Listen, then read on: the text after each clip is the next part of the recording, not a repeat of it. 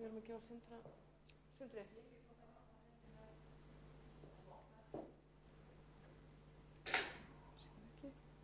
Sindri.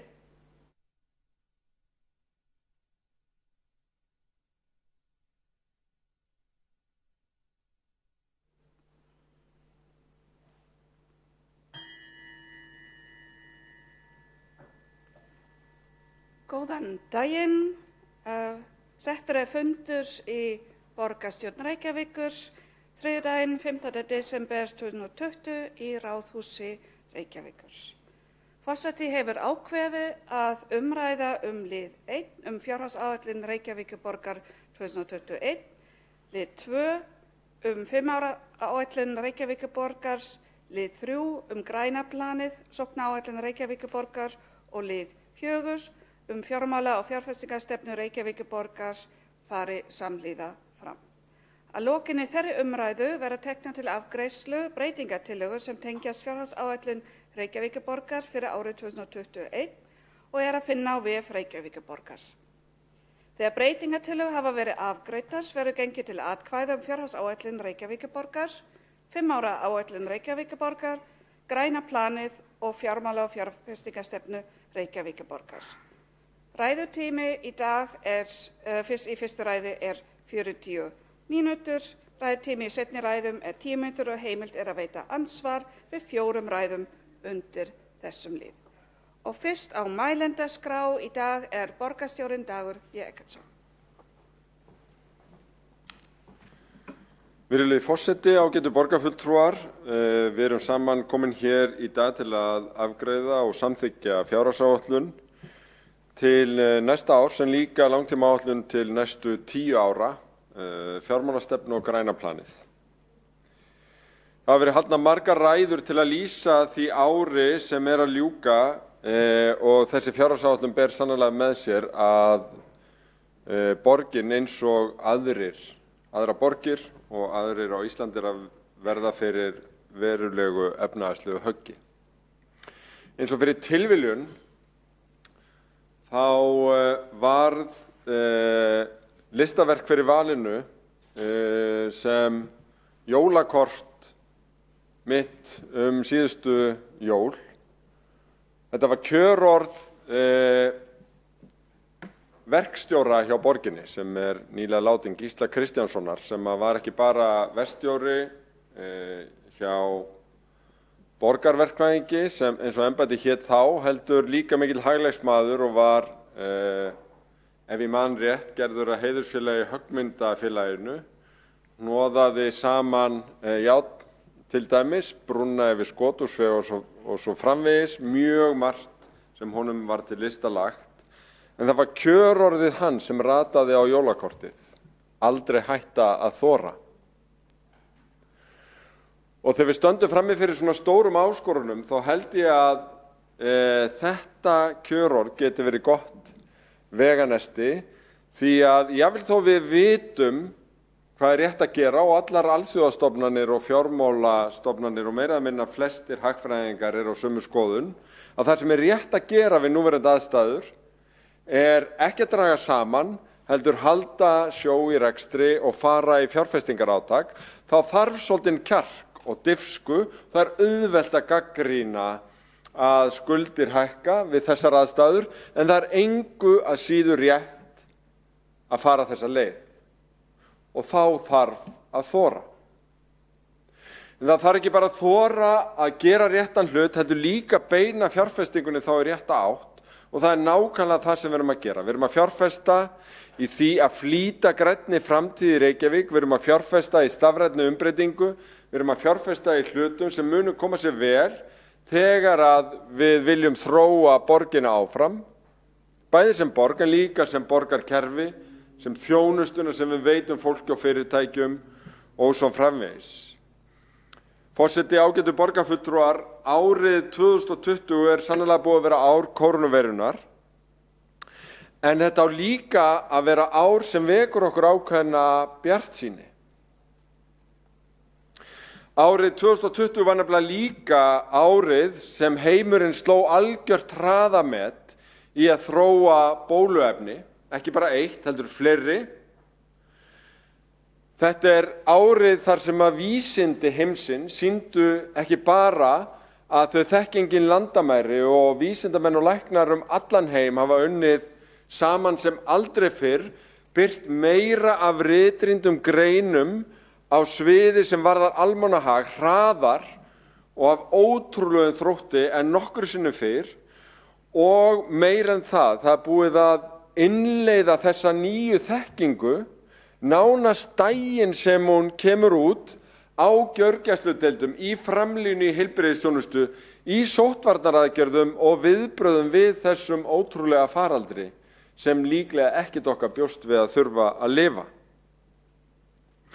Vitanlega bíðum við átekta að bóluefni berist til landsins eins og aðrar þjóðir.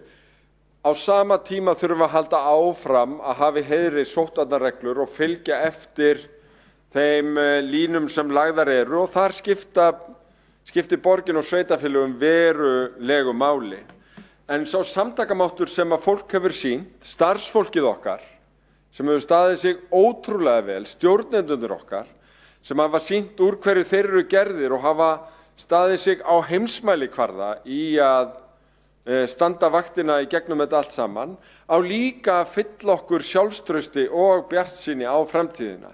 Við getum gert alls konar breytingar sem okkur finnst nauðsynlegar og skynsamlegar.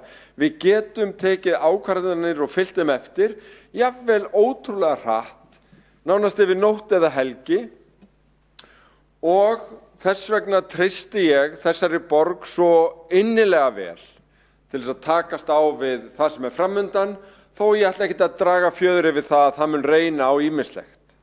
En þá förum við í gegnum það skipulega, af æðruleysi, en líka af því sjálfstrausti og þrótti sem að þetta ár hefur kennt okkur að við höfum all tilefni til þess að fara með inn í framtíðina. Þetta var samt ekki síður ár fórna og verður enn. Þegar við lesum í gærkvöldi fréttir af því að gjörgæsludeildir í Svíþjóð eru komnar í 101% af rýmunum sem eru til reiðu, og það ekki einu sinni lengur í umræðun að hafa eitthvað svigrúm í sumum fylkjum Bandaríkjanna, þá vitum við að við erum á góðum stað, en þó höfum við mist 28 einstaklinga í koronaveirufaraldrinum og hugsum til ástvina þeirra og þeirra sem að hafa mist, og í heiminum hafa 1,6 milljón manna dáið af sömu ástæðu. Það eru margir sem að ganga í gegnum miklar þrengingar í sínum persónulegu fjármálum og eru kannski búin eða við það að missa fyrirtækin sín. Og það sem við gerum hér og það línu sem við leggjum í þessari fjárhagsáætlun skipta ekki öllu máli í því samhengi, en það skipta líka máli að við drögum okkur ekki inn í skelina, heldur sækjum fram, höldum sjó í rekstri og dampi í fjárfestingum, bætum í, og við miðlum líka ákveðnu sjálfstrausti og von það að við ætlum að fara saman í gegnum þetta, ekki bara sem atvinnulíf, heldur líka sem samfélag. Fjölbreytt samfélag, þar sem allir eiga að fá tækifæri og jafnvel þó að einhver verði fyrir skelli og missi mikið, fá annað tækifæri til þess að ná dampi aftur. Græna planið sem við erum að fjallum hér ásamt fjárhagsáætlun endurreisnaráætlun borgarinnar út úr faraldrinum. Við byggjum það og höfum þróað það á öllum þremur víddum sjálfbærni, hinni efnahagslegu, hinni umhverfislegu, en líka hinni félagslegu og samfélagslegu. Græna planið byggir á mjög skýrri framtíðarsýn sem ég held að við deilum meira eða minna í borgarstjórn, þó það ber ekki alltaf mikið á því. Blómstrandi og kolefnishlutlaust borgarsamfélag, þar sem allir geta fundið sér tilgang og hlutverk. Við leggjum græna planið fram með fjárhagsáætlun og 5 ára áætlun, og það í raun hlut af þessu hvoru tveggja og ekki síður fjárfestingaáætluninni sem nú til 10 ára, fjármálastefnunni sem hér lögð fram með, og þeirri aðgerðaráætlun í fjármálum sem felst í þessu og henni þarf að vinna að, hún þarf athygli og henni þarf að sinna. Fjármálastefnan nokkurs konar vegvísir út úr kreppunni vegna þess að við skulum ekkert líta fram hjá því að næstu ár fela í sér töluverða fjárhagslegar áskoranir. En með þessum áætlunum þá erum við að tryggja kröftug viðbrögð og öfluga sókn gegn efnahagssamdrætti og atvinnuleysi og við erum að undirstrika grunngildin sjálfbærni, varfærni, stöðuleika, festu, fyrirsjáanleika og gagnsæi en líka að sýna þann þor og kjark sem þarf við núverandi aðstæður. Ég vil þakka og ítreka þakkir til fjármálaskrifstofu allra sviðana og þeim hundruðum starfsmanna Reykjavíkurborgar sem hafa komið að undirbúningi þessara áætlana, allra saman og fjárhagsáætlunarinnar, sem hefur verið óvenju snúin þetta árið, útheimt mikla vinnu, hugvit og nýsköpun, en eins og í öðru á þessu ári að þá hefur okkar fólk sýnt að það framúrskarandi á sínu sviði. Forseti, ágætu borgarfulltrúar, þetta stóra myndin, vegna þess að ég á von á því að einhverjir staldri við skuldir í umræðunni hér í dag. Stóra myndin sú að borgin kemur inn í þessa stöðu, kórónuveirufaraldurinn, sterk. Skuldir hafa þróast með vexti borgarinnar en eru lágar í samanburði við önnur sveitarfélög og við erum þannig stödd að við getum efnt til fjárfestingarátaks eins og felst í núverandi áætlunum án þess að þurfa að hafa áhyggjur af því. Ef við viljum hafa áhyggjur þá eigum við að hafa áhyggjur af krónuhagkerfinu, takmörkuðum skuldabréfamarkaði sem grunnur og að Seðlabanki og stjórnvöld hreyfi sig ekki nægilega hratt til þess að tryggja að vaxtastig haldist lágt sem væri mjög gott og sumir myndu segja nauðsynlegt fyrir ríkið, sveitarfélög, en líka fyrirtæki sem vilja fjárfesta sig út úr núverandi stöðu. Samstaða borgarinnar stendur ekki síður sterkt. Sumir hafa vilja gera mikið úr því að þar eru líka skuldir inn í okkar stóru, sterku fyrirtækjum sem hafa verið að fjárfesta, en þær skuldir eru sjálfbærar og þau fyrirtæki standa undir þeim með sínum tekjum. Það þarf ekki að deila og þess vegna borginni styrkur í fyrirtækjum sínum og fjárhagsstöðu þeirra, ólíkt því sem var til dæmis eftir hrunið fyrir 10 árum þegar borgin þurfti beinlínis að gera björgunaráætlun fyrir Orkuveitu Reykjavíkur til þess að hún kæmist út úr þeirri kröppu stöðu sem hún var í þá. Ef við skoðum skuldahlutfall A-hluta ríkissjóðs, borgarsjóðs og bæjarsjóða eins og það verður í lok næsta árs miðað við það mikla fjárfestingarátak og skuldsetningu sem því fylgir sem við erum að fara í, þá sjáum við að borgin verður ennþá með lægstu skuldirnar hlutfallslega og töluvert fyrir neðan aðra í því efni.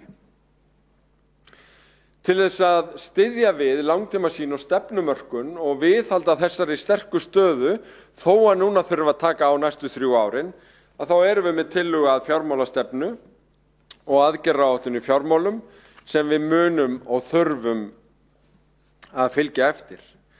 Með henni ásamt sóknaráætlun græna planið ætlum við vissulega, og drögum enga fjöðri við það, að gera ráð fyrir því að það verði halli hér á næsta ári eins og hjá raunar ríkinu og öllum sveitarfélögum hér á höfuðborgarsvæðinu allavega og landinu líklega á næsta ári og jafnvel lítilega á þarnæsta, en staðan enga síður að styrkjast í gegnum 5 ára áætlunina býsna kröftulega. Frá með árinu 2022 gert ráð fyrir batnandi rekstrarniðurstöðu sem meðal annars skýrist af aðgerðaáætlun í fjármálum til næstu 5 ára, sem mun hafa jákvæð áhrif bæði og tekjur og útgjöld. Ég ætla næst að staldra stuttlega við breytingatillögu meirihlutans við fjárhagsáætlun. Þar í fyrsta lagi verið að fjármagna átak í eflingu miðlægra innkaupa með tillögu innkaupastjóra Reykjavíkurborgar. Í öðru lagi tillögu innleiðingu á græna planinu til að tryggja skipulegt utanumhald verkefni og aðgerðaáætlun þess, frekari stefnumörkun og upplýsingagjöf. Í þriðja lagi lagð til fjárhæð vegna innleiðingar matarstefnu, en það sérstakur hópur sem vinnur að forgangsröðun í því efni. Í fjórða lagi, og það önnur veigamesta tillagan sem breytingatillaga milli umræðna, tillaga kennslu barna með annað móðurmál en íslensku. Þar verið að bæta inn 143 milljónum króna til þess að tryggja að á grunnskólastigi verða jafnaði 150.000 krónur per barn sem fara í aukna kennslu við börn af erlendum uppruna í grunnskólum með annað móðurmál en íslensku. En jafnframt verða 10 milljónir settar í það starf á leikskólastiginu og verður nánar farið yfir útfærslu á þessu hér í ræðum formanns skóla- og frístundaráðs og hugsanlega fleiri hér á eftir. Fimmta tillagan fjármagnar utanumhald fjárfestingarátak Reykjavíkurborgar, en 94 milljarða fjárfestingarátak á næstu 3 árum í A-hlutanum kallar á einbeitt utanumhald til þess að þessi brýnu og mikilvæga verkefni komist öll til framkvæmda. Og síðast en ekki síst tillaga að fjármagna aðgerðir vegna sárafátæktar sem sérstakur starfshópur að skila, og þarna að ræða stuðning vegna náms- og fæðisgjalda á leikskólum og hjá dagforeldrum, gjalds vegna frístundaþjónustu og greiðslu sérfræðikostnaðar, svo sem vegna tannlækninga og sálfræðikostnaðar, auk útfarar styrkja. Og það verður komið betur inn á þessa tillögugerð hér í ræðum síðar á fundinum.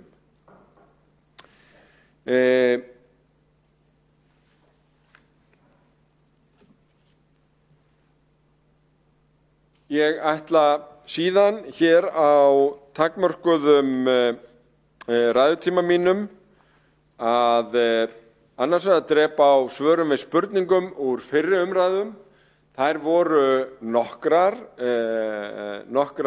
býsna efnislegar, meðal annars frá borgarfulltrúa Sönnu Magdalenu Mörtudóttur og Kolbrúnu Baldursdóttur, og voru þær það margar að ég kemst ekki yfir að fara yfir þær hér, en mun senda þeim svörin að lokinni þessar ræðu og get komið í samtal og andsvör við einstaka spurningum hér í umræðunum á eftir.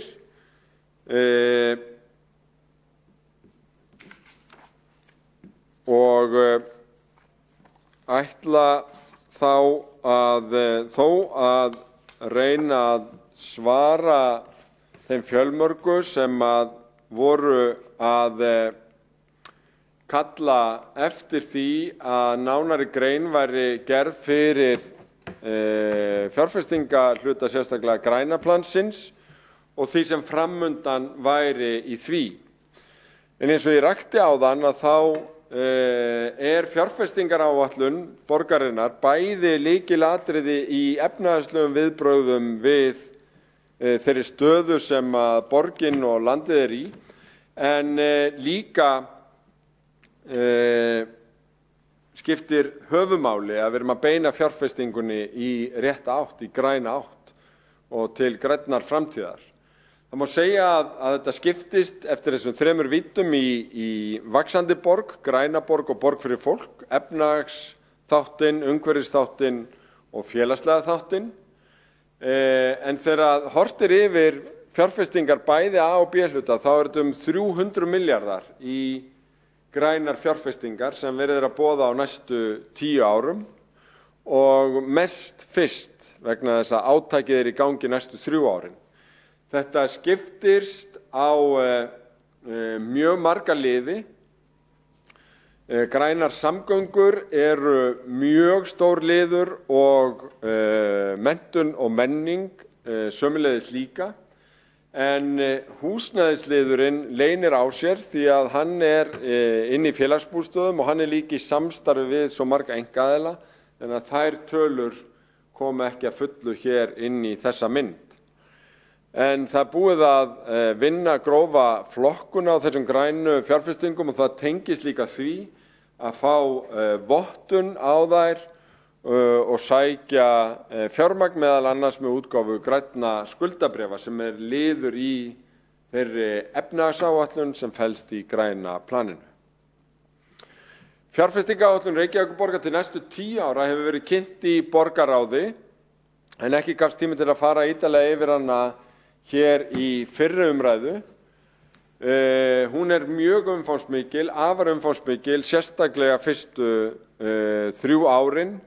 Og eins og sjá má af samtölunum að þá lætur nærri að þetta séu tæplega 100 milljarðar sem að ráðist verður í af hálfu A-hlutans á næstu 3 árum, en B-hlutin auðvitað líka í kjölfar tilmæla borgarstjórnar frá því í vor búin að stilla upp býsna metnaðarfullri fjárfestingaáætlun til næstu 3 ára.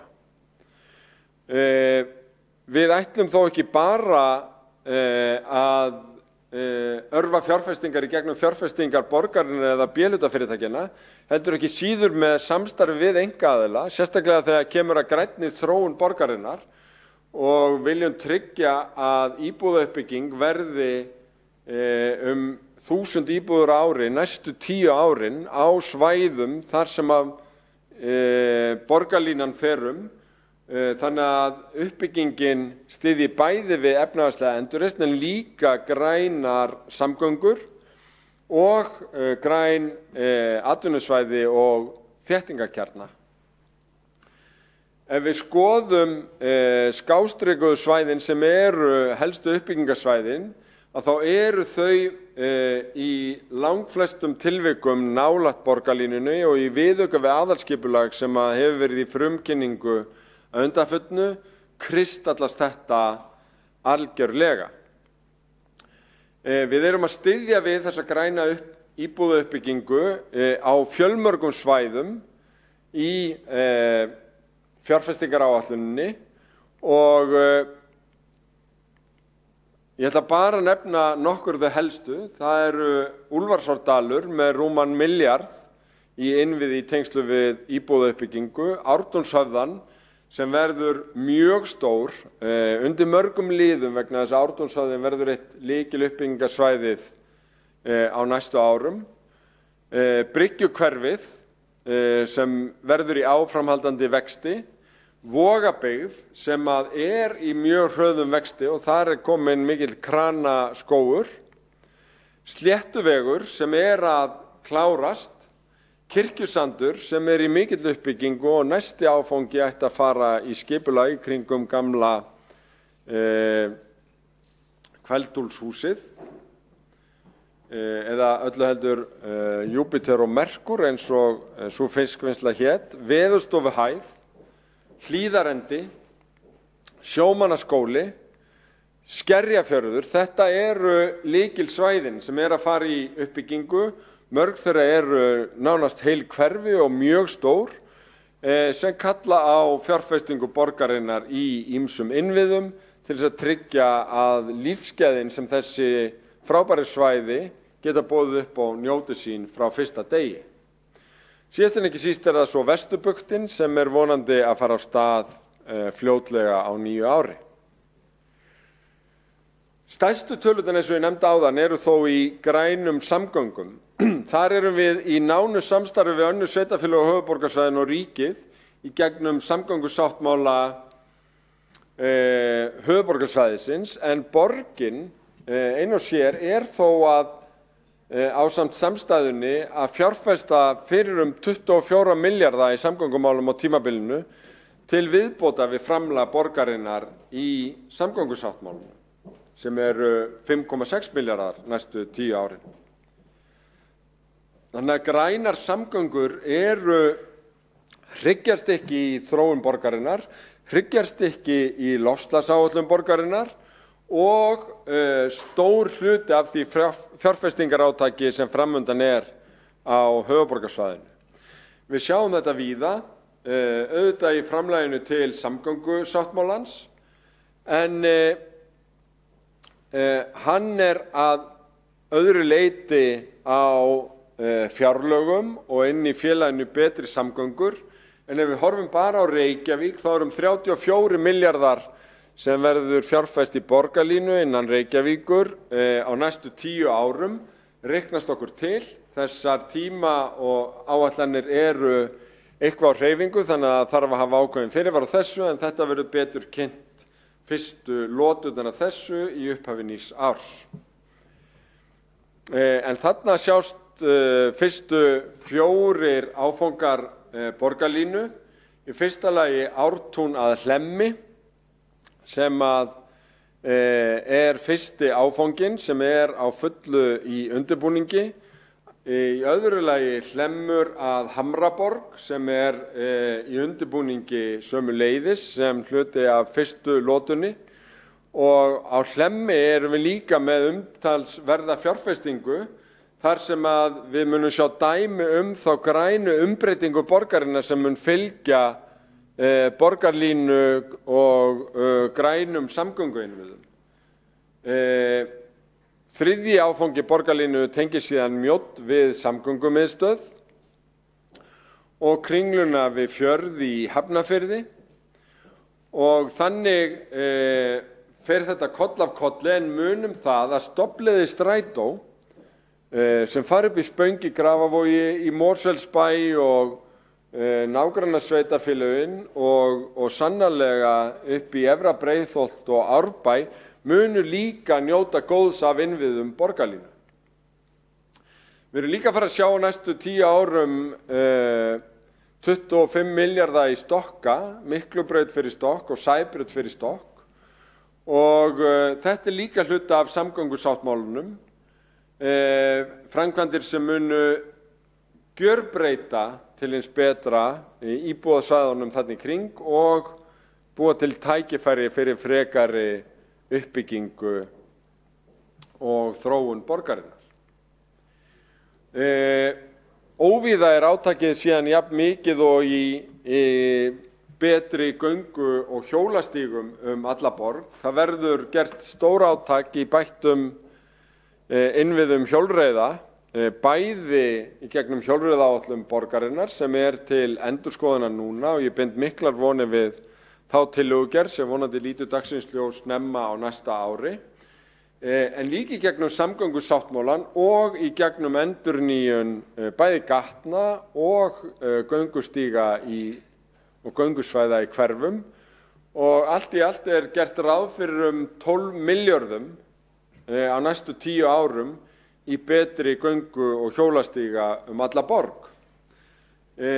Stóra myndin eins og hún sýnd í aðalskipulaginu þetta þétta net göngu og hjólastíga, en ef við færum okkur aðeins nær í tíma þá verið að undirbúa núna í hönnun alls 700 milljón króna framkvæmdir á grundvelli hjólreiðaáætlunar borgarinnar sem væntanlega verður kynnt í skipulags- og samgönguráði strax í fyrramálið, og það búið að gefa grænt á að fara í hönnun á þessu.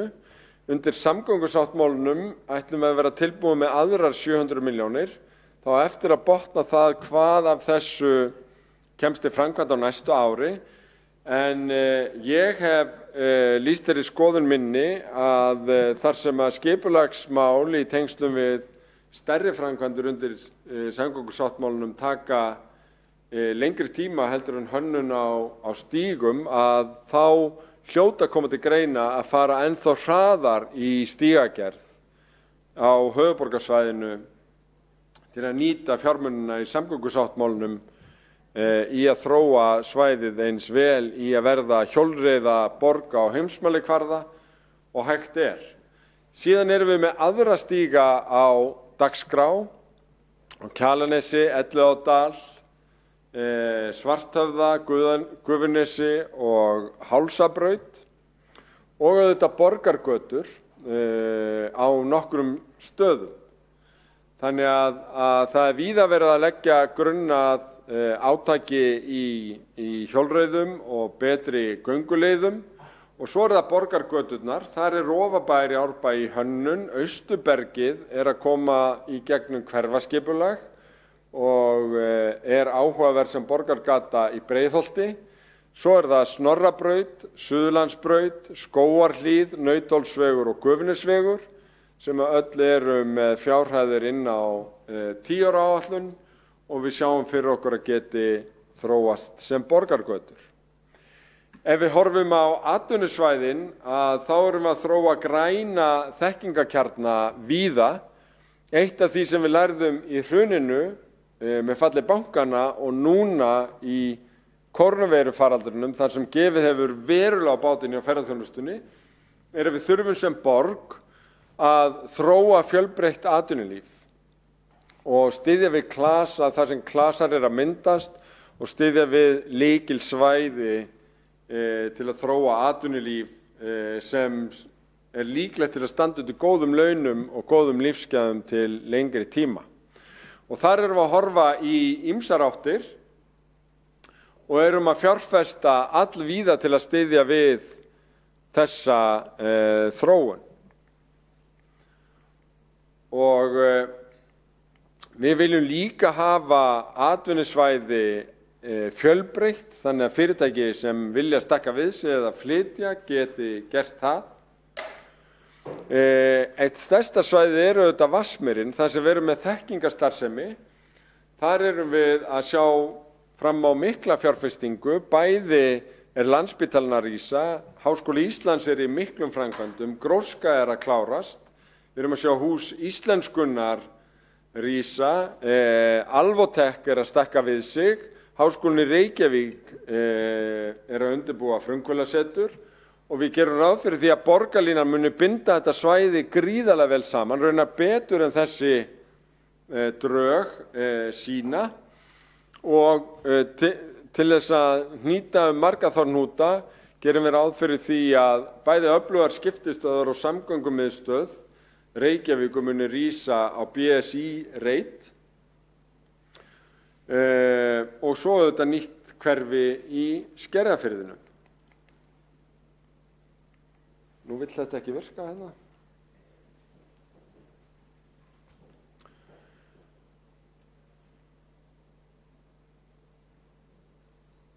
Tölvukerfið hér í sal borgarstjórnar elskar framtíðarsýnina Vísindaþorp í Vatnsmýri, þannig að hún hleyp mér ekki upp í Gufunes.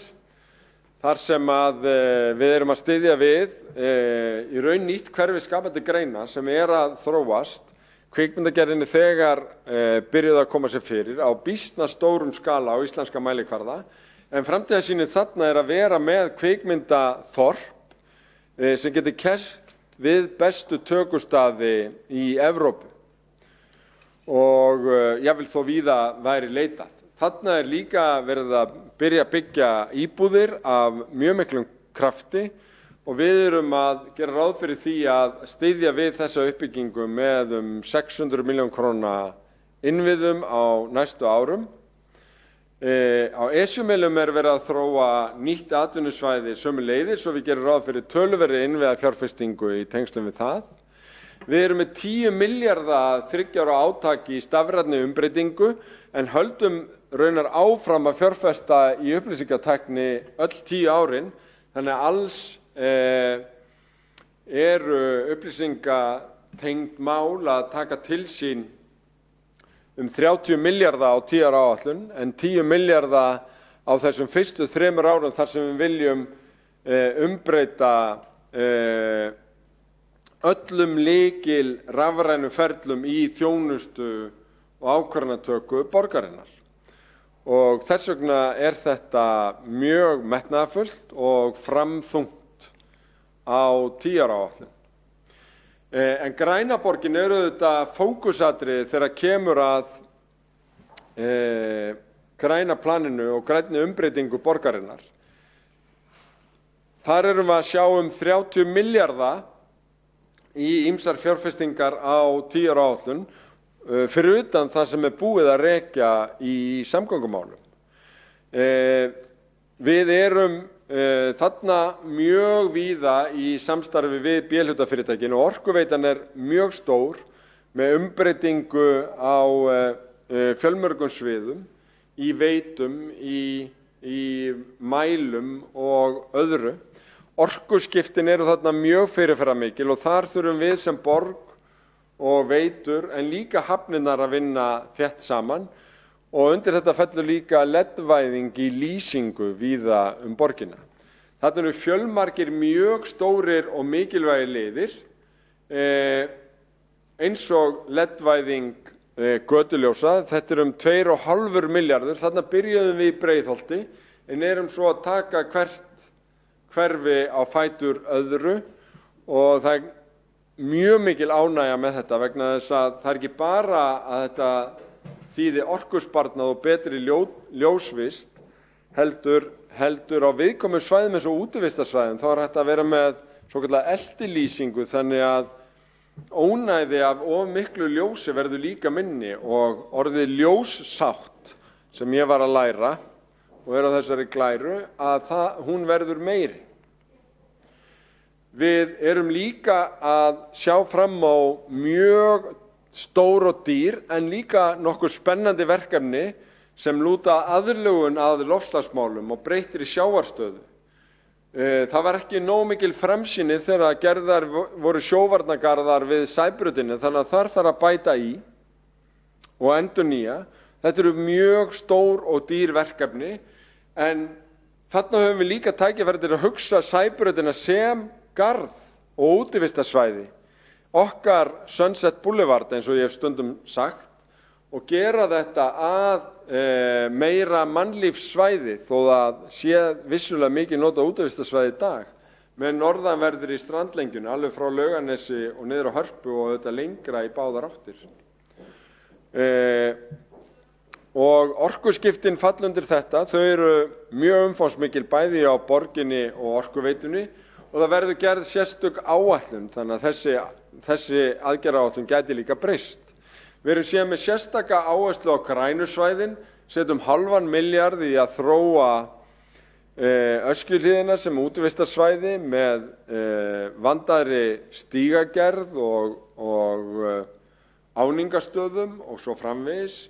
Við ætlum að fylgja eftir nýju deiliskipulagi við Elliðaárdal, erum með fyrstu fjármunina inn í þá áætlun á næsta ári en bíðum eftir líka tillögum sérstaks stýrihóps sem að skoða þessi mál og þar gæti líka opna jaðar íþróttamiðstöð eins og nýlega var samþykkt í borgarráði og að opna sögu- og tæknisýning á vegum Orkuveitunar.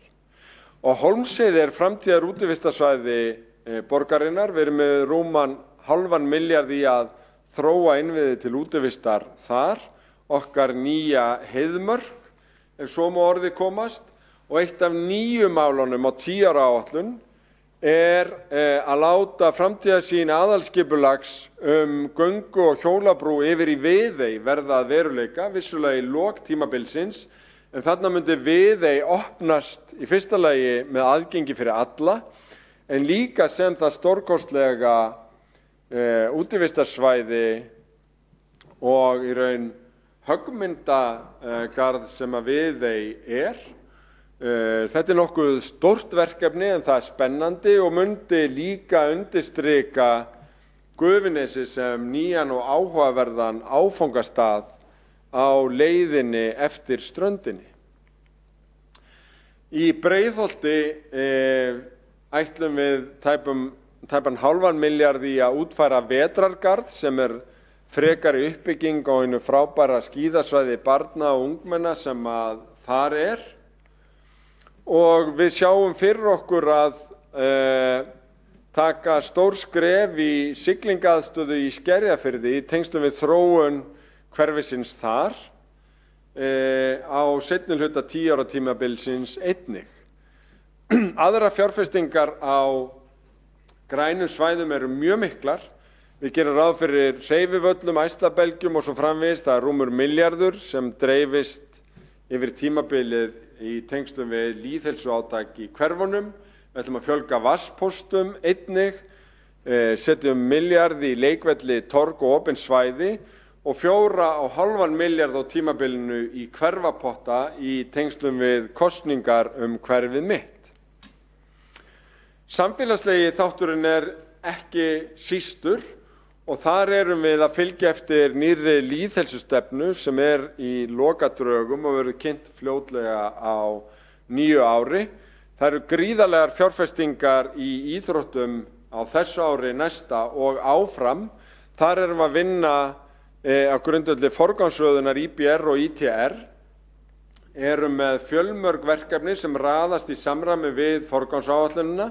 Laugardalurinn er langstærstur með 7,7 milljarða í 8 verkefni á næstu árum, bæði þjóðarleikvanga en megináherslur borgarinnar eru á uppbyggingu aðstöðu fyrir börn og ungmenni, bæði knattspyrnu, handbolta, körfubolta, skauta, frjálsíþróttir og síðan vísinda- og upplifunarsafn í Laugardal. Við erum að klára stóra verkefnið upp í Úlfarsárdal þar sem við erum að fjárfesta í nýrri aðstöðu fyrir Fram og nýja sundlaug. Við tökum Laugardalslaugina algjörlega í gegn fyrir 3 milljarða og munum fara í samkeppni það fljótlega á nýju ári og einhenda okkur síðan í framkvæmdir og horfa sérstaklega á notkun á stúkunni. Aðrar sundlaugar bætast líka við stefnum að því að fara í samkeppni með Kópavogi nýja laug í Fossvogi og næsta laug eftir það verður í Ártúnshöfða niður við sjó og við munum þurfa að taka sundhöllina í gegn á næstu árum, gerum nýjar ylstrandir og bætum aðstöðu til haftengdrar útivistar og mér sýnist að ég vera búinn með tíman hér eða hvað. Þannig að ég vík úr pontu en þarf að koma hér í síðari ræði sýnist mér með fjárfestingar í skólamálum og velferðarmálum. Takk. Þá hefur borgarstjórinn Dagur B. Eggertsson lokið við mál sitt og hefur einn borgarfulltrúi óskað að veita andsvar, það Vigdís Hauksdóttir, borgarfulltrúi. Já, góðan daginn, borgarstjórn og ágætu tilheyrendur. Ég þakka borgarstjóra hans ræðu en kannski fannst mér vanta ýmislegt inn í ræðuna. Það er til dæmis eins og ég hef á að spyrja hann þá staðreynd að lánstraust borgarna virðist verið í frjálsu falli og hvort hann hafi ekki áhyggjur af nýjasta skuldabréfaútboðinu sem borgin fór í með grænu skuldabréfin. Eins fannst mér vanta umræðu þessar hugmyndir að Seðlabankinn kæmi á einhvern hátt að fjármögnun sveitarfélaganna og þá er ég að beina spurninguna Reykjavík hvar standa þau mál. Og svo jafnframt þá staðreynd í þriðja lagi hvernig borgin lítur á höfnun jöfnunarsjóðs íslenskra sveitarfélaga á þeim 9 milljörðum sem að Reykjavíkurborg hugðist sækja þangað inn. Ætlar Reykjavíkurborg að stefna jöfnunarsjóði? Þetta er svona í fyrra ansvari. Þá hefur Vigdís Hauksdóttir borgarfulltrúi lokið við að veita andsvar og svara þá ansvari borgarstjóri Dagur B. Eggertsson. Forseti ágæta borgarstjórn, varðandi nýjasta skuldabréfaútboðið þá hefðu 4,5% óverðtryggðir vextir nú flesta daga talist bara býsna góð kjör. En það er alveg rétt að bæði vaxtakjör ríkisins og annarra opinberra aðila hafa verið aðeins að hækka að undanförnu og við þurfum að vera vakandi fyrir þessu. Þess vegna höfum við verið að ræða þessi mál bæði við fjármálaráðuneytið og í gegnum svokallaða Jónsmessunefnd og ég átti nýverið fund ásamt ásamt forystufólki fjármálaskrifstofu með seðlabankastjóra þar sem við fórum yfir þessi mál. Það sem skiptir máli þarna bæði að skuldabréf borgarinnar eru raunar gjaldgengi endurhverfum viðskiptum. Við höfum hins vegar verið að benda á að víða lönd svokallað frádrag, þar að segja áhættustuðullinn á sveitarfélagabréf mun lægri heldur en á Íslandi og þetta hefur verið svona áravís og þetta eitthvað sem þarf að skoða. Og eins eru fjölmargir seðlabankar sem eru að kaupa beint skuldabréf sveitarfélaga, Bandaríkjunum, Svíþjóð og mjög víða. Allt þetta undir í umræðunni og við verum vör við skilning á þessu bæði í fjármálaráðuneytinu og hjá seðlabankanum því að það eru sameiginlegir hagsmunir allra að hið opinbera geti fjárfest myndarlega, að lágt vaxtastig í landinu nýtist til þess og það til fulls og ég á þess vegna von á að þetta samtal muni halda áfram og við munum í sameiningu leita leiða til þess að tryggja bæði ríki en líka sveitarfélögum og sannarlega Reykjavíkurborg ásættanleg vaxtakjör fyrir það fjárfestingarátak sem þörf á.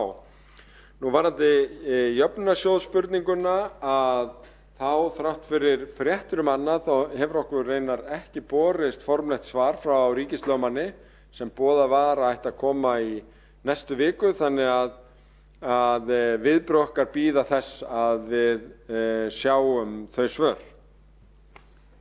Þá hefur borgarstjóri Dag B. Eggertsson lokið að svara andsvar og óska eftir að veita andsvar sinni Vigdís Hauksdóttir borgarfulltrúi. Já, forseti ágæta borgarstjórn tilheyrendur. Já, þarna skarast á greinilega fréttir frá ríkinu versus það skilningu borgarinnar vegna þessa máls. Ég man ekki betur en ég las það í síðustu viku að ríkið hafni alfarið að koma með fé til borgarinnar í gegnum þessa upphæð sem að borgi fyrir fram á, tæpi 9 milljarðar, þannig að það svolítið skrítið og þá erum við að fá að frétta það hér á þessum fundi að það sé ekki búið að berast formlegt bréf því að borgin náttúrulega sett inn sólarlagsákvæði varðandi það hvenær ríkið ætti að vera búið að svara og ellegar að stefna jöfnunarsjóði.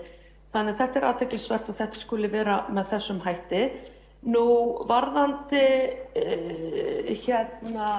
annað sem snýr að ríkinu, borgarstjóri kannski getur svarað því.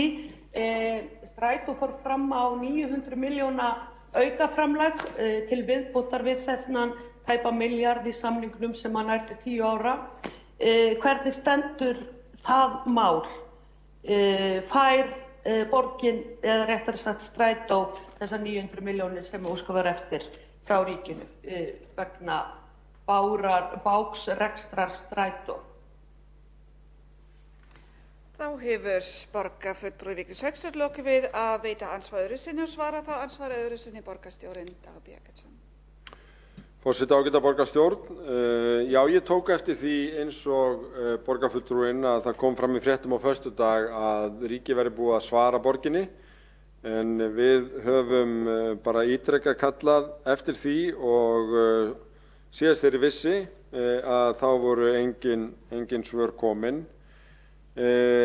Þannig að málið stendur bara þannig. Varðandi áhrif COVID á Strætó þá það alveg rétt hjá borgarfulltrúanum að þau hafa verið 900 milljónir og það hefur verið samtal milli SSH og ríkisins að Strætó fá það bætt.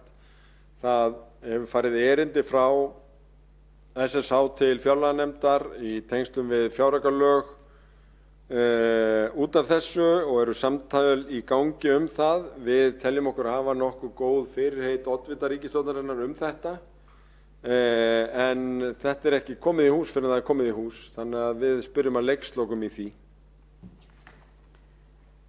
Þá hefur borgarstjórinn Dag B. Eggertsson lokið við að svara andsvar öðru sinni og þá næstur að mælendaskrá Eyþór Laxdal Arnalds borgarfulltrúi.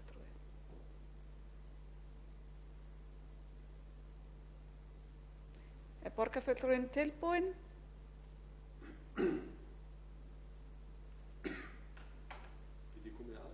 Já.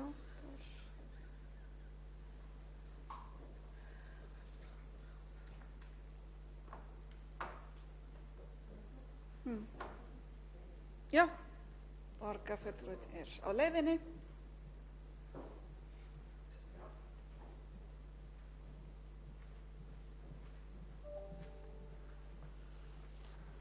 Forseti, ágæta borgarstjórn og tilheyrendur.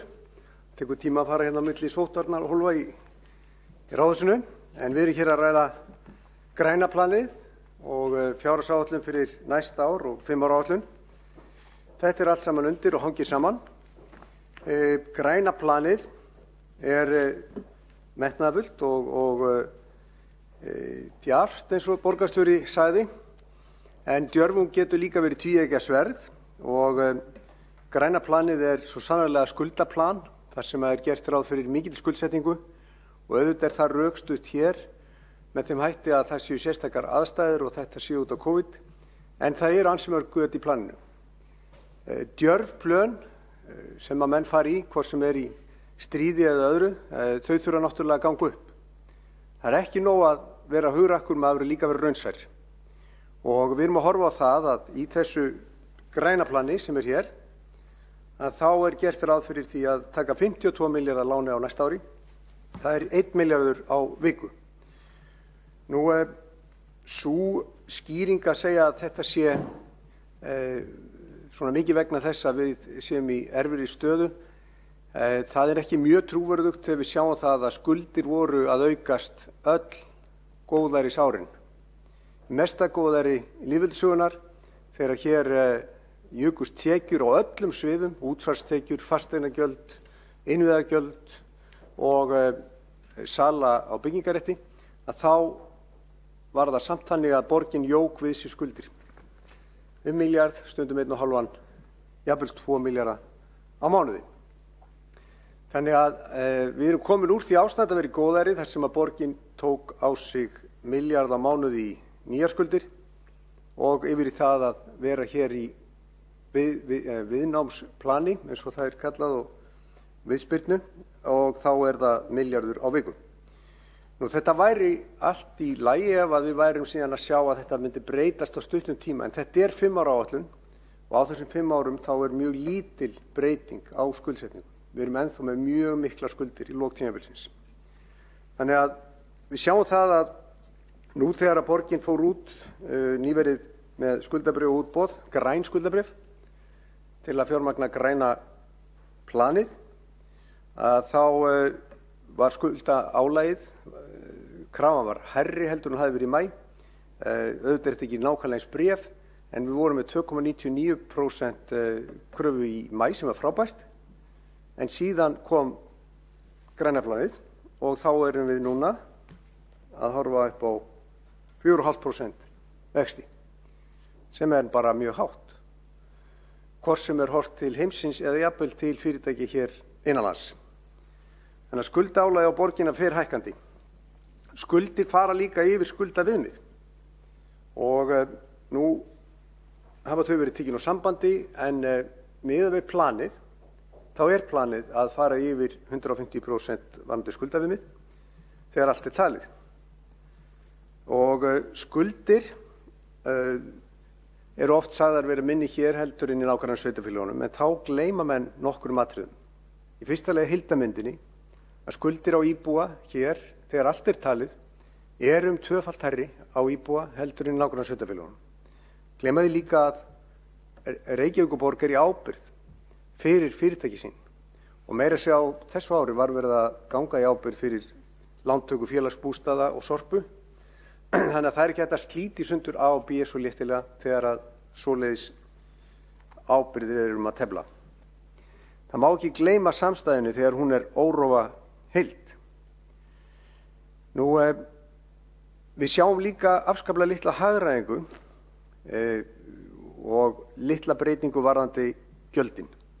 Útsvarið hærra hér heldur en annars staðar og það engin áætlun að lækka það. Við sjáum áfram há gjöld og við sjáum lítil merki að það sé hagræðing í þessu skjali. Hagræðingarkrafan kemur alltaf á eftir þegar að búið að hækka vegna fjölgunar stöðugilda og vegna launahækkana, sem hvort og þess vegna hefur rekstrarkostnaður borgarinnar vaxið mjög mikið. En áður en að við komum á þennan stað hér í dag í þessum sal og erum að taka hér afstöðu til þessarar fjárhagsáætlunar, þá erum við að horfa á það að Reykjavíkurborg með mun hærri rekstrarkostnað en nágrannasveitarfélögin, þrátt fyrir að vera langstærsta sveitarfélagið. Munar 18%. Og þó að sumt að því kunna vera skýrt með aukaverkum, þá ætti að vega upp á móti hagræðing. Þannig að það ekki góð byrjunarstað að vera með þessa forgjöf. Sjálfbæra skuldir, sagði borgarstjóri hér í ræðu skuldir samstæðunnar, en þessar sjálfbæru skuldir eru nú samt ekki sjálfbærar en svo að þær eru að aukast samkvæmt plani. Gríðarlega hjá sumum einstökum fyrirtækjum eins og félagsbústöðum, þar sem að skuldir vaksa mjög mikið. Og á meðan að borgin í ábyrgð fyrir meir en 100 milljörðum af skuldum fyrirtækja borgarinnar, þá kemur það A-hlutanum við. A-hlutin bætir síðan við 68 milljörðum í skuldir. Það ekki lítið. Þannig að það alveg sama hvort horft á samstæðu eða A-hlutan, hvorutveggja verður miklu skuldaþyngra. Og vandamáli við skuldirnar náttúrulega sá að einhver tíman þarf að borga af þeim og einhver tíman kunna vextir að vera hærri. Það talsverð hækkun úr 2,99 í 4,5, sáum þá 6 mánuðum, en sögulega séð þá hafa vextir oft verið hærri í heiminum en nú hafa eiginlega aldrei verið lægri. Eins og ég sagði þá tekjuhliðin þannig að útsvarið í toppi og enginn tekur meira, hvorki nokkuð sveitarfélag hér á höfuðborgarsvæðinu eða ríkið, af laununum eins mikið og Reykjavíkurborg. Tekjur af fasteignagjöldum eru gríðarlegar og þó það sé vissulega fagnaðarefni að fasteignaskattsprósenta atvinnuhúsnæðis lækki lítillega úr 1,65 í 1,60, þá fasteigna tekjuborgarinnar gríðarlegar. Þannig að það ekki tekjuvandi á borginni. Fasteignagjöldin vegna opinberra bygginga hafa vaxið mjög mikið og við sjáum það að þegar ríki framkvæmir eins og við Alþingi núna, þar sem við erum að byggja yfir 5.000 fermetra húsnæði, þá fær borgin tekjur á því. Þegar borgin horfir á nýbyggingar eins og meðferðarkjarna við Landspítalans, þá fær borgin tekjur á því. Þannig að höfuðborgin fær ákveðin heimamund frá ríkinum, þó hún gleymi því stundum. Það ágætt að muna eftir því að við erum heppin að vera höfuðborg. Gjöldin, þau hækka á íbúa og fyrirtæki. Sorpa hefur hækkað gjaldskrá sína gríðarlega. Sorpa í meirihluta eigu borgarinnar og sorpurgjöldin hjá íbúum hækka mjög mikið. Við erum að tala 10% og jafnvel meira í einstökum flokkum. Þetta lendir allt saman á rekstri heimilana og fyrirtækja. Og ef við vorum á hitaveituna þá undrast maður það að hitaveitan í Mosfellsbæ skuli vera miklu ódýrari heldur en hitaveitan í Reykjavík, þar sem þetta nú sama kerfið, og svo eru nágrannar okkar Seltirninga með sitt kerfi og þar munurinn ennþá meiri. Það að segja rúmmetri kostar það 93 krónur en miklu meira hér í Reykjavík. Og maður hefði líka talið að hitaveitan í Reykjavík ætti að vera hagkvæmasta hitaveitan, þetta stærsta veitan og þetta líka í samkeyrslum með raforkuframleiðslu. Þannig að gjöldin hjá dótturfyrirtækjum, hvort sem það Sorpa eða Orkuveitan, þau eru há og hækka. En þrátt fyrir þessa mettekjur á háum sköttum og gjöldum hefur borgin safnað skuldum og ætlar að safna 20 milljarða samkvæmt þessum plani. Húsnæðismálin voru hér kynnt með fallegum myndum og þau eru vissulega sér kapítuli. Við séð að húsnæðisverð hefur hækkað 100% á síðustu árum og við séð það að á síðustu mánuðum hefur húsnæðisverð í Reykjavík verið að hækka 5%. Sala á húsnæði gengi vel, en það þýðir líka að lagerinn lítill og það væri svo sem allt í lagi ef að það væri mikið að fara í loka frágang eða framleiðslu. En það ansi lítið, það lítið af fókaldum íbúðum. En það ekki bara að það sé of lítið af íbúðum, heldur eru innviðagjöld innheimt hér í Reykjavík af byggingaraðilum, það hækkar byggingarkostnað og hækkar þar lendi húsnæðiskostnað hvort sem menn kaupið eða leigja. Og það eru allt of margir sem búa í foreldrahúsnæði, það eru allt of fáar íbúðir í Reykjavík sem uppfylla skilyrðin hlutdeildarlán.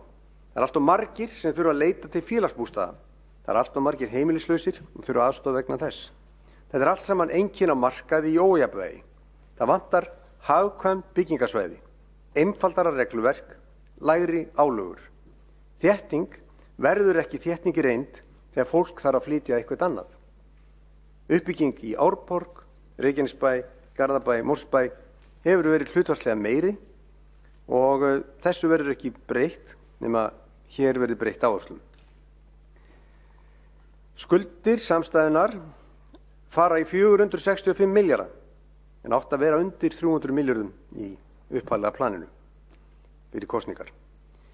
Kópavogur hefur verið nefndur og borgarstjóri og fleiri hafa talað það að skuldir hér séu minni heldur en í sveitarfélögunum og horfa þá bara til hluta samstæðunar.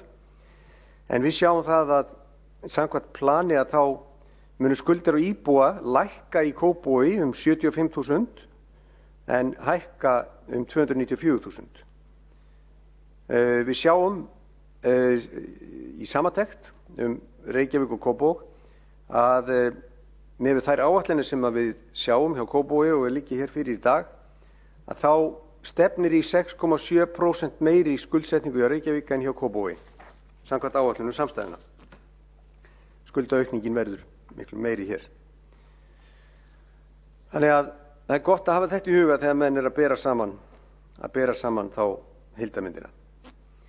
Síðan er spurningum hversu græna planið og margt af þessu er gott en stóru grænu málin eru kannski ekki eins stór í planinu og maður hefði haldið.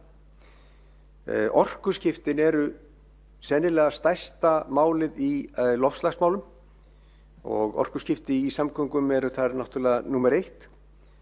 Við fórum hér í Reykjavík með hitaveitu og tókum kolin burt og nú sjáum við það að bílar að fara úr bensín og dísel yfir í rafmagn og seldi bílar á þessu ári voru fleiri rafmagnsbílar heldur en bensínbílar. Þetta er langt umfram það sem menn vonuðu hérna fyrir stuttu síðan. Þannig að markaðurinn og almenningur vilja fara í græna eldsneytið, það er að segja rafmagnið og borgin á að gera meira í að stíða við baki á því. Það sem hefur verið gert hefur verið gott en það er bara lítið. Og ef við skoðum hvað fer til orkuskipta þá er þetta 981 milljón á tímabilinu sem er 0,7% af fjárfestingaplaninu. Endurheimt votlendis sem talið er nú jafnvel enn áhrifaríkara til að draga gróðurhúsalofttegundum og Íslendingar í mjög góðum færum að fara í slíkt. Það er á dagskrá hér en það eru bara 150 milljónir miðað við planið eða 1,5% af plani. Hjólreiðaáætlunin er myndarlegri en við teljum að það megi nú gera meira þar líka. Hún er 2,7 milljarðar eða 2,2%. Ef við deilum þessa þrjá liði, orkuskipti, endurheimt votlendis og hjólreiðaáætlun, sem að sannarlega eru grænir þættir að þá er þetta 4,4% af fjárfestingaáætlun. En síðan sjáum við það að það eru áætlanir það sem mætti segja að væri ekki grænt, þvert á móti. Gengið er á grænt svæði í áætlun, bæði í skipulagsáætlun og fjárfestingaáætlun.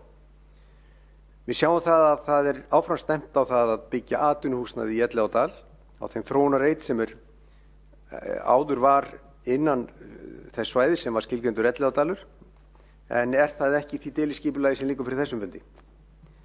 Og með því að undanskilja þennan þróunarreit frá Elliðaárdalnum og ákveða atvinnusvæði þá er verið að ganga á grænan reit. Sumir segja helgireit, en þarna er klárlega ekki græn þróun í Elliðaárdal. Og ekki er það mjög grænt að flestra mati að tæma Árbæjarlónið þvert á það sem deiliskipulagið segir, en með deiliskipulagi sem liggur fyrir þessum fundi teiknar Árbæjarlónið alveg skýrt og gert ráð fyrir að það sé miklu meira vatn heldur en nú er og það segja nú flestir að sé nú ekki grænt að tapa Árbæjarlóninu.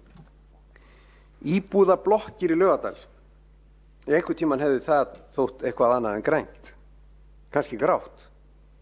Það er ekkert mjög langt síðan að það voru miklu deilur að setja í kvikmyndahús þarna efst í Laugardal. En núna er á planinu að setja upp íbúðablokkir efst í dalnum sem að mun skyggja á útsýn frá Suðurlandsbraut niður dalinn. Ekki er það grænt.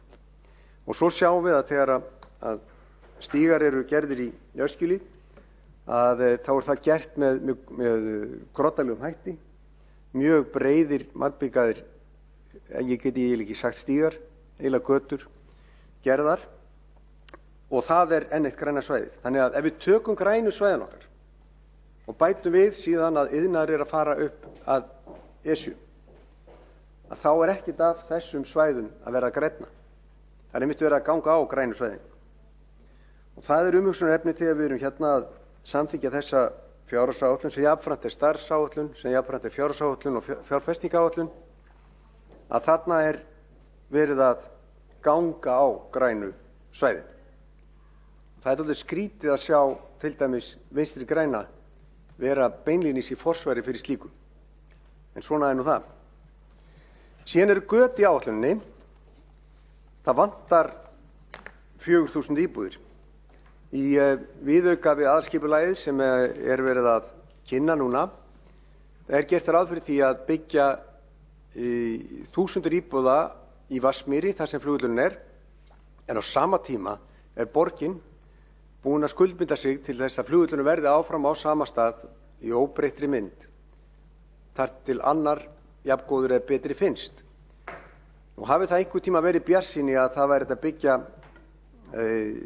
flugvöll í Hvassahrauni í staðinn fyrir Reykjavíkurflugvöll, þá hefur kórónukreppan gert það mjög ólíklegt. Við erum að berjast við það að halda í flugið á Íslandi og Keflavíkurflugvöll, þannig að sá möguleiki að það verið byggður nýr stór flugvöllur í Hvassahrauni, hann er mjög fjarlægur í dag. Samt sem áður er engu líkar en borgarstjórnarmeirihlutin gerir beinlínis ráð fyrir því í þessari tæpu áætlun.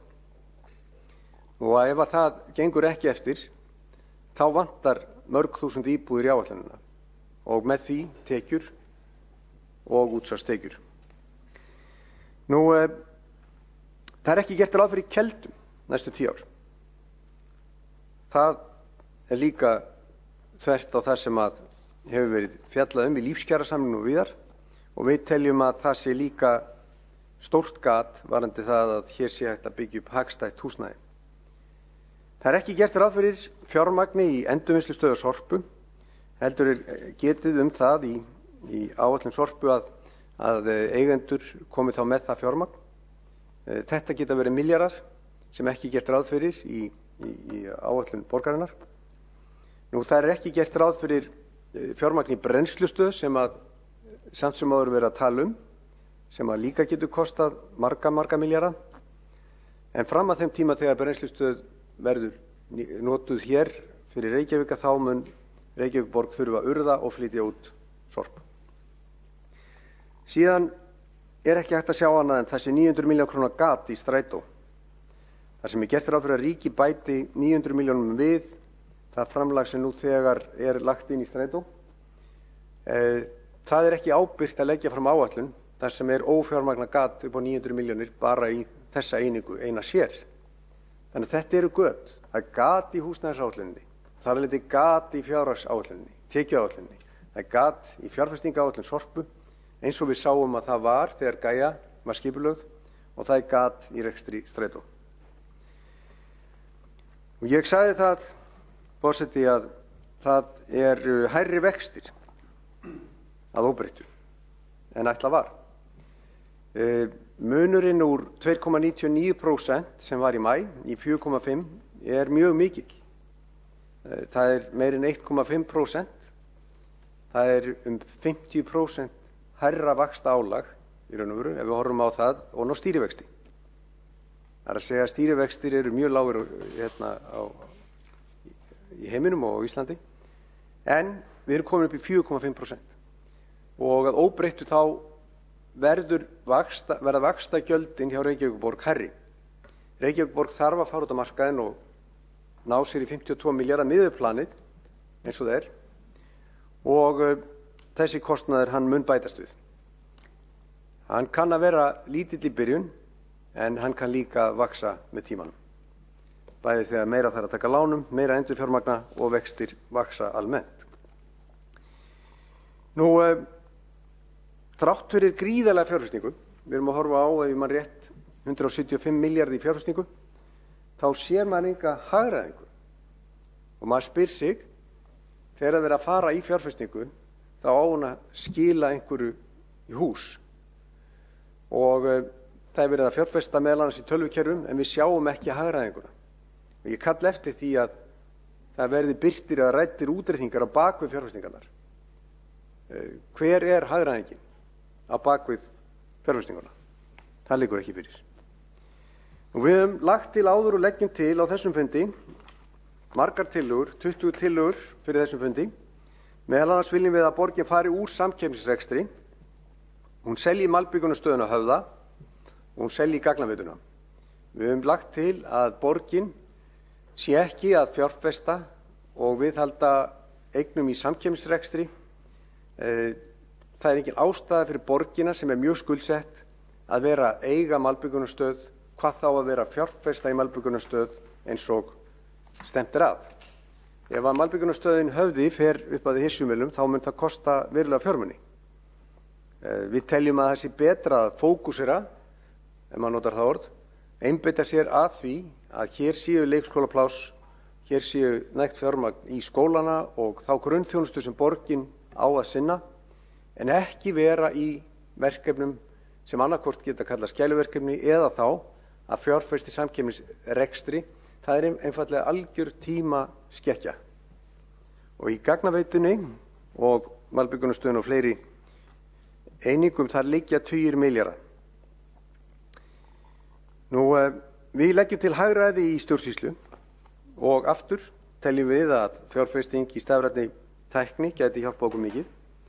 Við erum með konkrét tillögur hér á eftir hagræði í miðlægri stjórnsýslu og við leggjum til að það veri beðið með endurbætur á Grófarhúsi fyrir á 15 milljarð. Þær endurbætur eru ansi sérstakar því það er ákveðið að fara af stað með hugmyndasamkeppni og þetta á að kosta á 15 milljarð en enga síður liggur fyrir að Borgarskjalasafn sem að nú er í Grófarhúsi muni fara eitthvað annað en við vitum ekki hvert eða hvað það kostar. Og þar er annað gat. Ég sé ekki fjármagni í það í þessari áætlun. Nú, við höfum áður séð áætlanir sem ekki var staðist og við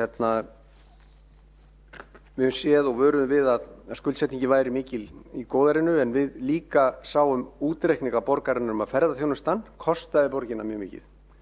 Það er að segja, kostaði meira heldur en hún aflaði fyrir borgina.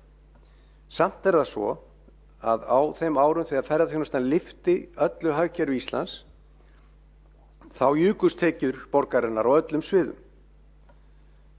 Öll umsvif jukust og meira var byggt og framleitt og fleiri höfðu vinnu. Nú þegar að ferðaþjónustan liggur niðri þá hoppar atvinnuleysið upp í gríðarlegar tölur og borgin fær ekki þær tekjur sem hún ætlaði sér.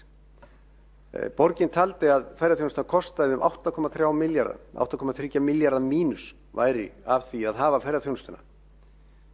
Það var náttúrulega algjör reikningsskekkja eða regin hugsana villa eins og komið við fram. Því ef þetta væri rétt, þá væri núna gríðarlegur afgangur af rekstri borgarinnar. Skrítin útreikningur.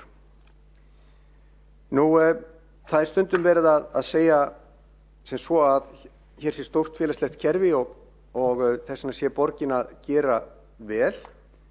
Ég vil kannski orða aðeins öðruvísi, ég vil segja að þarna er borgin að gera mikið. Stórt félagslegt kerfi er ekkit endilega mælikvarði á gott ástand. Stórt félagslegt kerfi getur einmitt verið einkenni þess að undirliggjandi vandi fari vaxandi. Það séu margir að sækja sér til félagslegu húsnæði er frekar einkennum að húsnæðismarkaðurinn sé ekki í jafnvægi. Verð hefur snarhækkað, við sjáum það, og leiguverðið hefur líka hækkað á síðustu 10 árum. Hagkvæmt húsnæði skortir og sértæk úrræði eru farin í sífellt meira mæli. Sértæk úrræði eru ekki besta lausnin. Almenn úrræði eru alltaf betri lausn. Við sjáum það að fólk á erfitt með að komast út úr félagslega húsnæðinu, út úr félagslega kerfinu. Eingöngu 1% komast út úr félagsbústaðakerfinu á ári. Það er mjög lítið. Margir þurfa að fá félagslega aðstoð vegna þess að eitthvað gekk ekki upp, en þeir ætla sér kannski ekki að festast inn í kerfinu langan tíma. Við þurfum að hjálpa fólki að komast út úr félagslega kerfinu aftur. Það er eitt af því sem við leggjum áherslu á í okkar breytingatillögum. Við teljum að við erum að hlusta á vilja þeirra sem að búa í leiguhúsnæði, en samkvæmt könnun Íbúðalánasjóðs eru 80% þeirra sem leigja þeirra skoðunar að þeir vilji frekar eignast.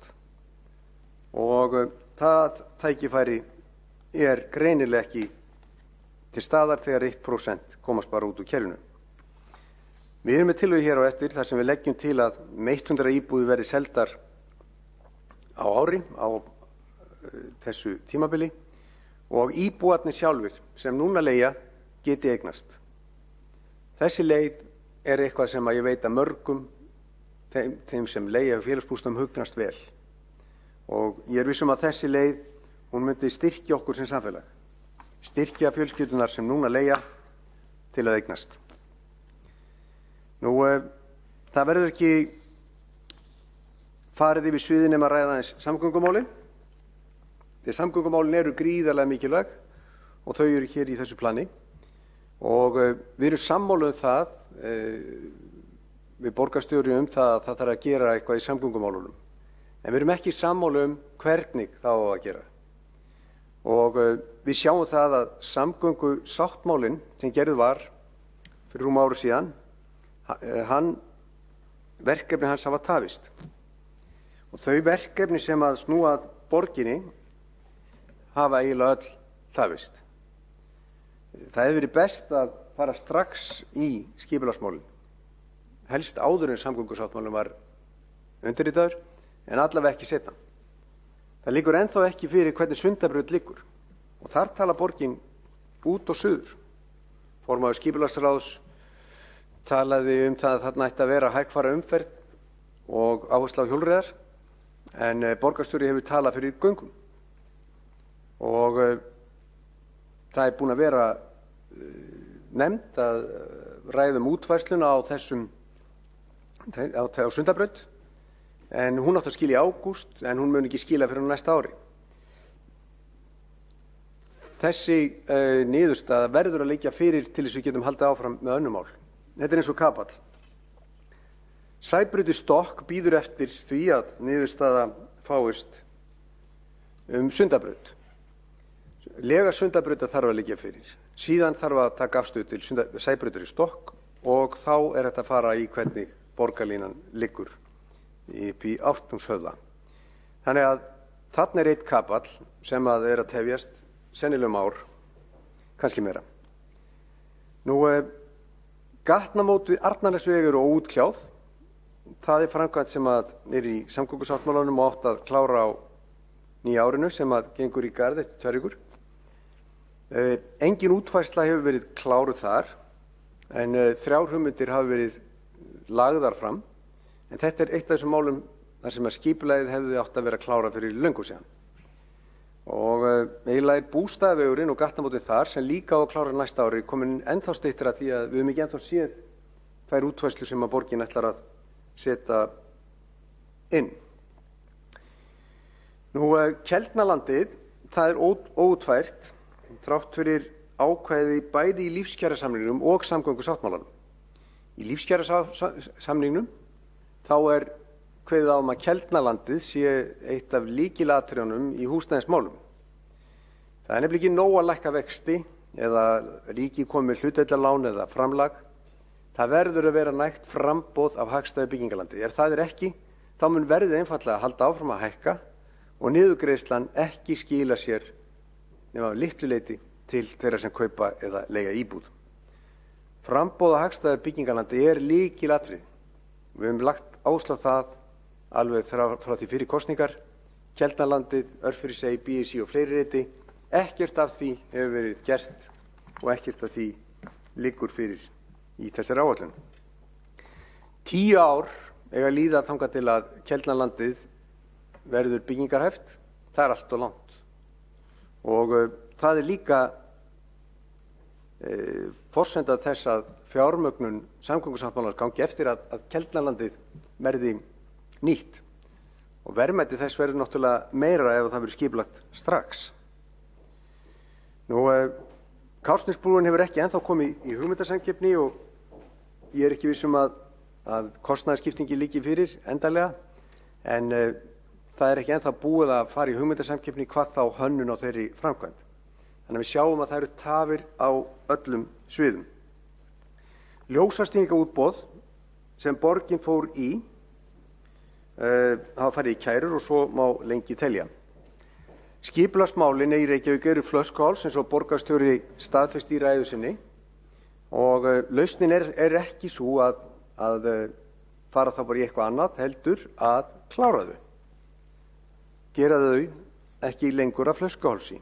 Það hefði átt að gera breytingar á skipulaginu strax og samgöngusáttmálinn var gerður en ekki farið í þetta svona seint og við erum ekki ennþá farin að sjá einu sinni fyrstu teikningar af Sundabraut eða Bústaðavegi. Forseti, ágæta borgarstjórn, í raun og veru þarf að hugsa rekstur borgarinnar upp á nýtt. Það þarf að einfalda kerfið, það þarf að hætta að gera út á deilur við íbúa og ríkið og vinna lausnum.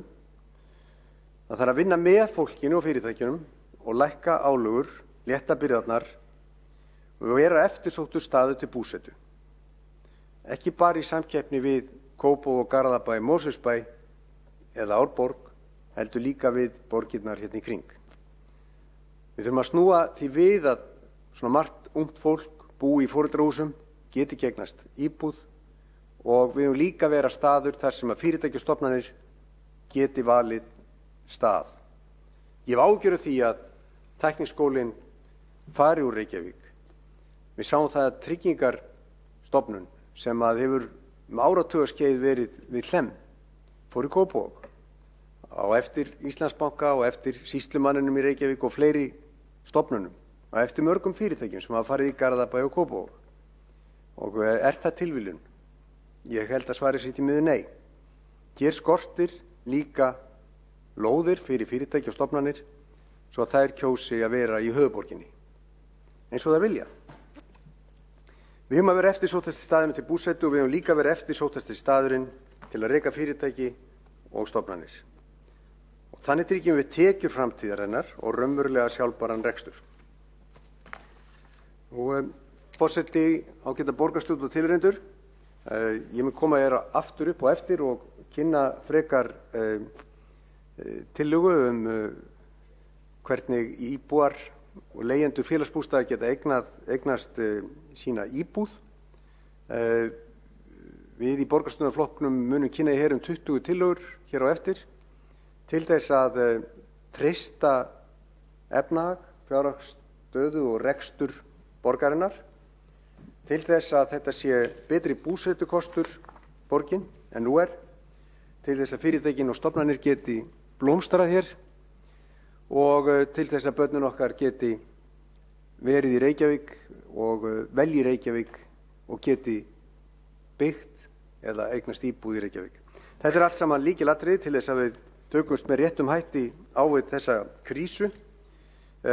Við eigum að vera með hugrekki, það alveg rétt, en við höfum líka verið með skynsemi. Við getum ekki farið af stað bara með skuldsetningu, við verðum líka að hugsa í nútímalausnum, hagræða, létta byrðarnar, einfalda kerfið og svo framvegis. Þannig ná árangur en ekki bara með því að skuldsetja okkur. Við höfum líka að hlusta á fólkið, vinna með því. Þetta ákveðin kostur að við erum bara 130.000 hér í þessari borg. Við getum verið miklu frekar að vinna saman heldur en í stórborginni og það eitthvað sem við eigum að nýta okkur miklu betur. Og ég held að ef við vinnum betur saman inn í borgarstjórn, þá held ég að við virkjum betur þessar tillögur sem við erum með og fáum betri áætlun. Ég held að borgarstjóri eigi að nýta sér það að hér eru fleiri flokkar heldur en þeir sem mynda meirihluta. Hér er fólk með víðtæka reynslu úr ólíkum áttum og skynsöm stjórn í krísu kallar á samstarf þar sem að meirihlutinn opnar eyrun og tekur í útrétta hönd þegar við komum hérna með tillögur og vinnur á áætluninni í sameiningu. Það ber merki skynsemi og ég skora á meirihlutann að taka vel í þessar tillögur okkar. Þær eru gerðar á heilum hug. Þær eru unnar eins vel og við getum verandi minnihluta og við teljum að þær séu til farsældar fyrir borgina, íbúa og þá sem að reka fyrirtæki og stofnanir. Samstarfið sem við bjóðum upp á samstarf góðar hugmyndir. Við erum hér með 20 tillögur. Þær eru ólíkar en ég skora á borgarstjóra og þá sem í meirihluta að kynna sér það vel hér í dag og nýta það sem best sem við komum með hérna og í guðanna bænum ekki fella þær bara í pólitískum réttrúnaði og neita öllu sem við komum með. Við erum hér stærsti flokkurinn, við erum 8 borgarfulltrúa og þeir eru búin að vinna vel og hér þessar tillögur lagðar fram í trausti þess að þær sem sé vel tekið og ég vonast þetta góður í umræðum þær þegar þær verða kynntar hér á eftir. Takk fyrir. Þá hefur Eyþór Laxdal Arnalds borgarfulltrúi lokið máli sitt og hefur 1 borgarfulltrúi óskað eftir að veita andsvara Dóra Björt Guðjónsdóttir. Forseti, mér blöskrar þessi forréttindablinda og ableismi í Sjálfstæðisflokknum sem oddvitinn Eyþór Laxdal Arnalds borgarfulltrúi og hans borgarfulltrúar hafa talað fyrir. Ég vil samfélag sem fyrir alla og gera líka græn svæði aðgengileg fyrir fatlað fólk en leið og eitthvað, hvort sem það hugsjón aukna mannréttindavernd eða aukið aðgengi fyrir alla, talið ganga að einhverju leyti berhögg við sérhagsmuni Sjálfstæðisflokksins eða hans fulltrúa þá það kastað á glæ. Mér finnst bara sorglegt að vera vitni að þessu. Áhugaverð þykir mér þessi hugmyndum að Reykjavík verði að lánastofnun. Ég vissi ekki að það væri stefna Sjálfstæðisflokksins, það bara mjög áhugavert. Mér finnst mikilvægt að við sem sitjum hér í borgarstjórn Reykjavíkur göngum eingöngu erinda íbúa borgarinnar til að tryggja almannahag og allar ákvarðanir sem við tökum gagnaveitu Reykjavíkur eða önnur mál sem við eingöngu viðbragð við kröfu einkaaðila sem svo oft banka á dyrnar hjá okkur öllum í þessu máli sem á öðrum, munum hver okkar leiðarvís á að vera almannahagur borgarbúa, ekki sérhagsmunir. Og svo að samkeppni, því það mikilvægt að samkeppni á markaði milli þjónustuaðila sé virka öflug og núverandi fyrirkomulag á rekstri þessara innviða líklega hið besta til að tryggja virka og fjölbreytta samkeppni. Mér finnst forvitnilegt að heyra Sjálfstæðisflokkinn tala gegn samkeppni en eins og við vitum og ég hef nefnt með Sjálfstæðisflokkinn þá eru hugsjónirnar alltaf falar fyrir rétt verð. Takk. Þá hefur Dóra Björt Guðjónsdóttir borgarfulltrúi lokið að veita andsvar og svara þá andsvari Eyþór Laxdal Arnalds borgarfulltrúi. Forseti, ágætu borgarfulltrúar og tilheyrendur. Já, borgarfulltrúi Dóra Björt Guðjónsdóttir, hún telur að borgin eigi sem sagt að stunda samkeppni. Borgin eigi að tryggja samkeppni með því að vera í malbikunarstöð, við rekstri malbikunarstöðar í samkeppni við aðra. Það er gott að vita það að Píratar standi fyrir því að stærsta sveitarfélagið sem að glímur núna við skuldavanda og þarf að taka 52 milljarða lán á næsta ári á að stunda samkeppnisrekstur í malbikun og fjarskiptum. Og þetta finnst henni svo sjálfsagt að hún telur annað vera sérhagsmuni. Þá spyr maður sig, og þegar spyr ég oddvita Pírata, þá ekki rétt að borgin geri betur í þessum málum að mati Pírata? Þá ekki rétt að borgin fara að fjárfesta í malbikunarsstöð, ekki bara í malbikunarsstöð, heldur steypustöð til dæmis, eða einhverju öðru eins og þetta með matvælaverslun til að tryggja þá meiri samkeppni. Og ég myndi gjarnan vilja fá skýrt svar, já eða nei, hvort að borgarfulltrúanum Dóru Björt Guðjónsdóttur, hvort hún telji það ekki þá gott að borgin fari í það að efla samkeppni með því að koma með matvælaverslun annars vegar og steypustöð hins vegar. Svo svona opið svar, kannski ef að borgarfulltrúanum gæti upplýst hvaða aðra atvinnurekstur annan borgin gæti farið í samkeppni við aðila út á mörkinni. Það væri bara opið svar, hvort að það væri að stofna til dæmis tryggingafélag eða eitthvað annað. Það væri bara gott að fá það upplýst á þessu fundi því þetta eru grundvallaratriði. Borgin á að sinna leikskólum, grunnskólum, velferðarþjónustu og hún á að sinna skipulagi og umgjörð.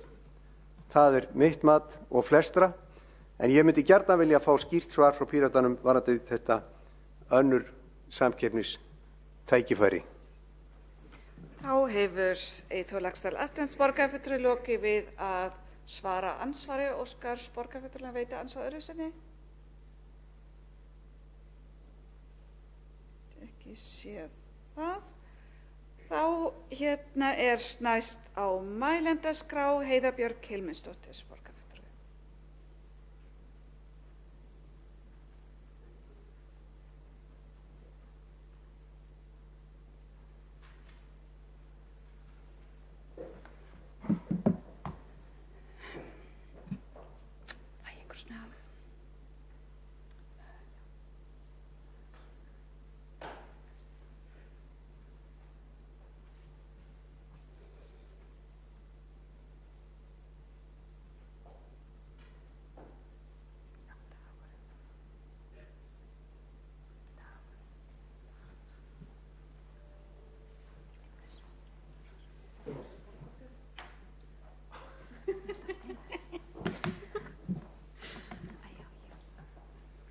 Sóttvarið eða eitthvað. Það er líka verið prímast. Nei.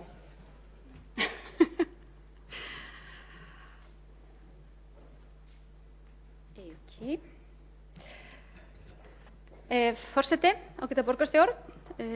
Við ræðum hér fjárhagsáætlun, græna planið, fjármála og fjárfestingarstefnu. Það var sérstakar aðstæður. Það er sannarlega sérstakt að standa hér til dæmis bara núna í frekar tómum sal og ræða þessi mikilvægu mál, en ég veit að þið eru þarna öll saman að fylgjast með. Borgarfulltrúar allavega og vonandi einhverjir borgarbúar líka þar sem þetta eru sannarlega mikilvægur umræður sem fara hér fram.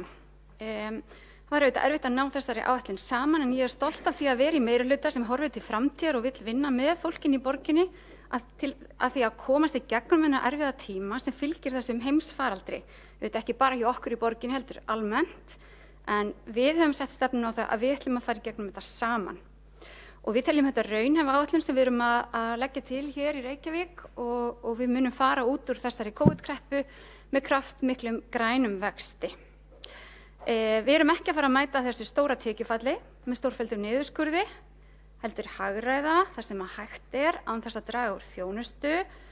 Og það hefur nokkru sinnum verið vitnað í það að ég hafi sagt að ég vildi verja störf, það vil ég gjarnan gera, en það þýðir auðvitað að við erum að gera innan þess ramma sem hægt er.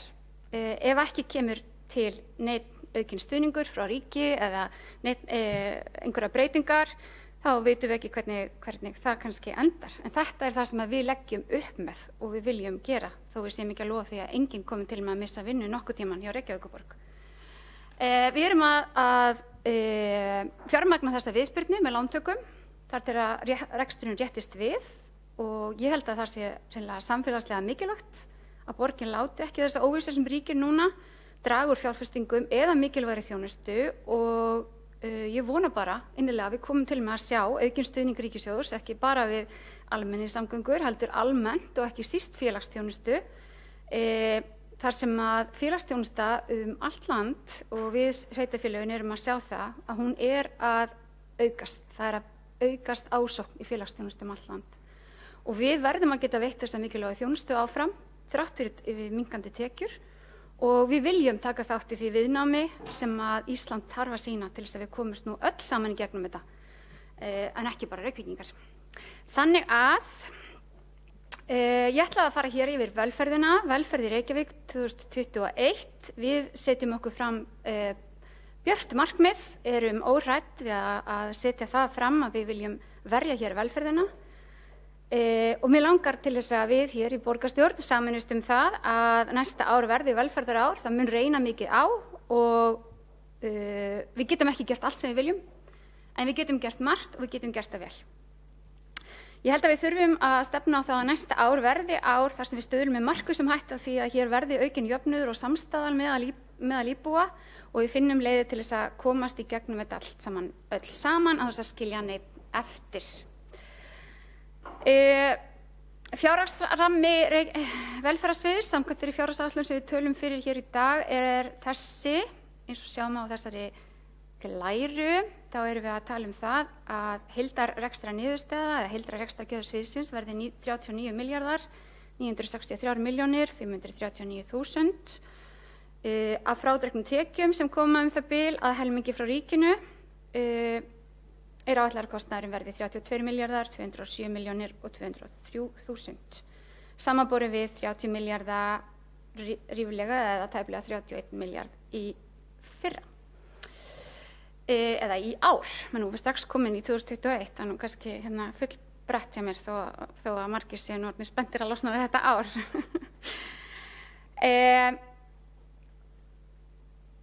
Við vitum reyndar að það verður áskorun að ná þessu ári í samræmi við það áætlun sem við settum okkur. Við sáum það í árshlutauppgjörinu síðast, janúar til september. Þar vorum við komin aðeins fram úr áætlunum eða velferðarsíðan bundin að lifa komið 810 milljónum krónum umfram fjárheimildir. Eitthvað kemur náttúrulega út frá því hvernig staðan tekin, en það einnig líka aukinn kostnaður vegna COVID og aukið umfangsverkefna í sumar og fleira og við þurfum bara að reyna að mæta þessu. Við þurfum líka alltaf að muna að það eru aukin útgjöld vegna hjúkrunarheimila sem eru verkefni sem eru með frá ríkinu, málaflokkur fatlaðs fólks, barnavernd og fleira. Við vorum einnig 12% umfram í bundnum liðum núna fyrstu 8 mánuðina og það var aðalega vegna fjárhagsaðstoðar sem hefur bara því miður aukist. Ef við horfum á þessa mynd þá sjáum við þróun á ramma velferðarsviðs síðustu ár og þetta kann að virka sem mjög mikil aukning sem þetta og enda höfum við verið að fjárfesta í velferð borgarbúa og erum stolt af því. En sem hlutfall af heildargjöldum Reykjavíkurborgar þá hefur þetta haldist nokkuð jafnt. Við erum að nota 26,7% af heildarútgjöldum Reykjavíkurborgar í velferðarmál sem mikilvægt. Okkur finnst það oft ekki nóg, sérstaklega ekki okkur sem erum í velferðaráði. En þá ágætt að minna sig á að árið 2019 þá verður sveitarfélög að meðaltali 18% skatttekjum í félagsþjónustu, meðan við erum að verja 27% að meðaltali og ekkert sveitarfélag varði jafn háu hlutfalli skatttekna. Getum séð hérna úr þessu ágæta riti lykiltölur úr rekstri sveitarfélaga 2019 sem Samband íslenskra sveitarfélaga gefur út, að þá erum við þarna alveg í toppi sveitarfélaga sem þýðir auðvitað það að við erum að veita góða þjónustu og hingað kemur fólk sem að sækja hana. Skipting gjalda milli þjónustu þátta hér sýnd í svona kökuriti. Ég held að við getum verið bara stolt af því að við erum augljóslega að forgangsraða þannig að fólk sem að þarf stuðning fær stuðning í Reykjavíkurborg og við getum verið stolt af því.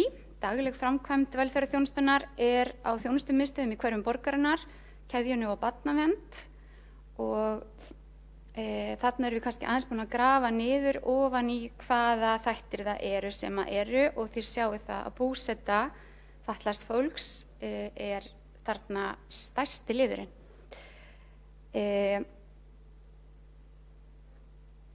Við erum að sinna mörgum verkefnum sem eru þá unnin samkvæmt samningi við ríkið eða í umboði þess og ég vildi nefna kannski þessi verkefni sem eru stór og það oft ágætt að muna þegar við erum að hugsa að við viljum hagræða á velferðarsviði, þá viljum við ekki hagræða í þeim verkefnum sem við vinnum fyrir ríkið.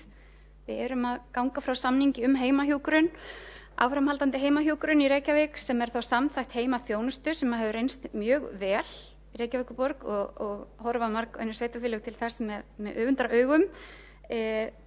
Það hefur verið samningur upp á 1,4 milljarða, málaflokkur fatlaðs fólks, þar sem við nú reynda að kalla eftir meira fjármagni, hefur verið 6 milljarðar, rekstur hjúkrunarheimila 1,5, þar vantar reyndar líka aðeins upp á og síðan höfum við verið með samningum öryggisvistun, það reyndar ekki inn í áætlun fyrir 2021 en það höfum við verið að vinna því að komast út úr því verkefni. Síðan höfum við verið í í samstarfi við ríkið einstöku verkefni tengt núna COVID, til dæmis þetta verkefni neyðarskýli fyrir konur í skipholti sem við höfum nú fjallað hér oft í borgarstjórn og gríðarlega mikilvægt. Ef við förum inn í bundna liði, þá eru þar að ræða fjárhagsaðstoð og sérstakan húsnæðisstuðning. Fjárhagsaðstoðin stuðningur sem okkur skylt að greiða. Það á enginn að vera án framfærslu á Íslandi og við erum að gera ráð fyrir því að á næsta ári verði 4,3 milljarðar króna í fjárhagsaðstoð. Við erum þar að auki að hækka þennan lið á eftir vonandi með því samþykkt tillagna meirihlutans aðgerðir til þess að koma í veg fyrir sárafátækt, þar sem við viljum sérstaklega mæta börnum fólks sem á fjárhagsaðstoð til framfærslu.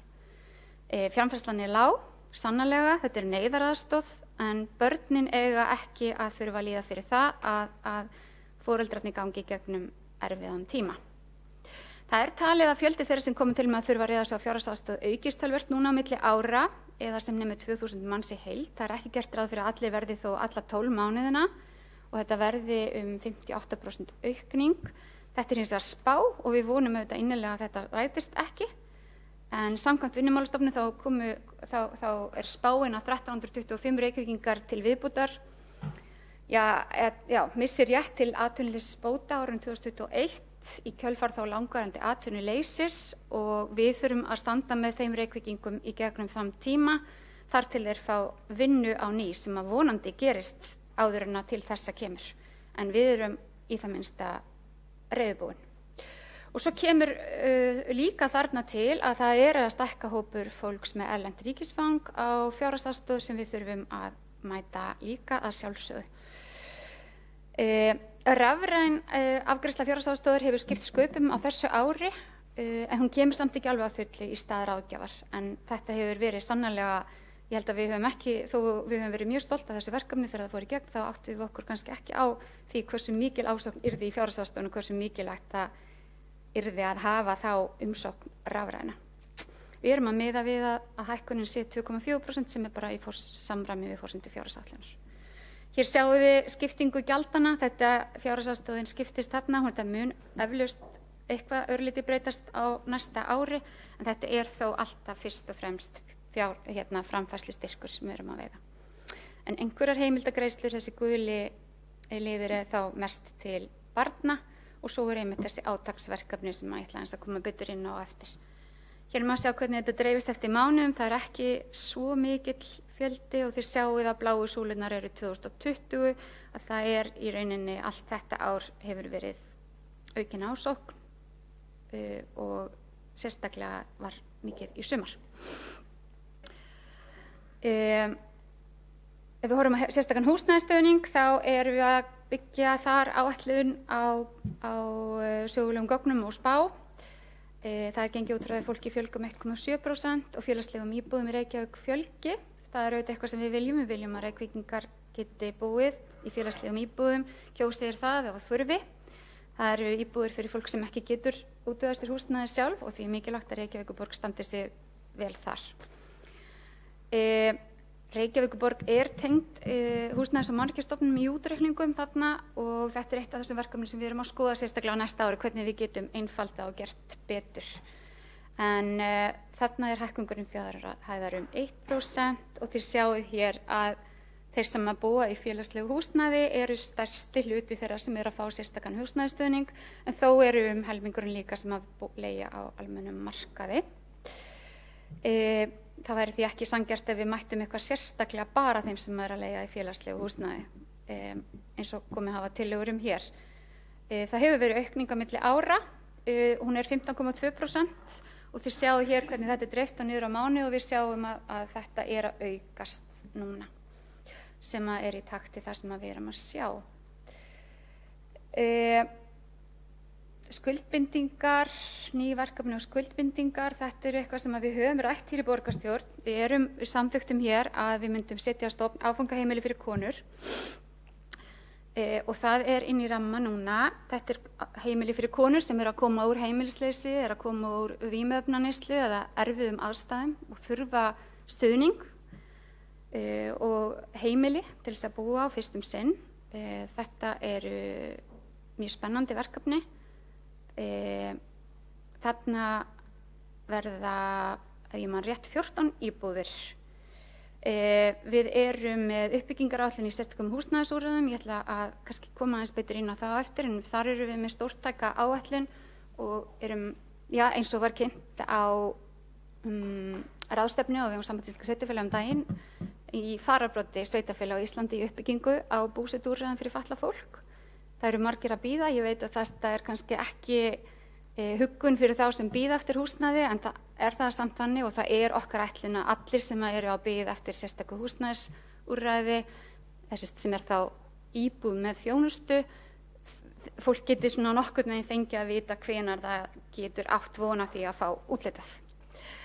Við erum að fjölga samningum með NPA, við erum að vinna því að leggja niður herbergjasambýli og síðan eru verðbætur og samnings. Við erum því að gera margt ótrúlega spennandi. Nú ég svona eins og borgarstjóri áðan hérna, áfangaheimilið hérna, 14 íbúðir. Við erum að opna 6 íbúðakjarna á þessu ári og ef þið sjáu hér þá þetta áfangaheimili. Við erum að opna hérna íbúðakjarna í Hraunbæ, þar eru 6 íbúðir og verður tilbúið bara núna í byrjun árs 2021. Þetta fyrir fólk með geðfötlun, í Árskógum líka, þroskahömlun og skildaraskanir og geðfötlun, þarna 6 íbúðir. Þarna áætlað að það verði í mars 2021. Við erum í Fossvoginum hér. Það fólk með þroskahömlun og skildaraskanir, 6 íbúðir. Við erum að áætla að þetta verði opnað í mars, apríl 2021.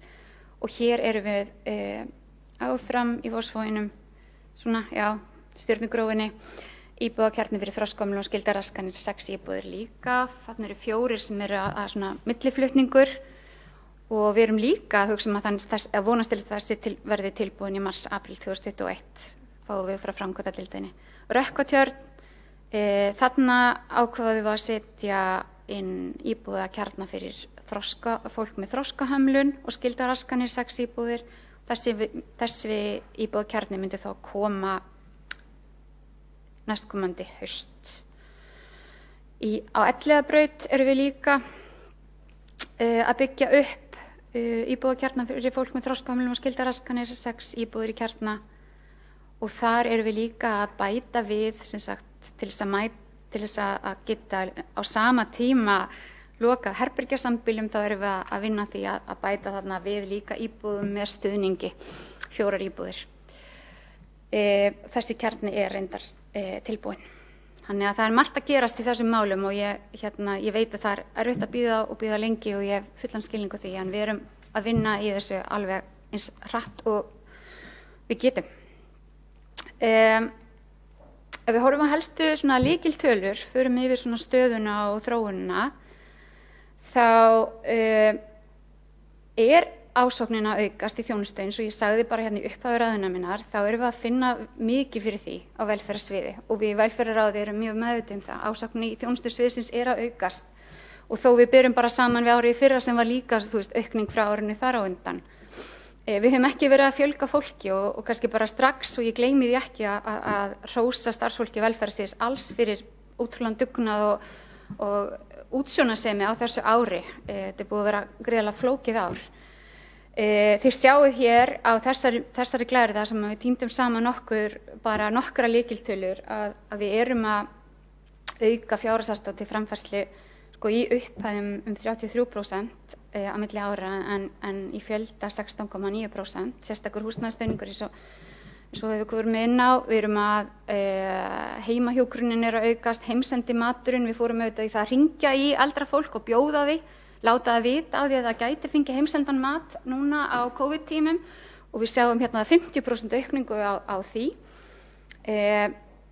Liðveisla, stuðningsþjónusta, þarna hefur keðjan komið sterk inn. Við erum að geta fjölga þarna börnum sem fá stuðningsþjónustu án þess að fjölga eða án þess að auka fjárframlög.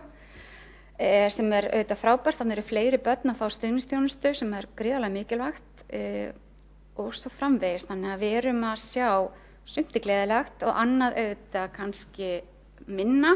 Því við erum líka að sjá þarna mikla fjölgun á tilvísunum bráðamál. Við erum að sjá barnaverndartilkynningum fjölgar hérna 11% tæplega og sama tilkynningum heimilisofbeldi. En þessar tilkynningar heimilisofbeldi sem við erum að telja hér, það eru þær tilkynningar sem komum til Reykjavíkurborgar þegar félagsráðgjafi fer inn í málið og mætir inn á heimili fólks til stuðnings. En þetta svo sem ekki allt endilega jákvætt þegar við horfum að biðlistana, aukin ásókn. Þó að við aukum afköst að þá eykst líka fólk sem bíður eftir þjónustu og það auðvitað alltaf erfitt og þarna kannski hef ég sérstaklega áhyggjur af skólaþjónustunni. En komum kannski aðeins inn á það betur á eftir. En margir biðlistar eins og sérstaklega félagslegt leiguhúsnæði þar sem við höfum náð mjög góðum árangri og félagsleg heimaþjónusta og fleira. Við megum alveg gleðast yfir því þó að við megum ekki bara að gleyma okkur í að horfa á það sem ekki hefur tekist jafnvel einhverja hluta vegna. Ef ég fer aðeins yfir þá núna í helstu verkefni og aðgerðir sem við erum að horfa fram á 2021, þá kannski vil ég fyrst fá að nefna að við erum að vinna að heildstæðri stefnu í velferðarmálum. Við hófum árið bjartsýn og héldum að við gætum klárað þetta á þessu ári auðveldlega og sáum fyrir okkur margar fjölmennar ráðstefnur og hópfundi og samráð. Við þurftum að finna nýjar leiðir í þeim málum eins og öðru en það hefur hins vegar tekist gríðarlega vel til og þar ekki síst að þakka öflugum verkefnastjóra í Sigurgeirsdóttur sem hefur haldið gríðarlega vel utan þetta og fleiri í hennar teymi sem hafa einhvern veginn alltaf fundið leiðir til þess að við getum haldið áfram og að mynda þessa mikilvægu stefnu sem ég held að geti orðið okkur mjög mikilvæg á næstunni. Af því við þurfum að straumlínulaga og einfalda og auka samráð við notendur og einfalda aðgengi að þjónustunni og gera þetta allt saman einhvern veginn mannvænna og betra. Og það var gleðilegt að það var í rauninni það sem kom út úr þessu mikla samráði því við höfum þó að þetta ár hafi verið COVID-ár, þá höfum við haft samráði meira en 1000 aðila, starfsfólk, notendur og hagsmunaaðila. Við höfum verið í miklu samráði við alls konar fólk sem gríðarlega mikilvægt og við verðum það áfram auðvitað í öllum verkefnum og það kannski ein af niðurstöðum stefnunar að þetta samráð komin til þess að vera. Hún á loka metrónum þessi stefna og ég ætla bara að fá að segja ykkur það að svona helstu þættir, eða svona helstu niðurstöður okkar eru að engir tveir eru eins. Nú veit ég enginn má snert þetta nema ég en ég fæ þetta ekki til að virka aftur. Ég held ég verið að fletta bara mjög hratt, það ekki málið? Svona, frábært. Helstu áherslurnar eru þessar, engir tveir eru eins. Það sem sagt þetta sem kom svo mikið út úr samráðinu. Fólk vill upplifa það að sé hlusta á það, mínar einstæku aðstæður og mína fjölskyldu, að maður sé ekki bara settur í einhvern kassa, að við séum nálæg og aðgengileg, að við séum að veita góða þjónustu, að fólk mæti virðingu og umhyggju. Það eru forvarnir og þessi snemmtæku inngrip eða íhlutanir, við þurfum kannski að finna eitthvað fallegt og gott orð yfir þetta og síðan að við séum í samtali við samfélagið, við allir Reykvíkingar, að við séum öll saman það að við ætlum ekki að skilja neitt eftir, að við viljum að allir fái þjónustu, að við viljum að allir í heimili, að við viljum að við öll séum einhvern veginn í þessu saman og við getum einhvern veginn átt það samtal hvernig við ætlum að gera þetta öll saman. Og ég hlakka eiginlega bara til að fá að kynna ykkur betur þessa stefnu, bara vonandi núna fljótlega í upphafi næsta árs. Það eru svo nokkur atriði önnur sem ég langar kannski að nefna sem helstu verkefni og aðgerðir á næsta ári. Og mér langar að byrja á því að nefna málefni flóttafólks. Þetta þetta málefni sem gríðarlega mikilvægt fyrir okkur Reykvíkinga og okkur öll Íslendinga sjálfsögðu. Það mikil neyð í heiminum. Það talað það að einhverjar 80 milljónir á heimsvísu, 80 milljónir manns. Þetta auðvitað fjöldi fólk sem við Íslendingar getum ekki einu sinni ímyndað okkur, gert okkur í hugalönd. Þegar okkur finnst við í Reykjavík vera stórborg stundum, við erum auðvitað. En við höfum líka verið svo stórborg að við höfum lagt okkur fram það að taka vel á móti nýjum íbúum og ekki síst þeim sem að koma vegna þess að þeir hafa neyðst til þess að flýja heimkynni sín og leita hingað eftir alþjóðlegri vernd. Við höfum verið í miklum samskiptum við Útlendingastofnun undanfarið og okkur skilst að staða hópsins sé erfiðari en áður. Það mjög flókið líka að hefja nýtt líf í nýju landi og nýrri borg þegar efnahagsástandið eins og þetta flestir vilja auðvitað bara fá að koma, flytja, fara að vinna og eignast sitt líf. En það erfitt, það ekki mikið vinnu að fá. Við tókum þetta saman fyrir reyndar rúmum mánuði síðan og þá höfum við fengið hér tæpir 700 einstaklingar vernd síðasta 1,5 árið og af þeim höfðu ríflega 500 sest að í Reykjavík. Þannig að við sjáum það að fólk sem kemur hingað og vill flytja til Íslands, það vill auðvitað gjarnan vera í Reykjavík þar sem við erum nú flest. Margir eru að koma úr stórum borgum og ég held að við þurfum að sýna þessu skilning. Þess vegna var það gleðilegt að við náðum saman við ráðuneytið þetta tilraunaverkefni samræmda móttöku flóttafólks. Við höfum lengi kallað eftir því að það sé svolítið samræmd móttaka, að þeir sem koma hérna á eigin vegum sækja alþjóðlega vernd og fá hana, fái sama stuðning og þeir sem hafa verið kallaðir kvótaflóttamenn sem hafa flutninga og verið í boði stjórnvalda. Og við gerðum sér samning það, við myndum þjónusta þarna alltaf 380 manns þó sérstaklega að horfa á barnafjölskyldur. Nú svo erum við líka stolt af því að við erum 3 sveitarfélag á Íslandi sem hefur gert samstarfssamning við ríkið, eða innanríkisráðuneytið, að þjónusta alltaf 220 einstaklingar sem bíða þess að fá úrskorið það hvort þeir fái þess alþjóðlegu vernd og við höfum núna samþykkt að fjölga þeim sem við ætlum að þjónusta þarna í 300. Við teljum okkur vel geta það, við erum með gott starfsfólk sem að sinna þessu, þetta eru flókin verkefni og ég held að Reykjavíkurborg og Reykvíkingar geti verið stoltir af því að þarna verið að vinna vel. Og þetta sérhæfða, þessi aukning okkar í barnavernd, það eru börn þarna sem að koma sem hafa upplifað hluti sem við getum ekki ímyndað okkur og eigum bara að vera glöð að geta ekki. En þau þurfa sannlega stuðning og þetta líka hluti af því sem við fórum fram á þegar við vorum að styrkja barnaverndina, við værum þá með sérfræðing í börnum af erlendum uppruna og hvernig væri best að stiga þau og síðan erum við að taka þátt í að setja upp þessa nýju ráðgjafarstofu innflytjenda sem verður á Laugavegi 116 og gríðarlega spennandi verkefni. Þannig að þetta verður eitt af okkar áherslu verkefnum á næsta ári og hér megið þið sjá svona hvað, þegar við erum að tala þessa aukningu, því hún sérst oft bara best myndrænt. Þetta auðvitað gjörbreyting og einhvern veginn var það þannig að mikið af þeim ráðgjöfum sem höfðu verið að vinna í fjárhagsaðstoðinni einhvern veginn færðist yfir í þetta verkefni þegar fólkinu fjölgaði svona mikið. Þannig að við höfum ekki fengið mikið af auknu fé í þetta en þið sjáu þarna að það þessir umsækjendur alþjóðlega vernd sem eru langalgengastu eða mannúðarleyfi 2020 sem komið það eru auðvitað margt annað sem á tala tengt þessu og ég held við eigum eftir að tala þetta oft á næsta ári. Þetta gríðarlega mikilvægt verkefni og það lítur út fyrir að þarna séum við bara rétt að við erum ennþá að læra Íslendingar.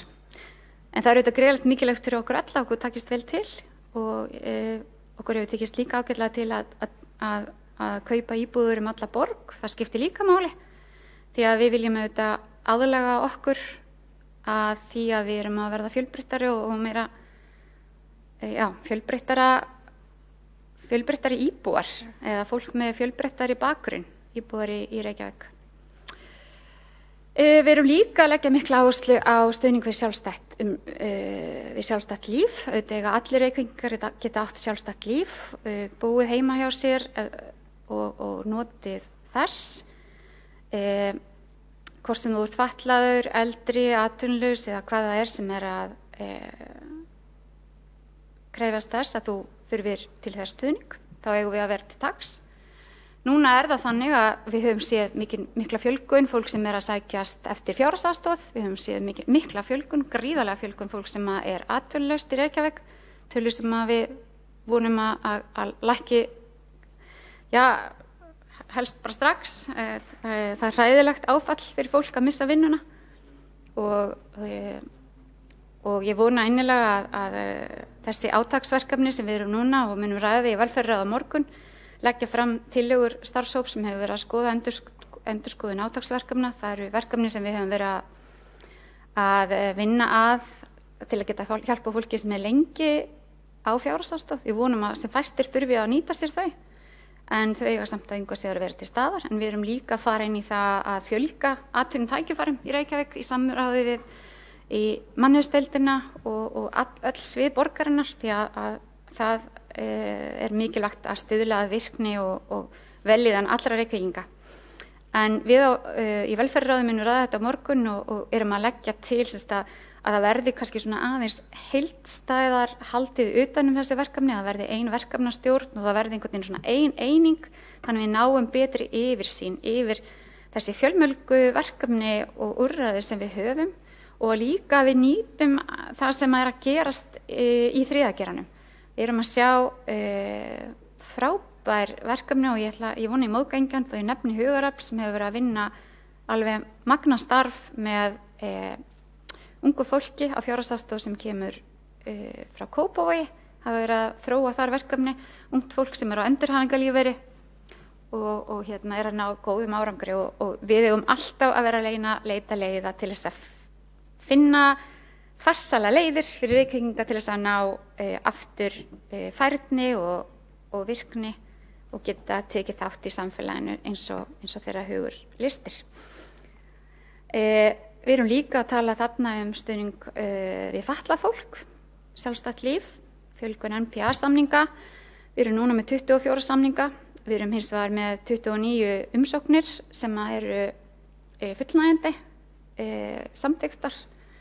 En við höfum talað það að við munum fjölga samningum í samræmi við fjármálaáætlun ríkisins sem verður vonandi ljós núna þessa dagana og við munum halda áfram að innlega þetta sem á stefnuna í málaflokknum og samning Sameinuðu þjóðanna um réttindi fatlaðs fólks að hann einkenni alla okkar þjónustu. Það þarf mjög mörg ný tilboð virkni og vinnu fyrir fatlað fólk. Við erum að vinna því, við erum með marga vinnustaði og við þurfum að fjárfesta í fleirum. Styrktarfélag hefur þjónusta mjög marga en ég held að sé alveg óhætt að segja að allir þessi vinnustaðir eru orðnir fullir. Það ekki hægt og við þurfum fleiri vinnutækifæri fyrir fólk með fatlanir. Eldra fólk, við þurfum að standa vel með fólki sem eldist, við eldumst ju öll og að hlutfallslega þá erum við að eldast sem þjóð. Ég nefndi áðan að við vorum að gera samningin við Sjúkratryggingar Íslands heimahjúkrun. Við erum líka núna með enn eitt kvenmannsnafni, þá gaman að því, Selma. Ég tek fram að ég ekki að finna upp þessi kvenmannsnafn öll hérna, en þetta kannski auðveldar okkur að muna. Þetta verður verkefni bráðaþjónustu við eldri borgara, læknisvitjanir, verða þá inn í heimahjúkruninu sem mjög spennandi og getur aukið enn meira árangurinn og fækka þessum innkomum á bráðadeildir sem mikilvægt. Við erum að endurskoða starfsemi félagsmiðstöðva eldri borgara í samstarfi við félag eldri borgara. Það fór aðeins stoppaði örlítið núna í COVID út af því bara að félagsmiðstöðvarnar hafa ekki virkað með sama hætti og við erum með svona aðgerðaáætlun til að draga úr einmanaleika eldri fólk sem þarf að þróa áfram en við höfum gert margt á þessum COVID tíma sem gríðarlega spennandi, skjáheimsóknir, símtöl, ýmislegt og svo minni ég á að þessu ári opnuðum við nýtt hjúkrunarheimili og ég veit að borgarstjóri hefur komið inn á það að við erum með fleiri slík í bígerð. Hérna sjáum við aukningu í heimahjúkrun milli ára. Þar líka aukning og meðan félagslega heimaþjónustan stendur í stað, má segja, eða lækkar lítilega. Biðin eftir félagslegri heimaþjónustu hefur þar að leiðandi minnkað mjög mikið, sem mjög jákvætt, því að auðvitað viljum við helst ekki að neitt bíði eftir slíkri þjónustu. Og nú get ég aftur ekki flett. Veit ekki.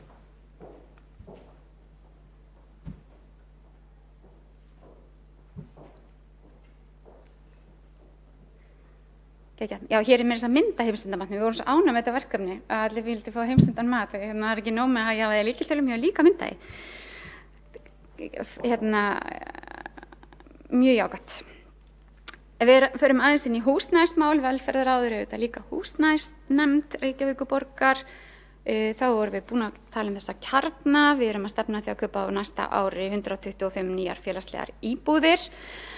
Við erum að taka fleiri smáhús í notkun. Við erum búin að koma fyrir þessum 5 sem við erum með upp í Grafarvogi, en kannski engin ástæða til þess að auglýsa endilega staðsetningar eða slíkt, og ég vona bara að við Reykvíkingar getum leyft fólki sem þarna flytur að búa þar í frið og ró. Og síðan erum við líka með verkefni Ella, sem búseta með stuðningi fyrir unga einstæða foreldra. Og það er til mjög mikils að vinna að standa þétt og vel með ungum einstæðum foreldrum. Og þetta spennandi verkefni sem ég sé bara marga möguleiki. Hér sjáum við úthlutanir í samanburð á milli ára. Það einhvern veginn þannig að það fjölgar alltaf úthlutunum í lok árs. En þetta náttúrulega samtalan, en það samt einhvern veginn oft þannig. Það kannski verið að reyna að ná árinu. En við erum samt að sjá hér 21% aukningu á milli ára, sem nú bara býsna gott, og við getum verið ánægð með það.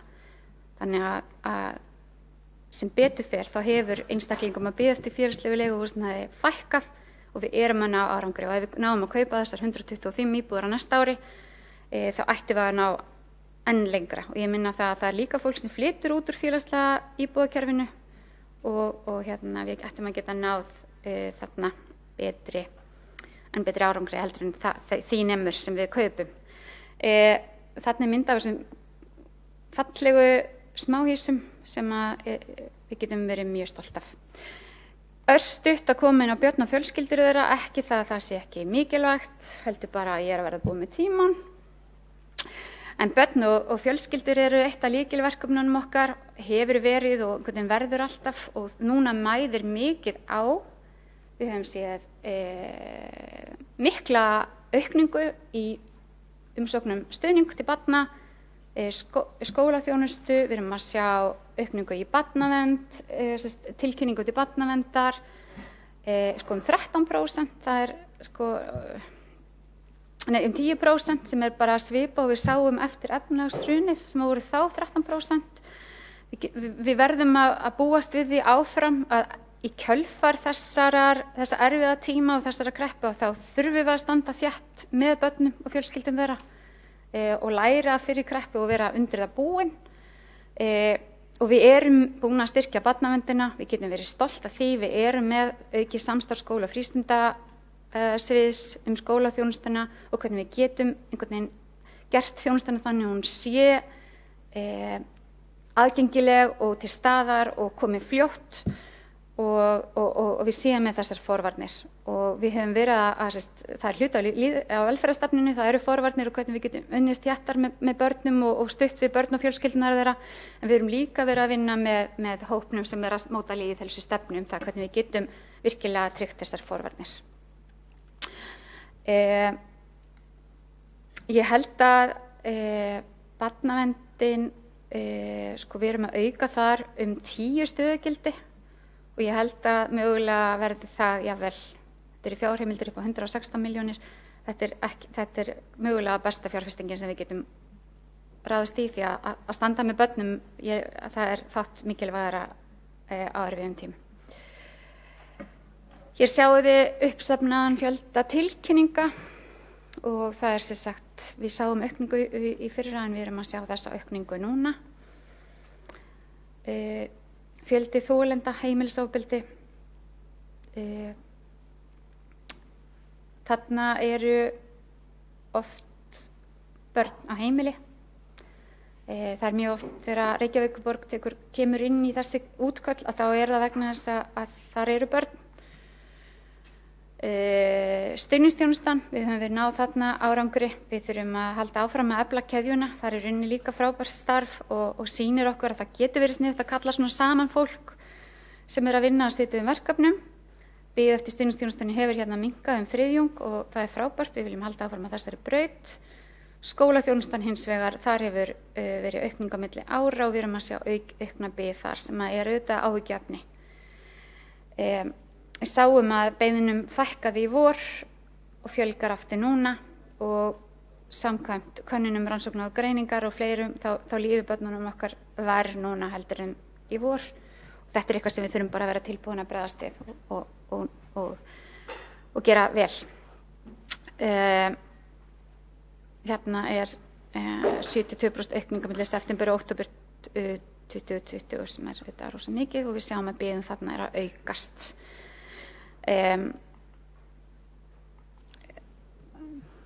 Við leggjum auðvitað áherslu á það, við eigum að hagræða, við leggjum áherslu á aukna skilvirkni, við erum að efla okkur í upplýsingamiðlun, þar leggur sviðsstjórinn Regína Ástvaldsdóttir mikla áherslu og við eigum að vera öflugi í því, veita Reykvíkingum upplýsingar og ég hvet allir til þess að skoða til dæmis ársskýrsluna fyrir 2019 sem er sett fram með nýjum hætti núna, lykiltölur velferðarsviðs og fleira. Við munum vinna að því að gera allt sem við getum bara betur á næsta ári, hagkvæmar og betur, fjölga og auka þjónustu við Reykvíkinga og gera það bara eins. Ég vona bara að næsta ár verði það velferðarár sem að Reykvíkingar þurfa á að halda. Takk fyrir mig.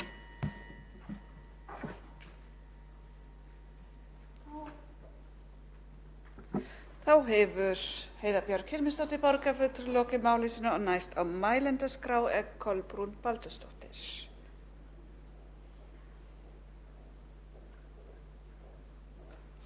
Forseti minni borgarfulltrúa og vil fylgjast vel með og vera tilbúin.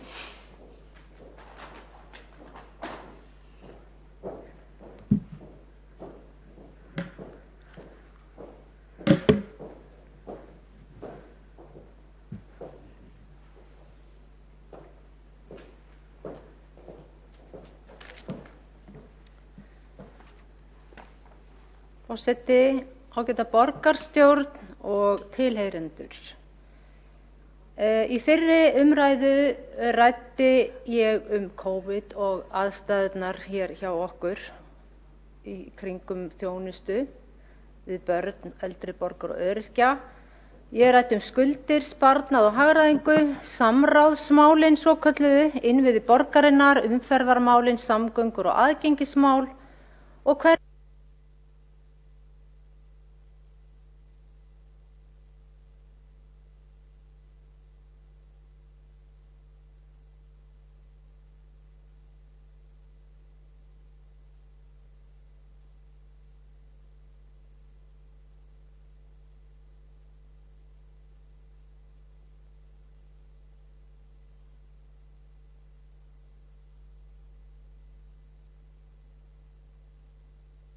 Dottið út.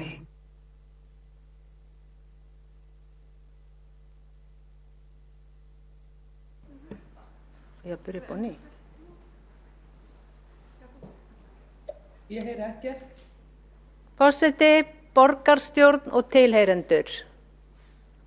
Ég vona að tæknin sé komin í lag, þannig ég verði víst bara að byrja aftur.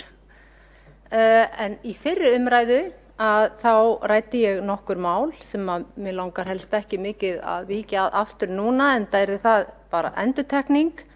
Ég ræddi COVID-ið, skuldir, sparnað og hagræðingu í borginni, samráðsmálin sem hafa verið býsna skrautleg, innviði borgarinnar, umferðarmálin, samgöngur og aðgengismál og hvernig komið fram við hundaeigendur með innheimtu mögulegs ólögmæts gjalds eða skatts.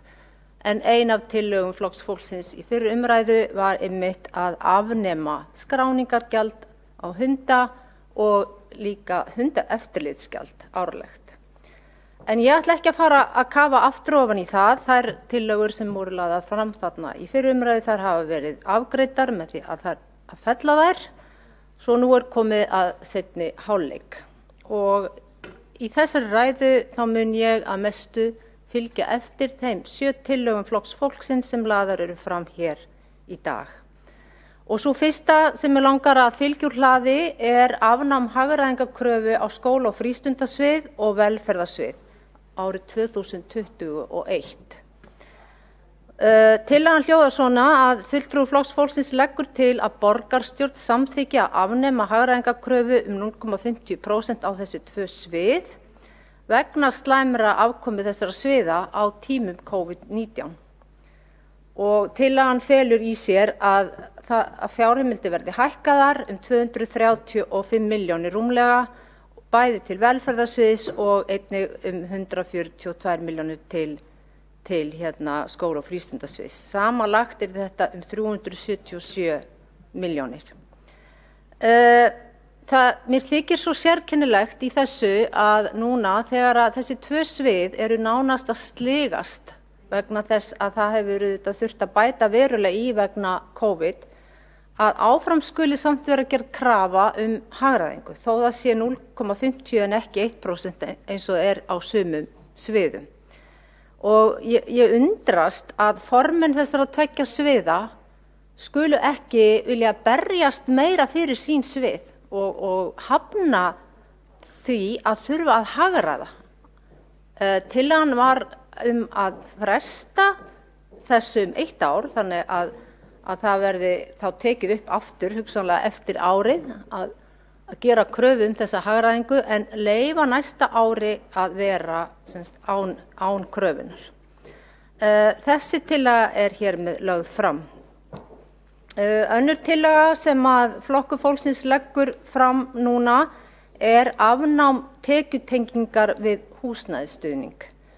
Og hún hljóðar svona: Flokkur fólksins leggur til að Reykjavíkurborg setji inn bráðabirgðar ákvæði í reglugerð sérstakan húsnæðisstuðning þess efnis að tekjur vegna eingreiðslu til örorku og endurhæfingar lífeyrisþega í desember 2020 sem og desemberbót Tryggingastofnunar til örorku og ellilífeyrisþega og desemberuppbót Vinnumálastofnunar til atvinnulausra leiði ekki til skerðingar á sérstökum húsnæðisstuðningi. Það skammt í jólin og þau eru fyrir marga mjög erfiður tími og jólin leiða óumflýjanlega til aukinna útgjalda. Launafólk fær greidda desemberuppbót og sú greiðsla endanleg og hjálpar fólki að halda jólin án þess að hafa áhyggjur að auknum útgjöldum. Lífeyrisþegar og atvinnulausir fá einnig greidda desemberuppbót. Það sem skilur að lífeyrisþegar og atvinnulausir þurfa ekki aðeins að greiða skatta af sinni uppbót, heldur getur hún einnig leitt til skerðingar á réttindum. Þeir sem eiga rétt á sérstökum húsnæðisstuðningi frá Reykjavíkurborg og jafnframt rétt á desemberuppbót mega því búast við því að sú eingreiðsla leiði til þess að Reykjavíkurborg skerði sérstakan húsnæðisstuðning til þeirra. Þetta fengu margir að upplifa þegar að lögum félagslega aðstoð var breytt árið 2019. Þá fengu öryrkjar loksins nauðsynlega kjarabót. Sú kjarabót leiddi þá til víxlverkunar vegna reglna Reykjavíkurborgar sem leiddi til lækkunar á sérstökum húsnæðisstuðningi til þeirra. Kostnaðarauki vegna tillögunnar sem hér lögð fram nemur 15 milljónir króna og lagt til að fjárheimildir velferðarsviðs hækki sömu fjárhæð. Og einnig lagt til að kostnaðaraukin verði fjármagnaður að hinu fræga lið sem kallast ófyrirséð. Fulltrúi flokksins var með fyrirspurn máli 2019 og síðar tillögu að Reykjavíkurborg aðlagaði viðmið sín til þess að leiga hækkaði ekki hjá félagsbústöðum. Það var mörgum leigjendum félagsbústaða áfall þegar velferðarráð brást ekki við breyttum lögum félagslega aðstoð og lögum almannatryggingar þar sem dregið var úr tekjutengingu sérstakra uppbótar. En tillögu Flokks fólksins var hafnað og var leiga hjá rúmlega 1100 manns hækkuð umtalsvert.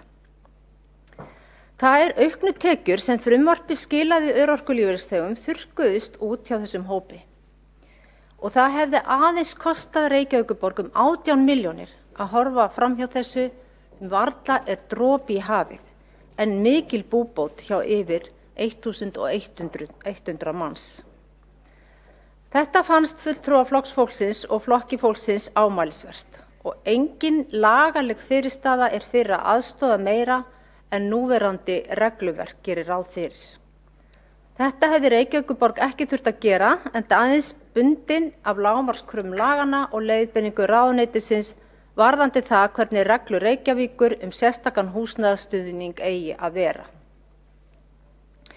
Þær reglur og þær leiðbeiningar koma ekki í veg fyrir að Reykjavík gangi lengra en almennt gerist og kveðið á að desemberuppbót lífeyrisþega skuli ekki leiða til skerðinga á sérstökum húsnæðisstuðningi. Það ætti því ekki að þurfa að breyta lögum til þess að tillaga verði samþykkt að breyta reglugerðinni þannig að desemberuppbót skerði ekki sérstakan húsnæðisstuðning. Nú þetta að gerast aftur þegar öryrkjar fá smávægilega uppbót í desember.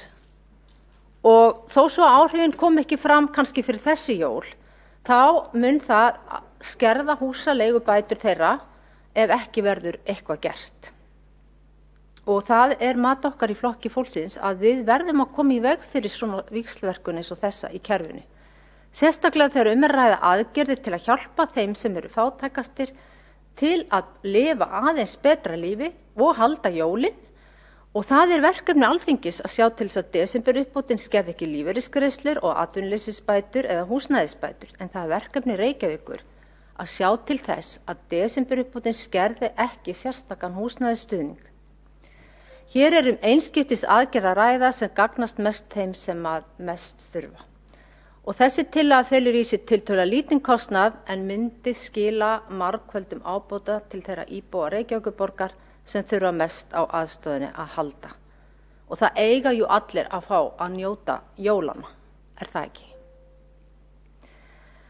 Og þessi tillaga verður borin upp til atkvæðagreiðslu hér í kvöld og ég vænti þess að það sjáu það allir að það komið tími á eitthvað réttlæti hér og legg það bara í hendur þessa ágæta fólks meirihluta að sýna einhvert smá sanngirni í þessu sambandi. Og þá víkur sögunni að hinu fræga frístundakorti sem Flokkur fólksins hefur rætt nánast frá upphafi þessa kjörtímabils. Og sú tillaga sem nú lögð fram og snýr að frístundakortinu á þá leið að vannýttar fjárhæðir frístundakortsins vegna COVID færist yfir á næsta ár, það að segja 2021. Eins og vitað lagðist tíma allt frístundastarf niður í fyrstu bylgju COVID. Einnig var heilmikil röskun á frístundastarfi og íþróttum og það var bæði í fyrstu og þriðju bylgju. Þetta leiddi til þess að börn sem voru í miðju íþróttar- og tómstundastarfi sem frístundakortið var notað til að greiða að hluta eða öllu leyti náðu ekki að fullnýta kortið. Og einhver hópi barna var það bil að hefja iðkun með frístundakorti þegar starfinu var raskað vegna COVID. Vegna þess leggur fulltrúi Flokks fólksins til að allar vannýttar fjárheimildir ITR vegna frístundakortsins færist yfir á næsta ár. Og samkvæmt upplýsingum frá ITR nýting kortsins nú undir fjárhagsáætlun ársins 2020. Kostnaðarauki vegna tillögunnar nemur aðeins 16 milljónir króna og lagt til að fjárheimildir íþrótta- og tómstundasviðs hækki sömu upphæð. En ég get ekki yfirgefið umræðuna frístundakortið án þess að víkja að niðurstöðum stýrihóps sem var fenginn til þess að endurskoða regluverkið og skilaði nýlega af sér niðurstöðum. Það voru gríðarleg vonbrigði að ekki var gengið lengra í að breyta reglum þannig að börnum væri að fullu tryggð réttindi til kortsins eins og hugsunin á bakvið það. 20.000 börn eiga rétt á frístundakorti og ef öll myndu nýta þau eins og tilgangunni segir til yrði kostnaður það bil 975 milljónir en aðeins þriðjungur nýttur eða 74% að meðaltali. Gengisfelling kortsins hófst 2009 þegar farið var að spyrða kortið við skuldir foreldra. Krefjast þess að réttur kortsins sé nýttur til að fá sérstakan fjárhagsstuðning fyrir barn og að gefa kost á að nota það til að borga frístundaheimili sem auðvitað efnalitlir foreldrar neyðast til að gera oft. Í fyrra var kortið nýtt í 1500 tilfellum, í annað en því ætlað. Það var nýtt til að borga nauðsynjar í þessum tilfellum eins og frístundaheimili eða foreldrar látnir nota rétt kortsins til að fá greiðsluskjól á skuld vegna frístundaheimilis. Jafn mörg börn eru þar af leiðandi ekki að nota kortið til að velja sér tómstunda eigin vali. Og þegar fulltrúi Flokks fólksins fór að benda á þetta og koma með tillögur að afnema þetta skilyrði, var reynt að þagga málið og slá ryk í augu fólks með því að snúa út úr fyrir fulltrúi Flokks fólksins. Það var gengið svo langt í þessari þöggun og baráttu að það var sendur starfsmaður í útvarpsþátt á Bylgjunni þar sem hann fullyrti að það sem fulltrúi Flokks fólksins var að segja væri ekki rétt, að frístundakortið kæmi hvergi nálagt útreikningi á fjárhagsaðstoð. En eins og allir vita, hér var verið að tala fjárhagsaðstoð vegna barna en ekki almenna fjárhagsaðstoð. Þetta var á sérlega lágu plani. Þetta voru nú útúrsnúningar og aðeins gert til að slá ryki í augu fólks og gera lítið úr fulltrúa Flokks fólksins vegna þess að þetta var greinilega eitthvað sem að meirihlutinn vildi ekki þá. En til að fulltrúa Flokks fólksins hefur engu að síður skilað árangri því að nú á að breyta þessu. Það er á að afnema þetta skilyrði. Nú þurfa foreldrar ekki lengur að nota rétt frístundakortsins fyrst til að fá sérstaka aðstoð fyrir barn sitt. Og það ánægilegt. Það var samþykkt að gera í drögum nýja reglur fyrir sérstakan stuðning fyrir börn en á þeim sama fundi var svo sama tillaga orðrétt hins vegar felld. Nú enda þótt velferðarmeirihlutinn viðurkenni það aldrei opinberlega, þá þetta tillaga Flokks fólksins að ekki lengur þarf að fullnýta frístundakortið til að eiga rétt á heimildargreiðslum samkvæmt 16. grein A sem var vísað frá á sama fundi sem ákveðið var að samþykkja efni hennar. Ótrúlega vinnubrögð, en svona þetta. Svona kaupin á eyrinni hér í borginni stundum. Flokkur fólksins hefur ítrekað lagt til að komið verða á móts við bástadda foreldra með sértækum aðgerðum til að aðstoða þá við greiðslur á frístundaheimili, gjöld skólamáltíða eða dvöl á leikskóla án þess að grípa til kortsins. Nú stendur til að mæta þessu með ákveðnum þjónustugjöldum fyrir börn og notenda fjárhagsaðstoðar og þá hugsar nú stundum fulltrúin sem hér stendur að kannski eftir allt sem á undan gengið að þá hafa nú þessar tillögur kannski bara síast inn. Það aldrei að vita þó að það verði kannski aldrei viðurkennt svona í beinni. Nú en fulltrúi Flokks fólksins lagði til fyrir skemmstu að gert yrði átak til að hvetja öll börn til að nýta rétt sinn til frístundakorts. Sú tillaga var felld. Auðvitað yrði það áhrifaríkast að notuð yrði aðferðin maður á mann samtal og ekki hætt fyrr en nýting frístundakortsins verði alltaf 100% í öllum hverfum. Þetta spurningum að setjast niður með barni og foreldrum og hjálpa því að finna eitthvað sem þið langar að gera til þess að geta nýtt sér þennan styrk. Og það auðvitað borgar yfirvalda að gera eitthvað til að auka þessa nýtingu. Það er þeirra ábyrgð. En það ekki gert með því að nota frístundakortið sem gjaldmiðil í nauðsynjar.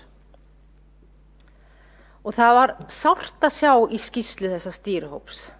Það var hreinlega sagt að vegna þess hversu frístundaheimili kostnaðsöm ekki lagt til að fella niður aðild þeirra að frístundakortinu að svo stöddu. Það var eiginlega ekki hægt að segja þetta meira augljósara en að bara nákvæmlega við tímum ekki að láta þennan pening fara úr þessum flokki, jafnvel þó að það þýði að börnin muni nýta kortið eins og til stendur. En þetta rangt og það rangt að skerða möguleika barns að nota kortið með þessum hætti að mati okkar í Flokki fólksins. Nú, ein tillaga Flokks fólksins sem lögður fyrir í dag líka að lagt til að auka stöðugildi talmeinafræðinga hjá leik- og grunnskólum Reykjavíkur. Að verði þá fjölgað 2 talmeinafræðinga með það markmiði að stytta biðlista barna til talmeinafræðinga. Málið það nefnilega að það bíða 212 börn eftir að komast í talmeinafræðinga. Og þetta gríðarlega stór hópur sem að búið að meta, vera með málþroskaröskun og framburðargalla og þau eru á biðlista og það veit enginn hvenær þau komast að. Og hér ekki verið að tala mikinn kostnað, 28 milljónir og að þetta verði tekið aftur af hinum fræga lið ófyrirséð. En þetta mál nefnilega alvarlegt því að börn sem að þurfa að bíða eftir þjónustu sem þessari, það getur haft bara einfaldlega mjög alvarlegar afleiðingar. Rannsóknir hafa nefnilega sýnt að börn og unglingar með málþroskaröskun eru líklegri til að upplifa erfiðleika í félagslegum aðstæðum og eru þau einnig berskjaldaðri fyrir tilfinningalegum erfiðleikum. Og þetta sérlega slæmt ef barn fær ekki aðstoðina þegar kemur að unglingsárunum og samskiptaþátturinn við jafningja verður stór, að þá það þannig að slök máltjáning og slakur orðaforði ein aðalástæða þess að unglingur með málþroskaröskun líklegri til að upplifa erfiðleika í tengslamyndun við félaga sína. Og þá það áfram í næstu tillögu varðar líka fjölgun stöðugilda og sú tillaga ekki í fyrsta sinn lögð fram hér. Þetta mál sem að Flokkur fólksins í borginni hefur reynt margsinnis að fá í gegn, að það að fjölga sálfræðingum hjá leik- og grunnskólum Reykjavíkur. Og nú lagt til að þeim verði fjölgað 3. Þetta í rauninni svona svartasti bletturinn í borginni að mati Flokks fólksins. Það að það skuli bíða allir þessi stóri hópur eftir að fá aðstoð sálfræðings. Og þessi hópur, hann hefur bara stækkað. Nýjustu tölur svar sem að Flokk fólksins var að fá við fyrirspurn sundurliðun að þannig eru þær tölur að eftir fyrstu þjónustu eru rúmlega 400 börn að bíða og börn sem hafa fengið fyrstu þjónustu, fyrstu einhverja þjónustu en eru að bíða eftir meiri þjónustu, þau eru 786 og af 1562 börnum þjónustu aðeins lokið hjá 327 börnum. Það hljóta allir að sjá að það vantar fleiri sálfræðinga til þess að taka á þessum biðlista. Það þarf ekki djúpa hugsun til þess að sjá að það vantar fleira fagfólk. Þess vegna það enn og aftur lagt til að þarna verði bætt í og það verði hægt að fara í að taka þennan biðlista eitthvað niður. Þó að það kannski sé langt í það að hann eyðist alveg. En ég sé hvergi að neitt sé verið að gera í þessu. Þetta búið að vera svona löngu áður en að ég kom hérna í borgarstjórn og var ég í ýmsum viðtölum hérna bara langt aftur. Ég get talað 10 ár aftur í tíman þar sem ég var að röfla yfir þessu, aftur og aftur. Og svo ég kon hingað og ég held áfram. Vegna þess að það hefur ekkert breyst. Þetta sami vandinn og eitthvað þá stækkar þessi hópur. Og þetta hefur ýmsa fylgikvilla og aðrar afleiðingar. Meðal annars að þau börn sem útskrifast úr grunnskóla og hafa þurft að fá þessa aðstoð, þó ekki nema skimun á ADHD eða greiningu vegna vitsmunaþroskavanda og þurfa síðan á meiri aðstoð að halda frá stofnunum ríkisins eins og barna- og unglingageðdeild eða þroska- og hegðunarstöð, þau fara aftarlega í biðröðina þar vegna þess að það þarf að hafa hina svokölluðu frumgreiningu til þess að geta komist inn á eins og greiningastöð ríkisins. Og þarna myndast stór og mikill flöskuháls. Þannig að barn að fara tvisvar á biðlista, fyrst á langan biðlista inn í skólaþjónustuna og ef það svo heppið að koma stað að hann útskrifast, þá fer það aftur á langan biðlista á hinastofnunnar, fáið það þessa frumgreiningu. Flokkur fólksins hefur tvisvar lagt fyrir svona tillögur til þess að liðka fyrir þetta, þannig að hægt sé að ná þessum biðlista niður. Önnur var að það yrði betra samráð við heilsugæsluna sem vísir að það verði hægt að fá öll gögn strax og barn að byrja í skóla frá heilsugæslunni úr 4 ára skoðuninni og sjá strax hvað barn þarf til þess að gera snemmtaka íhlutun markvissari. Og hinn tillagan var að vinna meira með þroska- og hegðunarstöðinni í þeim tilfellum þar sem barn þarfnast aðkomu barnalæknis til þess að fá mögulega lyfjameðferð ADHD til þess að þurfi ekki að fara aftur á svona langan biðlista. Þannig að, en allt kemur fyrir en ekki. Allt fellt og ekkert gert. Nú ég alveg farin að vera þakklátt fyrir, allt í lagi, felliði mína tillögur og komið þá bara með ykkar sömu tillögur í ykkar nafni. Það greinilega málið og ég bara ána þá með það. Það allavega þá eitthvað að gerast í málunum. Og en það ekki í þessu máli. Hér bara ekkert að gerast. Það ekki eins og með erlendubörnin sem þó eitthvað aðeins að gerast samanber það sem ég kem að á eftir. En hér ekkert að gerast. Og það miður að þetta skuli virkilega eiga að fá að lafa svona áfram og að bíða eftir Alþingi, bíða eftir farsælda frumvarpinu. Nú bara alltaf setja á hold hér vegna þess að nú félagsmálaráðherra, og ég vil bara kalla hann félagsmálaráðherra, þar til að annað kemur í ljós hversu mikill barnamálaráðherrann en hann með einhverju frábær frumvörp sem við vitum ekkert hvað verður þegar kosningar eru á næsta ári í þinginu. Þannig að það fríar ekki borgina ábyrgð í þessu máli og við vitum ekkert hvenær þau frumvörp náu þau gegn fara að virka. Þetta getum við séð líka með sálfræðingana og niðurgreiðslu þjónustunnar á þeim. Jú, það verður eitthvað. Það búið að tryggja 7.000 viðtöl að niðurgreiðslu 7.000 viðtöl sálfræðinga frá Alþingi. En þau viðtöl verða náttúrulega ansi fljót að fara. Þannig að borgin þarf bara að taka á þessu máli og gera vel við börnin sem þurfa aðstoð. En ekki láta þau hanga á biðlista lón og don eða treysta því að foreldrar fari með þau á stofu út í bæ og foreldrar sem eigi ekki fjármagn til þess að taka lán fyrir slíkri þjónustu. Þetta algjörlega óviðunandi og óþolandi.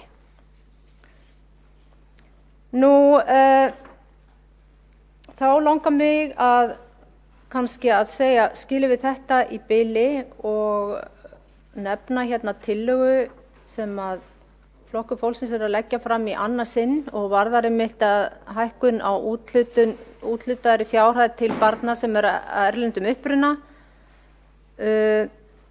Nú tillagan þannig að það ekki bara þau sem eru allra verst sett sem að lagt til að fá auki fjármagn heldur líka þau sem flokkust í svo kallaða gulan flokk.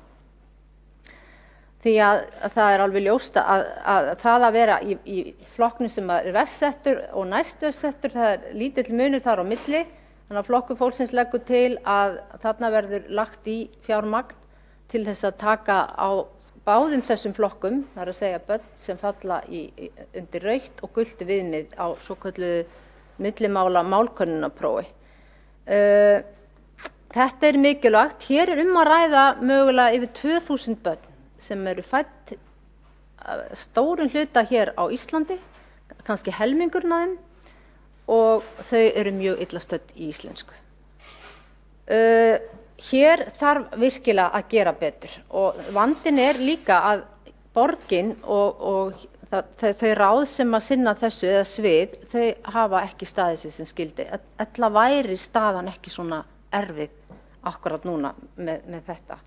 Að börn sem eru fædd hér á Íslandi af erlendum foreldrum, og það tala annað tungumál heima hjá þeim, eigi ekki eftir að geta nýtt sér tungumálið sem skildi til þess að láta sína drauma rætast í íslensku samfélagi bara virkilega sorglegt. En fyrir tillagan var að börn sem voru með rauða viðmiðið fengju þessa sérstök aðstoð, það að minnstakosti 130.000 krónur sem var eyrnamerkt hverju barni. Sú tillaga var felld 3. nóvember ef ég man rétt. Og þessi tillaga sem nú lögð fram að það eins og ég sagði áðan verið að tala aðeins stærri hóp. En þá vill svo til að meirihlutinn dúkkar upp með þessa tillögu akkurat núna líka. Og ætlar að gera vel við þessi börn, enda ég skynja það eftir að hafa talað við marga innan borgarkerfisins að það hálfgerð skömm sem hvílir á að hversu illa þessum hópi hefur verið sinnt. En það sem sérkennilegt við tillögu meirihlutans að það ekkert minnst á hvort verið að tala þessa allra versettu eða bara öll þessi börn. Þetta svona loðin svolítið óljós tillaga, ekki það, og vonandi leiður hún til góðra hluta. En það segir í þeirri tillögu sem meirihlutinn að leggja fram hér í dag, sem tillaga Flokks fólksins, og hér hefðu við geta verið í samvinnu með, en ekki. Það segir að aðeins sé verið að verja fjármagni til aukinna sérhæfðra kennsluráðgjafar í leikskólum. Fjármagnin að mestu skipt milli skóla í samræmi við viðeigandi barnafjölda og svo einhver útfærsla sem verður seinna skoðuð og maður spyr sig á ekki að beina fjármagnin til þeirra sem eru verið settir. Þetta hefði bara verið heiðarlegast að samþykkja tillögu Flokks fólksins frá 3. nóvember eða þessa sem lögð fram hér í dag og komin fram fyrir nokkru og og í stað þess að vera að koma með einhver og svona, þannig ákveðið fjármagn og gott og vel, en það í rauninni mjög óljóst í hvað það á að fara nákvæmlega. Þannig að þetta mjög áhugavert. Nú, síðan að lokum til að Flokks fólksins varðar snýr að dagforeldrum. Dagforeldrastéttin í rauninni ótrúleg stétt, þegar mann hugsa bara tilbaka og við sem eru komin kannski svona aðeins yfir miðjan aldur og munum þegar hversu þakklátt við vorum að koma börnunum okkar til, þá var þetta dagmæður gjarnan til þess að við kæmust halda áfram í námi eða út að vinna. Þannig að mér finnst að borgin skuldi þessari stétt að allavega sýna henni einhver smá virðingu. Og í öllu þessu brúum bilið tali sem svo sem alveg frábær hugmynd og verður einhvern tíman komin að fullu leyti í alvöru en ekki, að þá ekki takt að henda dagforeldrum út eins og bara einhver drullur í golftusku, því að við þurfum ekki á okkur að halda eins mikið lengur. Það bara ekki þannig, það bara mjög margir sem þurfa á dagforeldrum að halda því að þeir eru komnir með börnin sín inn á leikskólan og brúumbilið bara dæmi sem í vinnslu og það daldið í það að það verður komið fyrir alla.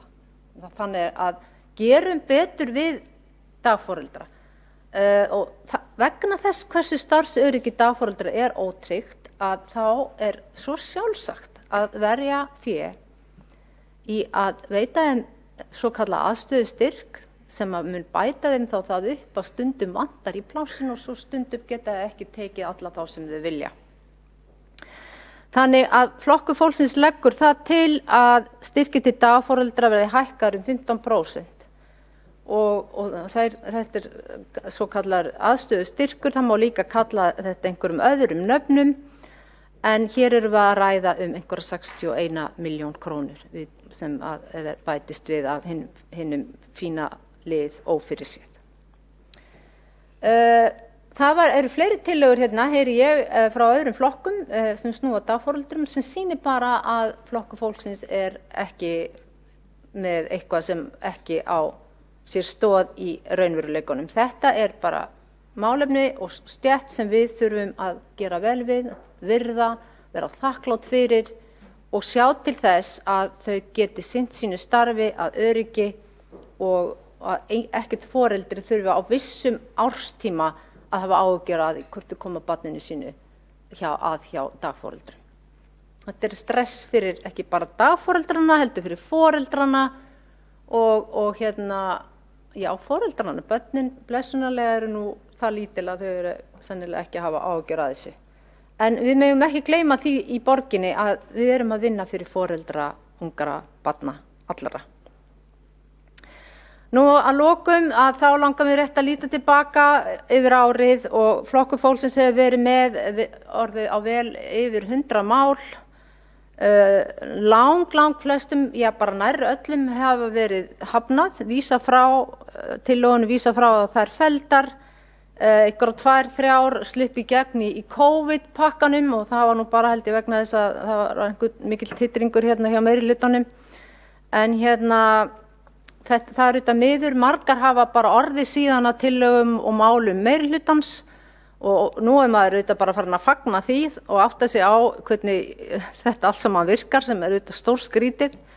Auðvitað spyr maður sig hvort að pólitíkin í borginni, er þetta bara eitthvað gamalt rótgróið leiðinda megin eða mun einhvern tíma verða hægt að gera þetta skemmtilegra og betra?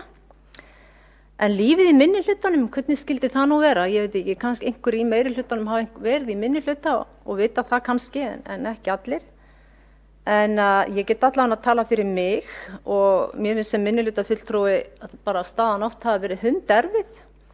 Maður er settur í erfiða stöðu í borgarstjórn þegar greiða atkvæði alls kyns beiðnir, heimildir fyrir aukaverk, viðauka, auka fjármagn og þú ert bara annarkvort að vera með á móti og stundum er öllu hrúað saman, góðum hlutum og ekki svo góðum hlutum og þú þarft að ákveða ætlar að kjósa með eða sitta hjá eða á móti og svo framvegis. En við í minnihlutanum, eina sem við rauninu höfum er að bóka. Áður maður steig fæti hérna inn í borgarstjórn, þá var þetta bóka og bókun eitthvað bara sem maður bara ekki mikið pælt í. En það er eiginlega eini farvegurinn fyrir minnihlutafulltrúa að koma frá sér, einhverjum upplýsingum, skilaboðum, skoðunum. Og þetta er í rauninni, svo kvartað yfir að bókanir séu á margar. Fundir eru lokaðir þannig að það sem þar fer fram má ekki koma út og upplýsingar komast ekki til fólksins nema með einhvers konar bókunum. Við getum lagt fram fyrirspurnir og fáum alls konar svör, sannarlega misvönduð svör, sum nákvæm og vel unnin yfir í að vera bara einhver svör út í hött sem hefur ekki eins og að gera við fyrirspurnirna sem að lagði fram. Nú, ég man ekki eftir því að tillögur frá minnihluta hafi verið samþykkt beint í borgarstjórn. Það getur verið að það hafi verið ein sem að það gerðist með hvort það var rafíþróttirnir eða hvað, ég þori ekki að fara með það en ég held maður trúði bara alla sínu eigin bara að það skildi virkilega verða að samþykkja eina slíka tillögu en mér minna að verið ein. Mér minna að ég hafi setið hérna og verið alveg gáttuð en ég þori ekki alveg að fara með það. Annars er þeim flestum bara þær felldar, hafnað, vísa frá eða fara inn í ráð og hópa þar sem að þeim er slátrað þar, svona öllu jafna. Nú, hvernig viljum við hafa þetta? Ég veit ekki, ég spurði þetta líka í sömu ræðu, seinni umræðu fjárhagsáætlun í fyrra, þá held ég að við staðið hérna hinum megin í pontu sem þá var og spurði hvernig viljum við hafa þetta. Og eins held ég að spurði ég að þessu líka árið áður, þar áður.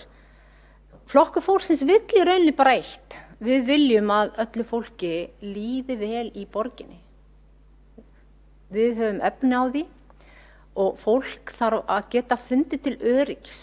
Að stjórnvöld láti það sig varða og það þurfi ekki að kvíða morgundeginu. Þetta er það sem við í Flokki fólksins viljum, bæði í borgarstjórn og Alþingi. Að það hafi fæði, klæði og húsnæði og það komist frá A til B án vandræða til þess að sinna störfum sínum og öðrum skyldum sínum.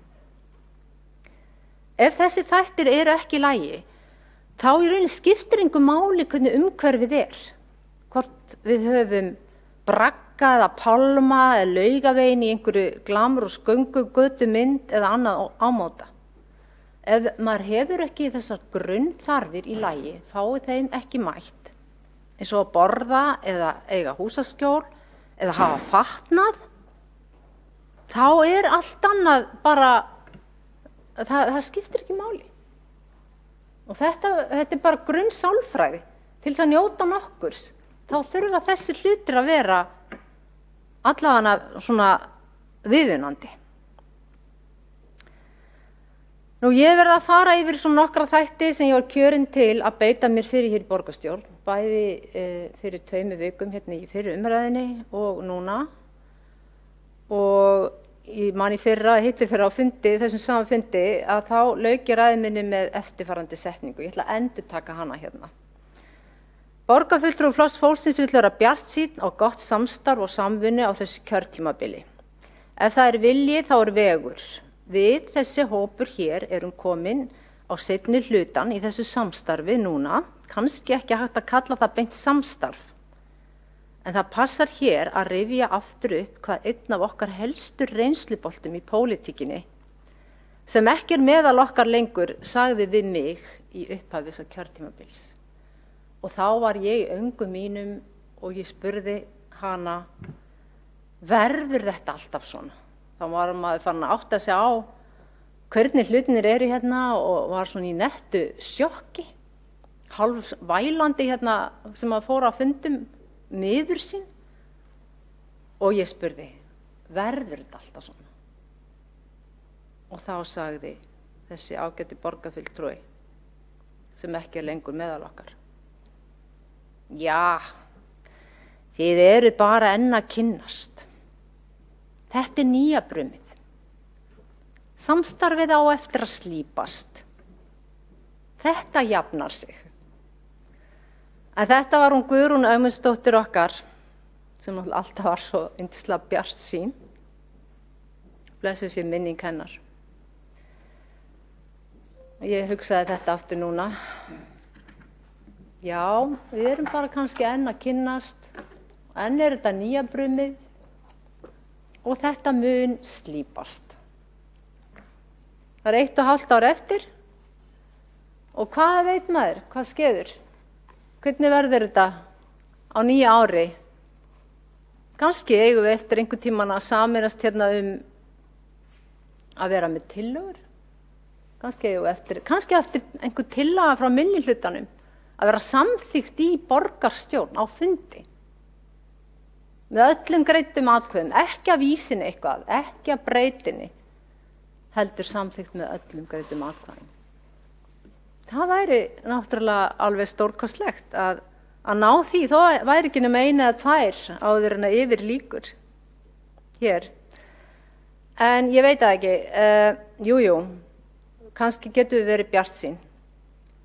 En það líka bara allt í lagi að prófa, vegna þess að það skeður ekki neitt. Það verður ekkert engar hamfarir þó að meir og minni hlutin ná einhvern tímann að vinna saman. Og ég held að við eigum að gefa því séns. Og ef ég verð uppistandandi, þá mun ég standa hér eftir ár í seinni umræðu rétt fyrir jólin. Og þá bara endurtökum við kannski þessar spurningar og lítum yfir það ár sem að vonandi verður þó betra heldur en það ár sem nú að líða, sem hefur verið ár sem enginn átti vona á myndi nokkuð tímann koma. Allavega áttu við ekki vona á svona ári hér fyrir ári þegar að við vorum í seinni umræðu 4-árs-áætlun og 5-ára áætlun. En ég þakka bara fyrir mig, ég ætla ekki óska eftir að koma aftur upp í ræðu, þetta langur dagur framundan, ég veit ekki hvaða kraftaverk var til þess að Flokkur fólksins og fulltrúi hans lenti hérna í fyrsta holli, nánast eins og væri bara eina aðalmannskjánum í borgarstjórn. Það var bara mjög gaman og ég hlakka til dagsins að heyra frá öllum öðrum og vera með til enda. Takk fyrir. Þá hefur Kolbrún Baldursdóttir borgarfulltrúi lokið máli sínu, hefur 1 borgarfulltrúi óskað eftir að veita andsvar og það Alexandra Brím borgarfulltrúi. Takk, ég ætla að vera snögg Forseti, nú skil ég ekki alveg hvað fulltrúar Flokks fólksins gengur til að væna einhverjum óheiðarleika eða stela tillögu frístundakortið. Það sagt að fulltrúum lagði það til og ætti ekki að vera krafa horfandi frístundakortið áður en það fær frekar í stuðning vegna þjónustu við börn. En fyrst var einhverjum misskilningur það til að snerist, en þegar kom á hreint þá voru fulltrúar meirihlutans almennt sammála þeirri tillögu, en það var vísað annars vegar til stýrihóps frístundakortið og hins vegar í vinnu endurskoðun reglum fjárhagsaðstoð. Þar fékk hún framgang og var samþykkt sem hluti af niðurstöðu. Það eðlilegt ferli og mjög undarleg hegðun að leggja til sömu tillögu á sama fundi og niðurstaðan úr unnunni kemur. Tillagan fær ekki sér meðferð heldur hún samþykkt sem þetta pakkanum þar sem hún var unnin og reiknaði kostnaðarafir í samhengi við aðra tillögu. Þessu hefur ekki verið neitað og ég hef persónulega farið yfir þetta nokkrum sinnum þar að minnsta kosti einu sinni áður í ræðustól í borgarstjórn. Það er beinlínis óheiðarlegt að fulltrúar Flokks fólksins að tala með þeim hætti að þetta sé launungamálið ekki viðurkennt. Fulltrúin lagði þetta sannarlega til hún má hreykja sér á því. En fulltrúin ætti að sjá sóma sinni því að viðurkenna að þegar ljóst varð til að snerist þá var viðtekið í en að hún setti í það farveg varð að samþykktri breytingu á frístundakortinu og fjárhagsaðstoð. Þannig er það tillaga sem var samþykkt þó það hefði verið gert í samhengi við frekar endurskoðunarreglunum, frekar en í beinni atkvæðagreiðslu, en það er tilgangur með því að vísa yfirstandandi vinnu svo hægt sé að skoða það með tilliti til viðeigandi samhengis. Ef fulltrúi lítur ekki á það sem raunverulegt samþykki að tillögu sem vísaði vinnu sem endurskoðun eða samþykktum niðurstöðum, er skiljanlegt að fulltrúi finnst ekki að það verið margt samþykkt. En fulltrúi Flokks fólksins sem hóskýrir fyrir ábendinguna, það væri vel séð að fulltrúi léti af brigslum óhæðarleika þjófnaðið undanbrögð, kannski bara viðurkenndi það að við tókum vel í hugmyndina og komum inn í framkvæmd. Þáttur fulltrúar sem alla tífið í viðurkenningi því nós og það sé ekki tekið fram átíðlega í reglutextanum, frekar en það er almennt gert í text af reglum borgarinnar, enda yrði regluverk borgarinnar hans tyrfið yfirlestrar en svo væri. Þessi málflutningur er ósæmilegur. Ef fulltrúum vill á tillögu samþykkt á fundi þá ættum að ræða við ykkur fyrirfram á sáttum hana orðalag og hvernig þetta sé kostnaði, frekar með til að leggja fram á fundi og bregðast illa við þegar okkar einu mögulegu viðbrögð að setja tillögu í samhengi við yfirstandandi vinnu og fjármögnun og það er í boði að ræða slíkt og það hefur alltaf verið í boði að ræða slíkt. Þá hefur Alexandra Brím borgarfulltrúi lokið við veita ansvar og svara þá ansvari Kolbrún Baldursdóttir. Forseti, ágæta borgarstjórn og tilheyrendur. Ég náði nú ekki alveg hvað borgarfulltrúin Alexandra Brím var að segja, talaði svo hratt og greinilega liggur mikið á hjarta og óðamála. En svo ég fari aðeins yfir, held ég það sem að máli snýst að þá lagði fulltrúi Flokks fólksins fram tillögu að aftengja frístundakortið við að nota rétt til kortsins þegar að kæmi að því að fá sérstaka aðstoð vegna barns. Þessi tillaga orðrétt var í rauninni samþykkt og það kemur inn í drög að þetta skuli afnumið. En á sama fundi er tillagan sjálf til afgreiðslu og auðvitað sérkennilegt að sjá tillögu orðrétt, það var ekki einu sinni það var ekki einu sinni ólíkt orðalag, að tillögun er felld eða vísa frá þegar bara næsti liður á eftir að þá á að samþykkja hana sem hluti af drögum í nýjum fjárhagsáætlun fyrir þegar sóttur sérstaka aðstoð fyrir barn. Og nú er sagt að fulltrúin áttu bara að ræða við okkur áður og koma sér saman orðalag. Þetta hef ég nú bara aldrei nokkuð tíman heyrt að staði til boða að við setjumst niður saman og semjum saman eitthvað orðalag. Sko, ég ætla að minna borgarfulltrúna það að fyrst þegar fulltrúi Flokks fólksins kom inn með þessi frístundakortsmál þá var það nánast fyrir aðkasti hér í borgarstjórnarsal og það bara mátti verjast að vera komin með eitthvað svona kjaftæði, auðvitað átt að nota frístundakort til að greiða frístundaheimil og auðvitað þetta og hitt.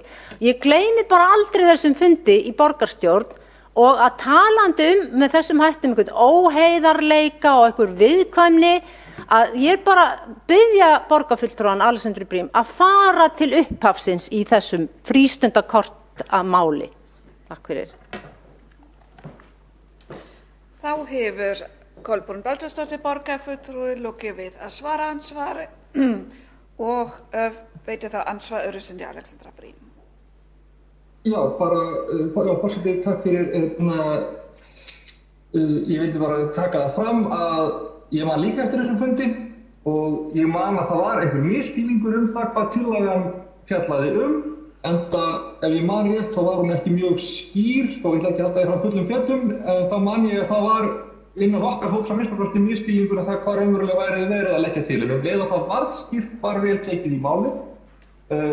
Mér finnst það skringilegt að ætlast til þess að tillaga sé samþykkt sérstaklega ef hún hluti af tillögupakka sem verið að samþykkja á fundinum. Þá hefði bara verið betra að bóka að við tillögupakkan að fulltrúi Flokks fólksins hefði lagt þetta til eða eitthvað svoleiðis, frekar heldur en að ætlast til þess að tillaga sem verið að samþykkja sé samþykkt sérstaklega í sératkvæðagreiðslu líka. Það hljómar meira eins og einhvern veginn, ég veit ekki, lýðskrum eða eitthvað svoleiðis, þó ég ætla ekki að saka fulltrúar það. Það er bara, og ég ekki að tala endilega í þessu samhengi að tala við okkur tillögur, en almennt séð, þegar verið að leggja fram tillögur þar sem verður einhver kostnaður eða þar sem ekki ljóst hvað umfangið mun verða, þá þarf að skoða það áður en það bara að kjósa og segja já. Við gerum það við okkar eigin tillögur og ef við ætlum að kjósa já með tillögu Flokks fólksins, þá verðum við að hafa eitthvað svigrúm fyrir það til þess að vita í hvaða kostnaður felst í því, hvar eigi að finna þá peninga og svoleiðis. Og það er alveg að ræða það. Ég hef sjálf sagt það áður við fulltrúa Flokks fólksins að það sé alveg í boði að ræða það. En ég fæ alltaf sömu aldrei ef ég hef það áður viðkvæmt. Þá hefur Alexandra Brím, borgarfulltrúi, lokið við að veita andsvar öðru sinni og svara þá öðru sinni Kolbrún Baldursdóttir. Geta borgarstjórn og tilheyrendur. Ég eiginlega á bara ekki orð til vegna þess að ég vil bara fá að rifja það upp hvernig var reynt að snúa út úr þessari tillögu og það að senda starfsmann á bylgjuna til þess að segja nei, þetta er bara einhver misskilningur, frístundakortið tengist ekki fjárhagsaðstoð neitt. Sko, það var svo langt gengið að því að þegar að meirihlutinn uppgötvaði hvers klúður þetta var að búið að spyrða rétt barnsins við skuldir foreldra, að þá var allt reynt að gera til þess að gera fulltrúa Flokks fólksins asnalegan með málið. Og koma núna og bara já, þetta var líka ekki nógu skýr tillaga. Ég vil bara benda borgarfulltrúanum Alexandru Brím á að skoða tillöguna þessa upphaflegu, hún er bara mjög skýr. En það er svo oft viðkvæðið, þegar að þið meiri hlutin, lendið í vandræðum, þá já, þetta er nú kannski ekki alveg nógu skýr tillaga, það er nú eitthvað aðeins að laga, sko, þetta finnst fulltrúa Flokks fólksins ómerkilegt. Og þetta er, lýðskrum, hvað eigum við að kalla þetta? Að geta bara ekki komið fram og sagt, heyrðu, þetta er bara frábær hugmynd, góð hugmynd, við skulum bara skoða þetta og vinna þetta saman og allavega að byrja á að segja, þetta þarf klárlega að laga. Og svo er núna búið að laga þetta, sem segir nú allt sem segja þarf. Og aðalmálið er ekki að Flokkur fólksins hafi verið upphafið að því. Þau uppi staðið er það ekki. Ég er bara að gagnrýna svona ómerkileg vinnubrögð sem eru viðhöfð hérna stundum í borgarstjórn. Ég bara hafna því að fullorðið velgefið fólk skuli ekki geta hagað sér betur þegar kemur að góðum málum sem minnihlutinn kemur með og hefur að gera með réttindi barna. Kortið er réttu barnsins. Og þann rétt höfum við ekki leyfi til þess að snerta með neinu móti. Þetta gæti ekki verið einfaldara. Þá hefur borgarfulltrúinn Kolbrún Baldursdóttir lokið við að svara andsvari öðru sinni og þá tekið matarhlé í hálftíma.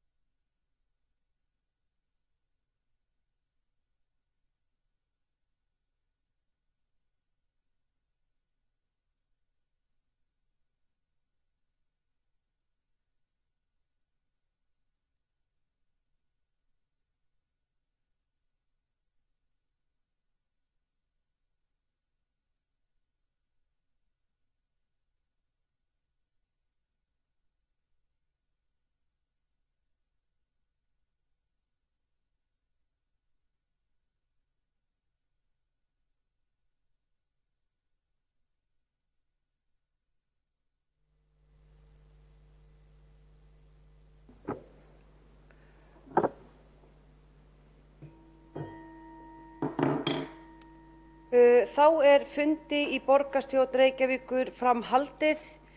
Til umræðu fjárhagsáætlun Reykjavíkurborgar, 5 ára áætlun Reykjavíkurborgar, tillögu græna planið, tillaga fjármála- og fjárfestingarstefnu Reykjavíkurborgar. Næst á mælendaskrá Sanna Magdalena Mörtudóttir.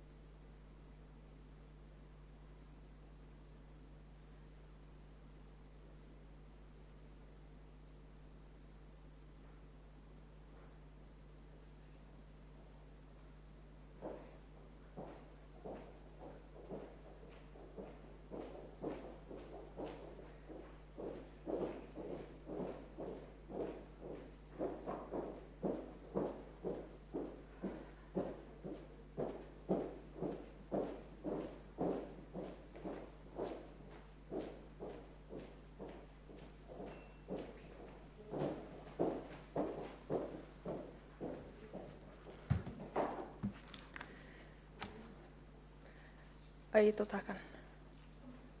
Forseti, borgarstjórn og borgarbúar. Get ég hægt þetta? Ég vil byrja á því að þakka öllum sem hafa hjálpað við gerð útreikninga, starfsfólki og fjármálaskrifstofu, sérstaklega fjármála- og áhættu stýringarsvið og öllu starfsfólki þar. Miklu útreikningar sem liggja hér að baki á skömmum tíma. Það kostar að reka borg og ég vil líka byrja á því að segja að við tökum undir kröfu Reykjavíkurborgar greiðslu frá ríkinu úr jöfnunarsjóði. Í fjárhagsáætlanagerð þá mikilvægt að skoða tekjustofna sveitarfélagsins og hvernig að fjármagna borgina svo áætlunin gangi upp til langtíma. Við getum ekki ætlast til þess að hinir tekjulægstu í samfélaginu beri kostnaðinn að því að félagslegri uppbyggingu sé mætt. Á síðustu áratugum hefur skattbyrðinni verið létt af fyrirtækjum og fjármagnseigendum og hún færði yfir á lágtekju- og millitekjuhópa. Eitt dæmi þess aðstöðugjöld sem voru veigamikill hluti af tekjustofni sveitarfélaganna og voru lögð af áramótin 1992 til 1993. Og í nóvember 2018 þá lögðum við sósíalistar fram tillögu að borgarstjórn samþykki að fara þess á leit við hin sveitarfélögin í landinu að mynda samstöðu til að beita sér fyrir því að aðstöðugjöld verði aftur lögð á fyrirtæki svo þau greiði fyrir þá innviði sem að rekstur þeirra byggir á. Aðstöðugjöldin voru veigamikill hluti af tekjustofni sveitarfélaganna og má líta á sem nokkurs konar útsvar á fyrirtæki og eðlilegt að þau greiði slíkt í sameiginlegan sjóð okkar borgarbúa.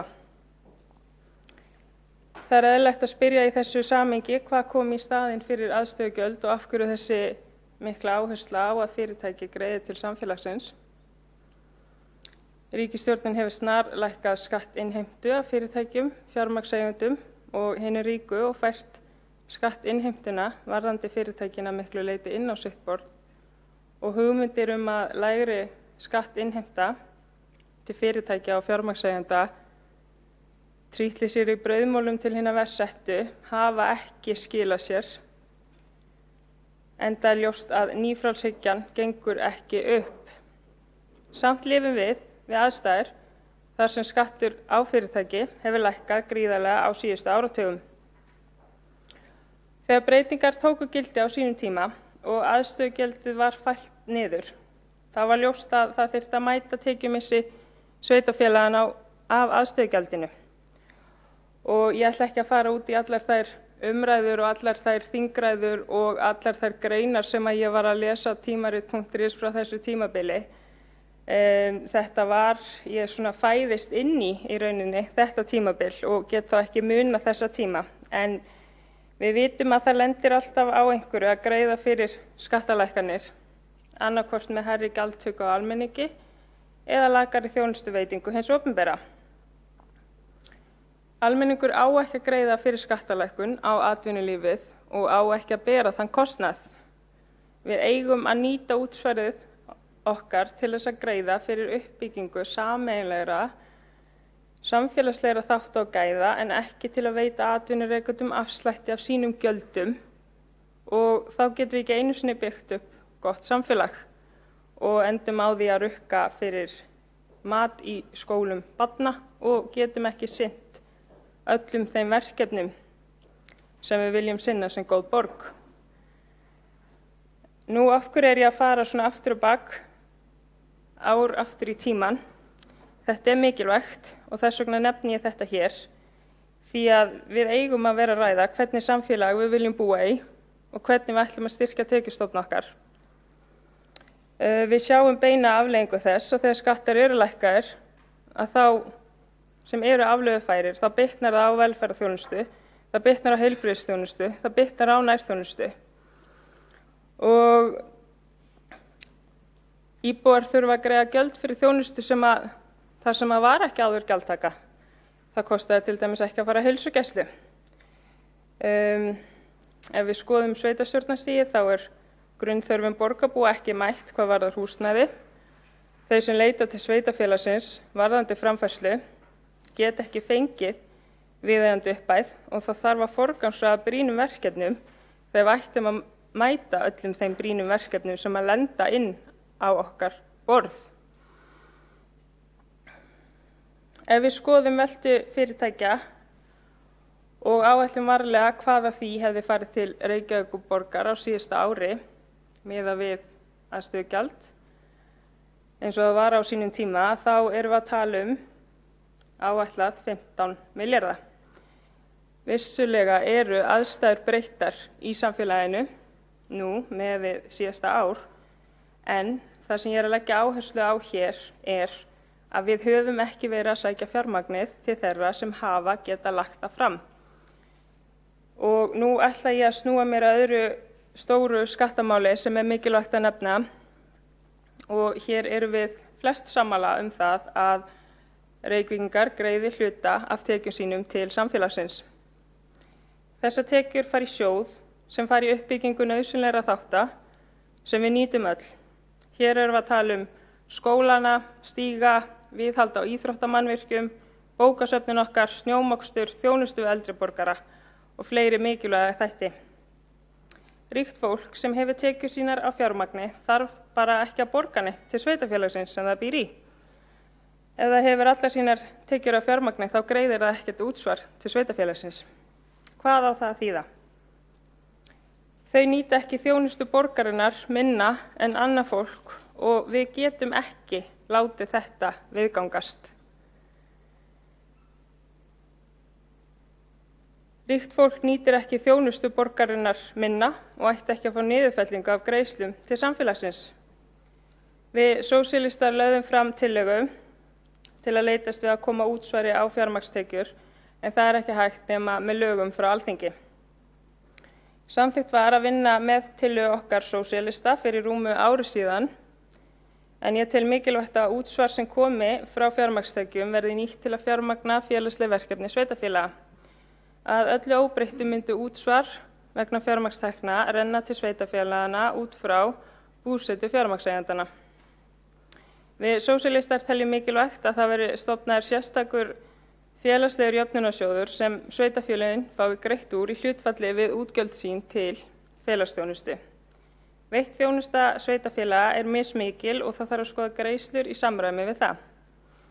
Ég legg því fram tillögu á þessum fundi það sem ég ætla að fá að lesa upp með leyfi forseta, en þessi tillaga ekki í útsöndum gögnum, þetta tillaga útsvar á fjármagnstekjur sem fjármagni félagsleg verkefni sveitarfélaga. Lagt til að Reykjavíkurborg beiti sér fyrir því að útsvar verði lagt á fjármagnstekjur. Borgarstjórn Reykjavíkurborgar samþykkir því að leita til hinna sveitarfélagin í landinu með það að markmiði að mynda samstöðu útsvar verði lagt á fjármagnstekjur með lögum frá Alþingi. Þar að auki lagt til að fjármagnið fari í sérstakan jöfnunarsjóð sveitarfélaga til að mæta félagsþjónustu við þá hópa sem verst verða úti vegna óréttlætisins af völdum ójafnaðar. Efnahagskreppan í samfélaginu sem afleiðing af kórónuveirunni dregur skýrt fram þá mikla ójöfnuð sem fyrir var. Afleiðingar kreppunnar koma harðast niður á þeim sem minnst hafa en hefur lítil sem engin áhrif á aðra sem standa vel efnahagslega séð og því hefur verið talað mikla ójafnaðarkreppu.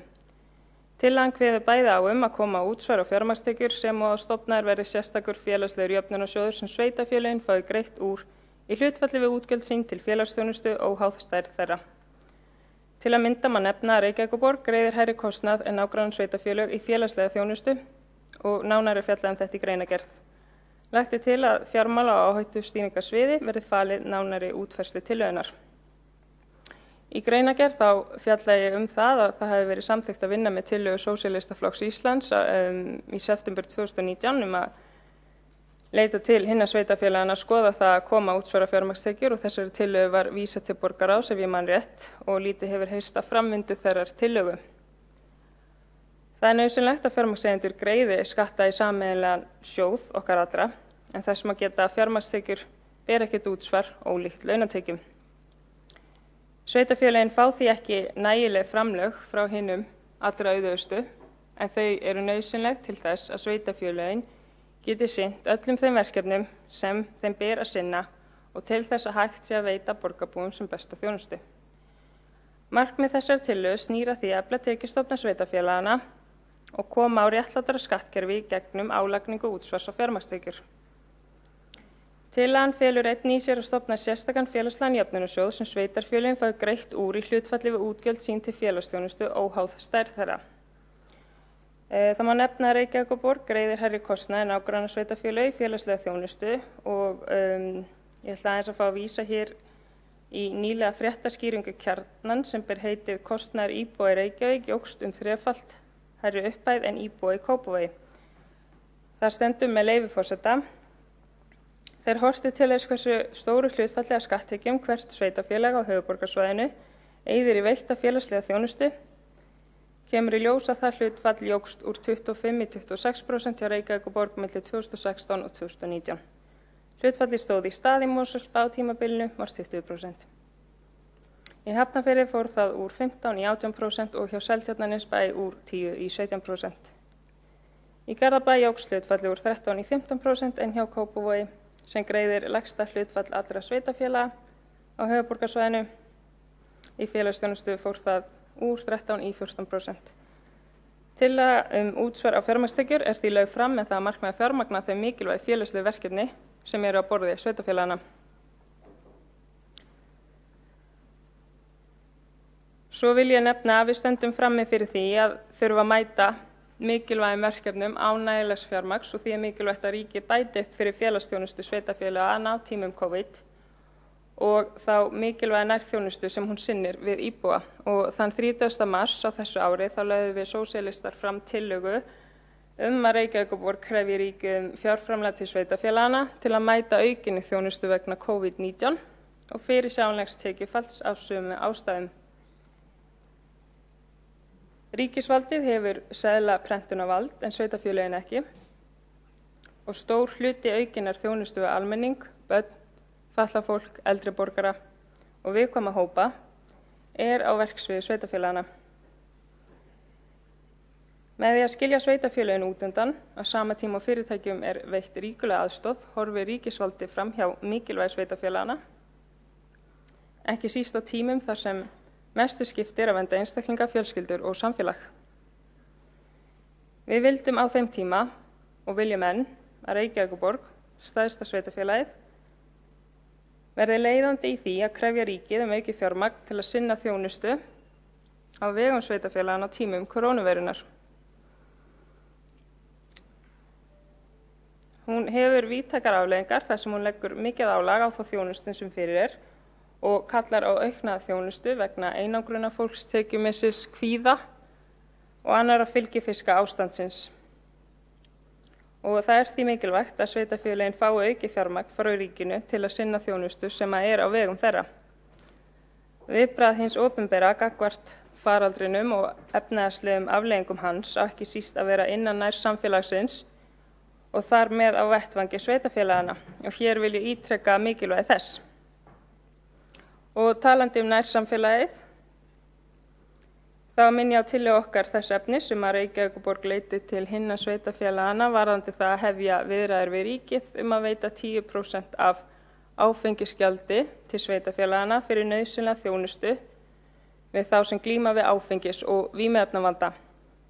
Sveitarfélögin þurfa á auknu fjármagni að halda til að geta boðið upp á sem besta félagsleg þjónustu fyrir þá aðila. Þar má meðal annars nefna umsjón gistiskýla, skaðaminnkandi úrræði, heimili sem henta einstaklingum í mikilli áfengis- eða vímuefnaneyslu og heimili sem henta einstaklingum með tvígreiningu. Það er að segja geð- og vímuefnavanda.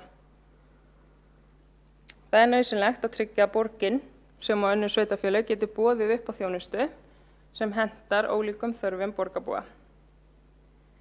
Þar sem velferð er höfð að leiðarljósi.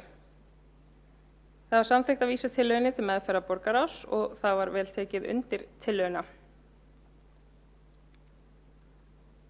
Ég hef rakið þetta allt upp hér að því við verðum að tryggja tekjustofna sem eru í samræmi við það samfélag sem við búum í. Auðvitað ætti hluti þess hagnaðar sem kemur frá vöru sem skaðar svo marga að renna í það að bæta þjónustu við þau sem verða verst fyrir barðinu af þeirri vöru. Og hér er ég að tala áfengisgjaldið. Og auðvitað eigum við ekki að sætta okkur við það að sumir greiði til samfélagsins og aðrir ekki, að sérreglur gildi ríkt fólk. Þegar við skoðum hugmyndafræðilega stefnur og áherslur, þá hefur nýfrjálshyggjan löngu afsannað sig. Hún er búin, virkar ekki. Engi brauðmólar eða brauðmylsna til hinna lægsettu, það er ekkert sniðugt við það. Samt sem aður er verið að reyna að halda hugmyndafræði hennar á lífi hér í borgarstjórn og stýra henni innan úr Ráðhúsi Reykjavíkur. Útvistun, hugmyndir að einfalda, skýra og skerpa sem birtist mér sem ekkert annað en að halda þessari skaðlegri hugmyndafræði á lofti. Hugmyndir að hagræða, færa valdið fjær borgarbúum eins og með niðurlagningu umboðsmanns borgarbúa sem heitir núna einhverju nafni sem ég man ekki einu sinni hvað er því það er svo óaðgengilegt og auki framlag til aflýsingarstofu. Ég leitaði til verkalýðsforystunnar, Drífu Snædal forseta ASÍ varðandi ýmsa þætti og ætla að fá að hafa eftir henni með leyfi forseta. Alþýðusamband Íslands og Efling hafa komið þeim sjónarmiðum á framfæri við borgaryfirvöld oftar en einu sinni að ekki verði gefinn afsláttur af réttindum starfsfólks í samhengi við aflýsingarstofu Reykjavíkur. Það verði ekki liðið að fólk sé óskilgreindu ráðningarhlutfalli eða hafi ekki fyrirsjáanleika í sínum störfum. Það er afturhvarf til aðstæðna á vinnumarkaði sem voru og eru ólíðandi. Heim allan er sérstaklega ungu fólki gert að vera til taks í gæsalöppum á vinnumarkaði ef vinna skyldi bjóðast þann daginn eða svokallaðir 0-tíma samningar. Ungt fólk sérstaklega hefur farið afar illa út úr slíkum viðskiptum. Það er því mikið áhyggjuefni að styrkja í aflýsingarstofuna sérstaklega áður en það er gulltryggt að þar sé ekki verið að gefa neinn afslátt af réttindum á vinnumarkaði eins og við viljum hafa þau. Varðandi útvistunina þá er okkar krafa líka alveg skýr. Hún er ekki til hagsbóta fyrir launafólk, skattgreiðendur eða þjónustuna.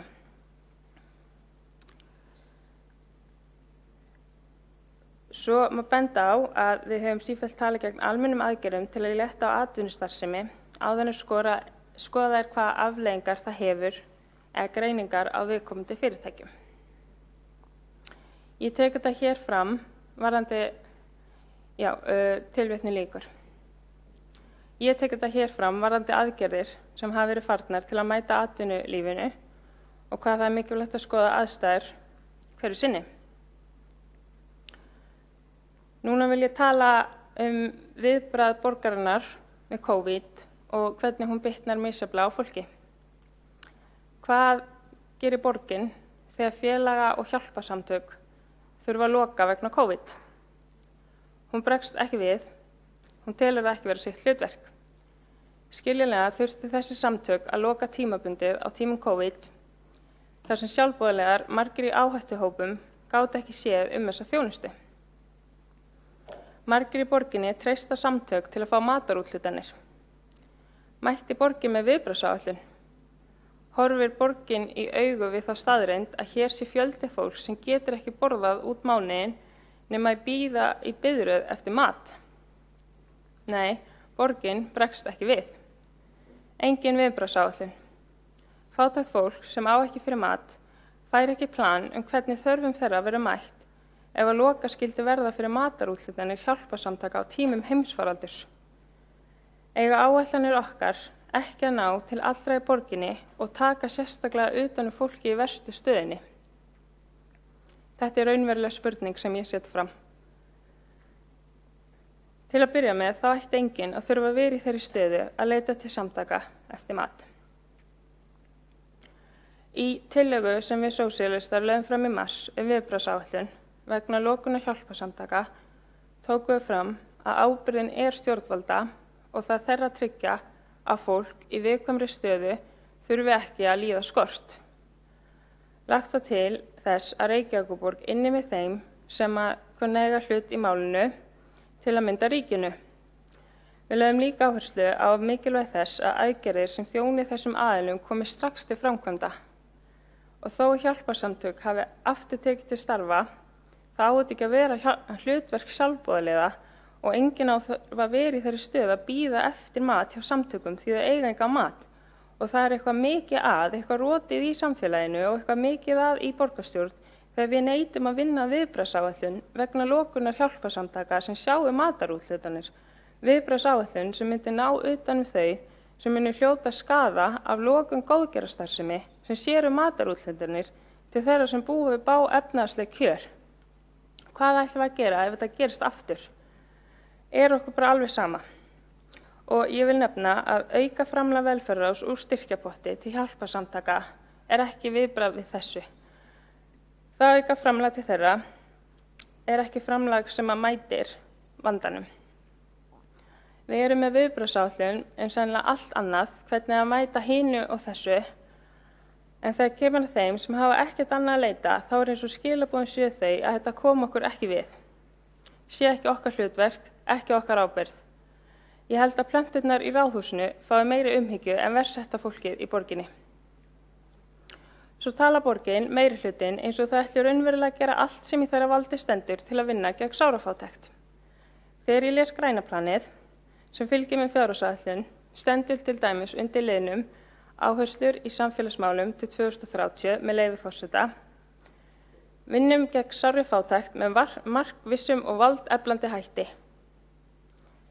Ég get sagt ykkur það að það ekkert markvisst við það að greiða fólki tekjur sem duga ekki. Ég sat í hópnum sem mótaði aðgerðir gegn sárafátækt og þar var margt gott lagt til, en eftir stendur það að það á ekki að hækka grunnfjárhæð fjárhagsaðstoðar í þessari lotu.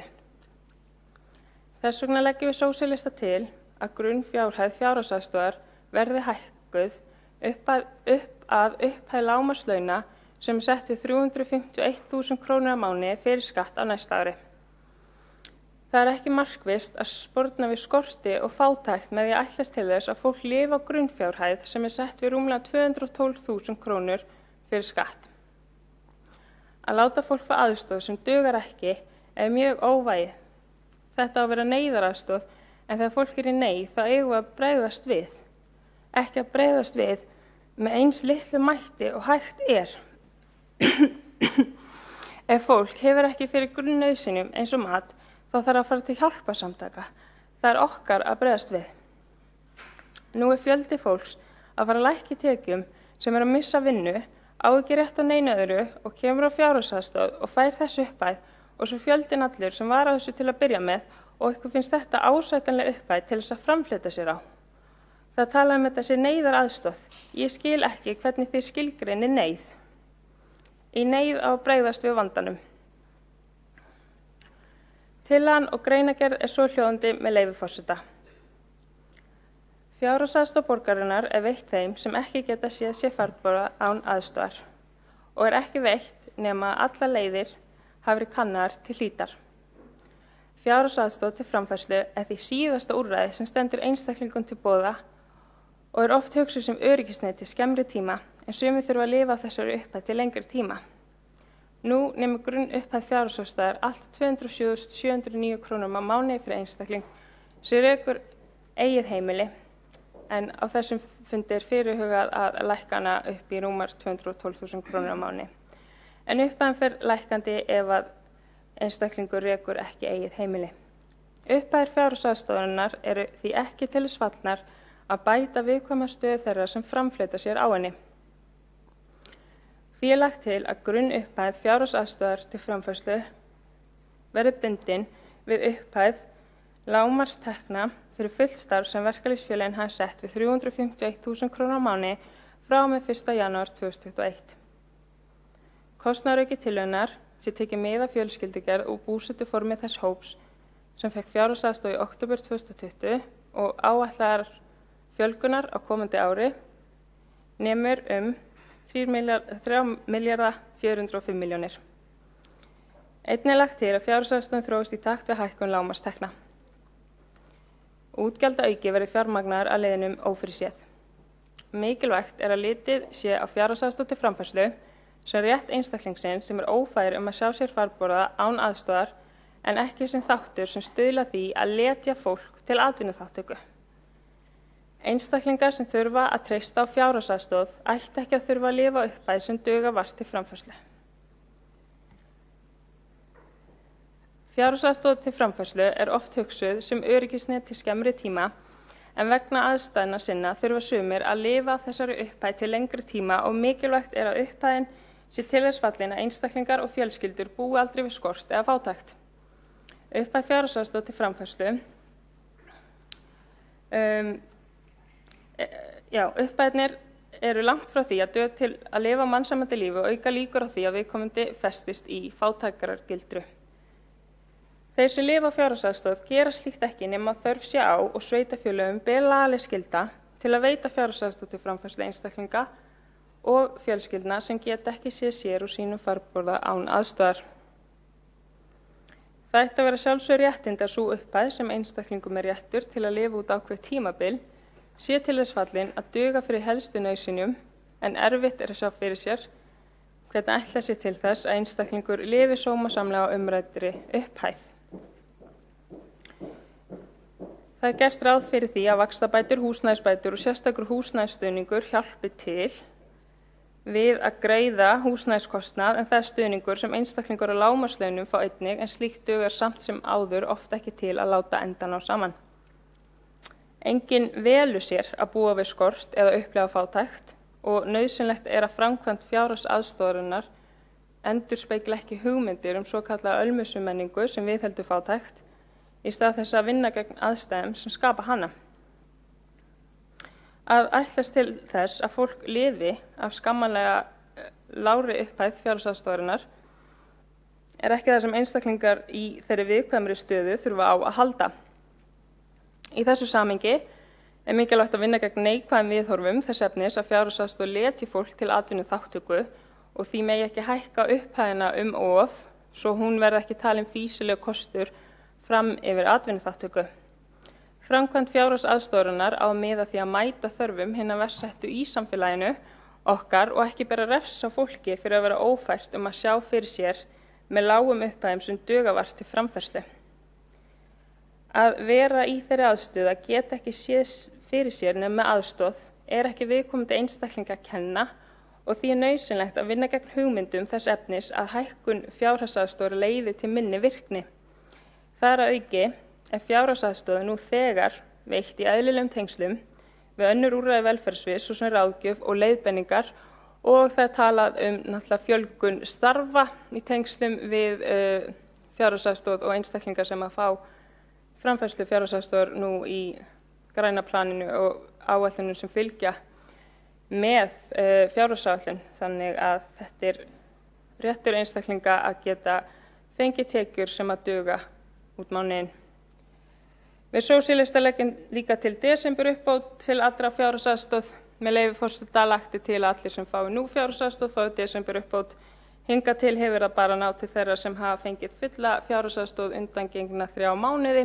Samfellt desember uppbótin er núna 25% af grunn fjárhæð Kostnaðaráhrif tillögunnar eru 14 milljónir og lagt til að fjárheimildir velferðarsviðs hækki sömu fjárhæð.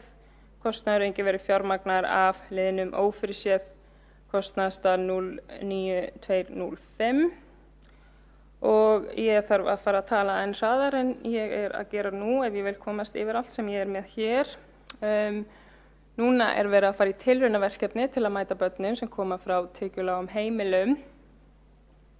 En auðvitað ættum við að búa í samfélagi þar sem engin börn eða foreldrar eru tekjulág og stuðningur okkar nái til allra barna sem eru þá í viðkvæmri stöðu.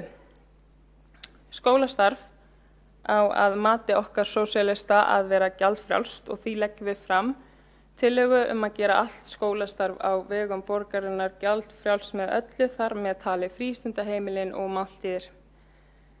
Lagt til að gera öll skólastig á vegum borgarinnar gjaldfrjálst með öllu, lagt til að fjárheimildir skóla- og frístundasviðs hækki 3.467 milljónir og kostnaður auki verði fjármagnaður af handbæru fé.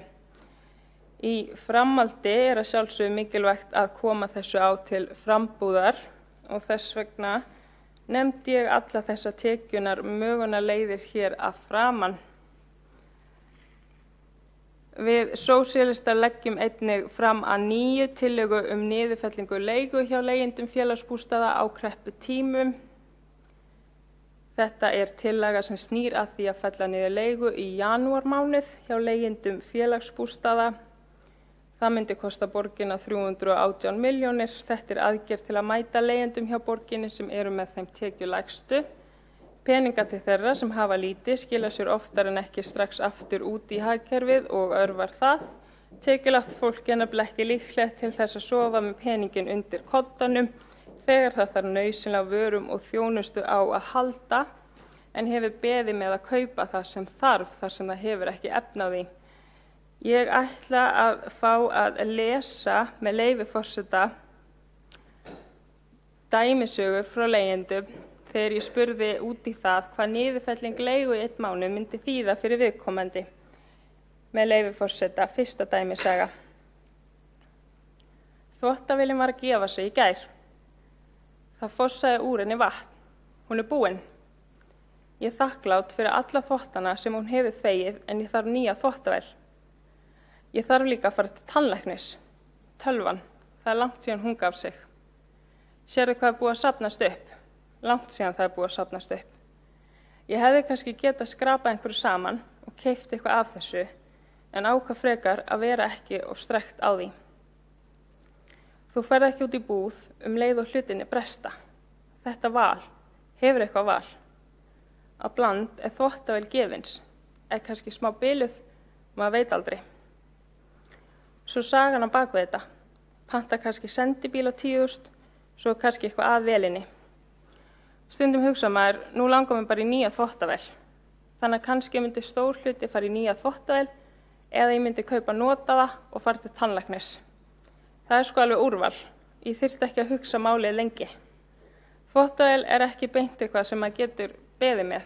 Maður þarf að þvo. Dæmisaga 2. Ég myndi borga skólagjöld fyrir dóttur mína, kaupa skólabækurnar fyrir hana og strætókort fyrir báðar stelpurnar mínar og fara sjálf til tannlæknis. 3. dæmisagan. Ég myndi láta gera við bílinn minn og ef eitthvað væri eftir þá kannski kaupa nota uppþvottavél. Lúxus kannski, en það væri gaman að þurfa ekki að vaska upp endalaust. 4. dæmisagan. Myndi borga inn á höfuðstól tannréttinga dóttur minnar. 5. dæmisagan.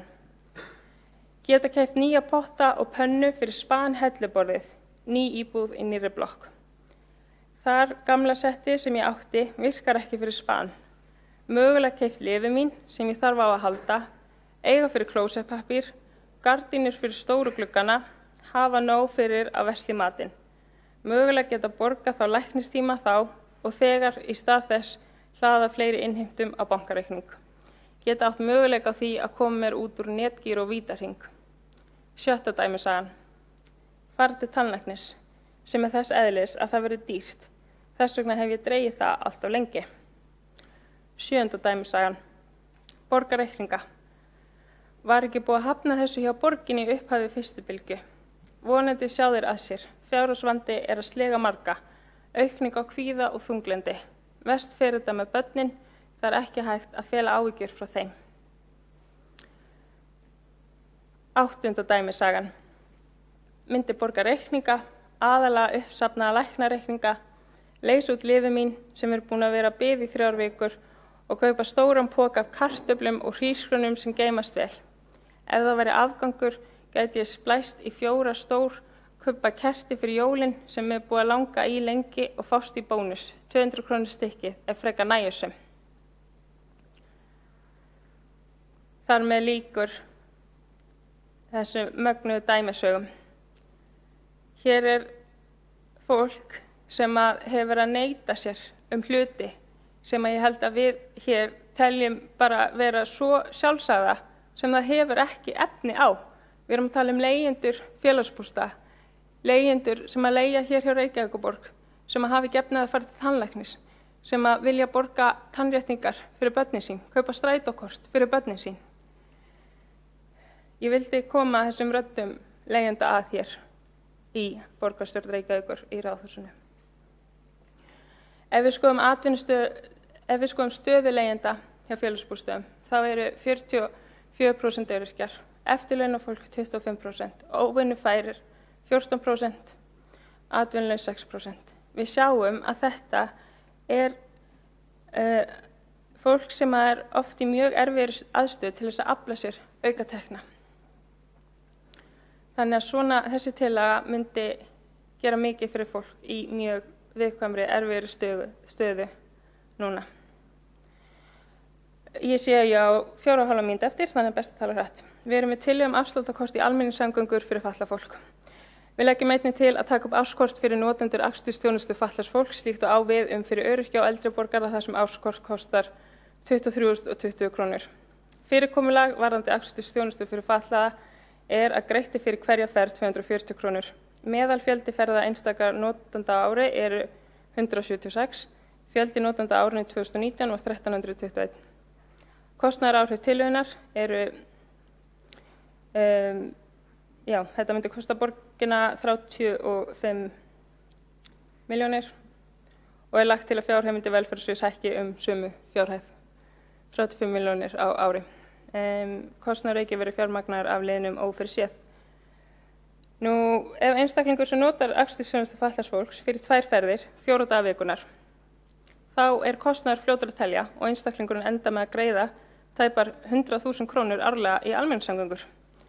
Fólki með fötlun ætti einnig að bjóðast árskort í samgöngur.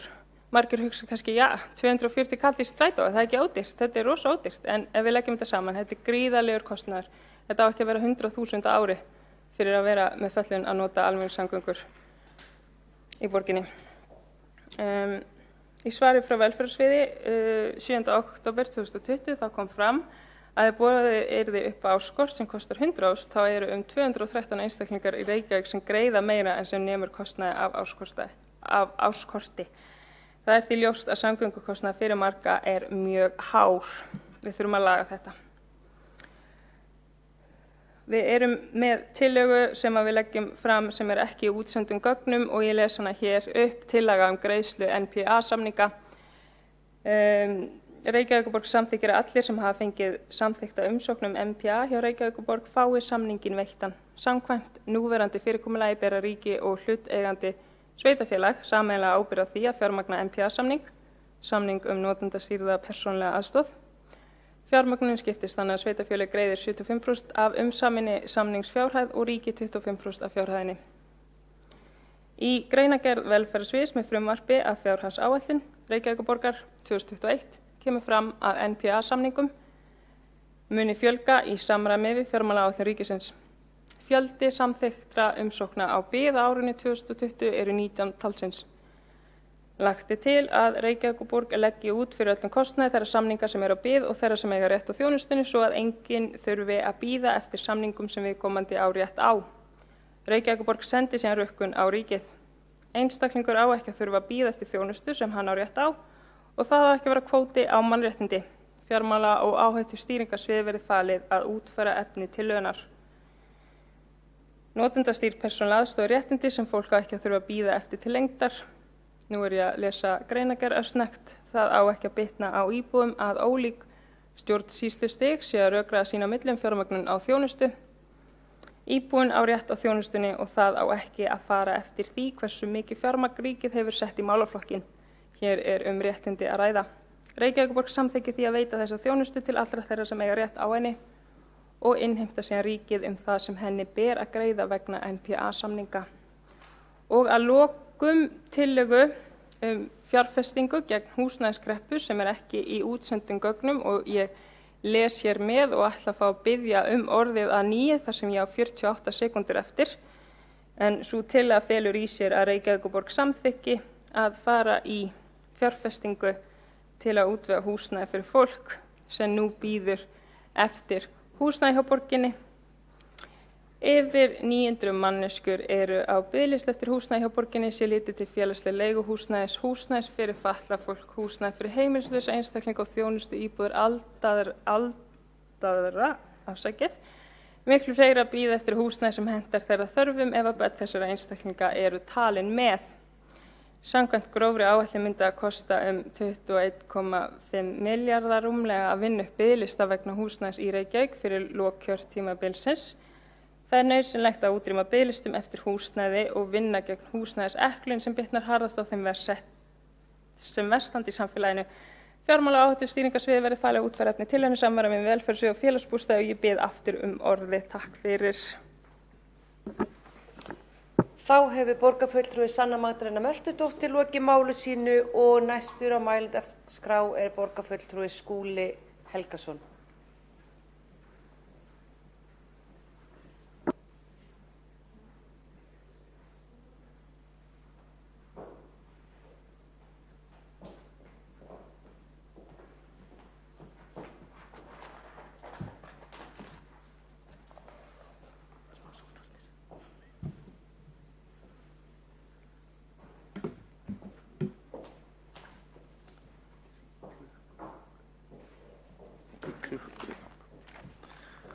Forseti, ágæta borgarstjórn.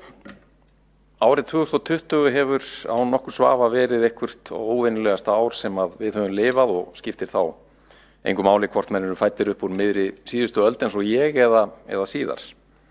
Við höfum öll þurft að kasta handritinu og skrifa upp nýtt, leggja til hliðar siði, venjur og vinnubrögð sem við höfum ástundað árabil og leita nýrra lausna við aðstæður sem við höfum aldrei áður mætt. Þetta hefur verið snúið, flókið og vandasamt en með samstilltu átaki alla borg, allt samfélagi hefur okkur öllum tekist að leysa verkefni ársins með atorku, fagmennsku, úthaldi og þolinmæði sem starfsfólk okkar og borgarbúar hafa sýnt að þeir búa yfir í meira mæli en kannski ímyndin af þjóðarkarakternum hefur yfirleitt gefið til kynna. Fyrir þetta vil ég þakka af heilum hug. Ég ætla að verja mínum tíma hér í dag í að ræða stöðuna í viðamesta málaflokknum skóla- og frístundarsviði, ræða helstu breytingar á milli ára og þó þetta verði ekki ár margra nýrra verkefna eins og nærri má geta við aðstæðurnar sem við búum við í þjóðarbúskapnum, þá munum við engu að síður blása til sóknar á nokkrum lykilsviðum sem munu skipta börnin í borginni afar miklu máli og skipta reyndar sköpum til að við getum staðið fyllilega undir nafni sem mennta samfélag jafnaðar og framfara. Það eru 3 verkefni sem ég vil leggja sérstaka áherslu á. Í fyrsta lagi stafræn bylting náms- og kennsluhátta svo við getum nýtt þau miklu sóknarfæri sem skapast hafa á þessu óvenjulega ári. Í öðru lagi meiri áherslu á íslensku kennslu barna með annað móðurmál en íslensku þar sem við bætum við 143 milljónum króna til þess að styrkja verulega stuðning og kennslu þessa hóps. Og í þriðja lagi eru breytingarnar á brúum bilið aðgerðaáætluninni sem við erum að vinna þessa dagana, höfum verið að endurskoða þetta verkefni með hliðsjón af græna planinu og niðurstaðan svo að við munum geta boðið rúmlega 1000 nýjum börnum í leikskóla borgarinnar allt frá 12 mánaða aldri á komandi árum sem næstum því helmingsfjölgun miðað við þá áætlun sem við samþykktum hér í þessum sal fyrir réttum 2 árum síðan. Þessi endurskoðun á brúum bili verkefni hefur verið í takt við hugmyndafræði græna plansins sem við erum líka að samþykkja hér í dag eða í kvöld sjálfbærar umhverfisvænar lausnir, þar með talið að nýta þau mannvirki sem fyrir í borgarlandinu og það skila sér í nýjum verkefnum eins og ég mun rekja á eftir.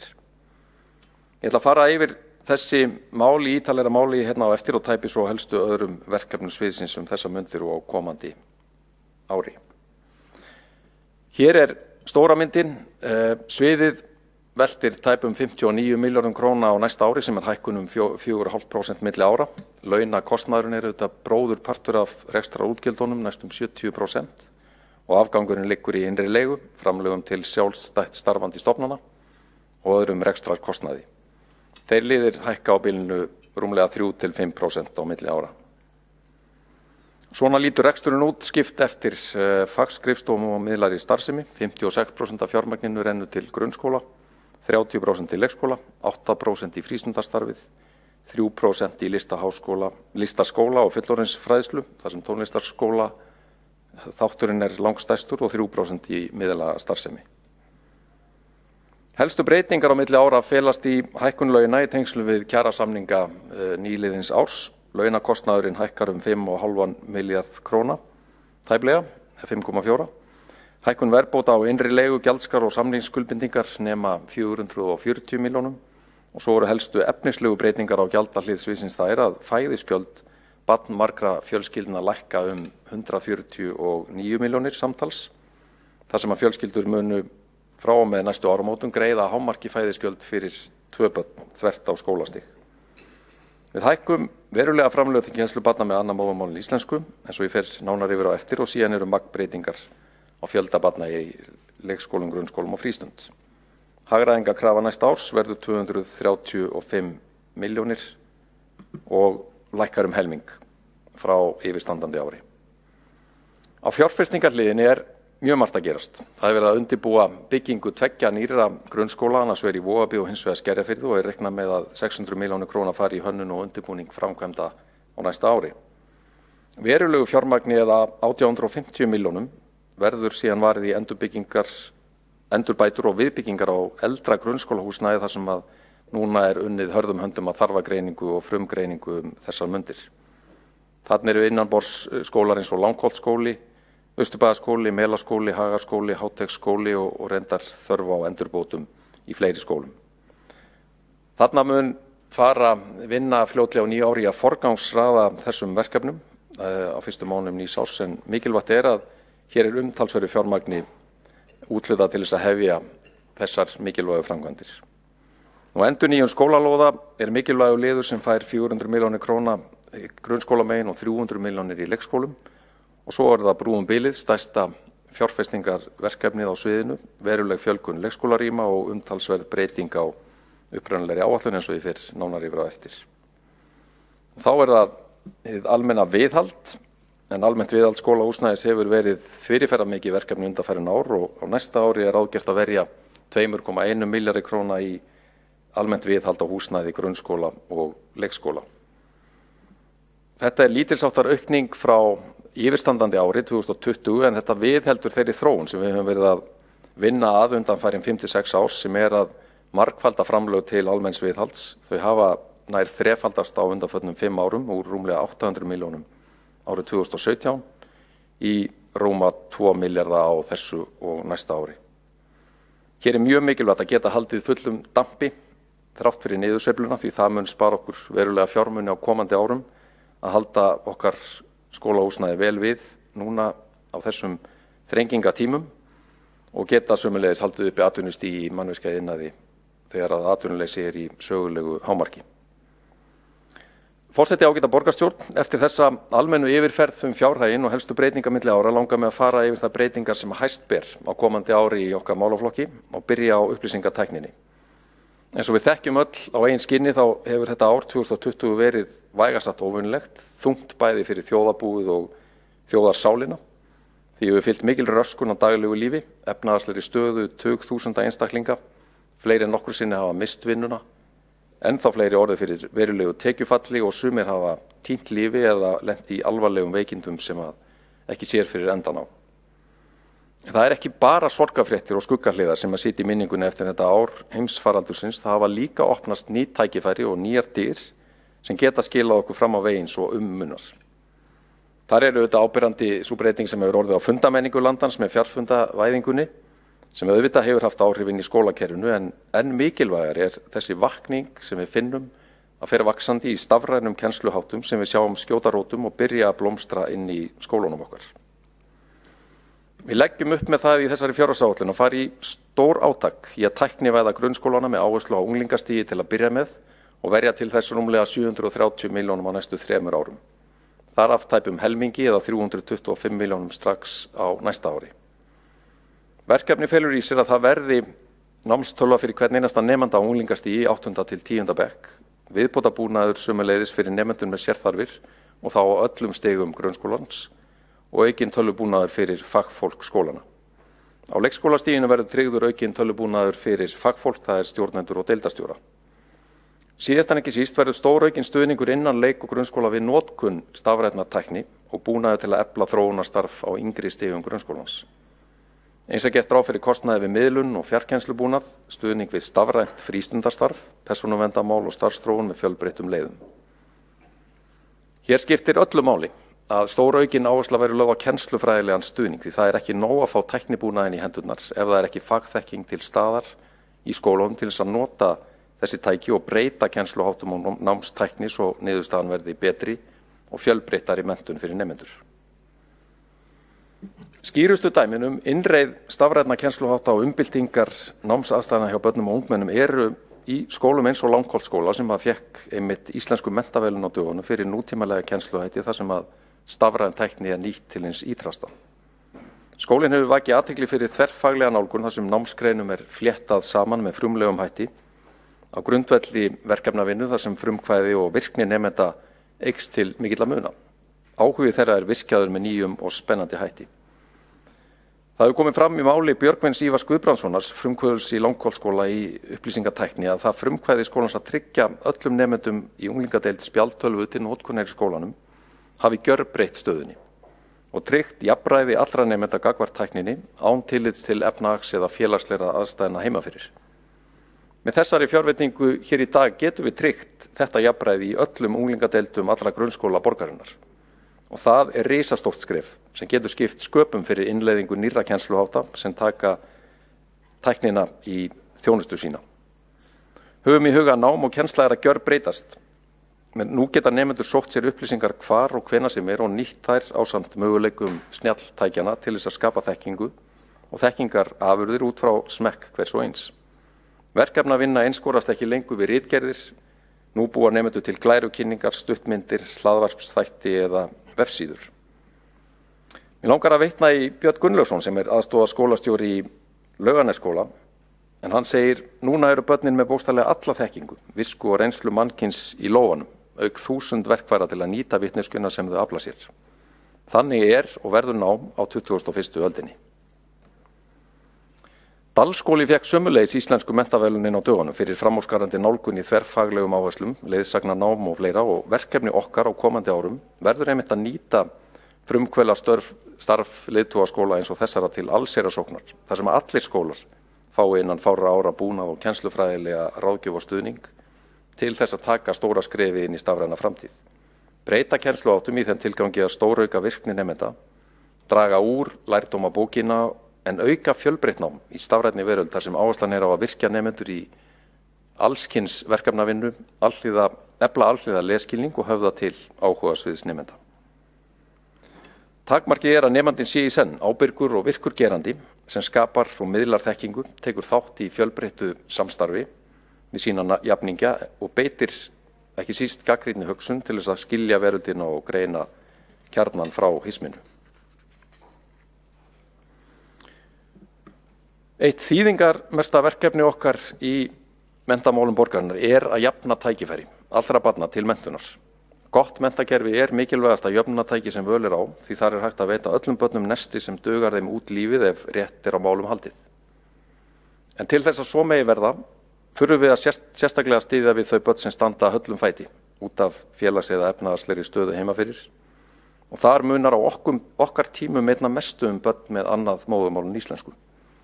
Við vitum og sjáum það af rannsóknum að sá hópur stendur jafnöldrum sínum talsvert að baki þegar kemur að kunnáttu í íslensku svo sem eðlilegt og það ávísun á alvarlega mismunun og mun lakari menntun þessara barna ef við grípum ekki kröftulega inn í. Borgin hefur vissulega varið talsvert auknu fjármagni til þessara mála undanfarin 3 til 4 ár en það hefur þó ekki dugað til að halda yfir þá miklu fjölgun sem hefur orðið á þessum hópi undanfarin ár í okkar samfélagi. Því þurfum við enn að bæta hraustlega við til þess að ná settu marki og það erum við að gera með þessari fjárhagsáætlun.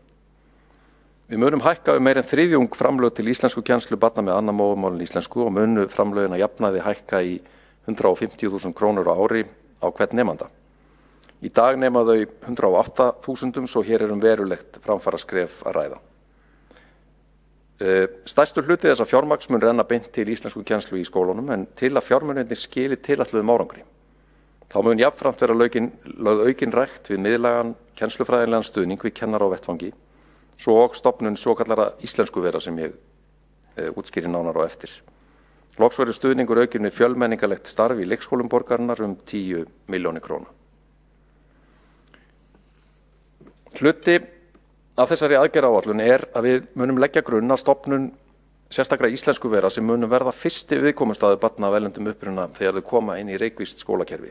Og þar mun megin áherslan vera á íslenskukennslu fyrstu 3 til 6 mánuði grunnskólagöngunar með það að markmiði að tryggja þessum börnum eins fljótt og verða má traustan grunn í tungumálinu sem stökkbreyti til frekara náms í framhaldinu. Við stefnum að því að taka fyrstu 2 íslensku verin í notkun á næsta skólaári og bindum miklar vonir við þá starfsemi. Ég legg þó áherslu á það að viðkomandi börn munu strax mynda tengsl við sinn væntanlega heimaskóla með því að taka þátt í list- og verkreinum þar með sínum jafnöldrum og jafnframt standa til boða þáttaka í frístundastarfi viðkomandi skóla. Miðja Máls og læsis mun veita þennan kennslufræðilega stuðning og nýta meðal annars til þess nýtt matstæki af sænskum uppruna sem að veitir lykilupplýsingar stöðu nemenda í starffræði og móðumáli en á grundvelli þess auk niðurstaðna úr millimálaprófinu sem mæli stöðu barnanna í íslensku munum við hafa gögn sem við höfum aldrei haft áður til þess að vinna markvissa einstaklingsáætlun sem forsenda þess að viðkomandi nemendur taki skýrum framförum í sínu námi. Markmiðið að í öllum skólum verði lagt mat á stöðu nemenda í íslensku starffræði og móðumáli og gerð einstaklingsáætlun til að tryggja markvissa nýtingu fjármuna til íslensku kennslunar. Síðast en ekki síst felur aðgerðaáætlunin í sér fjölgun brúarsmiða Miðja Máls og læsis sem þeirra var gegnt lykilhlutverkið við að tengja börn og foreldra þeirra frá erlendum málsvæðum við reykvískt skólasamfélag. Þriðja stóra verkefni sem ég ætla að fjalla í nokkrum smáatriðum brú bilið. Þetta aðgerðaáætlunin sem allir þekkja og við höfum verið að vinna eftir undanfærin 2 ár, var samþykktir í borgarstjórn í lok nóvember 2018. Þetta verkefni hefur þegar skilað rúmlega 30 sérstaklega útbúnum ungbarnadeildum alla borg og rúmlega 300 nýjum leikskólaplássum í borgarreknum og sjálfstætt reknum leikskólum. Í undirbúningu meðal annars 7 til 8 nýjir leikskólar og 4 viðbyggingar við eldri leikskóla. En síðustu vikur og mánuði höfum við verið að vinna að endurskoðun þessarar áætlunar með það í huga að fjölga nýjum leikskólum til að koma að enn fleiri börnum en upphaflega var gert ráð fyrir. Upphaflega lögðum við upp með það að fjölga leikskólarýmum undir þessum merkjum brúum bilið 700 til 750 á árunum 2019 til 2023 en nú stefnir í að við munum bæta við mun fleiri plássum eða á bilinu 1050 til 1100. Meðal annars með því að bæta við 2 stórum leikskólum miðsvæðis í borginni, annars vegar 120 barna leikskóla við Kleppsveg og hins vegar leikskóla í húsnæði borgarinnar í Safamýri sem við áætlum að geti rúmað að lágmarki 80 börn. Við erum sem sé að fjölga plássum helming með að við upprunalega áætlun eða skapa rými fyrir 300 til 400 ný börn inn í leikskólan okkar umfram þessi 700 til 750 sem lagt var upp með 2018. Reyndar eru fleiri ný verkefni í athugun í stýrihópnum verkefnið. Meðal annars lögðust við í markaðskönnun núna í haust húsnæði til leigu fyrir leikskóla sem við vorum að fá niðurstöður úr á dögunum. Og ég vek athygli á því að við munum fá niðurstöður á 5. kemur úr hönnunarsamkeppni fyrir nýjan leikskóla miðborgar sem verður staðsettur við Njálsgötu fyrir aftan gamla Austurbæjarbíó. Þar voru sendar inn tæplega 30 tillögur og verður afar spennandi að sjá og heyra vinningstillöguna. Eins og ég nefndi áðan þá endurskoðuð áætlun brúum bilið, hún vinnur út frá þeirri forsendu að við fjölgum enn frekar plássum með því að opna nýja leikskóla en draugum hins vegar á móti úr áherslu á viðbyggingar sem voru allmargar í þeirri áætlun sem við vorum að vinna eftir en þær skila hver sig tiltölulega fáum nýjum plássum. og það hefur reynst vera þannig í framkvæmdinu undanfari misseri að flækjustigið varðandi þær viðbyggingar við þá eldri leikskóla hefur reynst talsvert mikið og hefur tafið það að við næðum þeirri fjölgun sem við stefndum að. Þannig fallið frá 2 viðbyggingaverkefnum í Reynisholti og Brákaborg sem hefðu þrátt fyrir ærinn tilkostnað einungis fjölga plássum ríflega 20 á hvorum stað. Fjölgun plássa í færanlegum deildum hefur gengið eftir samkvæmt áætlun undanfærin 2 ár og fjölgar enn með stækkun Gullborgar í Vesturbænum á komandi sumri þar sem 27 ný pláss verða tekin í notkun.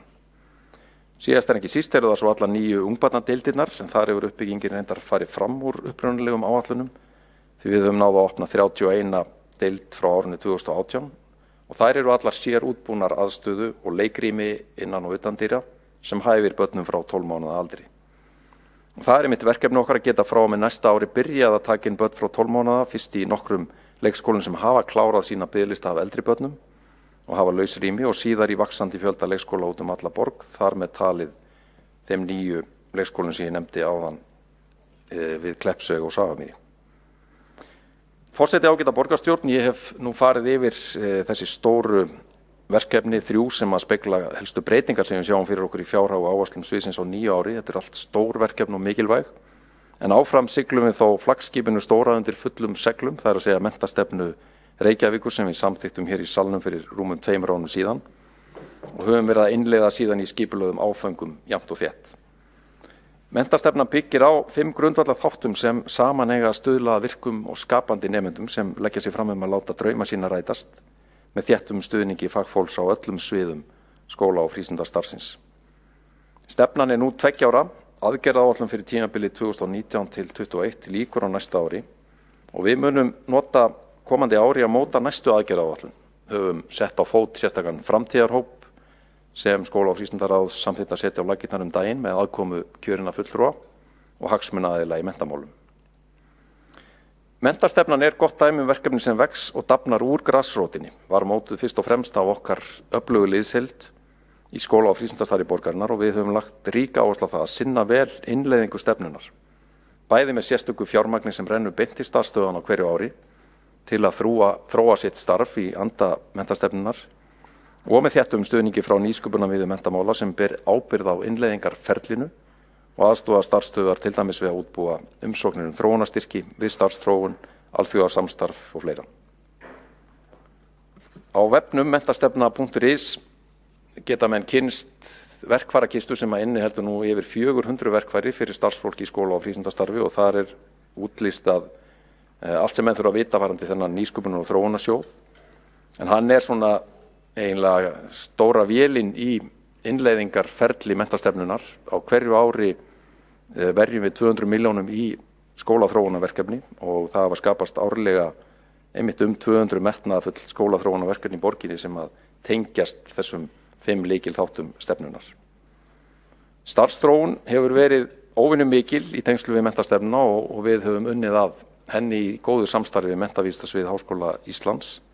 Þetta auðvitað forsenda þess að skólarnir okkar nái að standa undir nafni sem öflug lærdómssamfélög í fremstu röð og þar hafa verið í boði einingar sem veita, námskeið sem veita einingar til framhaldsnáms, fræðslutilboð á ógleymdum námsleyfum til starfsfólks okkar sem vill afla sér fagmenntunar. Það hefur ýmislegt verið í gangi hér á þessu ári þrátt fyrir COVID. Við höfum verið að opna 9 skólana, grunnskólan okkar í Grafarvoginum og þar hefur nýsköpunarskólinn, Víkurskóli, farið sérstaklega vel af stað með mikla áherslu á nýja kennsluhætti, samstarf nemenda þvert á árganga og í lotum sem að tengjast ákveðnum þemaverkefnum. Sömuleiðis hefur verið mikil nýsköpun í Fellaskóla í Breiðholti sem að tók það metnaðarfulla skref að verða eins konar þróunarskóli fyrir nýju menntastefnuna með sérstaklega áherslu á sköpun, ekki síst tónlist, leiðsagnarnám, samþættingu frístundar og skólastarfs og markvissa vinnu með mál og læsi í skóla þar sem að hlutfall barna með annað móðurmál en íslensku á milli 70 og 80% sem að auðvitað einsdæmi í borginni.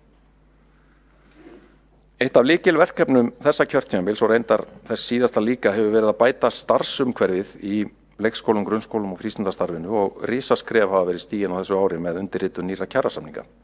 Það sem að stytting vinnuvikunar var samþykkt, en borgin hefur eins og við þekkjum verið í farabroddi í þeim leiðangri undanfarin ár. Nú verður styttingin innleidd frá með næstu áramótum og það kallar auðvitað á heilmikla breytingu á vinnutilhögun og áherslum og skipulagi á okkar starfsstöðum, en allt það gert með það í huga að minnka álag, draga úr kulnun og auka samvistir fjölskyldna, ekki síst foreldra og barna. Við höfum unnið miklar greiningar á starfsumhverfi okkar fólks, nú síðast stjórnenda til að skapa þeim svigrúm til að rækta hlutverk sitt sem faglegi leiðtogar og framundan lokahinnan í mótun og innleiðingu á nýju úthlutunarlíkani í grunnskólum sem við vonumst til þess að verði tekið til notkunnar næsta haust. Nú, skylt verkefni er vinnast stýrihóps bætt starfsumhverfi í leikskólum sem að skoða umbætur og skipula á leikskólastarfinu. Sá hópur leitar nú leiða til þess að auka fagmennsku og gæði í starfinu og minnka álag á börn og starfsfólk. Hann vinnur að tillögugerð og áætlað að hann skili niðurstöðum á fyrstu mánuðum nýs árs. Nú, eitt mikilvægasta verkefnið þessa mundir sem tengist börnum og ungmennum er Betri borg fyrir börn, samstarfsverkefni stóru sviðana tveggja, skóla- og frístundasviðs og velferðarsviðs. En þar er tilgangurinn að leggja meginþungan á snemmtækan stuðning við börn í nær umhverfi þeirra út í skólunum, í þéttu samstarfi skólasálfræðinga og annarra starfsmanna þjónustu miðstöða velferðarsviðs innan skólaþjónustunar við fagfólk okkar í skólunum. Þannig bæði verið að dreifstýra þjónustu sem hingað til hefur verið miðlæg, færa stjórnuna nær vettvangi, nýta betur fjármuni og mannauð og byggingar. Tilgangurinn að bæta árangurinn áfram meiri framförum hjá börnum og við bindum miklar vonir við þetta verkefni á allra næstu misserum og vonumst til þess að geta síðan stigið skref út í aðra borgarhluta þegar að ávinningurinn liggur fyrir. Margir hafa illan bifur á hagræðingu, en svo fram hefur komið í þessari umræðu hér, en það meira gaman að útdela peningum en skera þá niður við trog, en hagræðingin getur hins vegar verið mikilvægt tæki til þess að velta við steinum, halda kjörnum fulltrúum og stjórnendum á tánum og tryggja að meðferð opinbers fjár sé á hverjum tíma bæði hagkvæm og árangursrík. Það hefur verið unnið út frá 1% hagræðingakröfu undanfarið ár á öll svið og skóla- og frístundasvið hefur unnið samkvæmt þeirri áætlun að skila inn hagræðingu sem að felur ekki í sér flata niðurskurð og deilt út á starfsstöðvarnar heldur sparnað í tilteknum verkefnum. Hér má sjá að þessi áætlun hefur í stórum dráttum gengið eftir. Af 11 verkefnum hafa 8 að fullu komast til framkvæmda, 1 í undirbúningi en 2 hafa ekki komast til framkvæmda í ljósi aðstæðna. Lungin af þeirri fjárhagslegu hagræðingu sem lagt var upp með hefur skilað sér í hús eða nærri 90% samkvæmt þessari samantekt sviðsins. En ég vil þakka fyrir það að það hefur verið hlustað á okkar óskir að draga úr hagræðingunni á næsta ári, enda það staðreynd að það hefur verið mikill viðbótarkostnaður tengdur COVID-faraldrinum sem hefur lagst ofan á þann hefðbundna kostnað sem að sviðið hefur úr að spila. Nú að lokum minni ég á 2 mikilvæg atriði sem að birtast okkur áramótin eða í byrjun nýs árs. Í fyrsta lagi tekur gildi ákvörðun í samstarfssáttmála meirihlutans aukinn stuðning við barnmargar fjölskyldur, en þá munu barnafjölskyldur í mesta lagi greiða fæðisgjöld fyrir 2 börn þvert á skólastig. Svo fjölskyldur með til dæmis 1 barn í leikskóla og 2 í grunnskóla borga það bara skólamáltíði fyrir 2 barna sinna en fá frítt fyrir það 3. svo dæmi sér tekið. Þetta nýja fyrirkomulag tekur gildi áramótin. Og í byrjun nýs árs er von á niðurstöðum úr vinnu stýrihóps framtíðarskipan tónlistarnáms í borginni. Þar hafa 3 borgarfulltrúar undir forystu Alexandru Brím unnið viðamiklar tillögur og skýrslu sem verður grunnur að metnaðarfullri stefnu borgarinnar eflingu tónlistarnáms barna og unglinga í borginni. Þetta er sérstakt tillögunarefni og lykilaðgerð í að auka sköpun í skóla- og frístundastarfi borgarinnar eins og kveðið er á í menntastefnunni. Forseti ágæta borgarstjórn, ég hef hér farið vítt og breytt yfir sviðið í skóla- og frístundastarfi borgarinnar. Stóra myndin er þessi að við erum að sækja fram á fjölmörgum sviðum þrátt fyrir COVID-faraldurinn. Menntastefnan er stóra sjókortið sem við siglum eftir og innleiðingin á henni gengur mjög vel. Við erum í miðri endurskoðun og lokametrónum að endurskoða brúum bíli verkefnið og munum fjölga þar plássum að minnsta kosti helming með við þá áætlun sem við samþykktum hér í borgarstjórn 2018. Stafræn bylting er í burðarliðnum inn í skólunum með myndarlegri innspýtingu í þessari fjárhagsáætlun. Við setjum meiri þunga í kennslu barna með annað móðurmál en íslensku og leggjum áherslu á það að innleiða af enn meiri krafti verkefni Betri borg fyrir börn sem að fer af stað í Breiðholti og hefur verið þar allt þetta ár. Ég vil nota tækifærið og þakka kærlega fyrir gott samstarf á liðnum árum, bæði mínum félögum í meirihlutanum og öðrum borgarfulltrúum. Þakka sérstaklega starfsfólki fjármála og áhættustýringar og fagsviðana, ekki síst þúsundum starfsmanna skóla og frístundasviðs á vettvangi og miðlægt fyrir að standa með miklum sóma vaktina á afar krefjandi og annasömu ári. Ég sjálfur sannfærður það að eftir þetta þungbæra ár sem hefur fylgt heimsfaraldrinum þá hillir undir spennandi tíma. Viðspyrnan handan við hornið, græna planið vísar okkur þar veginn og við munum sigla seglum þöndum inn í nýtt ár með þríliðu sjálfbærar þróunar að leiðarljósi efnahagslegan, umhverfislegan og samfélagslegan vöxt og velsæld. Auðvitað verður þessi sigling ekki eingöngu í einhverjum hægum andvara, það mun gefa bátinn en við erum vel nestuð og reynslunni ríkari eftir viðurregnina við COVID. Ég sannfærður að 2021 verður ár upprisunar og við verðum vel í stakk búin að halda vel utan okkar fólk á heimilum og vinnustöðum borgarinnar. Takk fyrir.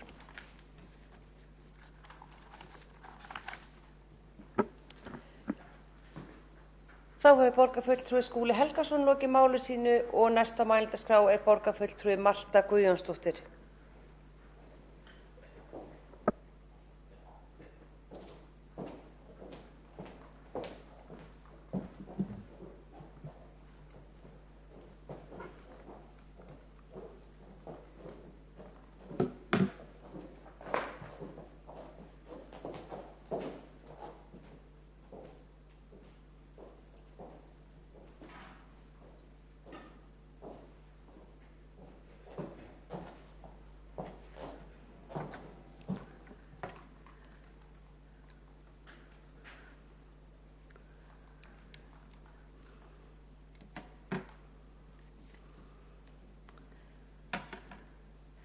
Forseti, góðir borgarfulltrúar, sú starfs- og fjárhagsáætlun sem hér liggur fyrir sýnir fram á að meirihlutinn kvittar undir það enn eina ferðina að haldið skal áfram vegferðinni til skuldasöfnunar.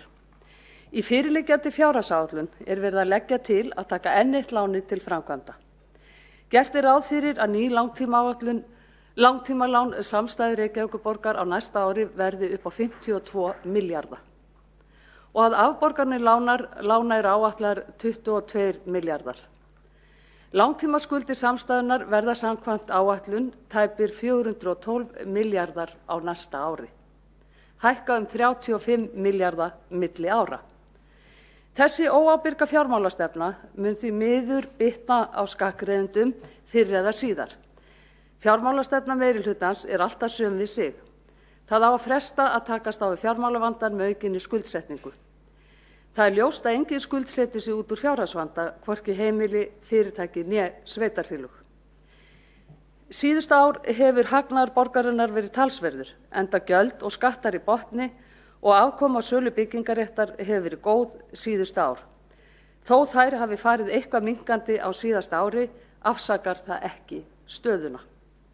Þrátt fyrir mikið góðæri á undanförnum árum og við höfum verið á hátindi hagsveiflunnar, hefur ekki tekist að lækka skuldir. Gera þarf alltaf ráð fyrir því að efnahagsástandið geti versnað og tekjur geti farið minnkandi. Góðir búmenn spara í góðæri fyrir mögru árunum. Ef það hefði verið gert, þá hefði Reykjavíkurborg geta mætt því efnahagsáfalli sem við stöndum frammi fyrir núna. Skuldasöfnun í dag aukin skattheimta eða skert þjónusta til framtíðar. Hvað réttlætir þessa skuldasöfnun?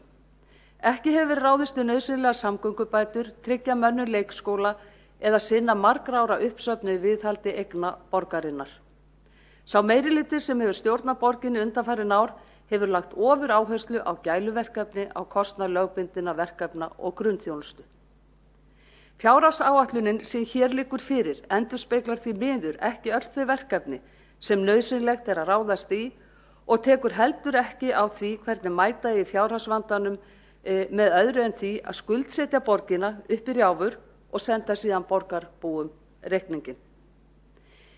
Við sjálfstæðismenn höfum lagt fram yfir 20 tillögur hér í dag sem sýnir kannski best að starfs- og fjárhagsáætlunin endurspeglar ekki öll þau mikilvægu verkefni sem nauðsynlegt er að ráðast í.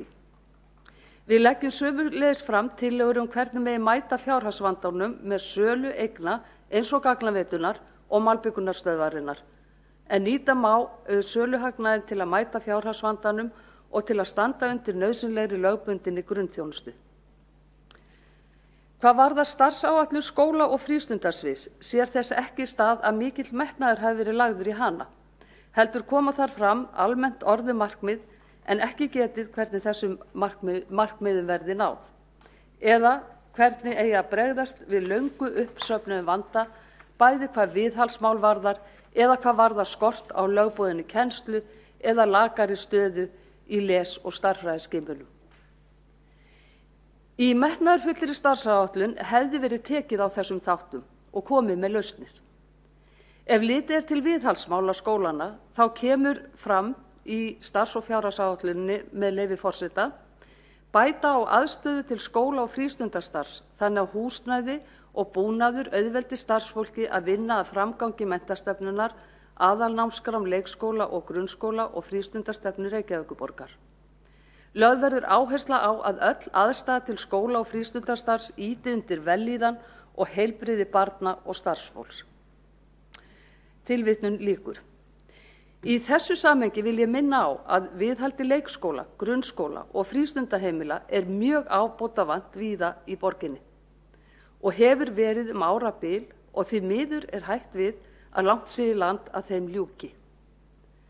Gerðar hafa verið áætlanir endurbætur en þær framkvæmdir hafa ekki náð að svara þeirri miklu uppsöfnuðu þörf sem fyrir hendi er í skólahúsnæði og á skólalóðum. Þá vantar einnig mikið upp á að almennu viðhaldi skólalóða hafi verið sinnt og það látið bíða þar til leiksvæði eru endurnýjuð í heild sinni. Auðvitað þarf að bregðast hratt og örugglega við viðhaldsleysi á skólalóðum til að tryggja öryggi barna og koma í veg fyrir slys. Þá er enn fremur víða pottur brotinn hvað varðar umferðaröryggi við marga skóla þar sem vantar vel upplýstar og sérmerktar gangbrautir. En sérmerktar gangbrautir eru samkvæmt umferðarlögum 26. grein að mig minnir að þær skuli vera sebramerktar, vel merktar með skiltum og upplýstar. Staða tómmenntakennslu í grunnskólum Reykjavíkur er því miður ekki góð og ekki er að sjá að starfs- og fjárhagsáætlunin endurspegli að gera eigi bragarbót í þeim efnum. Fjöldi nemenda í grunnskólum fer að mis við tómmenntakennslu. Það er ótrúlegt, við erum á 21. öldinni og að grunnskólanemar hjá Reykjavíkurborg skuli fara að mis við tómmenntakennslu. En það er staðreynd. Staða tómmenntakennslu er alvarleg þegar litið til þess að 879 nemendur í 2 skólum borgarinnar fá alls enga tónmenntakennslu. Fjöldi annarra nemenda fara einnig á mis við tónmenntakennslu því ekki er kennd tónlist í öllum árgöngum, nema í 12 skólum borgarinnar af 36. Af þessu ljóst að ekki fá allir nemendur borgarinnar kennslu í þessu fagi í samræmi við aðalnámskrá grunnskóla og skólarnir geta því ekki mætt þeim hæfnum viðmiðum í kennslu í þessu fagi sem aðalnámskráin gerir ráð fyrir. Til að uppfylla skilyrði aðalnámskrár og að öll börn í borginni sitji við sama borð hvað tónmenntakennslu varðar, verður að taka þessa stöðu alvarlega og gera ráðstafanir til að tryggja öllum nemendum kennslu í tónmennt sem þeim ber samkvæmt aðalnámskrá. Við fulltrúar Sjálfstæðisflokksins í skóla- og frístundaráði höfum lagt fram tillögur í þessu efni og vonumst til þess að þær nái fram að ganga þó að þær endurspeglist ekki eða komi hér fram í starfs- og fjárhagsáætlun fyrir árið 2021. Þær skimanir sem gerðar hafa verið í lestri og stærðfræði gefa til kynna að börnum sem þurfa á stuðningi að halda fjölgar en við þeirri stöðu þarf að bregðast og setja mælanleg markmið að bæta árangur í þessum greinum. Ábendingar innri endurskoðunar að rekstur skóla- og frístundastarfs hafi verið vanfjármagnaðar síðustu árin og kalla á viðbrögð. Athugasemdir og ábendingar sem þar koma fram eru þær sömu og komið hafa fram árlega síðustu árin án þess að meirihluti borgarstjórnar hafi brugðist við. Þessi vanfjármögnun veldur stjórnendur skóla Reykjavíkurborgar erfiðleikum sem bitna á skólastarfi. Sem dæmi það má nefna að margir skólar geta ekki lengur fjármagna forfallakennslu og þurfa því að senda nemendur heim. Það gert þó lögboðin sé sú skylda grunnskólana og fræðsluyfirvalda í borginni að sjá til þess að nemendur fái forfallakennslu. Mikilvægt að brúa bilið milli fæðingarorlofs og leikskóla. Farið að síga á seinni hluta kjörtímabilsins og ljóst að áætlanir að brúa bilið milli fæðingarorlofs og leikskóla hafa ekki gengið eftir, þrátt fyrir loforð flokkanna fyrir kosningar og ákvæði þar í meirihluta sáttmálanum. Enn langt í land að hægt sé og hægt verði að efna loforð í þeim efnum, því miður. Vaxandi vandi með hverju mánuðinum eins og staða biðlista gefur til kynna og nauðsynlegt að farið verði stærra átak og taka stærri skref í að stytta biðlista eftir leikskóladvöl en meirihlutaflokkarnir hafa gert hingað til. Forseti, hvað uppbyggingu og skipulagsmálin varðar, þá kemur fram í starfs- og fjárhagsáætlun fyrir árið 2021 að uppbygging í Reykjavík samkvæmt aðalskipulaginu heldur áfram af fullum krafti þrátt fyrir að komið á daginn að sú stefna sem boðið var í aðalskipulaginu hafi boðið skipbrot. Hún mistókst og það var varað við afleiðingum með hennar þegar aðalskipulagið var samþykkt á sínu tíma. Í því aðalskipulagi var boðuð róttæk stefnubreyting í skipulagsmálum í borginni. Gert var ráð fyrir að nær öll uppbygging færi fram á dýrum þéttingarreitum miðsvæðis í borginni og ekki gert ráð fyrir nýjum úthverfum sem reyndar voru kölluð meinsemd í skipulaginu. Þéttingarstefnan eða ofþéttingarstefnan hefur snúist upp í andhverfu sína því hún hefur leitt til umtalsverðrar dreifingar byggðar þar sem fólk hefur ekki átt annan kost en að flytja í önnur sveitarfélög á suðvesturhorninu, þar sem íbúðaverðið viðráðanlegra. Íbúðir á þéttingarreitum eru dýrar og eru ekki fyrir fyrstu kaupendur, sem segir sig sjálft því þeir uppbyggingarreitir eru seldir á hæsta markaðsverði sem skila sér í hærra verði hvort heldur að ræða kaupverð eða leiguverð íbúða.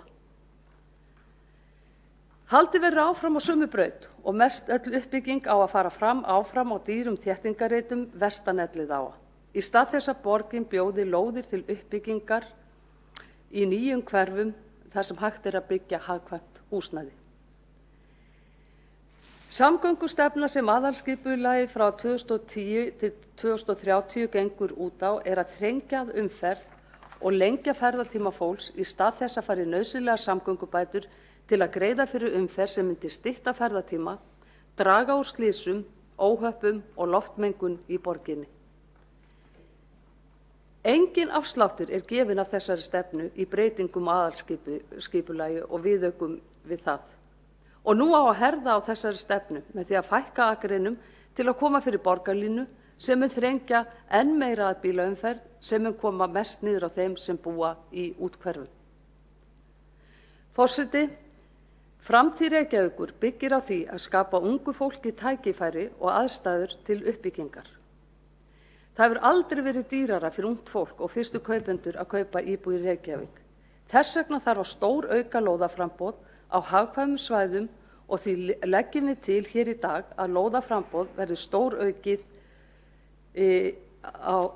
meðal annars í Keldnalandi og í Úlfarsárdal. Tillagan hljóðar svo: Borgarstjórn samþykkir að styrkja tekjuáætlun 5 ára fjárhagsáætlunar með því að fjölga lóðum undir fjölbreyttar gerðir íbúðarhúsnæðis í borgarlandinu.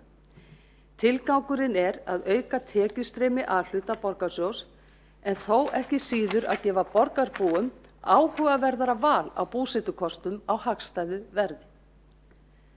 Borgarstjórn felur skipulags- og samgöngusviði í samvinnu við skipulags- og samgönguráð að gera tillögur að breytingum á aðal- og deiliskipulagsáætlunum, eins og við sem vinna að þessu markmiði.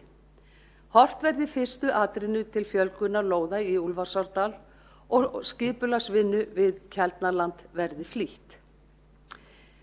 Þá leggjum við ennfremur til að lóðum undir fjölbreytta atvinnustarfsemi verði fjölgað. Borgarstjórn samþykkir að fjölga lóðum undir fjölbreytta atvinnustarfsemi. Tilgangurinn að auka tekjustreymi A-hluta borgarsjóðs til næstu ára.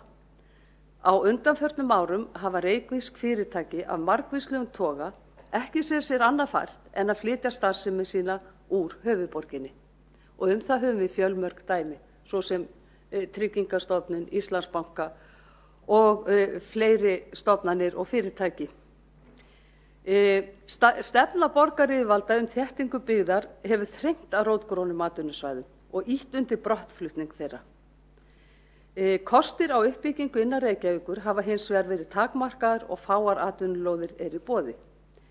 Markmið tillögunnar því einnig að snúa þeirri þróun við. Hlutverk höfuðborgar meðal annars að skapa fyrirtækjum aðstöðu og laða til sín með því ný fyrirtæki svo atvinnulíf í borginni geti blómstrað. Borgarstjórn felur skipulags- og samgöngusviði í samvinnu við skipulags- og samgönguráð að gera tillögur að breytingum á aðal- og deiliskipulagsáætlunum eins og við á, sem stefna að þessu markmiði. Fjárhagsáætlun verði breytt til samræmis við það. Forseti, til að bregðast við umferðarvandanum og til að stytta ferðatíma og draga úr slysum og aukinni loftmengun leggjum við til að hafist verði handa við gerð gatnamóta á einum hættulegustu gatnamótum landsins eins og kveðið á í samgöngusáttmálanum. Borgarstjórn samþykkir tillagan hljóðar svo: Borgarstjórn samþykkir að þegar verði hafist handa við undirbúning við gerð gatnamóta Bústaðarvegar og Reykjanesbrautar eins og samgöngusáttmáli ríkis og sveitarfélaga höfuðborgarsvæðisins frá 2019 og framkvæmdaáætlun kveður á. Gert ráð fyrir í viðauka 1 framkvæmda- og fjárstreymisáætlun samningsins að gatnamótin sé á áætlun árið 2021. Í samkomulaginu aðilar sammála að flýta tilteknum framkvæmdum og falla gatnamót Bústaðarvegar og Reykjanesbrautar þar undir. Þá segir í samkomulaginu að sveitarstjórnir viðkomandi sveitarfélaga muni vinna að því að tryggja að skipulagsáætlanir þeirra séu í samræmi við framkvæmdaáætlun og vinna jafnframt að öðru leyti að því að tryggja framgang samkomulagsins. Hraða þarf undirbúningi og skipulagsáætlunum vegna verkefnisins eins og kostur því framkvæmdirnar þola ekki bið ef samningar skulu standa. Fjárhagsáætlun endurspegli þessar auknu áherslur og verði breytt til samræmis við það. Það skal tekið fram að engin vinna hafin við gerð þessara gatnamóta. Engar tillögur hafa verið lagðar fram á vettvangi borgarstjórnar hvað þessi gatnamót varðar. Þrátt fyrir það að þetta ríki samkomulag milli ríkis og sveitarfélaga á höfuðborgarsvæðinu. Og nú þetta ár senn á enda og framkvæmdum við þessi gatnamót á að vera lokið á næsta ári, þannig að borgarstjórn þarf heldur betur að bretta upp hendur ef að þó það væri ekki nema að framkvæmdir geti hafist á næsta ári. Forseti, eitt mikilvægasta verkefni sveitarstjórna felst í því að skapa íbúum sínu skilyrði fyrir uppbyggingu á atvinnu og íbúðarhúsnæði. Þetta gert með raunhæfu skipulagi, almennu lóðaúthlutunum og þeim opinberu framkvæmdum sveitarfélaga sem slík uppbygging krefst. Þess vegna það von mín að tekið verði vel í þær tillögur sem hér eru lagðar fram, þannig að Reykjavík verði aftur fyrsti kostur þegar fólk velur sér búsetu eða fyrirtæki velja staðsetningu fyrir starfsemi sína. Takk fyrir.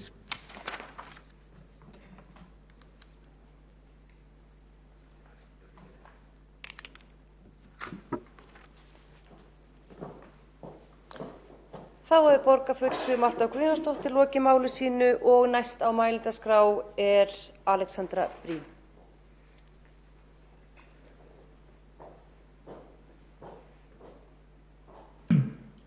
Forseti, kæra borgarstjórn og aðrar góðar vættir. Fjárhagsáætlun Reykjavíkur fyrir 2021 ekki eins og neitt okkar sá hana fyrir sér fyrir ári síðan. Enginn okkar sá fyrir sér heimsfaraldur, atvinnuleysi, tekjufall og mikla aukningu á þjónustuþörf. En við þurfum að taka því sem höndum ber af öllum þeim krafti og öllu því æðruleysi sem við höfum yfir að búa. Ég vil meina að við séum að gera það. Við sýnum festu þar sem þessi þörf, en líka kjark. Það er fólk sem myndi segja að við ættum að fara í mikinn niðurskurð, uppsagnir og samdrátt á þjónustu. Og ég er bara mjög feginn að það fólk ræður ekki þau í dag. Enda tel ég það myndi hafa geigvænlega áhrif ekki bara á borgarlífið, heldur myndi það auka hörmungar þessara dýfu allan helming. Það voru mistök sem stjórnvöld allan heim gerði í kjölfar hrunsins 2008. Stundum af ytri nauðsyn, stundum af því þau vissi ekki betur, í einhverjum tilfellum af því að það var eitthvað sem vilji þeirra stóð til hvort þið var og hrunningaði afsökun. Hið opinbera hefur getuna til að dempa niðursveiflur eða dýpka. Til þess að dempa niðursveifluna þarf að taka réttar ákvarðanir. Það í raun þannig að stór hluti af því sem borgin gerir er frekar bundið. Þjónusta sem okkur ber skylda til að við, launakostnað. Það er fyrst og fremst í fjárfestingu sem er auðvelt að gefa í til skemmri tíma og fyrst og fremst í viðhaldi og innviðauppbyggingu sem hægt væri að spara fjármagn til skemmri tíma. Enda eru það þeir liðir sem hafa verið notaðir til sveiflujöfnunar hjá sveitarfélögum á Íslandi. En þó svo við getum valið milli skuldsetningar og samdráttar í fjárfestingu, framkvæmdum, innviðum og viðhaldi, þá er það ekki raunverulegt val. Ef við látum uppbyggingu og viðhald innviða bíða, þá safnast þú þörf bara upp og eykst í raun. Hún er bara eins og hver önnur skuld. Og þau óþægindi sem borgarbúar verða fyrir af því að hafa ónóga innviði í sínu umhverfi og fáar íbúðir á markaði, svo þau neyðislega búa í óhagkvæmu húsnæði af rangri stærð við þörf eða á óheppilegum stað sem krefst mikils aksturs. Þær skemmdir sem fasteignir og innviðir liggja undir þegar þeim er ekki viðhaldið og verða svo að myglu og bráðaaðgerðum, það eru vextirnir sem þarf að greiða. Það er dýrkeypt skuld. Það er skuld sem við erum rétt að klára að greiða niður eftir síðasta hrun. Það var ekki í boði að safna í digra varasjóði meðan þessi skuldaklafi hékk yfir okkur. Það er að segja viðhaldsskuld, innviðaskuldi. Það hefði ekki verið ábyrgt að forgangsraða niðurgreiðslu annarra skulda og meðan þessi skuld við okkur sjálf, við borgarbúa, hékk yfir okkur. Meðan húsnæði og innviðir lágu undir skemmdum og meðan húsnæðisverð í borginni var í hæstu hæðum. En þess vegna hafa sumir sagt það fyrir. Og það hefði ekki verið forsvaranlegt að búa til aðra slíka innviðaskuld við okkur sjálf og við framtíðina sem viðbragð við þessu COVID-áfalli. Hefðbundin skuldsetning í krónum er mun ákjósanlegri kostur. Þaðan að síður hefði það verið forsvaranlegt að fara í miklar uppsækningar. Það hefði verið enn meiri skaði. Borgin hefði þá glatað mikilvægum mannauði, fólk hefði farið á atvinnuleysisbætur og jafnvel á fjárhagslega til framfærslu að því tímabili loknu. Ekki er mörg störf að finna. Og þetta er á sama tíma og þjónustuþörfin eykst til muna. Íbúar þurfa meiri stuðning frá samfélaginu. Og svo hefði þurft að fara í ráðningar aftur þegar að COVID líður hjá. Því það er í sjálfu sér ekkert á hagkerfinu. Við þennum ekki heimsstyrjöld, það var ekki risastórt eldgos eða jarðskjálfti sem lagði innviði landsins í rúst. Lánamarkaðir er ekki einu sinni botnfrost. Við erum bara föst í tímabundnu ástandi og eðli málsins samkvæmt þá mun það líða hjá. Allt sem við vitum segir okkur að við eigum að veðra storm frekar en fallast til él. Við ættum að gera það sem við getum til að viðhalda atvinnustigi, viðhalda mannauði og viðhalda innviðum. Og það eru viss tækifæri fólkin í. Lánsfé er til að mynda nokkuð ódýrt, að minnstakosti þegar þessi orð eru rituð og minnstakosti á mælikvarða krepputíma. Og við getum ákveðið í hvaða farveg við setjum átækið. Og það er það sem við erum að gera. Það er græna planið. Forgangsröðum þeirri umbreytingu og uppbyggingu sem styður við grænar áherslur. Húsnæði nánd við borgarlínu og góðar almenningssamgöngur í mannvænu umhverfi. Og svo eru þessi 10 milljarðar sem við erum að setja í stafræna umbyltingu á 3 árum. Þetta er skynsamleg uppbygging. Og það er ein regla sem ég reyni alltaf að hafa til hliðsjónar þegar ég kem að borðinu í ákvarðanatöku útgjöld. Hvar getum við eytt pening á hátt sem sparar okkur meiri útgjöld síðar? Ég held að það sé kjarnainntakið í skynsamlegri ráðstöfun fjár, sérstaklega á erfiðum ólíkindatímum. Og hvað gæti verið skynsamlegra en að haga fjárfestingu þannig að hún dragi úr kostnaði sem óumflýjanlega mun hljótast af loftslagsbreytingum af mannavöldum. Það er stærsta og mest aðkallandi verkefni sem mannkynið stendur frammi fyrir. Okkar tilvera, að minnstakosti í einhverju líkist núverandi mynd, veltur á því. En ef eitthvað sem er nálægt, Það var fjárfesting í betri rafrænum innviðum og umsóknarferlum sem forða okkur frá pappírsfargani og óhagkvæmri notkun á tíma starfsfólks og íbúa. Fjárfesting í betri rafrænum innviðum og ég leyfi mér sérstaklega að nefna aukna fjárfestingu í tölvubúnaði fyrir grunnskólanemendur. Það er metnaður, það er nauðsynlegt og það er bara einfaldlega skynsamlegt. Það er þessi atriði sem okkur líka fallega borg og betri þjónustu er bara alltaf fullkomna myndina. En svo við snúum okkur að máli málana. Þá eru í dag bornar upp nokkrar tillögur viðauka við fjárhagsáætlunina. Ég vil ræða tvær þeirra sem snúa að skóla- og frístundasviði og velferðar. Annars vegar aukning 143 milljónir til skóla- og frístundasviðs vegna kennslu barna með annað móðurmál en íslensku. Þá er miðað við 150.000 krónur á hvert barn í grunnskóla og aukið 10 milljónir til að efla sérstaka kennsluráðgjöf í leikskóla. Þarna erum við að ræða börn. Börn sem eru alveg klár, skapandi og frábær og önnur börn. En vegna þess að þið skortir jafnsterkan grundvöll í íslensku standa þau lakar en önnur börn og eru kannski að reyna að ná jafnendur sínum stóran hluta skólagöngunnar og hafa þess vegna ekki sömu tækifæri til að skara fram úr eða einbeita sér að tómstundum eða sínum sér áhugamálum. Með þessari aukningu tekst okkur vonandi að stuðla að því að það bil sé brúað og að þessi börn njóti sömu tækifæri í samfélaginu og önnur. Auðvitað er þörfin mismunandi innan hópsins og það mun þurfa að fara í nákvæmri útfærslu. En ég held að þessi viðbót sé með því allra nauðsynlegasta sem við getum ráðist í. Hins vegar erum að ræða tillögu vegna aðgerða gegn sárafátækt. Það byggist á skýrslu stýrihóps aðgerðir gegn sárafátækt sem samþykkt var í velferðarráði. Þar er lagt til að viðmiðunarfjárhæðir í reglum fjárhagsaðstoðar verði endurskoðaðar, meðal annars stuðning vegna náms- og fæðisgjalda á leikskólum og hjá dagforeldrum, gjald vegna frístundaþjónustu, greiðslu sérfræðiaðstoðar svo sem tannlækninga og sálfræðikostnaðar.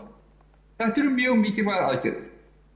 Það hefur nú til nokkurs tíma verið samþykkt stefna Reykjavíkurborgar að þjónusta við börn eigi ekki að skerðast þó svo foreldrar þeirra séu í erfiðri fjárhagslegri stöðu.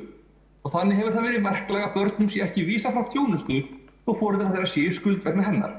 En með þessari tillögu er slíkur kostnaður tekinn inn í fjárhagslegan stuðning til framfærslu fyrir þau sem eru á slíkum stuðningi. Að einhverju leyti að ræða einföldun. Fólk fái stuðning fyrir þessu beint í stað þess að uppskuldið skóla- og frístundasvið sem svo sé hægt að fá fellda niður eða greidda af velferðarsviði. Það er flókið og það er ógegnsætt. Einnig er lagt til að 24 milljón króna fjármagn og fjárfestingaráætlun til hugbúnaðarþróunar verði ráðstafað til þróunar á rafrænu umsóknar- og greiðsluferli vegna þjónustunnar. Og að 20 milljónum króna af áætluðu fjármagni til fjárhagsaðstoðar verði ráðstafað í virkni og vinnumarkaðsaðgerða fyrir ungmenni sem eru hvorki í námi, starfi né starfsþjálfun. Við erum núna í sértæku ástandi. Atvinnuleysi er mikið. En fólk sem er nýlega orðið atvinnulaust hefur þarfir sem eru aðrar en fólk sem hefur verið fast í atvinnuleysi lengi. Þess vegna er mikilvægt að fara í sértækar aðgerðir eins og þessa sem getur stuðlað að því að sá hópur festist ekki lengi utan vinnumarkaðar. Það getur verið skemmandi og erfitt. Ég þekki að reyndar af eigin raun. Við miðum okkar þjónustu út frá einstaklingum. Þannig að fólk sé með í að ákveða hvernig henni sé hátt. Getur sótt á eigin tíma og eigin hraða og fengi afgreiðslu hratt. Það er betri þjónustu. Við miðum við að þjónustan sé réttindamiðuð. Hún er eitthvað sem fólk á rétt á, frekar en að hún sé álitin einhvers konar ölmusa. Það er ekki eitthvað sem við viljum tala niður. Það er engin sparnaður falin í því að letja fólk frá því að nýta úrræði sem var settur upp til að hjálpa því út úr erfiðum aðstæðum. Það er engum til hagspóta að fólk ílengist þar. En þessi fjárhagsáætlun, er hún óskaáætlun mín? Nei, auðvitað ekki. Við erum í hrikalega erfiðu ástandi. En ég held að við séum að gera eins vel og við mögulega gætum við þessa aðstæður. Við erum að vernda það sem þarf að vernda, bæta í það sem þörfin er mest. Hjá fólki mest í fátækt, í húsnæðisuppbyggingu, hjá börnum í viðkvæmri stöðu, í upplýsingatækni og gegn loftslagsbreytingum. Við erum að undirstrika það að Reykjavík þorir og getur. Hún heldur utanum og styður íbúana. Það mun ekki verða á vakt þessa meirihluta að borgin bregðist. Takk fyrir.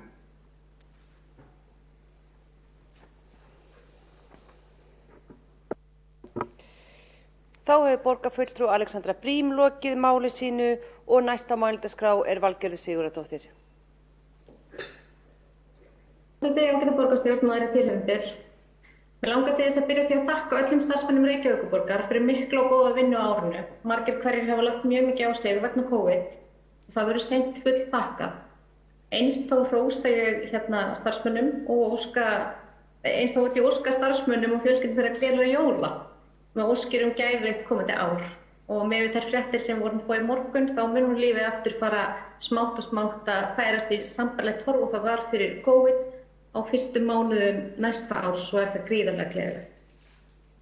En kæru borgarbúar, taka á 52 milljarða láni á næsta ári til að reka borgin okkar. 52 milljarð á viku. Stöðu skuldaaukning hefur verið hjá Reykjavíkurborg og það á síðustu árum þegar sögulegt tekjugóðæri var. Ekki voru greiddar niður skuldir líkt og kveðið á í meirihlutasáttmálanum og áður en fjárhagslegt högg kom á sveitarfélagið vegna COVID, þá var þegar búið að óska eftir peningum frá ríkinu til þess að bjarga rekstrinum. Hér hefur meirihlutinn farið illa að ráði sínu þegar kemur á fjárhagslegri ábyrgð. Því sú mikla skuldasöfnun sem hefur verið í gangi undanfari ár er á þeirra vakt. Við sáum það að langtíma fjármögnun er orðin ákaflega dýr fyrir borgina, þar sem borgin fékk lök kjör í síðasta skuldabréfaútboði. Því hef ég áhyggjur af þeirri miklu skuldsetningu sem áætluð er á næsta ári. Sú greiðslubyrði sem er af jafn stóri skuldsetningu og áætluð verður ekki auðvelt að komast í gegnum ef sambærileg kjör bjóðast og borgin fékk í síðasta skuldabréfaútboði. Varðandi það fjármagn sem við erum að úthluta hér í dag til skóla- og frístundasviðs, þá ætla ég að byrja á því að minna á skýrslu Grunnskóla Reykjavíkur, úthlutunar, fjárhagsramma og rekstrar sem innri endurskoðun Reykjavíkurborgar gaf út í júlí 2019. Í þeirri skýrslu voru 34 ábendingar, með leyfi forseta þá ætla ég að lesa nokkrar línur upp úr þessari skýrslu, en þar er svo listalega vel á orði komist og tekið undir þær áralöngu ábendingar sem við í minnihlutanum höfum verið með þegar kemur á málefnum Grunnskóla Reykjavíkur. Þar segir, meginniðurstaða þessara skýrslu er að mismunandi skilningur virðist vera á milli skólastjórnenda og skóla- og frístundasviðs annars vegar og fjárveitingavalds borgarinnar hins vegar hvað er nauðsynlegt fjármagn til reksturs á grunnskólum borgarinnar. Skólarnir fá úthlutað tilteknum fjárhagsramma frá SFS og hann helgast af því hversu mikið fjármagn SFS hefur fengið frá fjárveitingavaldi borgarinnar. SFS hefur þurft að skera niður það fjármagn sem reiknað hefur verið út á skólarnir þurfi svo þeir geti starfað innan rammans. Afleiðing er sú að skólarnir fara margir hverjir að ítreka fram úr fjárhagsramma sínum. Í raun standa skólarnir almennt frammi fyrir því að nánast allir rekstrarliðir fá of knappt fjármagn. Úthlutun til sérkennslu og stuðnings er minni en SFS hefur reiknað út að hún þurfi að vera og sama máli gegnir aðstoð við börn erlendu bergi brot. Við úthlutun fjárhagsheimilda fyrir grunnskólana þarf að huga að fjölmörgum forsendum og tryggja að þær endurspegli þarfir grunnskóla, sem þær gera ekki vegna þess að líkanið sem nýtt er til þess að reikna út fjárhagsheimildir er orðið plástrað og í raun úrelt. Eins og önnur fagsvið og skrifstofur borgarinnar fær SFS úthlutað tilteknu fjármagni sem sviðið deilir út til starfsmanna sinna, leikskóla, grunnskóla, frístundar og skrifstofu sviðsins. Eins og rakið hér ofan. Þrátt fyrir aukin framlög til faglegs starfs í grunnskólum frá árunum 2017 og 2018 virðist svo sem það fjármagn sem grunnskólum er ætlað sé tæpast nægjanlegt. Þá benda stjórnendur SFS á að fjárhagsramminn hefur ekki tekið nægilegum breytingum á liðnum áratugum til samræmis við hækkunar á raunkostnaði og það felur í sér skerðingu á fjárframlagi. Almenna rekstur segir í skýrslunni, þessi liður hefur ekki fylgt vísitölubreytingum á fullu frá árinu 2009. Til samanburðar ber nefna að vísitala neysluverðs hækkaði 25% á tímabilinu desember 2009 til desember 2017. Fjárhagsheimildir í þennan lið eru undir þörf að sögn SFS og hefur það leitt til þess að þessi óskipti kostnaður endar oftast í halla sem sýnir hve mikil vanfjármögnunin er. Þetta er orð innri endurskoðunar fjárhagsstöðu Grunnskóla Reykjavíkur og er meðal annars ástæða þess að ár eftir ár reka langflestir Grunnskólar Reykjavíkurborg sig í mínus. Stjórnendur þeirra ná ekki að reka sig innan þess fjárhagsramma sem þeim er úthlutað, meðal annars vegna þess að rekstrarfé er ekki vísitölubætt á fullu. Veikindi eru mikil og ekki rétt áætlað í þann lið þegar verið er úthlutað peningum til skóla- og frístundasviðs. Það verður að fara fullum þunga í þá vinnu að greina hvers vegna veikindi eru svona mikil á sviðinu. Er það vinnuaðstaðan? Er það mikið álag? Hvað getur Reykjavíkurborg gert til þess að fyrirbyggja það að starfsfólk í skólum og leikskólum veikist? Ef unnið væri að lausn á því, þá græða allir. Sá skortur sem var á viðhaldi frá hruni hefur verið borginni dýr. Við erum að sjá gríðarlega peninga fara í viðhald á húsnæði sem auðveldlega hefði mátt koma í veg fyrir með því að spara ekki á árunum eftir hrun. Það er því ánægjulegt að ekki sé sparað í viðhaldi á komandi ári og sá lærdómur hafi verið dreginn af hruninu. Stærstu útgjaldaliðin hjá skóla- og frísturáði eru laun og innri leiga og ásamt því sem er talið upp í skýrslu innri endurskoðunar þá er það lítið svigrúm hjá sviðinu til þess að spara. Barnafjöldi á milli hverfa sveiflast töluvert og núna er í Vesturbærin í gríðarlegri uppsveiflu og því verður að gefa verulega færi í og bæta þá leikskólaþjónustu sem færri í boði. Og það er brýnt að útrýma biðlistum á leikskóla og standa við þau kosningalofur sem gefin hafa verið síðustu ár. Og það er ekki boðlegt að mismuna börnum og foreldrum þeirra eftir búsetu innan Reykjavíkur. Því kostnaður við vistun ungra barna er misár eftir því hvort barn er hjá dagforeldri eða á leikskóla. Og það er ánægjulegt að við gátum koma okkur saman það að gerðir úttekt á stöðu geðheilbrigðismála hjá Reykjavíkurborg vegna kórónuveirufaraldursins. Við eigum að gera mun betur þegar kemur að geðheilbrigðismálum og sjaldan eða aldrei hefur það verið mikilvægara en núna að huga að geðheilbrigðismálum. Þeir hópar sem hafa orðið fyrir hvað mestum breytingum vegna sóttvarnaraðgerða þá þarf að skoða sérstaklega. Unglingarnir okkar stóðu ekki vel fyrir komu kórónuveirunnar og því miður hefur orðið gríðarleg raskun á þeirra lífi. Og það er eflaust ekkert auðvelt að vera ung manneskja og alast upp á tímum kórónuveirunar. Þar sem öll félagsleg samskipti eru allt önnur en við eigum að venjast. Unglingar hafa sjálfur verið duglegir að kalla eftir breytingum og aukinni fræðslu geðheilbrigði og því miður þá hefur ekki verið orðið við þeim óskum og ég til að Reykjavíkurborg verði að gera breytingar þar á. En það er þekkt þegar stormurinn geisar og þá hörku hann af okkur og síðan koma afleiðingarnar í ljós. Það er því mikilvægt að huga að geðheilbrigðismálum núna og beina athygli okkar á forvörnum og heilsueflingu í ríkara mæli. Reykjavíkurborg á þar að taka forystu með því að marka sér skýra stefnumótun og huga ávallt af því að allir íbúar sveitarfélagsins setji geðheilsuna í forgang. Það er eitt af mikilvægustu verkefnum sem þarf að vinna núna á tímum kórónuveirufaraldursins. Hlúum mun betur að geðheilbrigðismálum og verum leiðandi. Forseti ágæta borgarstjórn, ég er hingað komin til þess að mæla fyrir 2 tillögum okkar sjálfstæðismanna.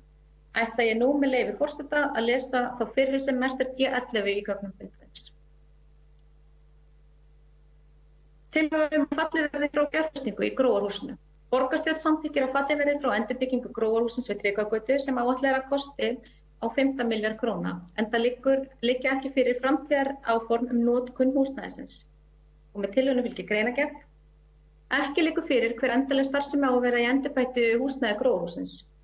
Það er ástæða 4,4 milljörðum án þess að endanlega hafi verið ákveðið hvað starfsemi verður í húsinu er óábyrgt.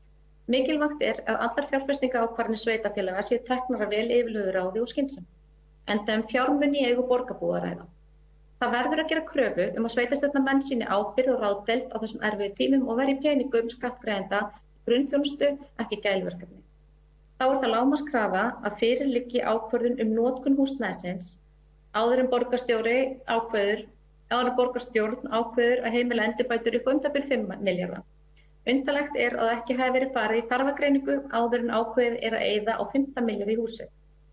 Hugsanlegt er að fyrirhugaðar endurbætur hendi ekki framtíðarstarfsemi hússins. Síðari tillagan er merkt D16 í gögnum fundarins og ætla ég að fá að lesa hann líka upp núna. Það er tillaga að bæta aðstöðu á leikvöllum í borgarlandinu. Borgarstjórn samþykkir að farið verði í framkvæmdir við 30 opin leiksvæði í öllum hverfum borgarinnar. Settar verði 600 milljónir króna í verkefnið. Lagt er til að tillagan verði fjármögnuð með litlum hluta þeirra fjármuna sem áætlaðir eru í breytingar á Grófarhúsinu en ráðgert er að setja á 15 milljónir króna í verkefnið. Og það er líka greinargerð með þessari tillögu. Ég ætla að lesa núna. Í stað þess að fyrir stóra breytingar á Grófarhúsinu sem áætlað er að kosti á 15 milljarða króna verði nær að verja grunnþjónustuna og fjárfesta í opnum leikstæðum í borgarlandinu. Fjölmargt er hægt að gera fyrir 5 milljarða og auðvelt er að fjárfesta í leik og gleði alla borg sem gerir umhverfið meira aðlaðandi fyrir fjölskyldufólk í borgarlandinu. Nú er fullkomið tækifæri á því að endurskoða þeirra áætlanir að ráðast í endurgerð á Grófarhúsinu og verja peningum með skynsamlegri hætti en tillaga þess efnis liggur fyrir fundinum. Tilvæðileg er að endurnýja leikvelli alla borg með því að fjárfesta í betri leikvöllum í öllum hverfum borgar. Auðveldara er en margir ráðgerðu að fá börnin okkar til þess að horfa upp úr símum og tölvum stund með því að einfaldlega verja tíma með þeim í útiveru. Þetta hafa margir foreldrar upplifað og séð á þessu ári en samverustundir með fjölskyldunni hafa aukist töluvert á tímum faraldsins. Góð opin leiksvæði bjóða upp á endalausa möguleika fyrir börn á öllum aldri. Mikilvægt er að enn meira sé lagt í umhverfið í borgarlandinu með það að leiðarljósi að gera það heillandi til hreyfingar og hvetja þannig til aukina útiveru og heilsubótar. Við viljum fjárfesta í nærumhverfi Reykvíkinga og leggja þannig til endurnýjun 30 leikvalla í öllum hverfum borgarinnar og verja í það 600 milljónum. Þannig fjárfestum við í leik og gleði alla borg. Það með lýkur greinargerð vegna tillögu D16. Í haust á óteljandi gönguferðum mínum nærumhverfið þá hef ég mætt þvílíkum fjölda fólks á öllum aldri. Unglingum sem sitja og horfa á hafið, ung börn með foreldrum sínum í leik, fólk að hlaupa, labba, hjóla. Fólk á öllum aldri að njóta þess að vera í náttúrunni, njóta þess að hreyfa sig. Við vitum öll hversu mikilvæg hreyfing er fyrir bæði líkam og sál. Við búum við vel hér í Reykjavík að stígakerfið okkur er gott og það tengir okkur með einföldum hætti við frábæra náttúru. Það er fátt skemmtilegra en að heyra það þegar börn eru að leik á leikvelli. Þeir hafa sannarlega verið vel nýttir á þessu ári. Það besta við leikvellina í mínu nærumhverfi er það hversu breiður aldur að nýta sér þá. Þeir eru nýttir frá morgni fram á kvöld og hlutverk þeirra breytist eftir því hvað klukkan er. Róla, renna, leika eða spjalla. Það er magnað að sjá hvað jafnlítið svæði, líkt og leikvellir eru, oftast geta iðað af miklu og fjölbreyttu mannlífi. Ég þakka fyrir mig og mun ekki koma hér aftur upp í ræðu og vil ég óska ykkur í meirihlutanum og minnihlutanum gleðilegra jóla og takk fyrir samstarfið á þessu einkennilega ári. Þá er borgarfulltrúi Valgerður Sigurðardóttir lokið máli sínu og næstur á mælendaskrá er Pavel Bartošek. Takk fyrir það, frú forseti. Sem ég var að undirbúa þennan fund þá heyrði ég lítið bank á svalagluggann hjá mér og það sem ég kom þar að þá sagði ég lítið þröstur hafi rekist á gluggann og ég hafði náttúrulega áhyggjur af því að það er ofta ekki gott fyrir litla fugla að rekast á gluggann.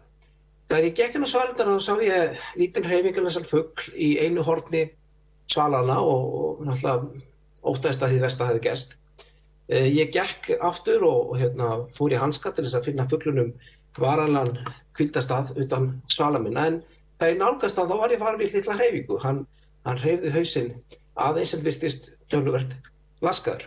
Og ég hélt áfram að staðan var ekki góð og var undir það búinn að fara að hringja í líffræðinga í hópi varaborgarfulltrúa til þess að leita mér á hvað ég að gera þegar að beita á laskaða þresti líknandi meðferð.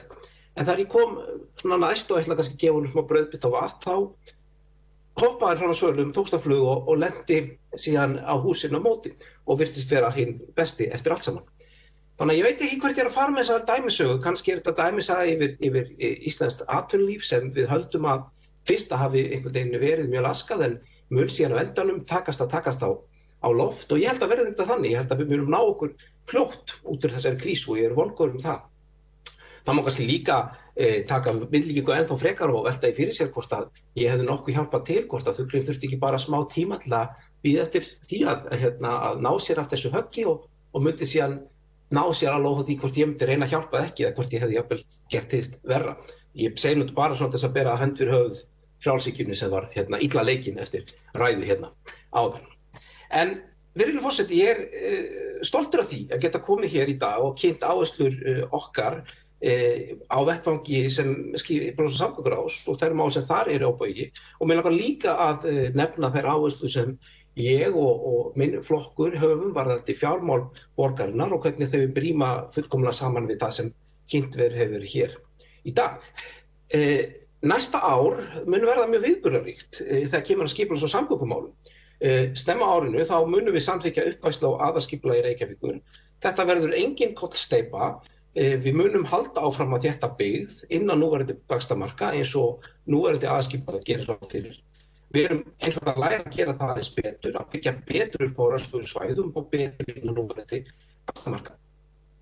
Það kemur nýtt hverfi í Ártúnshöfða, risahverfi og almennt þá gerir þetta aðalskipulag ráð fyrir gæðamikilli þéttingu á lykilsvæðum í grennd við borgarlínu sem aðalskipulagið er svo sannarlega að rýma fyrir.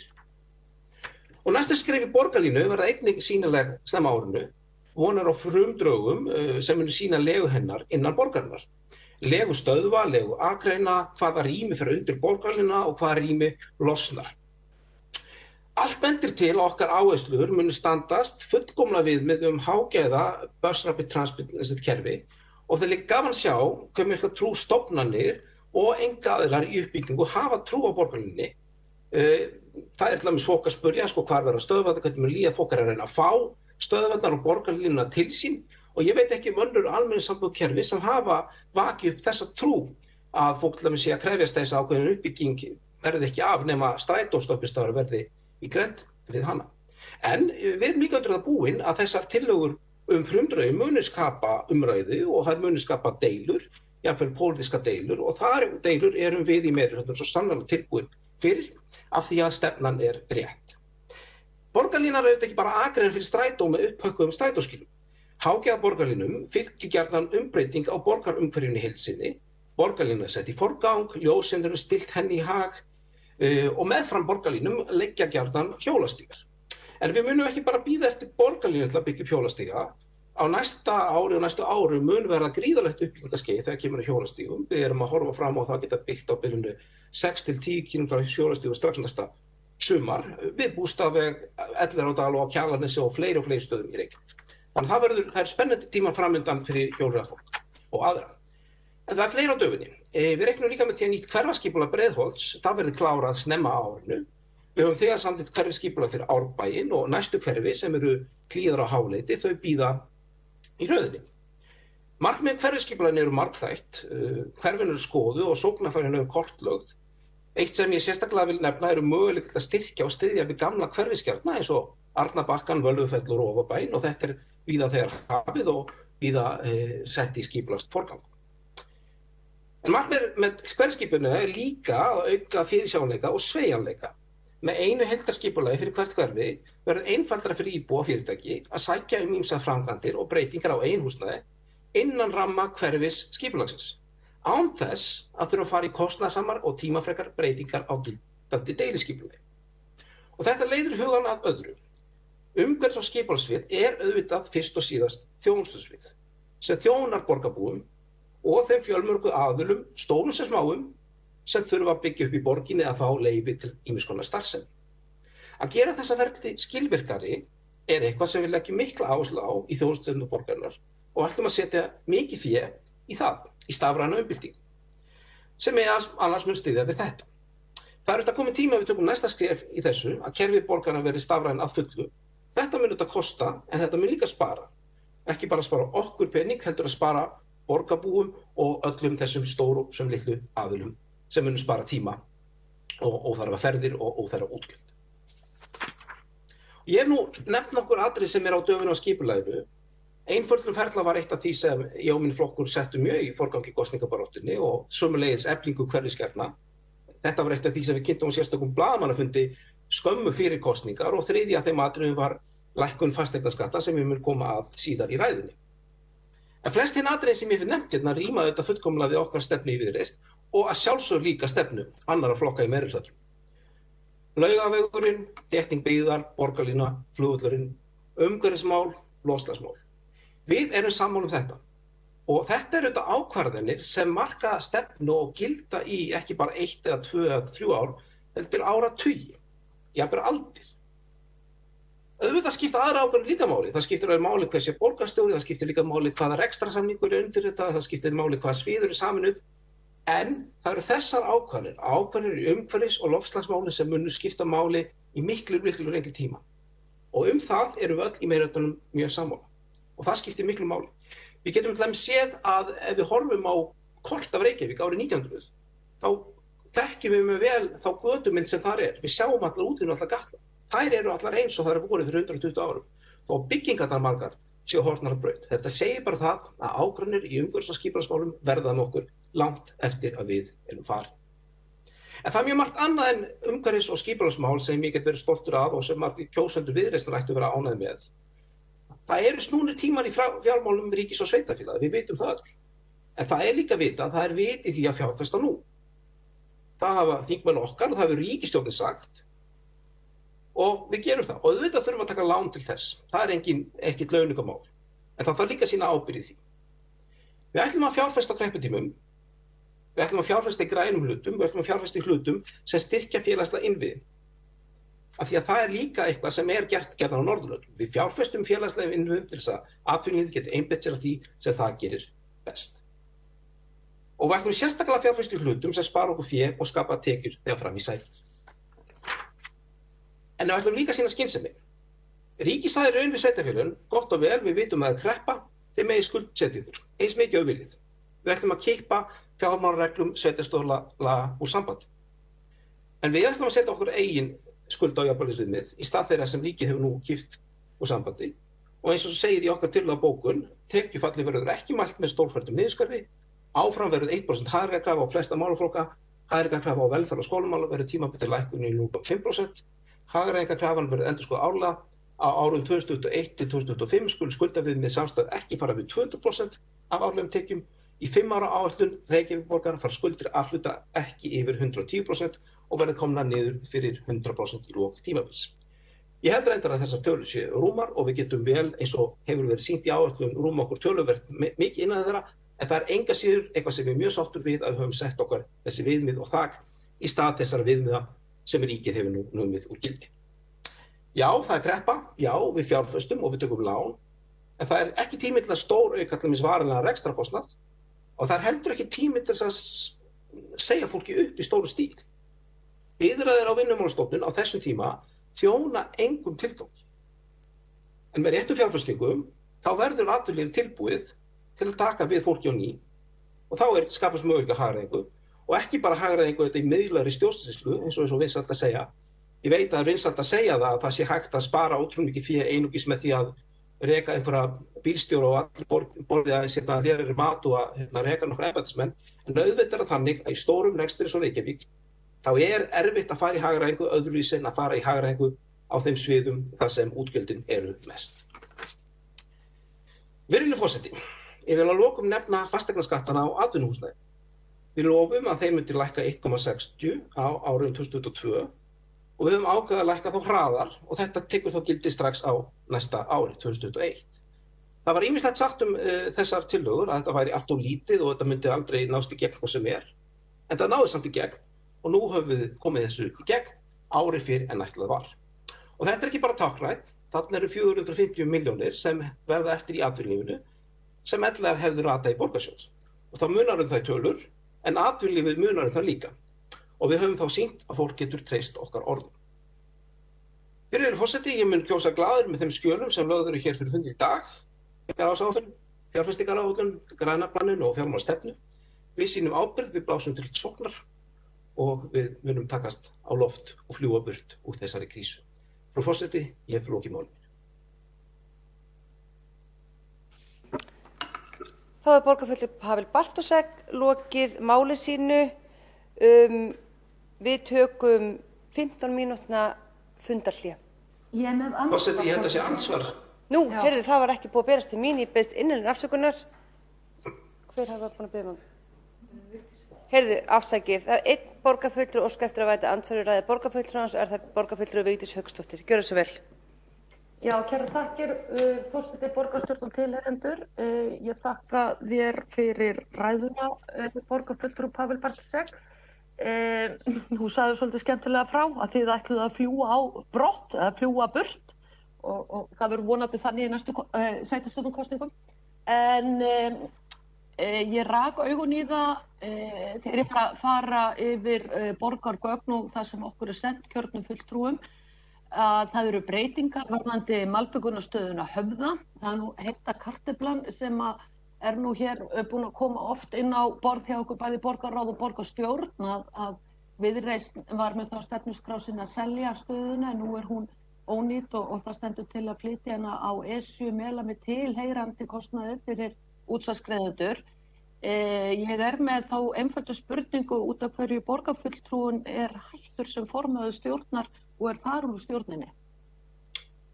Virðulegi forseti, ég vil árétta það að ég get ekki tekið undir þau orð borgarfulltrúans að þetta ágæta fyrirtæki sem í borgareigu sé ónýtt.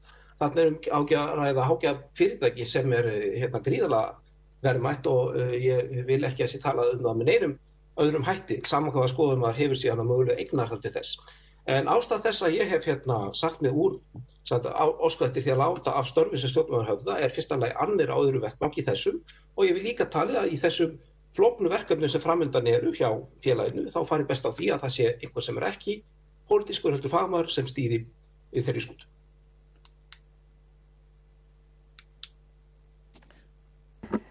Þá hefur svarað andsvari borgarfulltrúi Páll Bartušek og við tökum 15 mínútur. Nei, ég er með andsvar aftur. Þá veitir andsvar öðru sinni borgarfulltrúi Vigdís Hauksdóttir. Forseti, ágæta borgarstjórn og tilheyrendur, já, þetta er athyglisvert svar. Nú veit ég ekki bakgrunn þess sem að tók við félaginu. Ég þarf bara að kynna mér það vegna þess að hér er talað að það sé fagaðili sem hefur reynslu þessum viðskiptum. Ég ætla aðeins að bregðast við því sem að borgarfulltrúi Páll Bartušek sagði að malbikunarstöðin Höfði væri ekki ónýtt. Ég meina við vitum alveg hvar þau mál standa og líklega er yfirvofandi málsókn á félagið því miður afar sorglegur atburður. En ég minni aftur á það að það kveiknaði nú í malbikunarstöðinni þarna í sumar og verksmiðjan virðist framleiða gallaða vöru.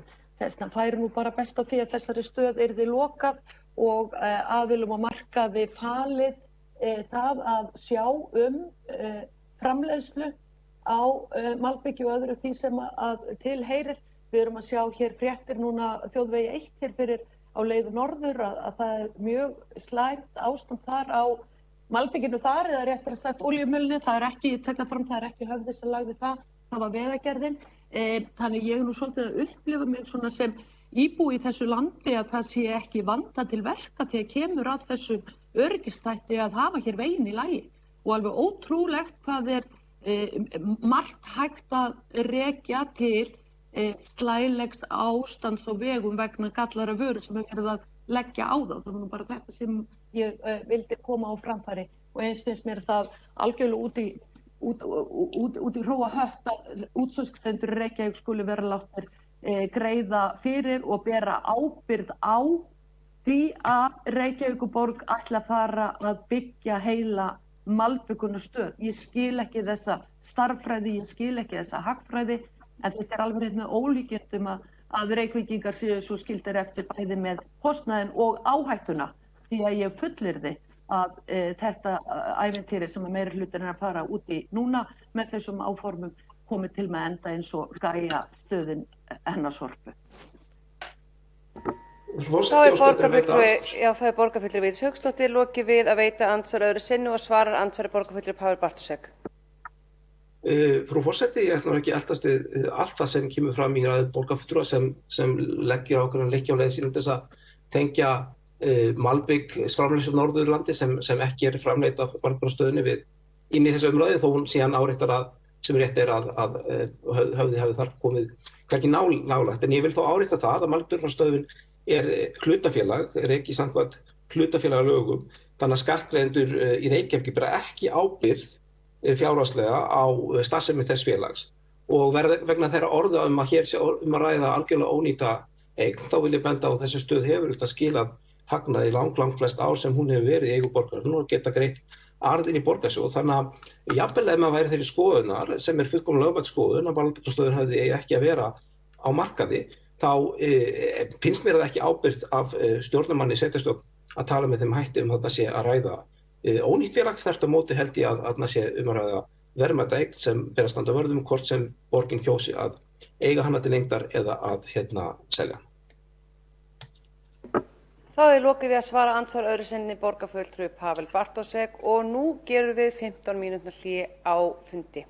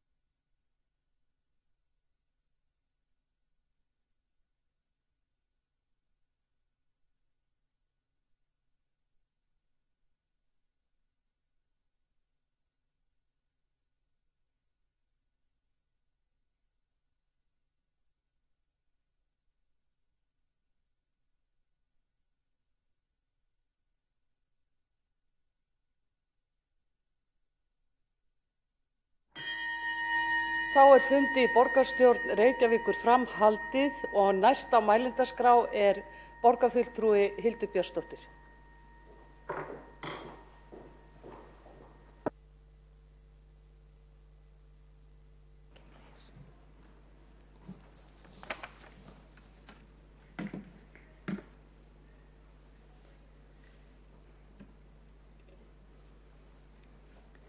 Forseti, ágæta borgarstjórn, með leyfi forseta.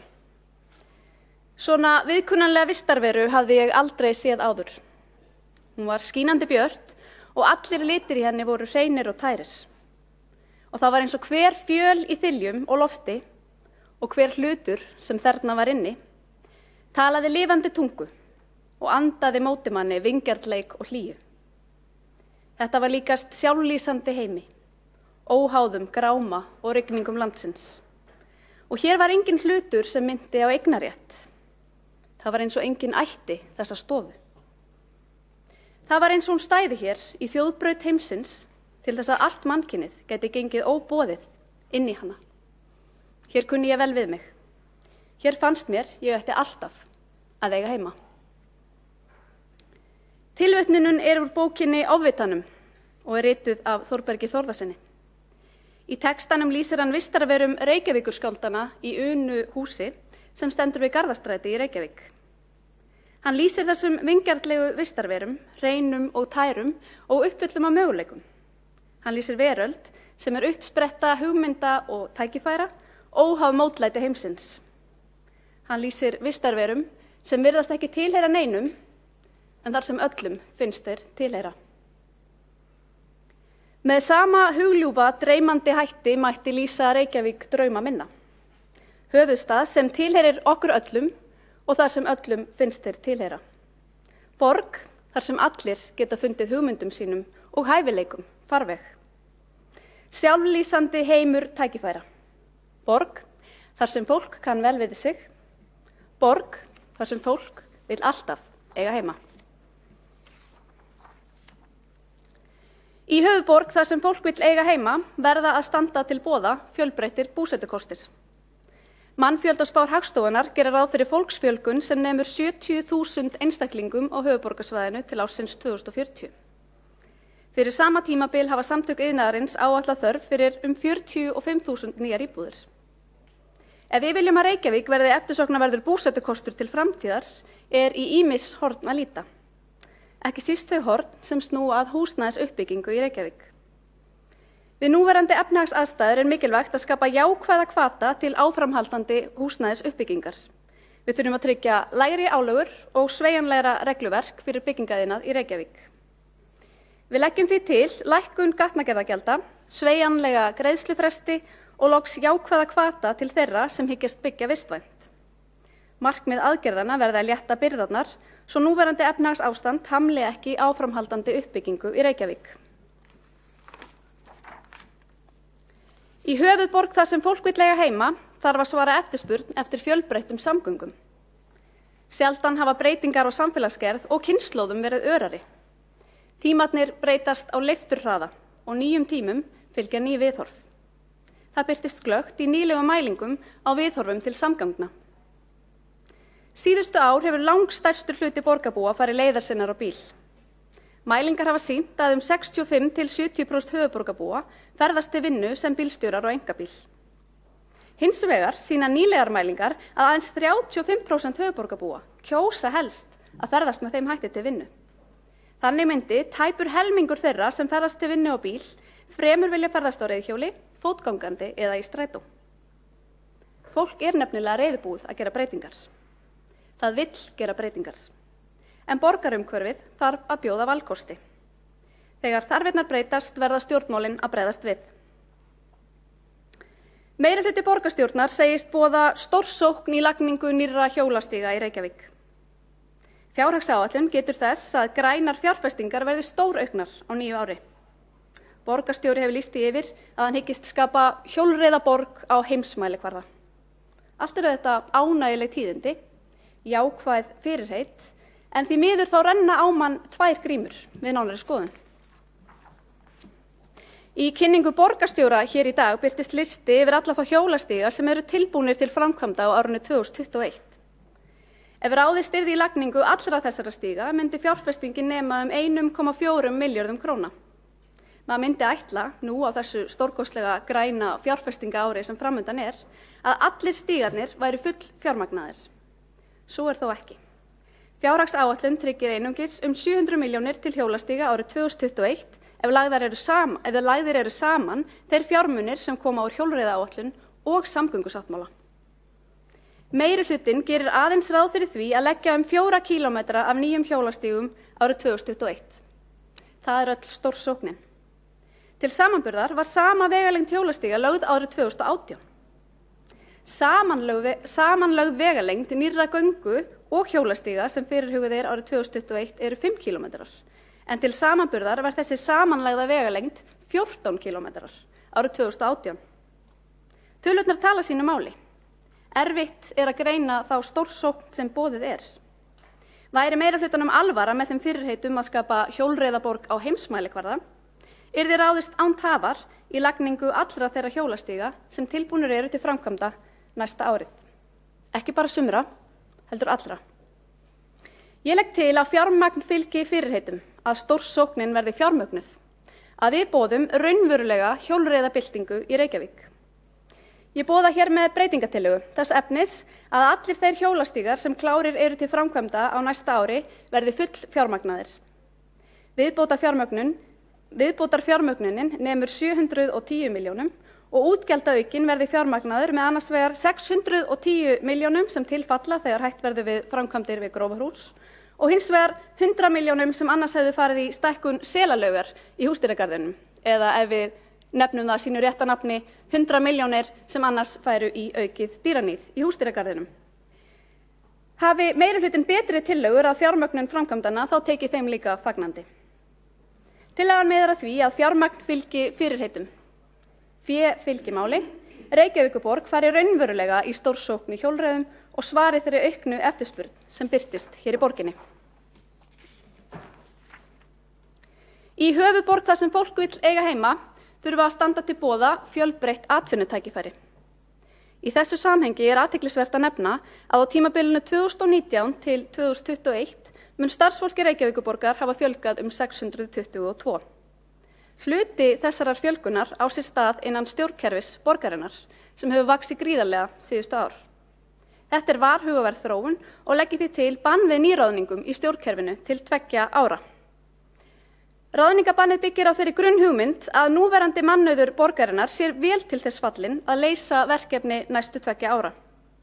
Störf borgarstarfsmanna verði varin í krefjandi atvinnuástandi en opinberum störfum innan kerfisins verði ekki fjölgað. Grunnþjónusta á sviði velferðar, skóla, frístundar og íþrótta falli sannarlega ekki undir aðgerðina. Það mikilvægt að skapa samfélag þar sem allir eiga úr fjölbreyttum atvinnutækifærum að velja. Reykjavíkurborg verður að bregðast við auknu atvinnuleysi með atvinnuskapandi aðgerðum. Fjölgun opinberra starfa hins vegar hvorki farsæl né heldur sjálfbær atvinnuskapandi aðgerð. Mikilvægasta atvinnuskapandi aðgerðin verður ávallt að veita atvinnulífi aukinn sveigjanleika og myndarlegan stuðning svo verja megi störf og skapa ný tækifæri. Það nákvæmlega þar sem við eigum að setja allan okkar fókus og það nákvæmlega þannig sem við sköpum fjölbreytt atvinnutækifæri í lifandi borg. Í höfuðborg þar sem fólk vill eiga heima verður ávallt að tryggja jöfn tækifæri og farveg fyrir frumkvæði. Hið sjálfsprottna hefur gefið góða raun í íslensku skólasamfélagi. Í borginni eru starfandi nokkrir sjálfstæðir leik- og grunnskólar. Þeir hafa almennt reynst litrík viðbót við skólaflóruna og hafa gjarnan kynnt til leiks nýstárlega hugmyndafræði og framsæknar skólastefnur. Þeir veita foreldrum fleiri valkosti og hafa gjarnan verið leiðandi í framþróun skólastarfs. Rekstrarumhverfi sjálfstætt starfandi skóla í Reykjavík erfitt, enda opinber framlög til skólana takmörkuð. Þannig greiðir borgarsjóður aðeins 75% af landsmeðaltali með hverju reykvísku barni sem sækir sjálfstætt starfandi grunnskóla eða leikskóla. Þessi takmörkuðu framlög valda því að skólarnir verða að innheimta skólagjöld eða hækka hjá sér gjaldskrár. Það réttlætismál að tryggja jöfn opinber framlög með hverju leik- og grunnskólabarni í Reykjavík. Framlögin eru réttur barnanna og fjármagnið ætti réttilega að fylgja þeim inn í skólakerfið. Með jöfnum opinberum framlögum kemst sjálfstætt starfandi leik- og grunnskólar hjá innheimtu skólagjalda og þannig mætti tryggja öllum börnum jöfn tækifæri til þeirrar menntunar sem býðst í borginni. Efnahagur foreldra yrði ekki lengur ákvarðandi forsenda við skólaval. Á borgarstjórnarfundi haustið 2018 lagði ég fram þessa tillögu. Ég lagði hana aftur fram við gerð fjárhagsáætlunar ársins 2019, en einu sinni lagði ég hana fram við gerð fjárhagsáætlunar ársins 2020 og nú ítreka ég tillöguna við gerð fjárhagsáætlunar ársins 2021. Því ég trúi því heitt og innilega að jöfn tækifæri séu öllum til heilla. Í höfuðborg þar sem fólk vill eiga heima þurfa allir að finna hæfileikum sínum farveg. Á tímum 4. iðnbyltingarinnar breytast störf á leifturhraða. Ef við viljum búa börnin okkar undir störf framtíðar verður skólakerfið að aðlagast. Ef við viljum tryggja öllum börnum jöfn tækifæri til að þroska ólíka hæfileika verður skólakerfið að breytast. Skólakerfið þarf að undirgangast kerfisbreytingu. Við þurfum að leggja stór aukna áherslu á skapandi hugsun, listgreinar og verkgreinar. Við þurfum að gæta þess að ekkert barn verði skilið eftir. Að öll börn eigi jöfn tækifæri til að leita hæfileika sinna í skólakerfinu, þroska þá og öðlast sjálfstraust til að skapa úr hæfileikum sínum tækifæri. Gegnum tímans rás hefur íslenska skólakerfið brugðist fjölmörgum börnum. Hæfileikar hljóta mismikla náð fyrir augum kerfisins. Þetta birtist kannski best í frásögn Bubba Mortens af íslenska skólakerfinu í samanburði við það danska, þar sem danskur skólastjóri reyndist mikill áhrifavaldur í lífi hans. Ég ætla að birta stutt myndbrot. Myndbrotið birt með góðfúslegu leyfi Sölva Tryggvasonar og jafnframt góðfúslegu leyfi Bubba Mortens. Ég gef orðið yfir til Bubba með leyfi forseta.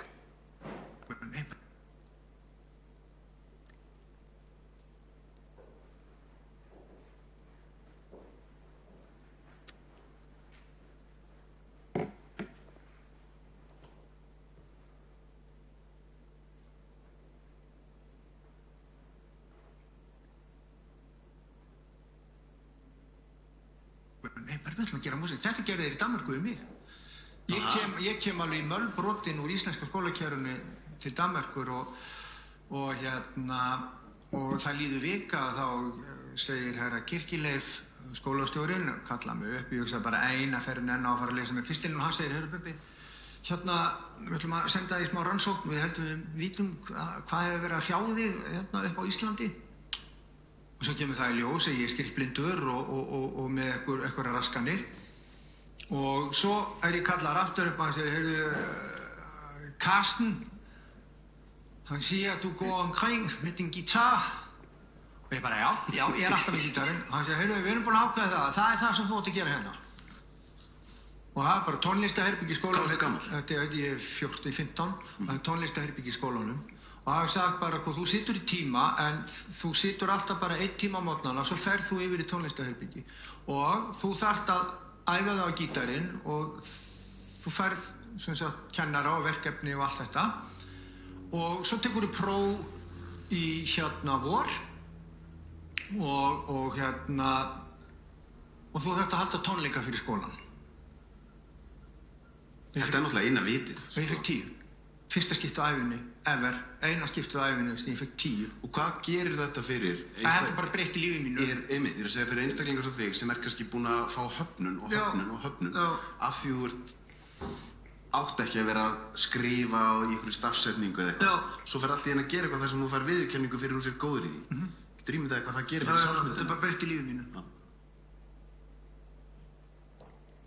Það þarf ekki meira en 1 skólastjóra til að breyta lífi. 1 kennara, 1 áhrifavald í lífi barns sem sér hæfileikana. Viðurkennir þá og eflir barnið til að þroska hæfileikana áfram. Það þarf bara 1 áhrifavald til að breyta lífi. Bubbi Mortens hitti áhrifavald í sínu lífi, skólastjóran í Danmörku, sem sá hann og hans hæfileika eftir að íslenska skólakerfið hafði brugðist honum og til allrar hamingju. Því öðrum kosti hefðum við sennilega aldrei fengið að njóta alls þess sem Bubbi hefur fært okkur með listsköpun sinni.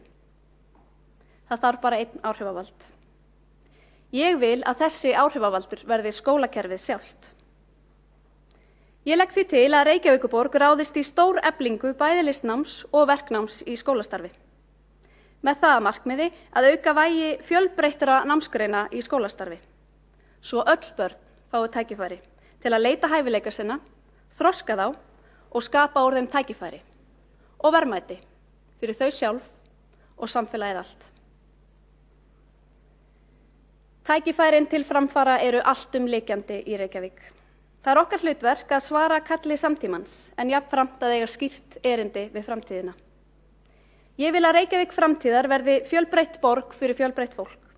Frjálslynd skapandi höfuðborg sem leggur frjóan jarðveg fyrir frumkvæði og framfarir. Reykjavík þar sem þú getur gert meira og farið lengra. Höfuðborg sem setur fólk og fjölskyldur í forgang. Reykjavík sem tilheyrir okkur öllum og þar sem öllum finnst þeir tilheyra. Höfuðborg þar sem fólk vill eiga heima. Forseti, ég hef lokið máli mínu.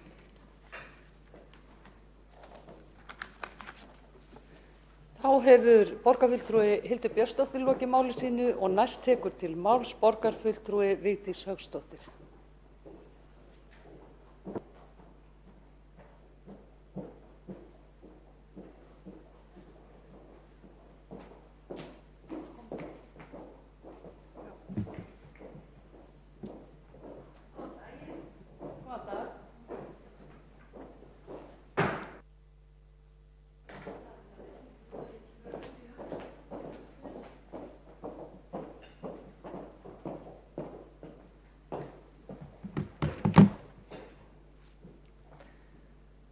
Virðulegi forseti, ágæta borgarstjórn og tilheyrendur.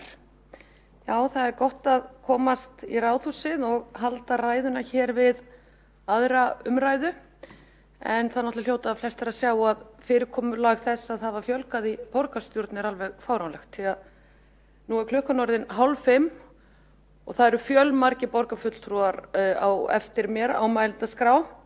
Þannig að dagurinn vart dugar til þess að allir geti tjáð sig. Og þetta nú bara hreinlega spurning það hvort þessi önnur umræðu við fjárhagsáætlun þurfi ekki að fara að teygja sig yfir á 2 daga, þannig að borgarfulltrúar séu ekki hér langt fram nótt að flytja sína ræður. Mjög athyglisvert og að því ég nú upptekin af miklum kostnaði borgarinnar, forseti, þá var þetta náttúrulega líka algjör glapræði að fjölga borgarfulltrúum og bara upp á launakostnaði að gera. En það var hitt skilverkara og ætti nú að nægja að hafa einn borgarfulltrúa á hverja 10.000 íbúa að mínu mati. En hér hefur verið farið vítt og breytt í dag í ræðum borgarfulltrúa og það sem að kannski stendur upp úr nú eins og í fyrri umræðu, það er þessi mikla skuldasöfnun borgarinnar og þessi nýja lántaka á næsta ári upp á 52 milljarða. En slæmu fréttirnar eru þær sem birtist okkur í síðustu viku að Reykjavíkurborg býr nú við mjög versnandi lánakjör eins og sannaðist í síðasta útboði. Reykjavíkurborg fann upp það sem kallast græn skuldabréf sem er ekkert annað en ný lántökuleið fyrir Reykjavíkurborg en nú hafa þau sýnt að síðasta útboði að það eru hríðversnandi lánakjör borgarinnar. Nú, ég var með fyrirspurn til borgarstjóri hér í morgun, forseti, varðandi þessi mál og þessar umræður sem að við kjörnir fulltrúar Reykjavík erum með, hún er alltaf að fá svona bita og bita af og birtast í fjölmiðlum. Eitt bitin var sá að einhverjir bæjarstjórar plús borgarstjóri eru í viðræðum við Seðlabankann, hvort að Seðlabankinn geti gripið inn í þessa slæmu fjárhagsstöðu sveitarfélaga. Og borgarstjóri var ekki afdráttarlaus með það í morgun hvort að það væri yfirleitt í boði og sagði að viðtal stæði yfir og að hann hefði hitt Seðlabankastjóra varðandi þessi mál.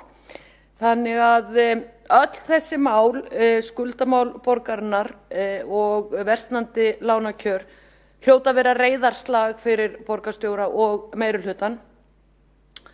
Og ég er ekki bjartsýn á næsta ár, virðulegi forseti, þar sem að á að fara að taka lán upp á fleiri tugi milljarða og lánakjörin, ef að lánakjörun hrakar enn frekar. Og það sem ég hef áhyggjur af og talað hér í fyrri ræðu minni, það er sú staðreynd að það ekki lengur bara verið að að skuldsetja börn minnar kynslóðar, heldur líka farið að skuldsetja barnabörn minnar kynslóðar og mér finnst það ofboðslegt ábyrgðarleysi og sú staðreynd að skuldir borgarinnar, samstæðunar allrar séu 450 milljarðar, það alveg sláandi staðreynd. Við erum að tala eitt lítið sveitarfélag á heimsvísu. Ef við bara berum okkur saman við til dæmis bara Danmörku, mér minnir að íbúar í Óðinsvé séu álíka margir eins og landsmenn allir á Íslandi, en við erum að tala Reykvíkinga sem eru rétt rúmlega 130.000 manns og skuldsetningin slík að þegar ég fékk síðast uppfærslu á skuldir per hverja 4 manna fjölskyldu í Reykjavík, þá var það 10,5 milljón. 10,5 milljón.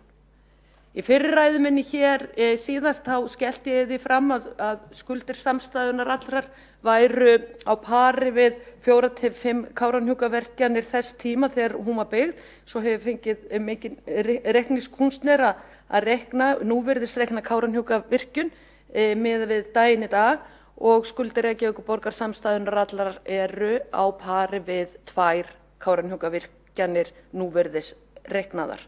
Þannig að það hljóta allir að sjá hversu rosalega borgarstjóri sem hefur setið hér við völd í fleiri ár búinn að skuldsetja framtíðar kynslóðir.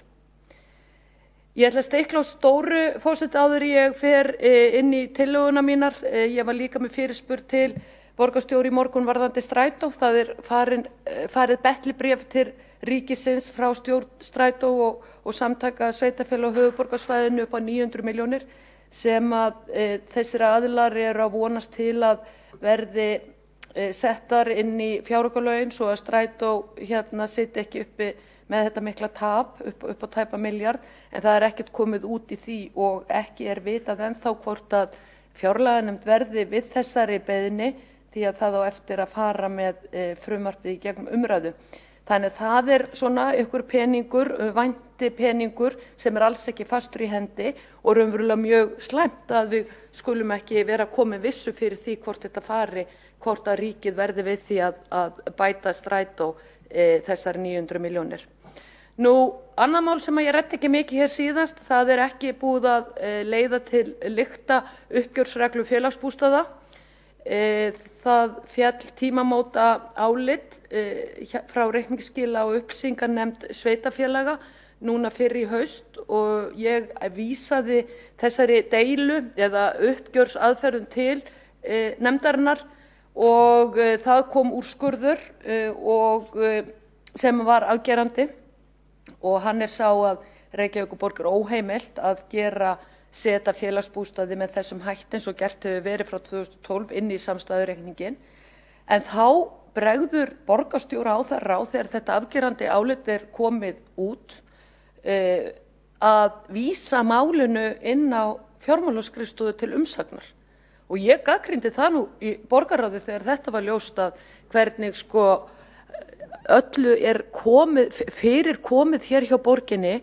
Hugsið ykkur að senda erindið til lægra setts stjórnvalds og það getur enginn verið dómari í sinni eigin sök og með fullri virðingu fyrir öllum starfsmönnum á fjármálasviði sem standa sig einstaklega vel miðað við erfiðan meirihluta og erfiðan borgarstjóra sem hefur það eitt á stefnuskráni að skuldsetja okkur borgarbúa enn frekar, þá þetta ósanngjarnt gagnvart sviðinu að þetta hafi verið þar vísað þangað til þess að segja álit sitt á því að náttúrulega eins og gefur að skilja þá hver og einn sig og fjármálasviðið undir stjórn borgarstjóra búin að færa félagsbústað með þessum hætti síðastliðin ár og ef að þessu verið hnekkt í eitt skipti fyrir öll þá froða í uppgjöri Reykjavíkurborgar upp á 60 milljarða. Hvorki meira né minna frá árinu 2012. Þannig að þetta skiptir svo miklu máli að fá botn í þetta. En ég átta mig ekki á því hvers vegna þessi snúningur var tekið hjá borgarstjóra en það líklega til þess að komast hjá því að taka ákvörðun í málinu áður en fjárhagsáætlun fyrir árið 2021 samþykkt og hún verður samþykkt hér í kvöld. en þá bara tekur við enn frekari deila þegar ársreikningur fyrir árið 2020 verður hér til umfjöllunar og áritunar eftir áramót. Virðulegi forseti, ég veit að það er ekki smart að vera í andsvörum við borgarfulltrúa sem hafa lokið máli sínu, en ég verð aðeins að bregðast við að því ég fór í andsvar við borgarfulltrúum Pavel Bartusek varðandi Höfða, malbikunarstöðuna, og þar fullyrti hann hér úr þessu ræðustól, fullyrti hér í ræðu að framtíða skuldbindingar malbikunarstöðuna Höfða myndi ekki lenda á Reykvíkingum vegna þess að Höfði sé hlutafélag.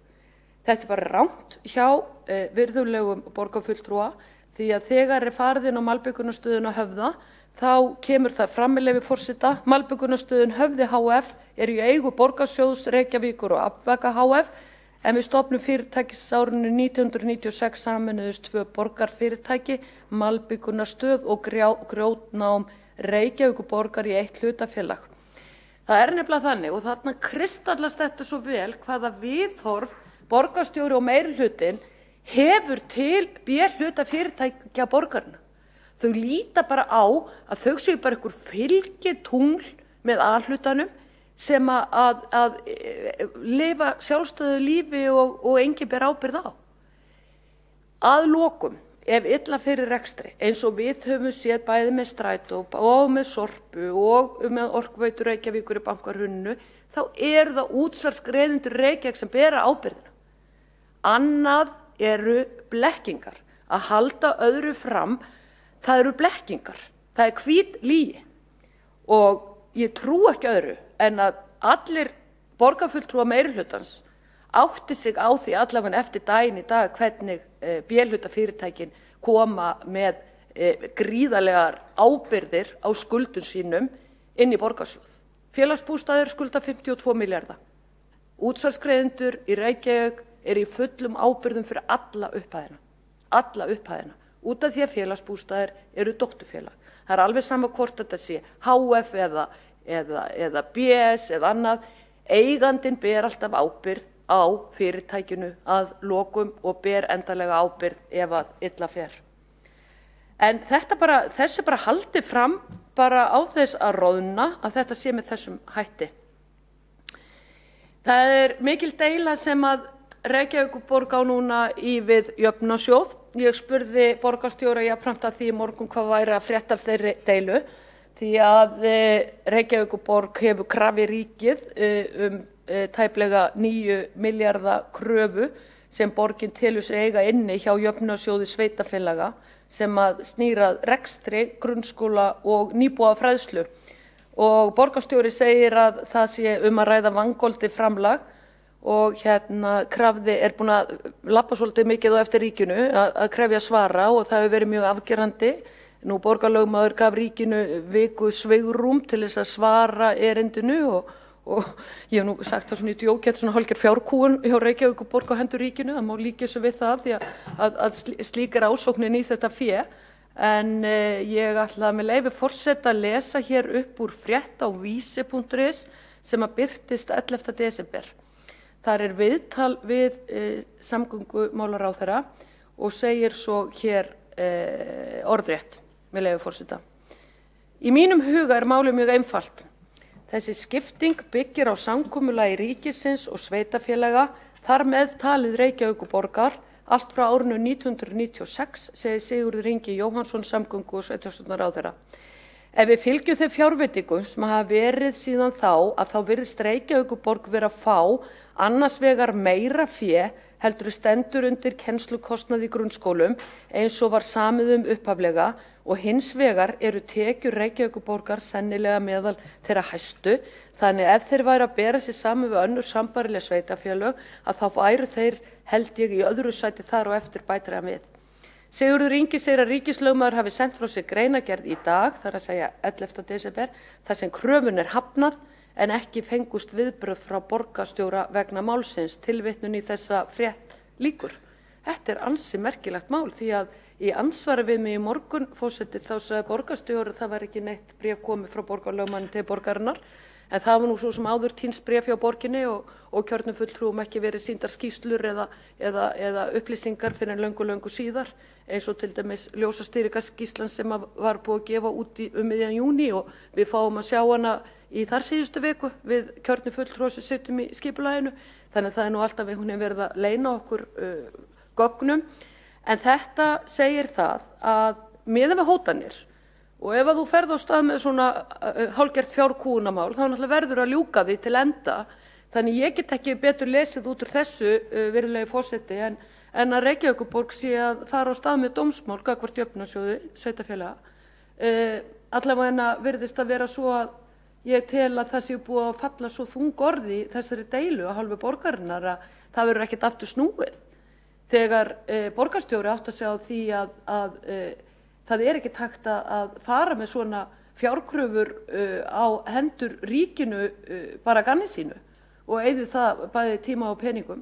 Þannig að mér sýnist að Reykjavíkurborg sé að fara á stað með dómsmál og það ekki fyrsta dómsmáli sem að þessi meiri hluti stendur fyrir og þau eru nokkuð mörg dómsmálin og til dæmis eins og dómsmálið í Sorpu, bæði dómsmálið gagnvart fyrrverandi framkvæmdastjóra þar og eins dómsmál hjá íslenskum aðalverktökum sem að bíða dóms og fleiri dómsmál. Ég ætla aðeins að minnast á það að hér við fyrri umræðu þá voru 2 snjallar tillögur sem var með felldar, alveg hreint með ólíkindum því að það var samningur milli ríkisins og sveitarfélögunum að halda í sér varðandi hækkanir og gjaldskrám og ég var með tillögu sem að felld að borgin myndi ekki hækka gjaldskrár árið 2021 og myndi spara á móti fyrir þeim hækkunum sem að voru í pípunum. Þetta var fellt og svo var líka fellt að þeir sem að njóta eingöngu greiðslna frá Tryggingastofnun að borgin hætti að rukka þá útsvar. Þessi tillaga var líka felld. Mjög skrítið því þetta mjög fámennur hópur og mjög kvenlæg tillaga því að þetta að ræða hóp sem að hefur ekki greitt í lífeyrissjóð og þarf bara að reiða sig á tekjur frá Tryggingastofnun og eins og flestir vita þá það alltaf fyrstu 15% af skattgreiðslum sem fara fyrst til sveitarfélagana ári ríkið kemur fyrir að fá skatttekjur. Þá ætla ég með leyfi forseta að fara bara að lesa tillöguna mínar, tíminn líður hratt sé ég Fyrsta tillaga mín sem var send út með dagskrá og ég las á síðasta fundi en nú komin á þetta tala eftir yfirferð fjármálaskrifstofuna og þakka ég þeim aðilum sem unnu það fyrir mig fyrir. Tillagan svo með leyfi forseta borgarstjórn samþykkir að hækka upphæð frístundakors Reykjavíkurborgar miðað við hækkun á vísitölu neysluverðs frá 1. janúar 2017 hefði það þau áhrif að frístundakortið myndi hækka í 55.805 krónur úr 50.000 krónum. Lagt til að fjárheimildir íþrótta- og tómstundasviðs hækki 84,6 milljónir og kostnaðarauki verði fjármagnaðar liðnum ófyrirséð. Þetta ekki miklu peningar fyrir börnin okkar, virðulegi forseti.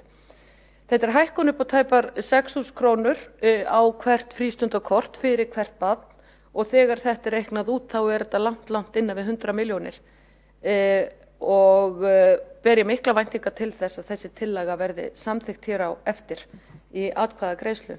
Ég með greinargerð hérna með þessari tillögu og hún hljóðar svo með leyfi forseta. Frístundakortið styrkjakerfi frístundastarfi fyrir 6 til 18 ára börn og unglinga með lögheimili í Reykjavík. Hægt að nýta styrki fyrir íþróttalist og tómstundastarf. Meirihluti borgarstjórnar felldi tillögu borgarfulltrúa Miðflokks á haustdögum 2018 að hækka frístundakort úr 50.000 krónum í 100.000 krónur. Hinn 1. janúar 2017 var frístundakort hækkað 42,8% eða úr 35.000 krónum með 50.000 krónur. Frístundakorti hefur ekki haldið í við verðlag eins og allar aðrar gjaldskrár borgarinnar til grunnþjónustu því eðlilega krafa að upphæð frístundakortsins haldist í hendur við aðrar sjálfkrafa hækkanir úr því meirihlutin gat ekki fallist á að hækka kortið einhliða. Mér finnst það einsýnt, virðulegi forseti, að þessi tillaga verði samþykkt, sérstaklega í ljósi þess að tillaga mínum að fresta hækkunum gjaldskrá var frestað eða sem sagt var felld og gjaldskrárhækkanirnar gengu allar í gegn á síðasta borgarráðsfundi og þá verður þetta líka að taka þessa sjálfkröfu hækkun eins og gjaldskrár á öðrum stöðum, þó að þetta sé náttúrulega fyrir börnin okkar en gjaldskrárhækkanir, rafmagn, hiti og sorpa og annað náttúrulega fer úr vasa foreldra og fullorðinna. Ég gagnrýndi líka einmitt mjög mikla hækkun á gjaldskrá sorpu, það fleiri 20% hækkanir þar. Nú svo ég með tillögu, forseti, sem að fór ekki út í útsendu gögnum en ég hef sent hana á ritara borgarstjórnar og hún snýr að viðspyrnu fyrir listalífið. Tillagan hljóðar svo: borgarstjórn samþykkir að fella niður fasteignagjöld á Hörpu, Borgarleikhúsið og Þjóðleikhúsið árið 2021. Greinargerð fylgir með og hún svohljóðandi.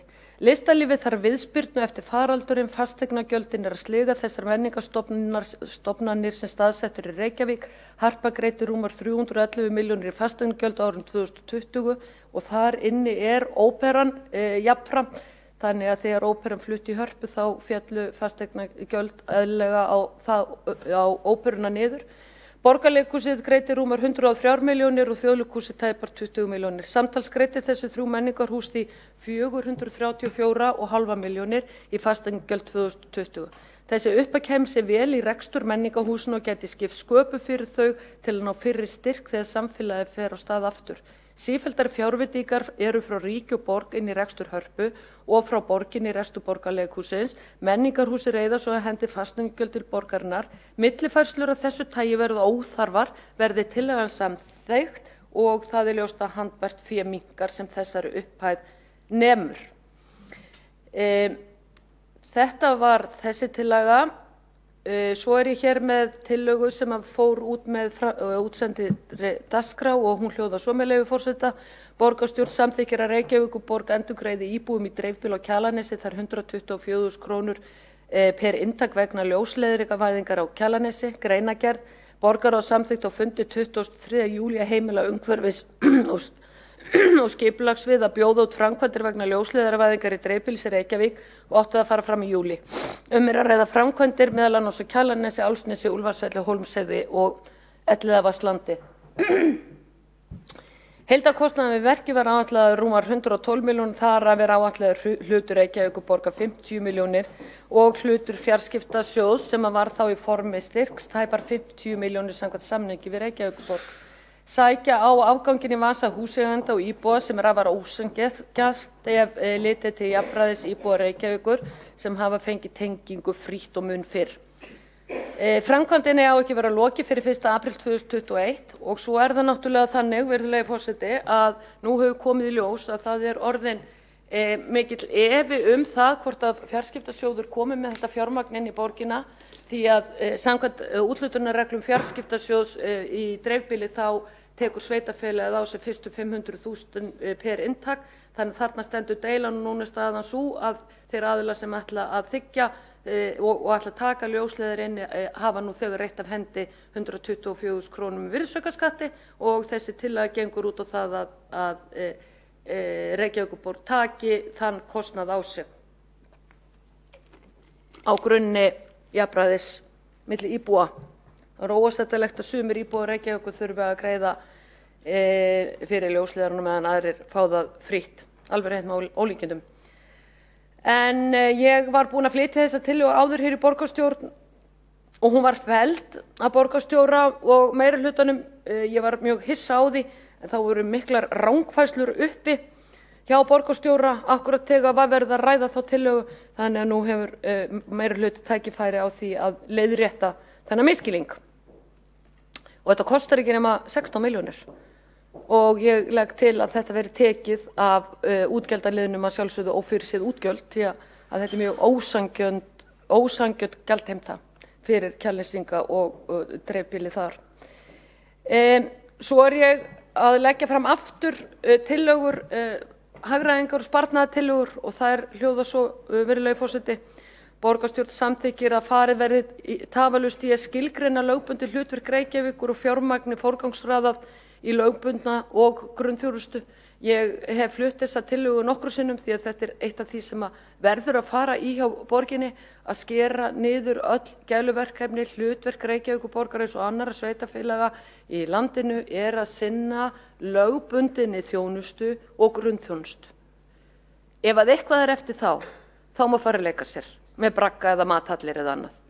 En því, eða Óðinstorg eða Tryggvagötu eða hvað þetta heitir allt, öll þessi gæluverkefni. En á meðan reksturinn með þeim hættu eins og hann núna, þá svo óábyrgt að vera ekki með forgangsröðun fjármagns.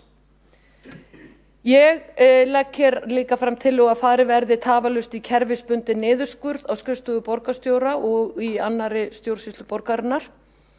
Inn á mælaborð.is sem Reykjavíkurborg rekur þá kemur fram að það fjölgun starfsmanna upp á 9,7% á síðasta ári og það á eftir að aukast vegna þess að enn ekki búið að svara mér hvað stytting vinnuvikunar stór eða sko hvað eru margir á bak við það og hvað þarf að ráða marga á þeim grunni. Ég legg líka til að tekið verði tafarlaust upp ráðningarstopp í stjórnsýslu Reykjavíkur að lögbundinni þjónustu og grunnstoðum verði hlíft. Ég flutti þessa tillögu í fyrra og hún alveg samhljóða tillögu Sjálfstæðisflokksins núna varðandi ráðningarstoppið.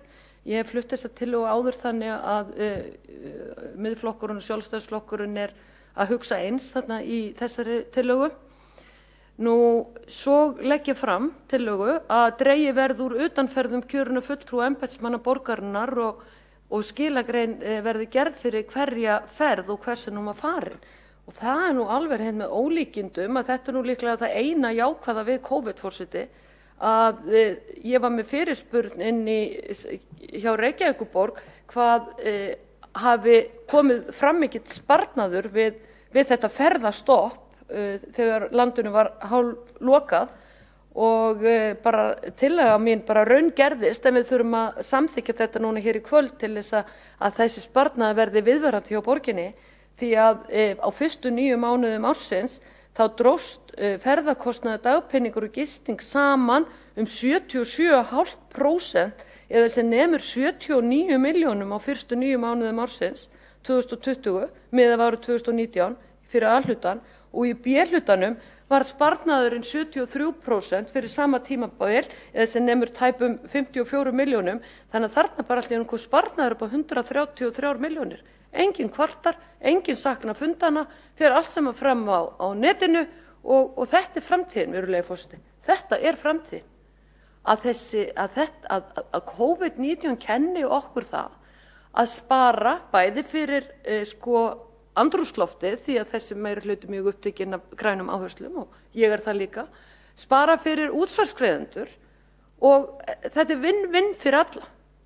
Þannig að svo kannski verður það bara líka þannig að þegar verður hægt að fara í svona ferð þá kannski bara minnkar áhuginn á fundum. Það getur bara líka vel verið Það á eftir að koma í ljós.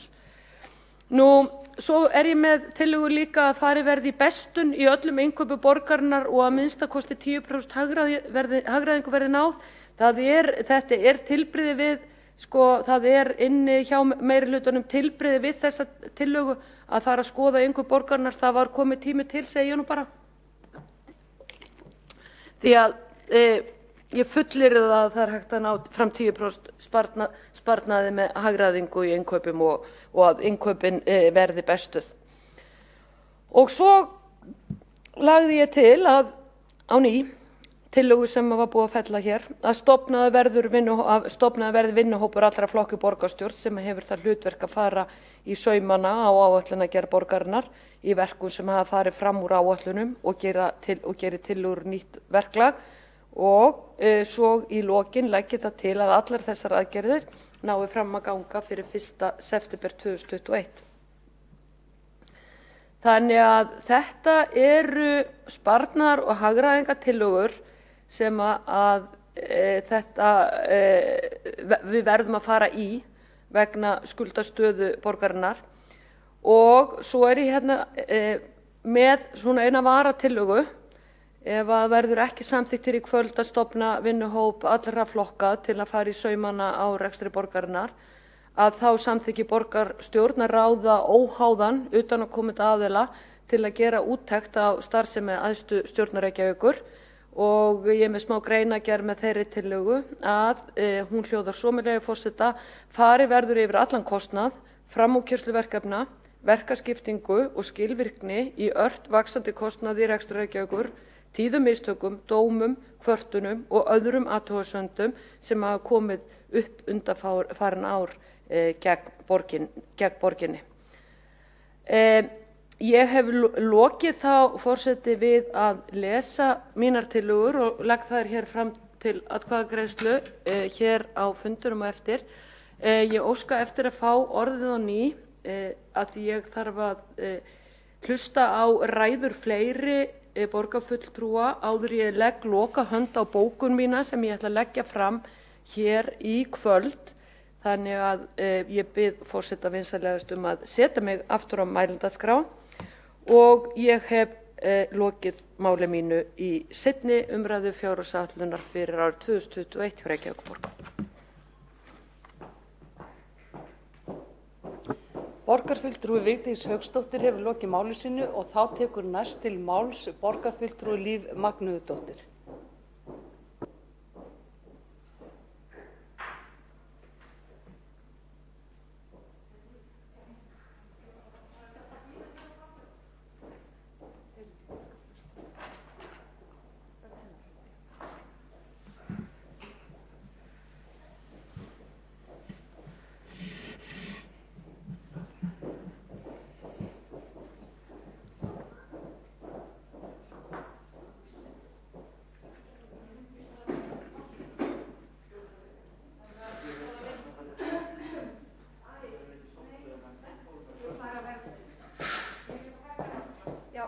Takk.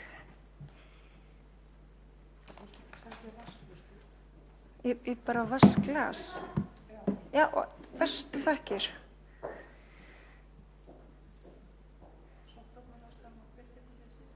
Já, ég skil. Einmitt. Akkurat. Já, einmitt. Takk.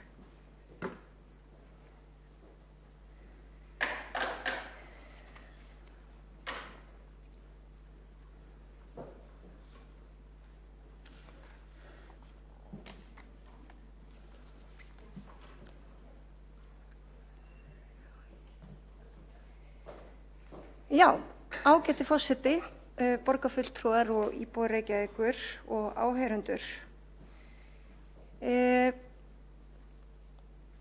Hér stend ég árið 2020 sem betur fer að verða búið. Þetta ár ýmissa þolrauna og krefjandi verkefna og COVID hefur sannarlega svipt okkur mörgu, ástvinum, framfærslunni, atvinnu og jafnvel fótunum undir okkur. En það glittir í birtuna og vonina að við getum aftur farið að knúsa fólk og notið mannmergðar og félagslífs. En þó biðin kunna vera erfið og langvinn og ástandið hingað til óbærilegt, þá megum við ekki missa dampinn. COVID hefur líka opnað augu okkar fyrir því sem skiptir máli og fært okkur dýrmæt sannindi lífið og tilveruna og jafnvel okkur sjálf. Og þannig kýs ég að horfa hlutina sem úrlausnarefni og verkefni og hvernig best að gera sem best úr jafnvel vonlausum aðstæðum. Og þá gott að hugsa fram fyrir sig og vita hvert förinni heitið og hvar við verðum eftir 5 ár, 10 ár, 50 ár. Og reyndar það alltaf gott í stjórnmálum. Vissulega það stundu þannig að maður fær viðfangsefni í fangið sem að maður átti ekkert von á eða bað að fá. En eins og ég fór yfir í fyrri ræðu minni, þá sú fjárhagsáætlun sem við leggjum fram til samþykktir í dag þannig áætlun. Þetta sýn framtíðina og áætlun að flýta því sem gott fyrir samfélagið og náttúruna. Það hefur gagnast mér lítið og umræðinni yfir höfuð að hlusta á fortíðarstagl og það ætla ég því ekki að gera í dag.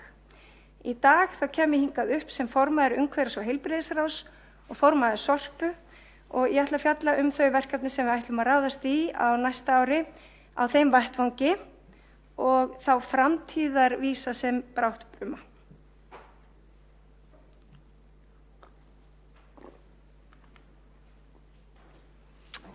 Ágæti forseti, eins og þið sjáið eru stefnur og verkefni borgarinnar fjölmörg.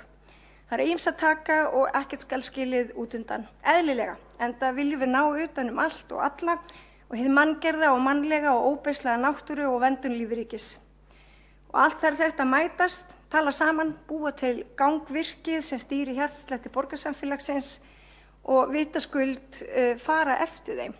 Við þurfum jú að fara eftir þeirri stefnumörkun sem við setjum okkur. Við þurfum að vinna það líka á breiðum grundvelli, heyri hagsmunahópum og í samræðu og samtali við íbúa þessara borgar. Í þessari stefnumörkun sem þið sjáið hér, að þá eru mjög margar stórar og mikilvægar áætlanir hvert við stefnum.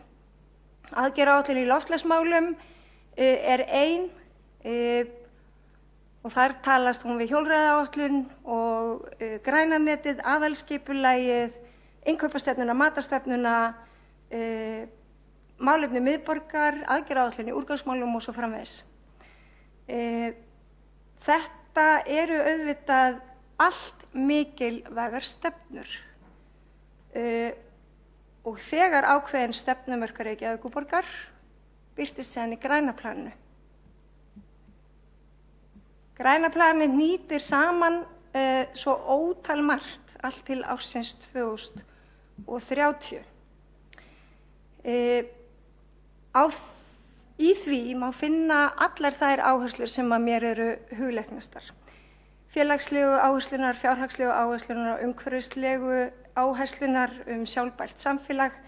Þetta er eins og tekið beint úr stefnum Vinstri grænna. Ekki bara fyrir þessar kosningar heldur líka aðrar sem eru löngu yfirstaðnar. Þetta er gott plan og við þurfum að fylgja því eftir. Og þannig nýtir þetta græna plan ólíka en allt mjög mikilvæga þræði saman, eins og borgarstjóri fór svo vel yfir. En ég vildi nefna þetta sérstaklega að því að í því eru líka mörg verkefni sem koma í hlut okkar sem erum í umhverfis- og heilbrigðisráði og á vettvangi Sorpu. Þetta er hið skæra græna leiðarljós í okkar störfum, ekki bara því að kórónukreppan heltist yfir okkur, heldur að því að við ætluðum að gera þetta að því það er skynsamlegt og farsælt ókomna tíð og fyrir komandi kynslóðir, en innleiðingin var kannski ekki hröð og sú sem við setjum núna í gang. En þó fyrr hefði verið og þessi tími rennur nú upp. Loftslagsáætlun, ég vil aðeins nefna hana, að því að við sjáum fram á nýja aðgerðaáætlun í loftslagsmálum sem kemur til samþykkta borgarstjórnar hér á fyrsta borgarstjórnarfundi vonandi eftir áramót og það slær líka auðvitað tóni fyrir það sem koma skal. En aðeins fjárfestingar og verkefni okkar í umhverfis- og heilbrigðisráði. Við erum ekki bara að fjárfesta í umhverfi svo fólk geti notið sín betur. Við erum að tryggja stoðir þess lífríkis sem að við þurfum að vernda ekki bara í Reykjavík, ekki bara í öðrum borgum, ekki bara á hálendinu, heldur út allan heim. Og þarna má sjá það fjármagn sem að við látum í á næsta ári, 2021, til mjög mikilvægra og stórra verkefna. Og þar er sérstaklega ánægjulegt að græna netið sem er gríðarstórt umhverfismál, fær 80 milljónir, orkuskipti í samgöngur, hleðslustöðvar 100 milljónir, setjum í að fjölga grenndarstöðum 70 milljónir, gerbreytt úrgangsstjórnun sem kallar á þá fjárfestingu í sorptunnum. Mér langar að nefna það líka til þess að halda því til haga að aðgengi fólks að náttúru það eykur lýðheilsu. Það er uppspretta fyrir listir og menningu. Þetta veitir margs konar tækifæri til verðmætasköpun í ferðaþjónustu og útivist, eykur meira þess að verðgildi fasteigna. Mikilvægi heilbrigðra vistkerfa er óumdeilt og þar má nefna umhverfisgæði og loft- og vatnsgæði, skjólmyndun. Ég man eftir því þegar ég var að alast upp hérna í Vesturbænum sem barn, það var alltaf rok og verra reyndar út á Seltjarnarnesi, látið það liggja milli hluta. en nú ekki sama rokraskatið hérna niður í miðbæ eins og var og meðal annars það vegna þeirra flóru sem hér hefur sprottið. En þetta ekki bara aukaskjólmyndin, það líka snýst að vera gegn flóðum og sem eru vissulega loftslagsmál. En fyrst og fremst þá eru siðferðileg rök fyrir því að við eigum að vernda náttúruna og tilveru rétt lífvera og það eru hvað þyngstu rökin í mínum huga. En aftur að verkefnunum framundan vegna þess að það ótal margt. Við höfum hafið tilraunaverkefni við hirð- og lífrænum eldhúsúrgangi á Kjalarnesi og í Hamrahverfi og það stendur til að innleiða það vonandi í allri borginni varðandi hirðuna. Við erum að skoða sérsöfnun á málmum og gleri við heimili og þess vegna mega borgarbúa vænta þess að umhirða heimilishospið í Reykjavík á árinu 2021 breytist, bæði við heimili og grenndarstöðum. Og það hefur lengi verið kallað eftir samræmingu á flokkun á höfuðborgarsvæðinu og það verður auðvitað skoða áður en að ráðist verður í breytingar og nú þegar hópur starfsfólk, fagfólks, sveitarfélagana að vinna því að skoða hinar ýmsu sviðsmyndir varðandi það að samræma sorphirðu á höfuðborgarsvæðinu öllu. Og það til mikils að vinna þar. Það ekki bara fjárhagslegir hvatar í formi sparnaðar sem maður getur hlotist af, heldur það líka, og ég kem kannski aftur inn á það síðar, að það þá fáum við betri strauma. Við getum samræmt fræðsluna sem gríðarlega mikilvægur þáttur í því að kenna öllum að umgangast úrgangsum auðlindir miklu betur. Fólk kemur að tunnunum, eða að söfnuninni reyndar með sama hætti. Meðhöndlunin verður þá auðveldari og það getur líka sparað pening þegar fram í sækir. En við erum líka að skoða djúpgámalausnir á borgarlandinu í eigu borgarinnar og það til dæmis góð leið fyrir húsfélög. Og svo langar mig aðeins að nefna grænu skrefin sem mjög mikilvæg skref í allri starfsemi borgarinnar og að innleiða það í takt við matarstefnu borgarinnar, loftslagsstefnuna og umhverfis- og auðlindastefnu.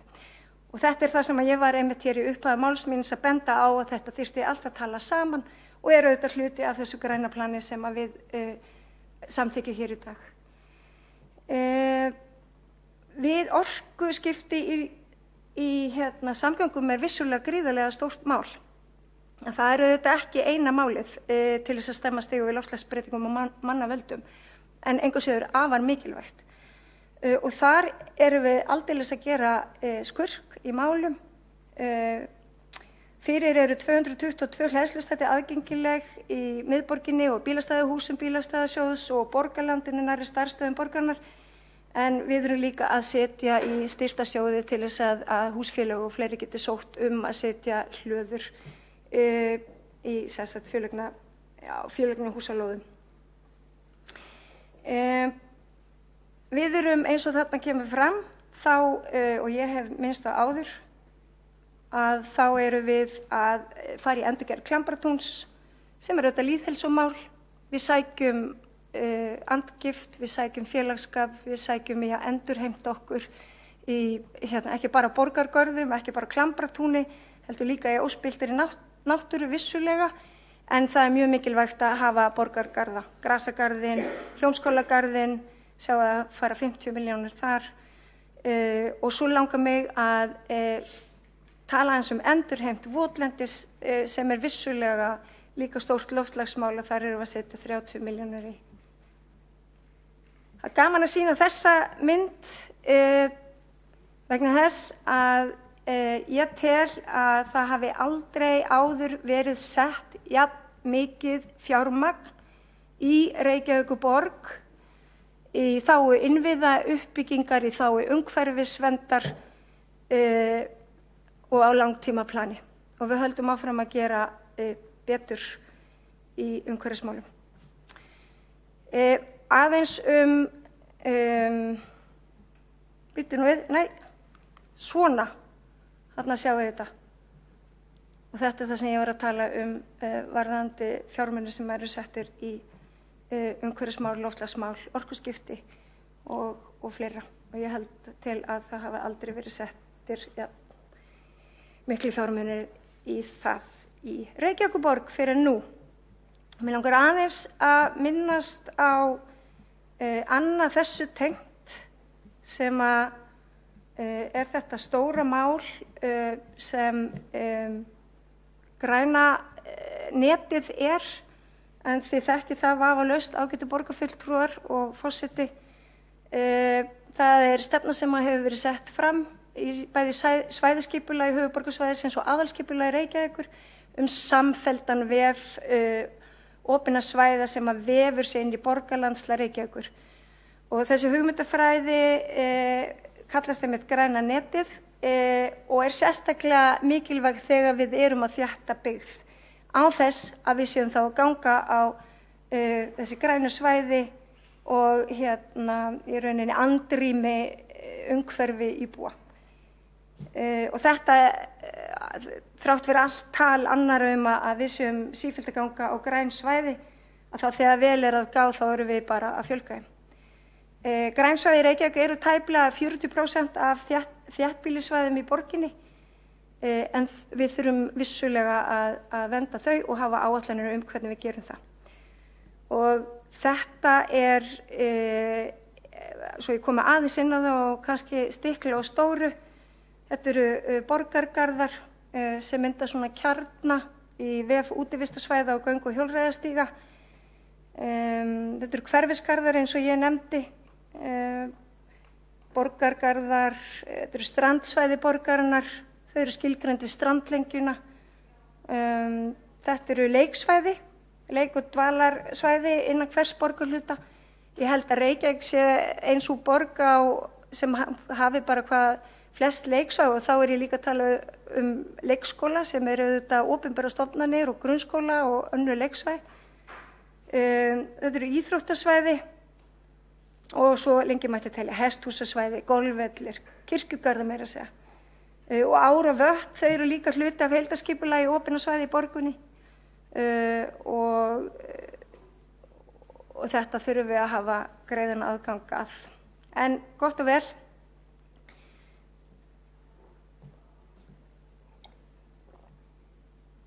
Ég langar aðeins að fara eftir að hafa stiklað kannski á stóru málefni umhverfis- og heilbrigðisráðs að það langar mig aðeins að benda á það að fjárfestingar meira segja sem að Reykjavíkurborg gerir eru líka hafa afleitt góð áhrif fyrir aðra en bara íbúa Reykjavíkur. Og þá, eins og ég myndist, þá aðgerðaáætlun í loftslagsmálum til 2025 sem kemur hér eftir áramót. Gas- og jarðgerðarstöðin eitt stærsta umhverfismannvirki sem hefur verið reist á Íslandi.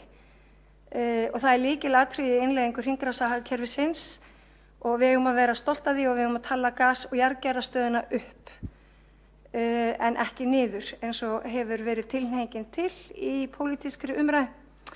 Aðgerðir í þágu náttúruverndar í Reykjavík, við erum að kortleggja þá staði sem að við getum friðað eða hverfisverndað í meira væli. Það kannski málefni fyrir annan fund. Mér langar aðeins að nefna nytjaverslanir góða hirðisins. Við getum gert svo mikið meira í því að leggja áherslu á endurnýtingu, endurvinnslu og endurnotkun og þetta kjörinn vettvangur fyrir slíkt. Og það getur við síðan hugsað á vettvangi Sorpu hvernig við stöndum að því að fjölga búðum eða stöðum þar sem að fólk getur komið með hlutina sína og aðrir geta nálgast á hluti sem að aðrir hafa ekki not fyrir lengur. Verkefni samræmingu úrgangsmála á höfuðborgarsvæðinu, ég nefndi það aðeins hér á vettvangi SSH starfshópur á störfum sem á eftir að skila til okkar vonandi góðri vinnu það hvernig við getum best innleitt þetta með ekki bara fjárhagslegt hagræði sveitarfélagana í huga, heldur líka bara samræmingu fyrir umhverfisvernd í heild sinni og tækifærin til þess að umhverfismennta fólk þá auðlind sem úrgangsmálin sannarlega eru. Og vonandi fáum við stöðuskýrslu þessi mál eða jafnvel lokaskýrslu í byrjun árs 2021. Þannig að ég hef miklar væntingar til þess að sjá hvað sú vinna ber af sér. Mér langar líka að nefna nýja svæðisáætlun meðhöndlun úrgangs fyrir Suðvesturlandið. Þess má geta ég formaður fyrir samráðsnefnd sorpsamlagana á Suðvesturlandi. Við gerum svæðisáætlun lögum samkvæmt og þar eru líka tækifæri til þess að samræma sorphirðu eða samræma hvernig við horfum á úrgangsmálin. Og svo ég verða að minnast á borgarlínu og fjölbreytta ferðamátar. Það eru auðvitað ekki bara eitthvert Reykjavíkurmál, síður en svo. Ef að við hér í Reykjavíkurborg getum breytt ferðamátum okkar þá hljóta önnur minni sveitarfélög einnig að geta gert það. Og bara við öll. Aðeins Sorpu, hér sjáið þið mynd sem var tekin af urðun bílhræs í Geirsnefi. Og þetta var nú tíðin, þar sem öllu var bara mokað ofan í skurð, hverju sem var, sjónvarpstækjum og bílum og það er jafnvel að finna ýmiss konar dýrgripi sem eru kannski eftirsóknarverðir einmitt í góða hirðunum í dag en eru bara grafnir þarna í jörðu. Og þetta er auðvitað fortíðin. Við viljum ekki sjá hlutina svona í framtíðinni. Það er gerbreytt hugsun sem betur fer í umhverfismálum í dag og við erum að gerbreyta úrgangsstjórnun. Og þá langar mig aðeins að fjalla einmitt verkefni Sorpu sem eru mikilvæg eins og ég kom inn á áðan og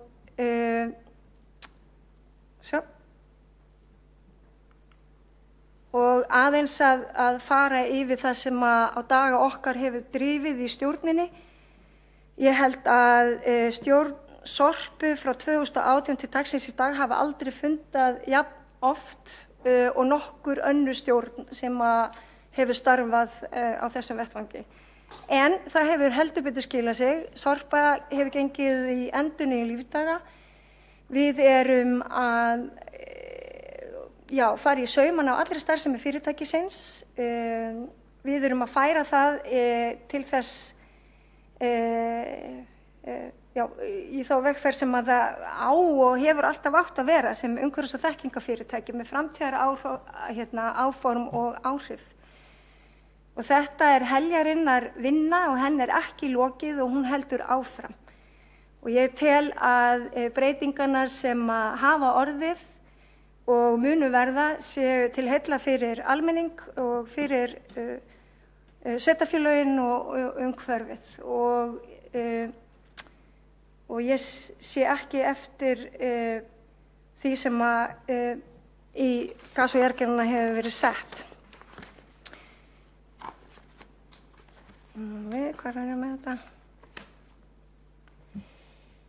Ég ætla aðeins að tala nefnilega líka gjaldskrárnar vegna þess að þær hafa verið í umræðinu og ég heyri það á máli borgarfulltrúa að þeir eru kannski áhyggjufullir og hugsandi yfir gjaldskránum en mig langar líka að nefna þau tækifæri sem að Sorpa hefur til þess að vera samnefnari sveitarfélagana sem nýsköpunar og frumkvöðl á vettvangi úrgangsmála.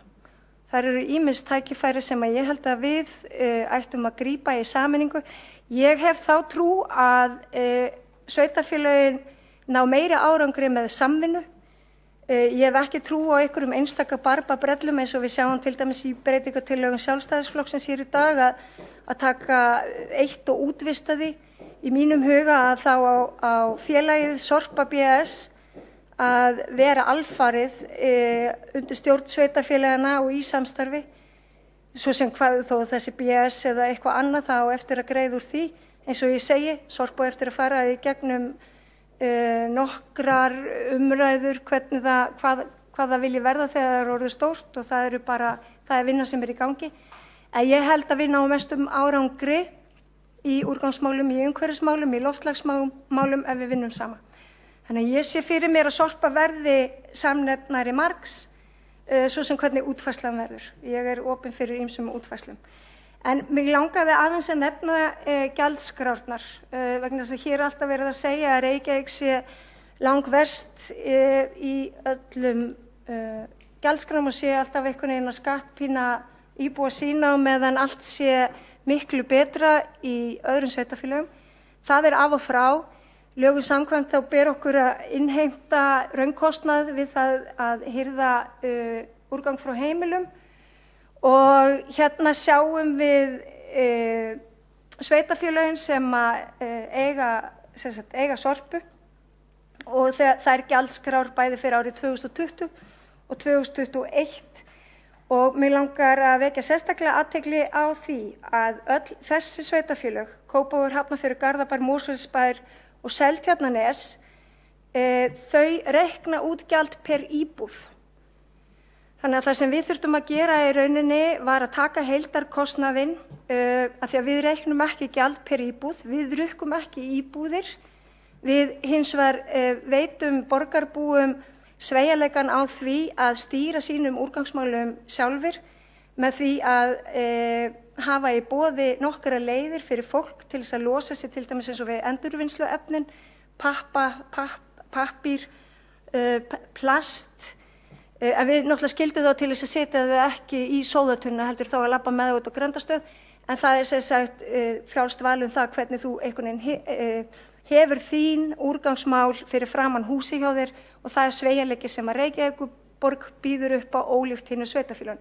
Það sem við þurftum þá að gera hérna að það var að við tókum sem sagt heildartöluna af því hvernig þetta er reiknað út og þá vil ég halda því til haga að við tökum inn sorphirðu, sorpförgun, fjármögnun á blátunum til dæmis eða öðrundunum og fleiri þætti, þjónustusamninga vegna grenndargáma, þjónustusamninga við endurvinnslustöðvarnar, framlag vegna endurvinnslustöðva, lán vegna þeirra og svo framvegis. Við tökum inn sameiginlegan stjórnunarkostnað í Reykjavík, til dæmis eins og fyrir umhverfis- og heilbrigðisráð. Við tökum inn laun þeirra sem að starfa í sorphirðunni. Við tökum laun lögfræðinga og allra þeirra í rauninni sem að starfa að úrgangsmálum í Reykjavík.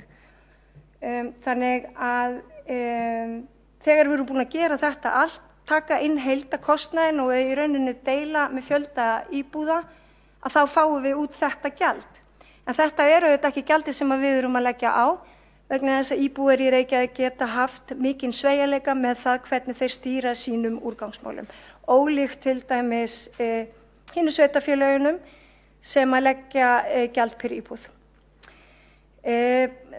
Mér langar líka að benda á það að því hér liggur fyrir tillaga Sjálfstæðisflokksins að skoða það hvernig einkavæða megi sorphirðu Reykjavíkurborgar og mér langar að halda því sérstaklega til haga að Kópavogur og Garðabær fóru í sameiginlegt útboð á sorphirðunni og eru með það verður endurskoðað reyndar í vor. Hafnarfjörður með útboð á sorphirðunni og Garðabær og Mosfellsbær eru sem sagt í sameiginlegu útboði, Kópavogur sér með sitt útboð og Hafnarfjörður og Seltjarnarnes. Þannig að það væri bara gaman að rýna þessar tölur og sjá hvort að það sé í rauninni barba brella sem að skapar mikla fjárhagslega hagræðingu í Reykjavíkurborg að bjóða þetta út. Eins og ég sagði þá tel ég réttara að við séum að starfa á sameiginlegu vettfangi, sveitarfélögin til þess að samræma þetta enn frekar. Það kann að vinnast hagræði af því fjárhagslegt, umhverfislegt en líka fræðslulegt. Og svo ég ítrykki mig. Þannig að ég veit nú ekki hvort að þetta segi einhverjum eitthvað, en í mínum huga að þá eru við ekki að sprengja upp allar gjaldskrár í sorphirðu umfram það sem aðrir eru að gera. Þannig að það má leiðrétta það þá í ræðum sem á eftir mér koma.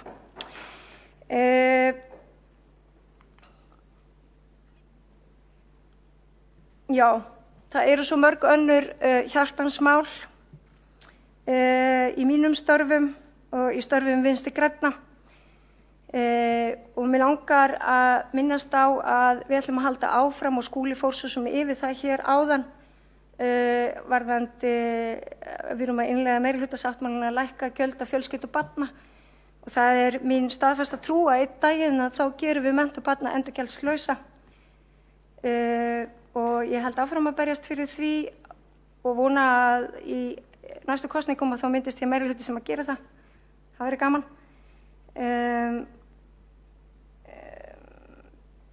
Varðandi það að því, sko, bara varðandi líka gjaldtöku almennt, að þá erum við að gera margt fyrir fjölskyldu barna og það í rauninni dapurlegt að, og kannski það bara eðli stjórnmálanna að vera sífellt með aðfinnslur og vera einblín á það sem ekki gert eða það sem eitthvað sko, já, ekki nógu vel gert og þetta má nú gera betur og við getum öll verið sammála að það megi alltaf gera betur en það og meðan og maður hefur sinn tíma í stjórnmálum og gera eins vel og maður getur fyrir það sem að maður hefur og hækkun fjárhagsaðstoðar vegna barna til dæmis eða það að við erum að lækka hérna kostnað við mataráskrift barna í Reykjavík jafnvel 10 jafnvel sko ég veit að það eru 10.000 króna á ári en þetta getur farið jafnvel upp í 200.000 krónur fyrir barnmarga fjölskyldur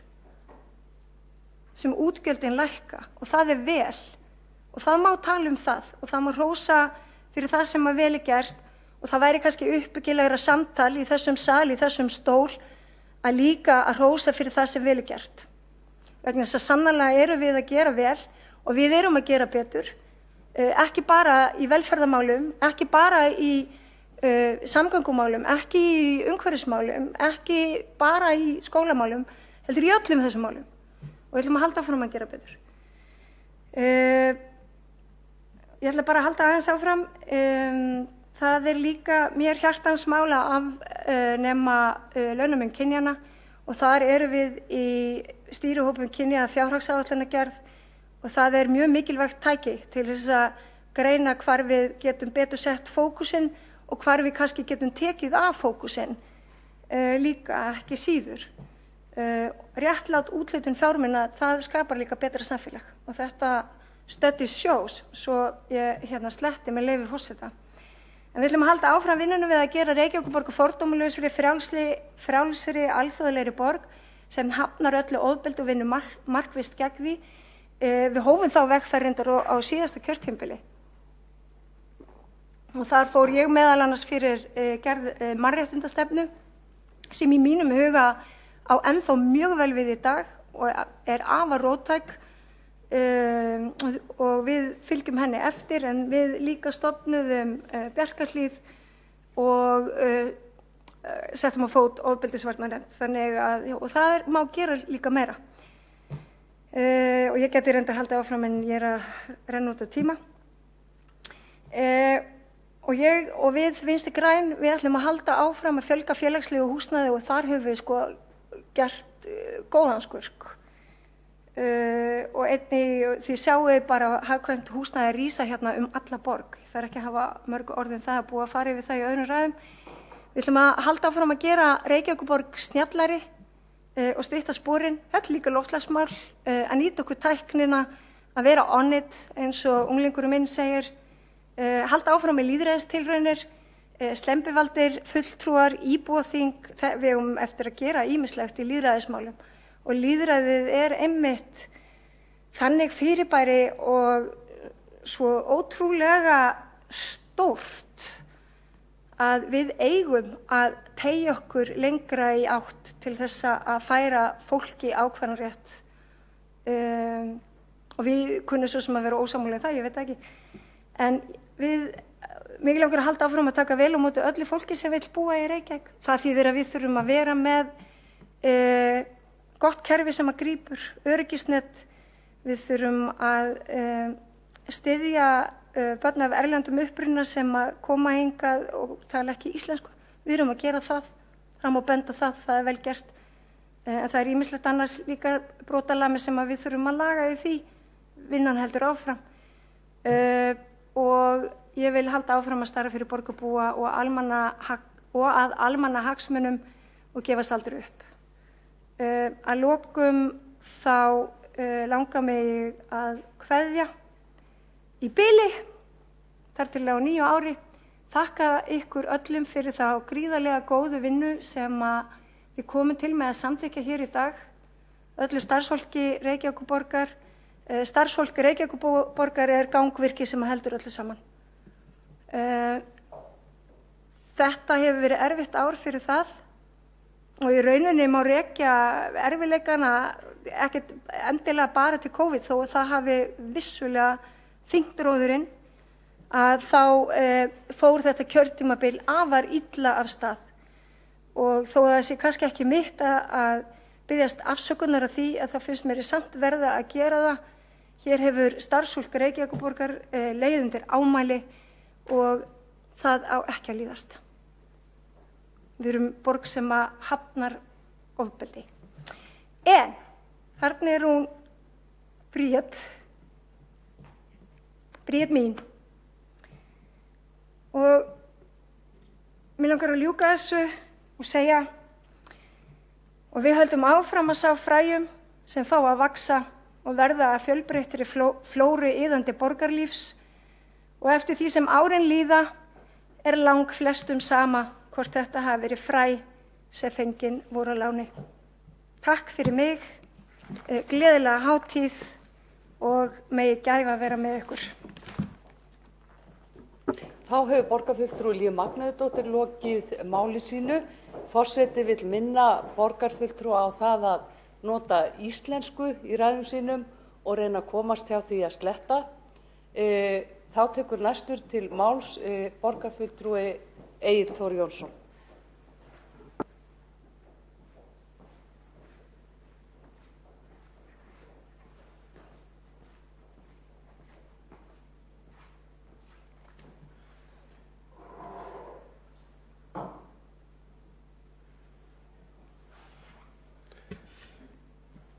Þarf að stilla eitthvað tölvukerfi eða? Ha? Já. Þið segir bara góð. Má ég aðeins breyta stóðum? Já. Fyrirgefðu, ég er bara aðeins gleðum. Ég var svo mikið að spá í hvort einhver fyrir hann svo. Var það þitt glas? Þetta er mitt glas. Tekið þetta mitt.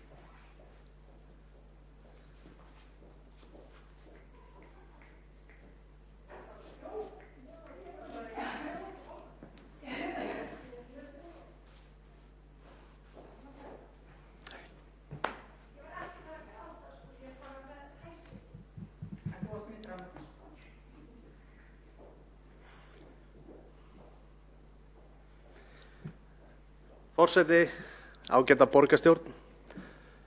Það er ánægilegt að vera komin loksins hérna upp í pontu eftir margra mánaða fundahöld í gegnum tölvuskjáin. En það er ýmislegt sem flýgur í gegnum hugan þegar fjárhagsáætlun borgarinnar er skoðuð.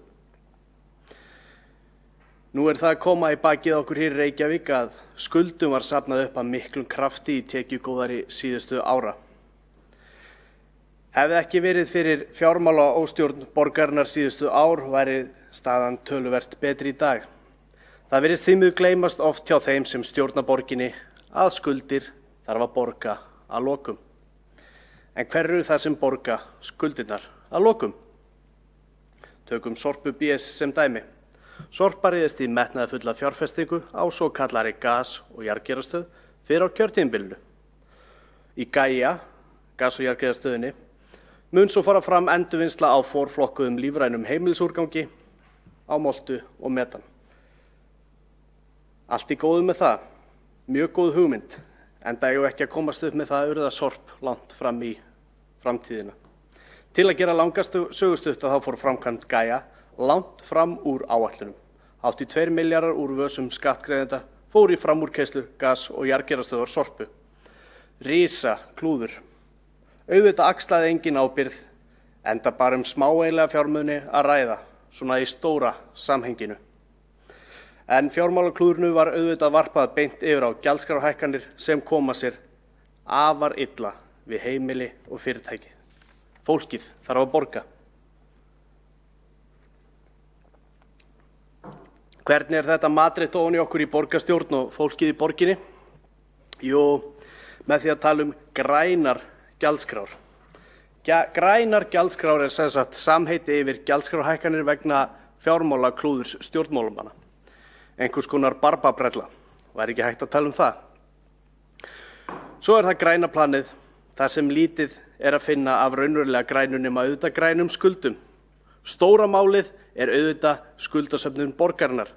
Þessi skuldsetning mun koma niður á grunnþjónustu og lögbundinni þjónustu einn daginn, því miður, sama hvort þetta sé kallað grænt, rautt eða gult skuldaplan. Eins og áður sagði, þá þarf að borga skuldir að lokum. Forseti, það bara svo margt einkennilegt í stjórn borgarinnar. Ég ætla að nefna dæmi. Á meðan vinnu við stefnu ferðamála stóð yfir hafði minnisblað Reykjavíkurborgar að borgin hefði tekið á sig 6–9 milljarða halla árlega árin 2015 til 2018 vegna ferðaþjónustunnar vakið mikla athygli. Það óþarfa að fjölyrða hve fjarstæðukennd framsetning á áhrifum ferðaþjónustunnar á fjárhag Reykjavíkurborgar var. Svipað leyti var borgin að kynna sviðsmyndir vegna fjármála borgarinnar þar sem fall WOW var tekið inn í sviðsmyndagreininguna, en auðvitað komst borgin að því að færi flugfélagið hausinn hefði það gríðarlega slæm áhrif á fjárhagsstöðu borgarinnar. Fólk ekki fífl, en stundum líður mér eins og meirihlutanum sem nú við völd komið fram við borgarbúa eins og kjána sem geta engan veginn sett hlutina í samhengi. En nóg það. Það löngu kominn tími á að borgin sé rekin á þann hátt að forgangsraða sé í þágu grunnþjónustu. Fjárfestingarverkefni upp á 5 milljarða á einhvers konar bókasafni eða samfélagshúsi ekki dæmi góða forgangsröðun. Borgin þarf að hætta samkeppnisrekstri og einbeita sér einfaldlega því að búa til umhverfi svo fyrirtæki geti blómstrað. Það þarf að hætta samkeppnisrekstri, einfalda kerfið, auka skilvirkni og lækka álögur og svo framvegis. Við erum að sjá allt og mörg fyrirtæki og stofnanir flýja yfir í önnur sveitarfélög úr borginni. Við þurfum að byggja félagslega kerfið upp á þann veg að fólk sé gert kleift að komast út úr því. Það gerir engum gott að festast í fátæktagildru til langrar framtíðar. Eitt af grunnhlutverkum Eitt af grunnhlutverkum hvers sveitarfélags að tryggja nægilegt magn af byggingarlóðum fyrir íbúðarhúsnæði á hagstæðu verði. Reykjavíkurborg hefur mistekist þetta og sína biðlistar þá gríðarlega eftirspurn sem eftir ódýru húsnæði í höfuðborginni. Í þeirri viðleitni að stytta til dæmis biðlista félagslegra íbúða hefur borgin ryksugað upp ódýrt húsnæði af frjálsum markaði en það hefur aukið vanda enn frekar. Biðlistar hafa lengst en eru reyndar aðeins að minnka núna þar sem búið að byggja loksins eitthvað af félagslegu húsnæði en til að mynda voru aðeins 4 eða 5 íbúðir byggðar sérstaklega undir félagslegt húsnæði á síðasta kjörtímabili. Afleiðingin augljós, minna framboð af ódýrum íbúðum til sölu á almennum markaði. Hefur þetta fyrirkomulag félagsbústaða leitt til þess að tekjulágir einstaklingar neyðast til að sækja félagslegt húsnæði í stað þess að geta keypt sitt eigið. Tölur sýna að á síðustu 10 árum hafa rúmlega 20 leigjendur eða einungis 1% þeirra sem að leigja hjá félagsbústöðum komist út úr kerfinu. Félagslega kerfið þannig byggt upp að fólk festist í því og lítinn sem engan möguleika á að komast aftur á almenna markað. Fyrirkomulega þannig að eigna- og tekjumörkin eru það lág að fólk getur ekki safnað sér fyrir útborgun á íbúð og leigt félagslegt húsnæði á sama tíma. Meðal atriði sem koma leigjendum þannig í hættu að missa íbúðuna sína eru til dæmis launahækkanir, eignamyndun eða nýr maki. Enginn ætti að þurfa að búa við slíka neikvæða hvata. Myndu félagsbústaðir til dæmis bjóða upp á þann möguleika að fólk gæti eignast íbúðir sem það býr í, myndi það virka sem stökkpallur aftur út í lífið úr kóngulóarvef kerfisins. Félagslega kerfið á að vera þannig byggt upp að það grípi fólk í neyð en hjálpi því aftur út í lífið leið og tækifærin gefast.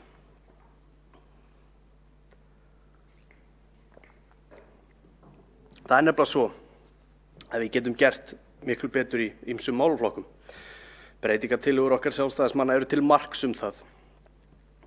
En ég vildi aðeins nefna loftgæðamálin en talið er að 60 til 80 ótímabær dauðsföll eigi rætur sínar að rekja til svifryksmengunar hér á landi. Á þessu ári hefur svifrykið reyndar aðeins farið 8 sinnum yfir heilsuverndarmörk og það er betri árangur heldur en var í fyrra. Þar á sama tími fyrra var svifrykið í kringum 14 sinnum farið yfir heilsuverndarmörk en borgarstjórn Reykjavíkur samþykkti fyrr á kjörtímabilinu yfirlýsingu að svifryk ætti aldrei að fara yfir heilsuverndarmörk. Vandinn er fjölþættur. Við þurfum til dæmis að draga úr nagladekkjum, þrífa göturnar oftar, passa upp á gæði malbyggs og svo framvegis. En göturnar eru þrifnar svo sjaldan í Reykjavík að borgin sé sitt knúna til að senda út fréttatilkynningar þegar götur eru loks þrifnar. Með leyfi forseta lesi fréttatilkynningu borgarinnar frá 11. desember. Þetta kom föstudaginn síðasta. Götur sópaðar helgina. Það viðrar vel til gatnahreinsunar í Reykjavík, götur verða sópaðar helgina. Það er því tækifæri til að gera jólahreingerningu á götunum. Nóatún og Langahlíð, Suðurlandsbraut og svo framvegis. Og svo kemur í lok fréttatilkynningar markmiðið er meðal annars að draga úr svifryki og nota tækifæri til að sópa í þessu fína veðri og gera umhverfið okkar snyrtilegt. Þarna tekur borgin heils hugar undir þá skoðun okkar að þrifa götum svínvirkar gegn svifryki. En þetta er sameiginlegt verkefni okkar allra í borgarstjórn en oft á tíðum fer umræðan svifrykið út í það hver er vondi kallinn á nagladekkjunum. Þetta snýst ekki bara að finna þennan sökudólg. Ástæðurnar eru fjölþættar. Heldur einnig verðum við að skoða lausnir við vandanum. Það er reyndar hjákátleg staðreynd að bílafloti Reykjavíkurborgar spænir upp malbygg borgarinnar á nagladekkjum yfir allt vetrartímabilið. Og hér bera því margir ábyrgð, Reykjavíkurborg einnig sjálf. En nóg það, ég ætla að snúa mér að máli málanna. Breytingartillögun sem ég ætla að lesa upp fyrir hönd sjálfstæðismanna við seinni umræðu fjárhagsáætlunar.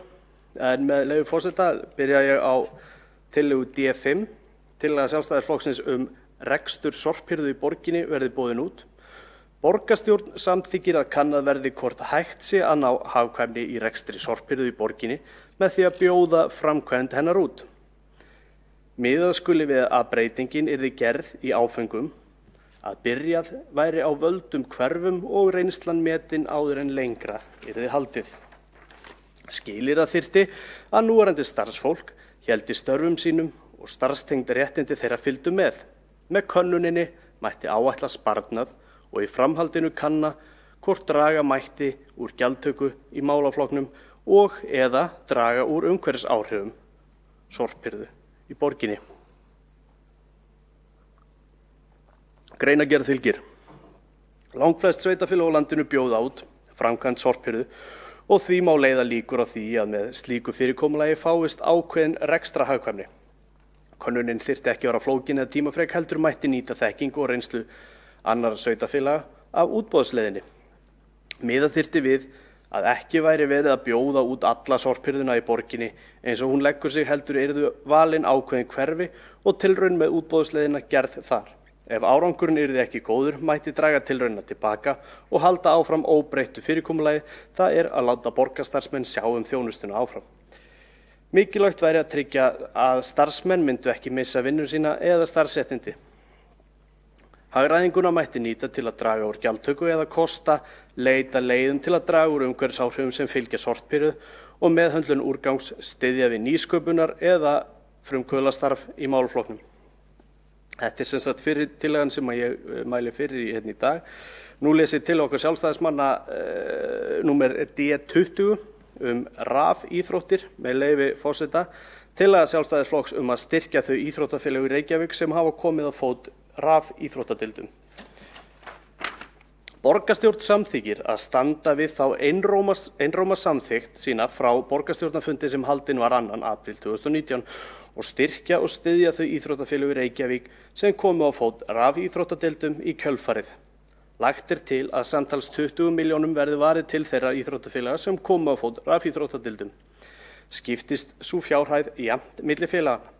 Tillagan verði fjármögnuð af liðnum ófyrirséð í fjárhagsáætlun borgarinnar og sá liður lækkaður sem þeirri upphæð nemur.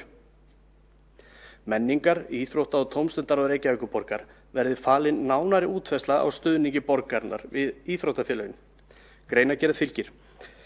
Borgarstjórn samþykti einróma 2. apríl 2019 að styrkja og styðja þau íþróttafélög í Reykjavík sem höfðu þá hug á að koma á fót rafíþróttadeildum. Við þá samþykkt hefur ekki verið staðið við að fullu. Hér nýja grein hjá íþróttafélögunum að ræða, en hún hefur meðal annars hlotið sívaxandi vinsælda hjá íþróttafélögunum á Norðurlöndunum. Þátttaka barna og ungmenna í íþróttastarfi getur haft mjög jákvæð áhrif á félagsfærni barna, ekki síst til framtíðar litið. Rannsóknir hafa sýnt fram á þessi jákvæðu tengsl en nauðsynlegt að börn fái þjálfun í félagsfærni enda getur slík færni hjálpað þeim á öllum stigum lífsins bæði í leik og starfi. Frásagnir af börnum sem einangra sig félagslega eru heima í tölvunni og geta jafnvel ekki slitið sig frá henni eru orðnar mun algengari en áður var. Ástæða til að ætla að tíðari fregnir af slíkum tilfellum muni berast samfélagið enda fleygir tækninni fram á ógnarhraða og tölvutæknin orðin órjúfanlegur hluti af lífi fólks nú til dags. Byltingakennd og hröð tækniþróun þarf ekki endilega að vera neikvæð. Hún getur verið mjög jákvæð og einfaldað okkur lífið til muna.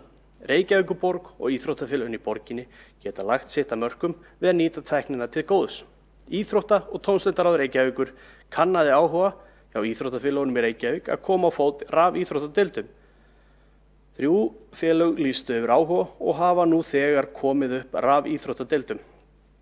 Töluverður kostnaður fylgir því að koma upp rafíþróttadeild og stærsti liðurinn kaup eða leiga á tölvubúnaði auk aðstöðu. Íþrótta- og tómstundaráð Reykjavíkur fór með félögunum í gegnum kostnaðaráætlun þeirra við að koma deildunum upp. Frá því að rafíþróttadeildunum var ýtt úr vör hefur mikil gróska verið innan deildana. Áhuginn hefur verið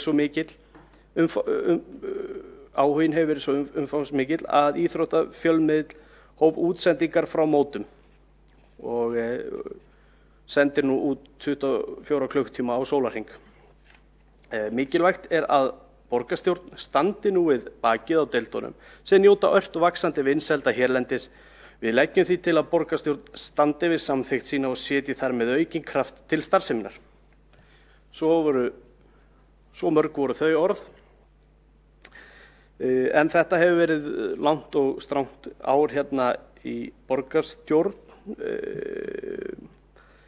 Því ætla ég að ljúka máli mínu á því að þakka starfsmenn Reykjavíkurborgar sérstaklega fyrir ósérhlífni og óeigingjarnt framlag til þjónustu borgarna á tímum COVID og borgarfulltrúum einnig þakka ég fyrir gott samstarf á þessu ári sem að líða þrátt fyrir það að við höfum ekki hist mikið augliti til auglits en ég vona nú bara að næsta ár verði töluvert betra en ætla að ljúka máli mínu á því að segja bara takk fyrir allt starfsmenn Reykjavíkurborgar.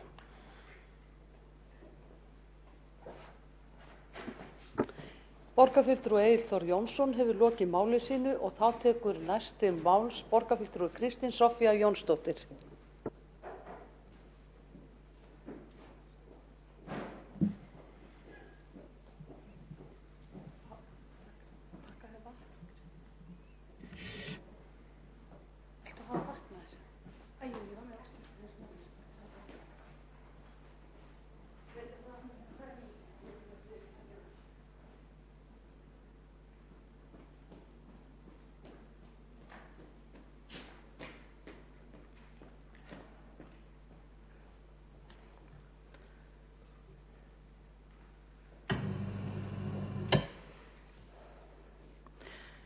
Forseti, borgarstjórn, kæru borgarbúar.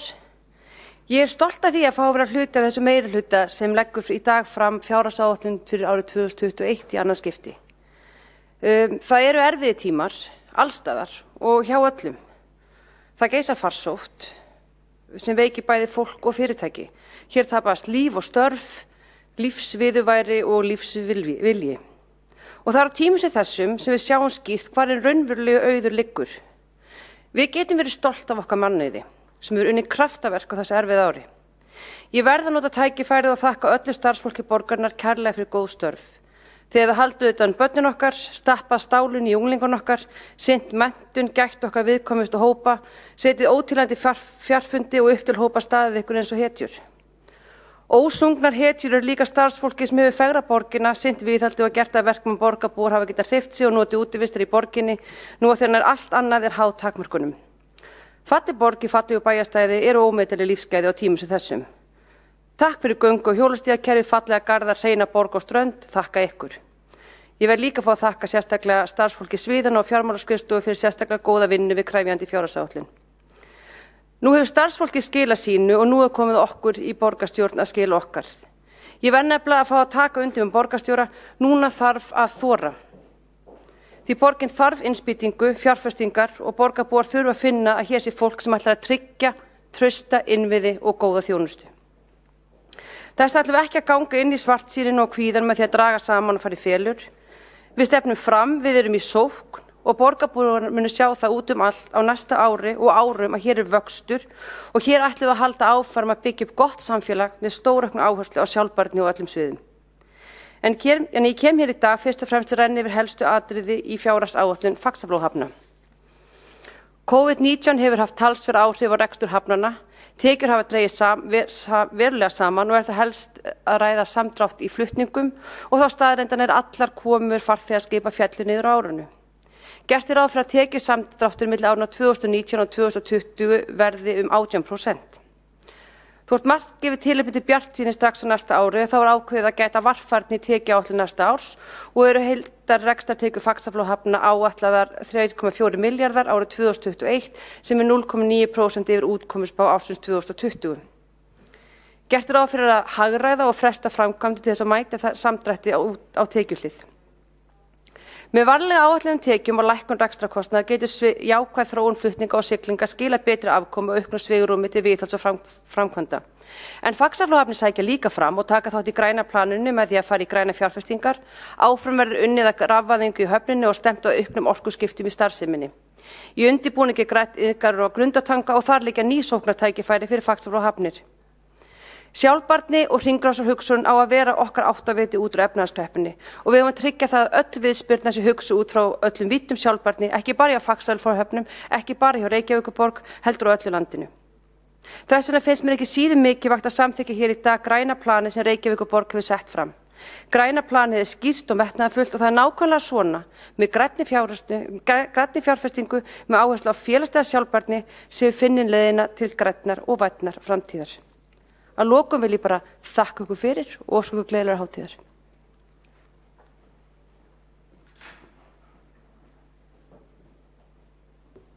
Borgarfulltrúi Kristín Soffía Jónsdóttir hefur lokið máli sínu og þá tekur næst til máls borgarfulltrúi Dóra Björt Guðjónsdóttir.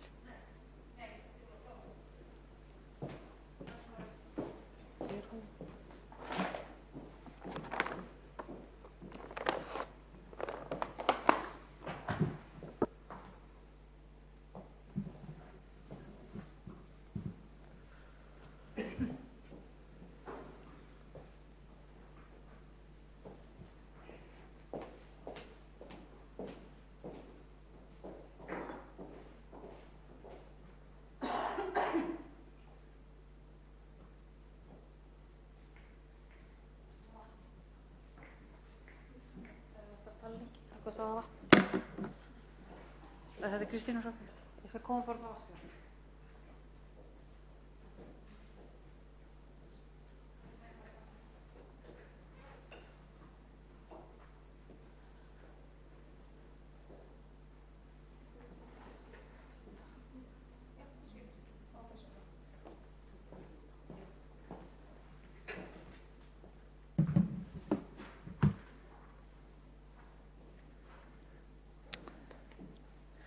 forseti, ágæta borgarstjórn.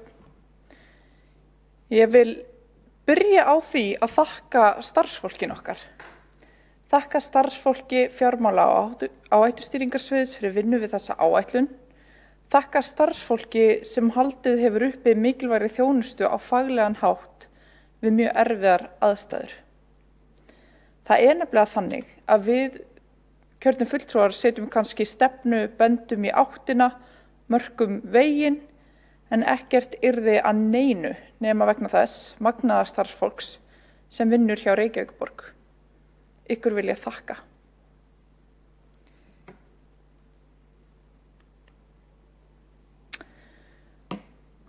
Mannréttinda nýsköpunar og lýðræðisráð Reykjavíkur sem ég fer fyrir vinnur með mögnuðu og öflugu starfsfólki á mannréttinda og lýðræðisskrifstofu og á þjónustu og nýsköpunar sviði, svona öðrum fremur. Inni á mannréttinda og lýðræðisskrifstofu er mikill metnaður og ástríða fyrir verkefnunum í þágu jaðarsettra hópa. Mörg verkefni eru borin á hlutfallslega fáum öxlum sem bera þau vel. Stóra verkefnið er framfylgd mannréttindastefnu Reykjavíkurborgar og vinna gegn mismunun. Ber skrifstofan ábyrgð á lýðræðisverkefnum og samráði við notendur með meðal annars utanumhaldi 14 ráð og samráðsnefndir. Það er ekkert smá. Skrifstofan vinnur að gerð lýðræðisstefnu, heldur utanum hverfið mitt og fræðir. Inni á þjónustu og nýsköpunarsviði eru iðkuð fagleg og fumlaus vinnubrögð og þar er vel farið með fé. Þjónustu og nýsköpunarsviði ber ábyrgð á upplýsingatækni og gagnastjórnun Reykjavíkurborgar ásamt nýsköpun, tæknilegum umbótum og þjónustu á þeim sviðum. Sviðið innleiðir auk þess þjónustustefnuna. Mannréttinda og lýðræðisskrifstofa sem ég ætla að byrja á því að fjalla aðeins er hluti af miðlægri stjórnsýslu og hlýtur 19% af útgjöldum hennar. Nú ætla ég að fjalla verkefnin. Svona þó að þau séu með mörg þá get ég nú bara stiklað á stóru og ætla ég að fjalla hér til að byrja með hluti sem að varða það hvernig við getum unnið að því að öllum líði vel í okkar samfélagi. Reykjavíkurborg hefur jú einsett sér að vera í fararbroddi þegar kemur að vernd og eflingu mannréttinda íbúa og annarra er að eiga í samskipti við sveitarfélagið. Í því skyni hefur Reykjavíkurborg meðal annars sett sér metnaðarfulla mannréttindastefnu sem leggur á bann við hvers kyns mismunun á grundvelli kyns, kynvitundar, kyntjáningar og kyneinkenna og annarra stöðu, bakgrunns, uppruna og svo framvegis. Helsta verkefni mannréttinda og lýðræðisskrifstofu er einmitt að fylgja eftir mannréttindastefnunni. Reykjavíkurborg er fjölbreytt borgarsamfélag þar sem öllum á að geta liðið vel. Borgaryfirvöld hafa markvisst unnið að því að auka aðgengi mismunandi hópa eins og allra kynja, fólks af ólíkum uppruna og fötluðu fólki, að þjónustu borgarinnar, borgarlandinu og Reykjavíkurborg sem starfstað. Viðkvæmum hópum verður vel að sinna vegna COVID-19. Við sjáum fjölgun tilkynninga heimilisofbeldi og tilkynninga til barnaverndar. Mannréttinda og lýðræðisskrifstofa hefur farið fram úr heimildum vegna fjölgunar útkalla. Innflytjendur eru að verða verst úti á atvinnumarkaði og ástandið er í raun mjög alvarlegt. Kreppuástand og félagsleg einangrun er að valda óöryggi og vanlíðan. Þess vegna eru þessi verkefni mikilvæg sem aldrei fyrr. Á árinu var haldið áfram með jafnréttisúttekt íþróttafélaga sem við munum svo klára á nýju ári. Niðurstöður könnunar hinsegin fólk og þátttöku þeirra í íþróttum sýna skýrt fram á mikilvægi upplýstarumræðu og fræðslu, sér í lagi málefni hinsegin fólks. Hún sýnir fram á að hinsegin fólk verður enn fyrir fordómum í íþróttum. Þriðjungur svarenda, og þetta var nú óformleg könnun en þetta bendir til ákveðins munsturs, þriðjungur svarenda sagðist til að mynda upplifa vanþekkingu á málefnum hinsegin fólks frá þjálfurum, rúmlega helmingur upplifði fordóma vegna hinseginleika í íþróttum og 65% svarenda urðu vitni af fordómum innan íþróttarhreyfingarinnar. Það er mjög mikið gott starf unnið hvað þetta varðar innan íþróttarhreyfingarinnar. metnaðarfullt og það á fleygiferð og ég hef fulla trú á því að það mun skila mjög góðum árangri líka hvað þetta varðar.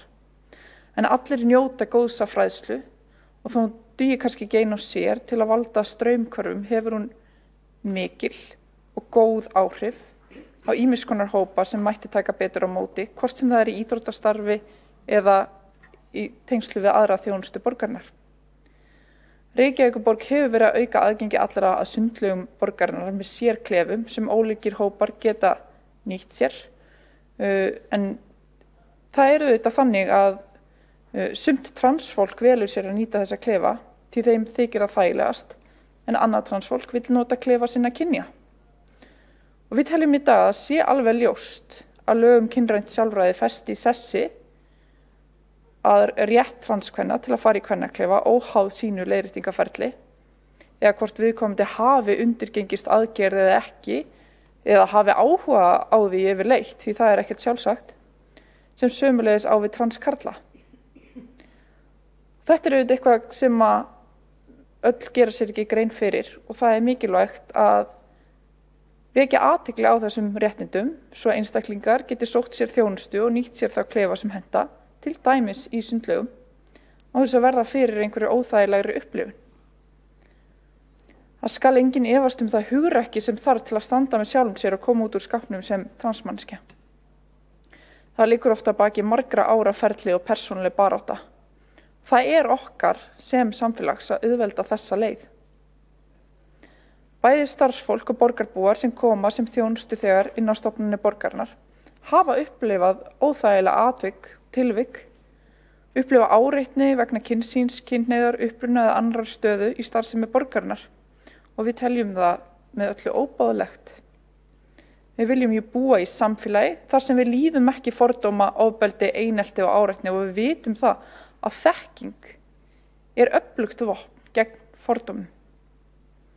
Við höfum því í kjölfar alls þess sem ég hef nefnt og fleiri atriða og atvika samþykkt á sameiginlegum fundi MNL, MÍT og ofbeldisvarnarnefndar umfangsmikið vitundarvakningar átak gegn fordómum, áreitni og ofbeldi sem öll svið borgarinnar taka þátt í. Það snýst að það okkar sem samfélags að stuðla að fræðslu mannréttindi og málefni minnihlutahópa. Við berum sameiginlega ábyrgð á því að öllum líði vel meðal okkar. Í því skyni að auka aðgengi að þjónustu borgarinnar og Reykjavíkurborg sem starfsstað var tillaga að gera salerni í stjórnsýsluhúsnæði Reykjavíkurborgar ókyngreind. Fyrsta tillaga samþykkti mannréttinda, nýsköpunar og lýðræðisráði á nýju kjörtímabili, svo að einstaklingar sé ekki neyddir til að velja, til þess að gera ekki kyna meira máli en það þarf að vera og til þess að skapa meira rými fyrir það að við séum alls konar. Öll salerni fyrir starfsfólk í stjórnsýsluhúsum Reykjavíkurborgar, það að segja á Höfðatorgi og í Ráðhúsi, voru svo gerð ókyngreind. Í kjölfarið, eftir mikil fram og tilbaka samskipti við vinnueftirlitið sem hægt að rekja í mun lengra máli, voru við gerð afturreka með þessa að ég til sjálfsögðu og auknu mannréttindavernd vegna reglna frá 1995 sem þykir augljóst að gangi ekki í takt við ný lög kynrænt sjálfræði. Niðurstaðan í raun að okkur gert eins og staðan í dag, frjálslyndum vinnustað sem vill ganga fram með góðu fordæmi að hafa uppi kynjamerkingar á salernum árið 2020, árið sem samtökin 78 var hlotið hæsta styrkinga til frá ríkinu, árið eftir samþykkt nýrra laga kynrænt sjálfræði og hver ástæðan? Reglugerð frá 1995 húsnæði vinnustaða. Árið 1995 var Toy Story frumsýnd. Michael Jordan kom aftur til liðs við Chicago Bulls eftir leyfi og O.J. Simpson var dæmdur saklaus. Það var í gangi 1995. Frá þeim tíma sem reglur húsnæði vinnustaða nr.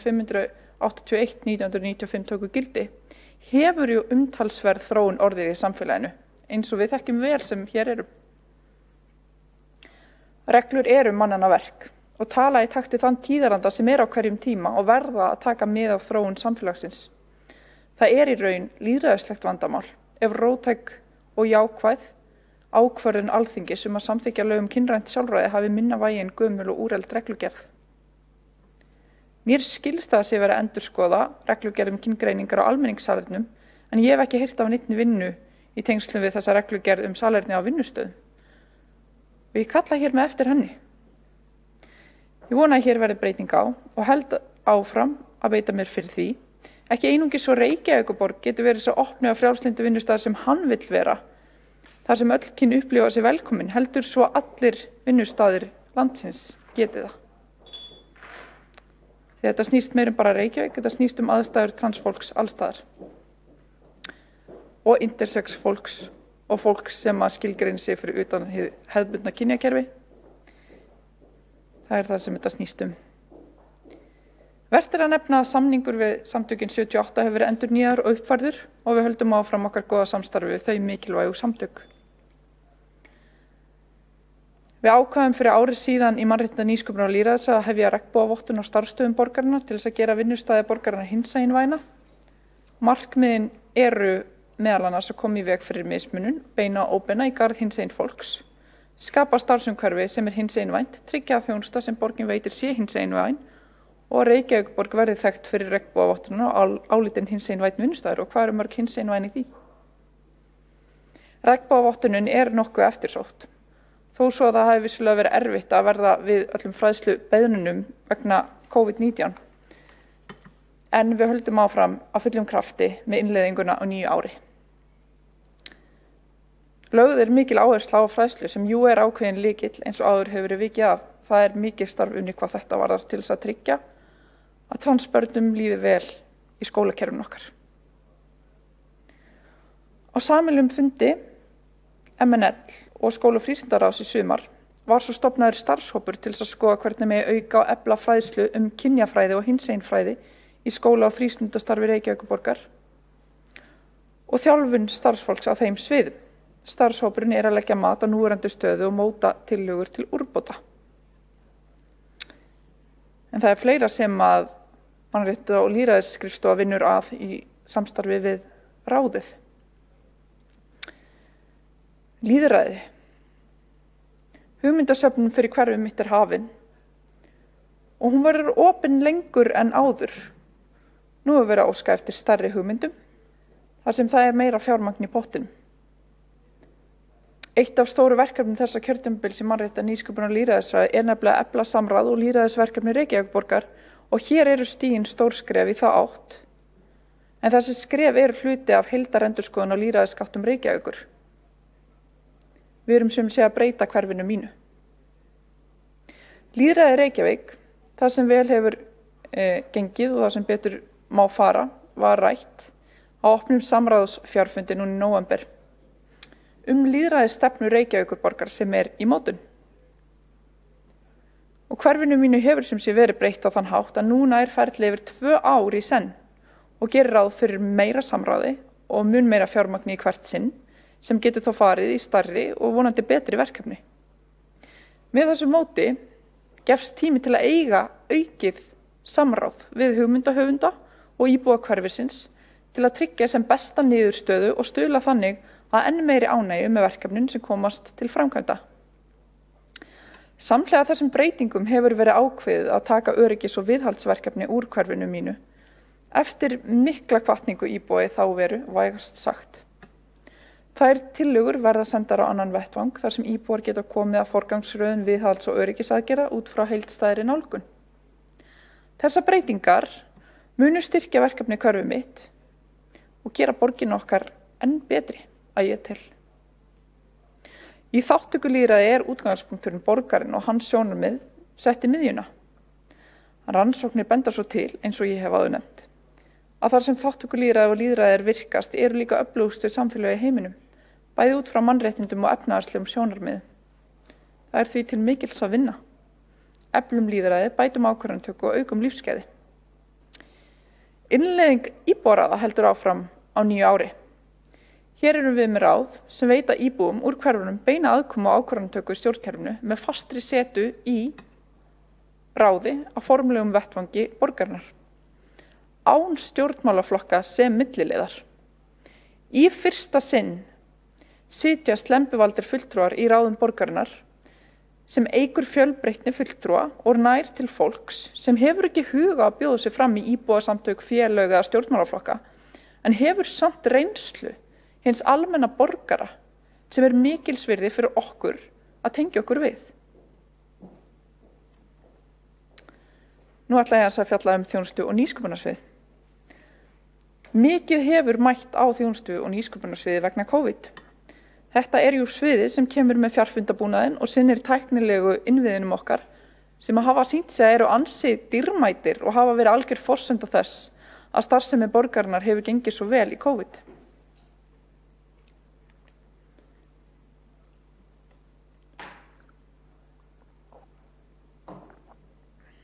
Og nú ætla ég að fjalla helstu verkefni.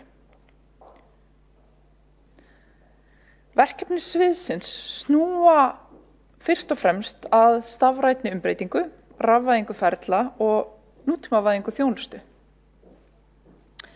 Við ætlum að fjárfesta í nútímavæðingu þjónustu þannig að hún gerist á 2 til 3 árum í stað 10. Viðspyrnan vegna COVID verður græn. Við ætlum að fjárfesta í fólki, ekki bara malbyggi. Með nútímavæðingu þjónustu og stafrænni umbreytingunni erum við einmitt að gera það. Þetta líka lykilstoð græna plansins. Við erum að fara að umturna stjórnsýslunni þannig að þarfir íbúa verði í forgrunni en ekki þarfir og stundum þvermóðska kerfisins. Þetta snýst stafræna umbreytingu, notendamiðaða þjónustu og sjálfvirka stjórnsýslu. Þetta hljómar allt mjög leiðilegt en þetta mjög mikilvægt. Mér finnst þetta reyndar ekki hljóma leiðilegt en það eins að. En þetta snýst líka að forgangsröðun nútímavæðingarverkefna út frá loftslaginu, jafnrétti, hagkvæmni og virðisauka. Við nýtum tæknina og hugvitið til að auðvelda og einfalda líf venjulegs fólks og auka aðgengi þess að þjónustu sem það á rétt á. Minnka skriffinsku, minnka vesen, minnka tímaeyðslu, minnka ferðir, minnka sóun, minnka mengun. Þetta snýst auðveldari innritun í leikskóla og yfirlit yfir laus pláss, nýja skipulags- og byggingagátt, svo að verða auðveldara að breyta og bæta, sem styður líka við þéttingu byggðar og alls konar góða hluti. Það snýst að allar byggingatekningar og uppdrættir verði settir á stafrænt form svo arkitektar hætta þurfa að standa í biðröðum að sækja rúllur. Ráðist verði í uppfærslu innviða vegna öryggistæknimála. Breytingar verða á prentumhverfin okkar og líklegt að það megi jafnvel spara 30% í prentun sem gott fyrir umhverfið og byggðuna. Við erum í rauninni að tala að koma þjónustu Reykjavíkurborgar inn í 21. öldina og gera það hratt og örugglega. Svo fólk geti sótt sér þá þjónustu sem það á rétt á skilvirkan og auðveldan og þægilegan hátt, svo þeim fallist ekki hendur, svo þeim líði vel. Gagnsæi, eða gegnsæi, fyrir eftir, þetta svona smekksatriði. Við ætlum að stórauka gagnsæi öllu stjórnkerfi borgarinnar með ýmsum leiðum, með gagnsjá Reykjavíkur og auknu gagnsæi kringum styrkveitingar, með nýrri styrkjagátt, með enn opnara bókhaldi og við ætlum að fjárfesta í auknu aðgengi að gögnum, með meðal annars vöruhúsi gagna og ýmsum tækniinnviðum sem munu styðja við gagnadrifna og upplýsta ákvarðanatöku. Og það snýst bara lýðræði. Að við höfum upplýsingar svo að við getum tekið upplýsta ákvörðun. Að almenningur hafi upplýsingar svo að almenningur geti veitt okkur aðhald. Að fjölmiðlar hafi upplýsingar svo að fjölmiðlar geti fylgst vel með og hjálpa okkur að halda vel á spöðunum því að við vinnum öll að þessu saman. Borgin stærsti vinnustaður landsins. Í dag verið að nota mörg mismunandi kerfi sem ekki tengt saman. Með svona gagnavöruhúsi safnast öll gögnin saman þannig að þau tengjast öðrum gögnum auðveldlega og á skilvirkan hátt svo sé hægt að spyrja spurninga og fá svör hratt og örugglega. Í dag getur það tekið margar vikur og kosta jafnvel margar milljónir að afla ákveðna gagna sem geta jafnvel skipt sköpum fyrir upplýsta ákvörðun. Þess vegna skiptir þetta máli. Gagnsæisverkefnin hafa verið í undirbúningi á vettvangi mannréttinda, nýsköpunar og lýðræðisráðs frá upphafi kjörtímabilsins og lengur. Stefnt að því að gagnsæin verði komin í gagnið vonandi fyrir lok næsta árs í fyrstu útgáfu. Með gagnsæ á að vera hægt að fylgjast með hvar mál eru í ferli, fá betri yfirsýn yfir stjórnsýsluna og gögn og grundvöll ákvarðana.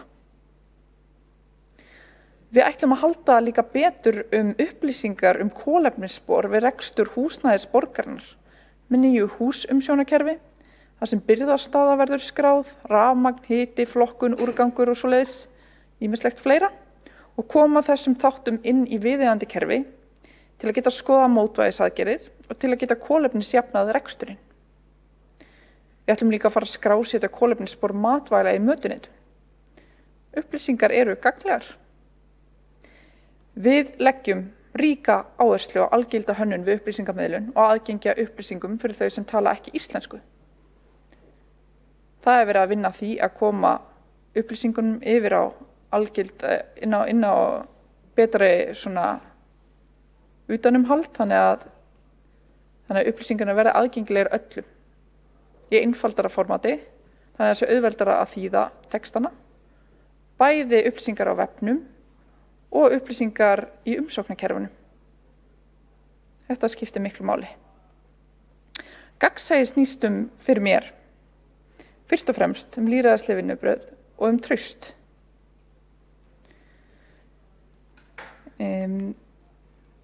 Hér svo fjárfestingaráætlun 2021 og mig langar aðeins að tala fylkið sem að snýst forgangsröðun verkefna. Því að inni á þjónustu- og nýsköpunarsviði eru í raun grænar áherslur allt líkjandi og samfélagsmálin tekin mjög alvarlega. Með mjög skilvirkri forgangsröðun verkefna í stafrænni umbreytingu og nútímavæðingu út frá jafnréttismálum en einnig aukinni hagkvæmni. Fylkið, eins og þið sjá hér, matrisa yfir hliðskipta ákvarðanatöku sem verkefnin verða að fara í gegnum til þess að uppfylla þau skilyrði sem eru sett. Þar metum við arðsemi verkefna og hvernig þau þjóna markmiðum borgarinnar, þannig að við séum að einblína á þau verkefni hratt og örugglega sem að skipta mestu máli. Fyrir jaðarsetta hópa, fyrir hagkvæmni, fyrir loftslagið. Nú fer ég að verða búin, en mig langar til þess að hér í fjárfestingaráætlun 2025. Nú hef ég setið í borgarstjórn í 2 ár, rúm 2 ár. Og áður en ég kom hingað hafði ég enga yfirsýn yfir allt það öfluga starf sem hér unnið. Ég gerði mér ekki grein fyrir metnaðinum og kraftinum. Ég gerði mér reyndar ekki grein fyrir þeirri ósvífni og steypu sem sumir fulltrúar leyfa sér að flytja hér í ræðustóli þar sem hlutum haldið fram sem eru engu samhengi við raunveruleika, en það reyndar önnur saga. Ég stolt af því að tilheyra hópi sem þorir þegar það skiptir máli. Ég stolt af því að vinna með fólki sem stendur í stórræðum og heldur áfram þó erfiðleikar steðji að, hvort sem það starfsfólk borgarinnar eða pólitískir samstarfsfélagar. Ég þakka fyrir þetta, ég þakka ykkur öllum. Í dag ég bara þakklát. Takk.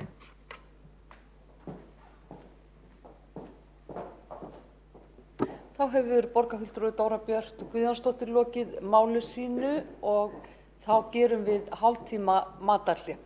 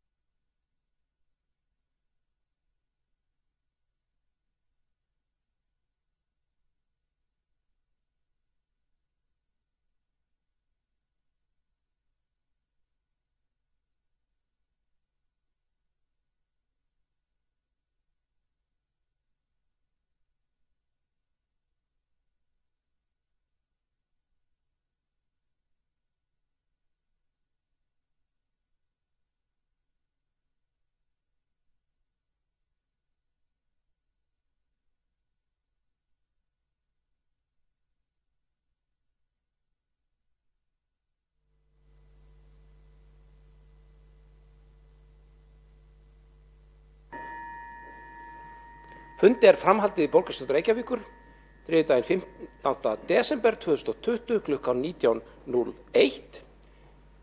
Á framhaldið er umræðu 1. til 4. dagskrármál. Til máls tekur Örn Þórðarson borgarfulltrúi.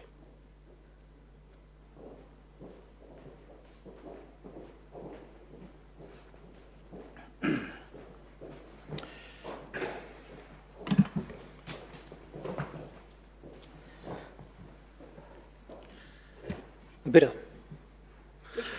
Forseti, ágæta borgarstjórn og aðrir tilheyrendur. Það nú ákveðin forréttindi að fá að koma í umræðuna þegar líður á daginn. Það margir búin að segja það sem þarf að segja og maður hefur geta fylgst með dýnamíkinni eða hvernig umræðanum hefur undið fram í dag. Og ég var að segja það bara til hrós, að því það var að vera kall eftir hrósi fyrir í dag eða í kvöld, að hrósa því sem vel er gert, að þá ætla ég að hrósa umræðanum hingað til. Það hafa verið alveg hreint ágætar, yfirleitt málefnalegar og vel rökstuddar. Það er líka ágætt þessi yfirferð sem að formenn fagsviðanna hafa farið í gegn, gefið ágætis mynd af því sem framundan er og sömuleiðis náttúrulega í inngangi borgarstjóra ágætlega gerð grein fyrir því sem við að búast fyrir árið 2021, allavega eins og upp lagt með. En því ekki að neita að ég ákveðin efins varðandi það hvort að við náum því að efna allt það sem er rætt eða framlagt. Og því miður þá verð ég að segja það að ég hef bara verulegar áhyggjur af því að það geti brugðið til beggja vona hvað það var. Við sjáum þessa breytingar á lánskjörum á tiltölulega stuttum tíma. Nýjasta útboðið að færa okkur töluvert lægri verri vexti heldur en við höfðum vorum að vænta í fyrr á árinu. Aðeins í sambandi við það sem að borgarfulltrúi Líf Magnúsdóttir vekaði í sinni ræðu að við þyrftum að rósa hvort öðru og vera ekki alltaf að tala hvort annað niður. Og ég alveg hjartanlega sammála borgarfulltrúi Líf Magnúsdóttir með það að við höfum ekki gera það. En ég vona það að það gangi þá í báðar áttir. Hér komum við sjálfstæðismenn með okkar tillögur, 20 tillögur, og ég ætla að vona það að það fái margar hverjar og ef ekki flestar, vonandi allar, ágætis brautgengi í atkvæðagreiðslu sem framundan er. En ég ekkert viss það að því að mér hefur fundist við ekki hafa fengið það hrós sem að mér finnst að við oft á tíðum höfum oft skilið að fá fyrir okkar tillögur. Og því til staðfestingar bendi á að margar af þessum tillögum hafa komið aftur síðan inn fyrir borgarstjórnina, inn í borgarráðið, inn í fagsviðin, í nýjum búningi, þannig að þær eru vantarlega ekki allslæmar tillögurnar sem að koma frá okkur í borgarstjórnarhóp Sjálfstæðisflokksins. Þannig að ég ætla að biðja ykkur að sýna okkur það tillit og þá virðingu að taka vel á móti þessum tillögum, þessum 20 tillögum sem við erum að gera núna á breytingatillögum við fjárhagsáætlun fyrir árið 2021. En svona aðeins áður við byrjum, þá langar mér að víkja að orðum Dóru Bertar Guðjónsdóttur borgarfulltrúa, formanns mannréttinda, nýsköpunar og þróunarsviðs, man ég ekki hvað þetta heitir, sitt sjálfur í þessu ágætisráði, en það er alltaf að vera að breyta nöfnæ og fela inn í verkefni. En allavega þá nefndi hún að hér væri við að koma sérstaklega sjálfstæðismenn og flytja tillögur og tala hluti sem væru oft, eins og hún nefndi, í engu samræmi við raunveruleikann.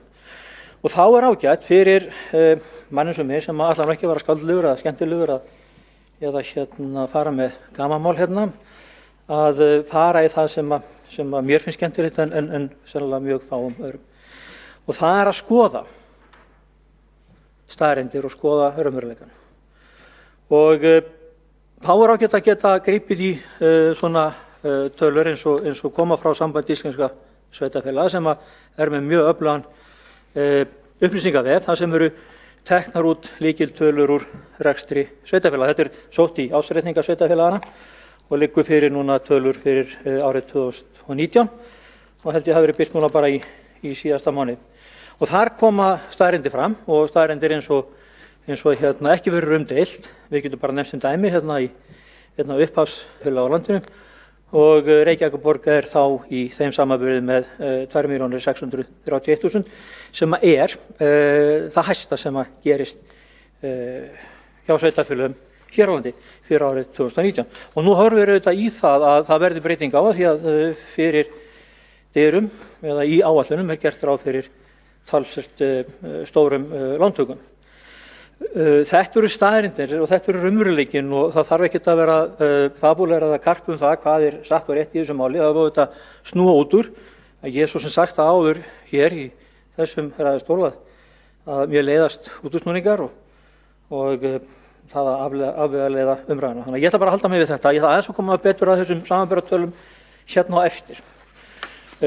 Af því ég ætla reyndar að bera upp að mæla fyrir tveimur tillögum og það kannski væri ágætt að ég myndi bara klára það þannig að það sé frá að bera upp þessar tvær tillögur og síðan í framhaldinu að ræða ýmislegt því tengt.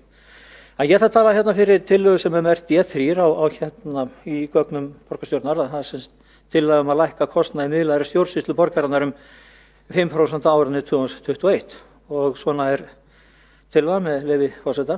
Borgarstjórn samþykkir að lækka kostnaði miðlægri stjórnsýslu 5% á árinu 2021. Hér átt miðlæga stjórnsýslu eins og hún skilgreind árið 2019 og það nánari sundurliðin í greinargerð sem fylgir þessari tillögu. Kostnaðarlækkun vegna tillögunnar nemur 280 milljónum og lagt til að fjárheimildir miðlægra stjórnsýslu, fjármála- og ásteyringasviðs, mannauðs- og starfsþróunarsviðs, þjónustu- og nýsköpunarsviðs og skrifstofa miðlægra stjórnsýslu lækki samtals sömu upphæð. Kostnaðarlækkun verði skilaðan á liðin ófyrirséð og þessi örstutta greiningar sem fylgir hún svohljóðandi. Á síðustu árum hefur kostnaður í miðlægra stjórnsýslu aukist verulega. Sem dæmi þá voru útgjöld við miðlægra stjórnsýslu 3,6 milljarðar árið 2018 en eru nú 5,6 milljarðar fyrir sömu starfsemi. Þetta aukningum rúm 54% á 3 árum og það segir sig sjálft að það hérna á heilmiklu að taka þarna, vonandi mjög augljóst svigrúm til þess að sjá fyrir 5% hagræðingu þarna inni. Síðan eru önnur til að ég ætla að mæla fyrir.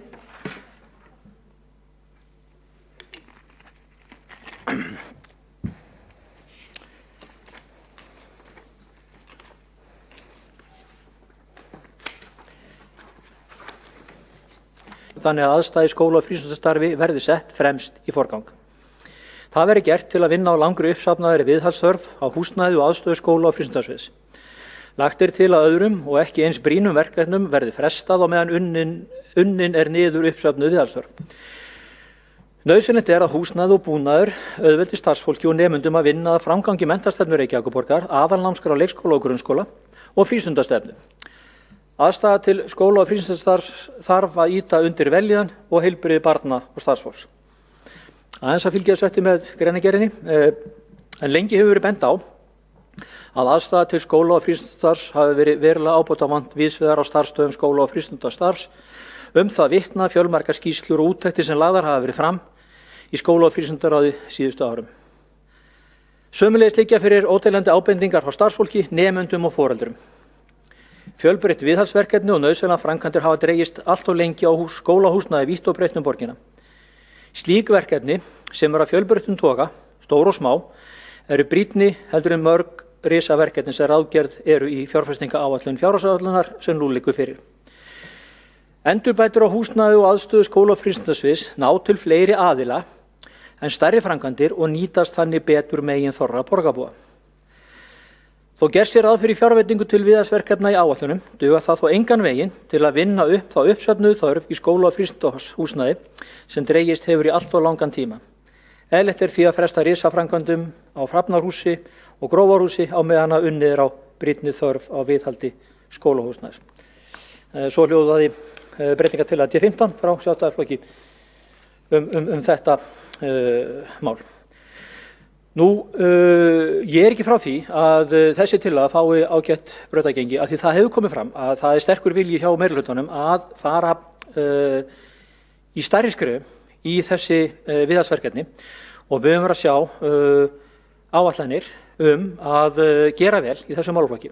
En þá kemur aftur að þessu sem að tengist raunveruleikanum og þá ágætt að grípa í aðrar tölur og þá fínt að ná í verkstöðuskýrslu nýframkvæmda sem var lagð fram í innkaupa- og framkvæmdaráði í síðustu viku, þar sem yfirleitt yfir nákvæmlega það sem búið að framkvæma, það sem búið að gera. Þessi skýrsla var reyndar lögð fram í eins og ég segi, í síðustu viku, seinni hluta síðustu viku, en tekur til stöðunar eins og hún var fyrir í september. Ég ætla fyrst og fremst að benda á þær tölur sem liggja fyrir í skóla- og frístundamálum og þar kemur fram að því miður að þá ansi langt í land með það að það hafi tekist að vinna þessar endurbætur, þessar viðhaldsvinnu eins og upphaflega var lagt með. Og í rauninni á þessum tímapunkti, og þarna erum við að tala helsta framkvæmdatímann yfir sumarið sem að þarna liggur undir, eitthvað eftir að skila sér reikningum hugsanlega, en klárlega, en breytir því ekki að þarna búið að vinna megin þorra af þeirri vinnu sem að fer fram 80 inn á starfsstöðum skóla- og frístundasviðs af skiljanlegum ástæðum, enda starfið í lágmarki yfir sumartímann. En allavega, heildarniðurstaðan sú að það hefur ekki verið framkvæmt nema fyrir 46% af því sem áætlað var. Og ef við skoðum lið eins og grunnskólar, meira áttar viðhald, að af þeim tæpu 300 milljónir sem átt að færi færður á þann bókarslíkil, á það hafi ekki nema rétt 11 milljónir skila sér þar inn og það semst ekki nema 4%. Og þetta auðvitað raunveruleikinn. Og það alveg ljóst að það verður ansi langt í land að ná fram því að komast upp í það að gera það sem til stóð að gera. Og það kannski það sem ég að gagnrýna núna, að það að breyta forgangsröðinni, setja það í fyrsta forgang og vera mjög skipulögð og öguð í því að láta þetta húsnæði hafa forgang. Við sem höfum setið í skóla- og frístundaráði á þessu kjörtímabili og einhverju leyti á síðasta kjörtímabili, við þekkjum það að það óteljandi sinnum búið að fara yfir þessa vonda stöðu sem á allt og mörgum í allt og mörgu húsnæði skóla- og frístundaráðs. Og það ekki bara við sem sitjum í skóla- og frístundaráði sem þekkjum það. Það þekkja auðvitað kennarar og skólastjórnendur. Það þekkja líka aðrir starfsmenn þessara starfsstöða. Það þekkja líka nemendur og það þekkja líka foreldrar. Þetta ástand snertir svo marga. Og ég ætla svo sem ekki að fara yfir alla það fréttir sem hafa verið fluttar af ástandi skóla húsnæðis eða frístundahúsnæðis. Það ófæri. Það hefur ekki farið fram hjá neinum en það hefur kannski farið miklu meira fram hjá mörgum hversu útbreitt þetta slæma ástand er. Og þess vegna ég að tala fyrir þessari tillögu að við breytum forgang, að við setjum þessi viðhalds- og endurbótaverkefni í fyrsta forgang og látum í rauninni allt annað bíða.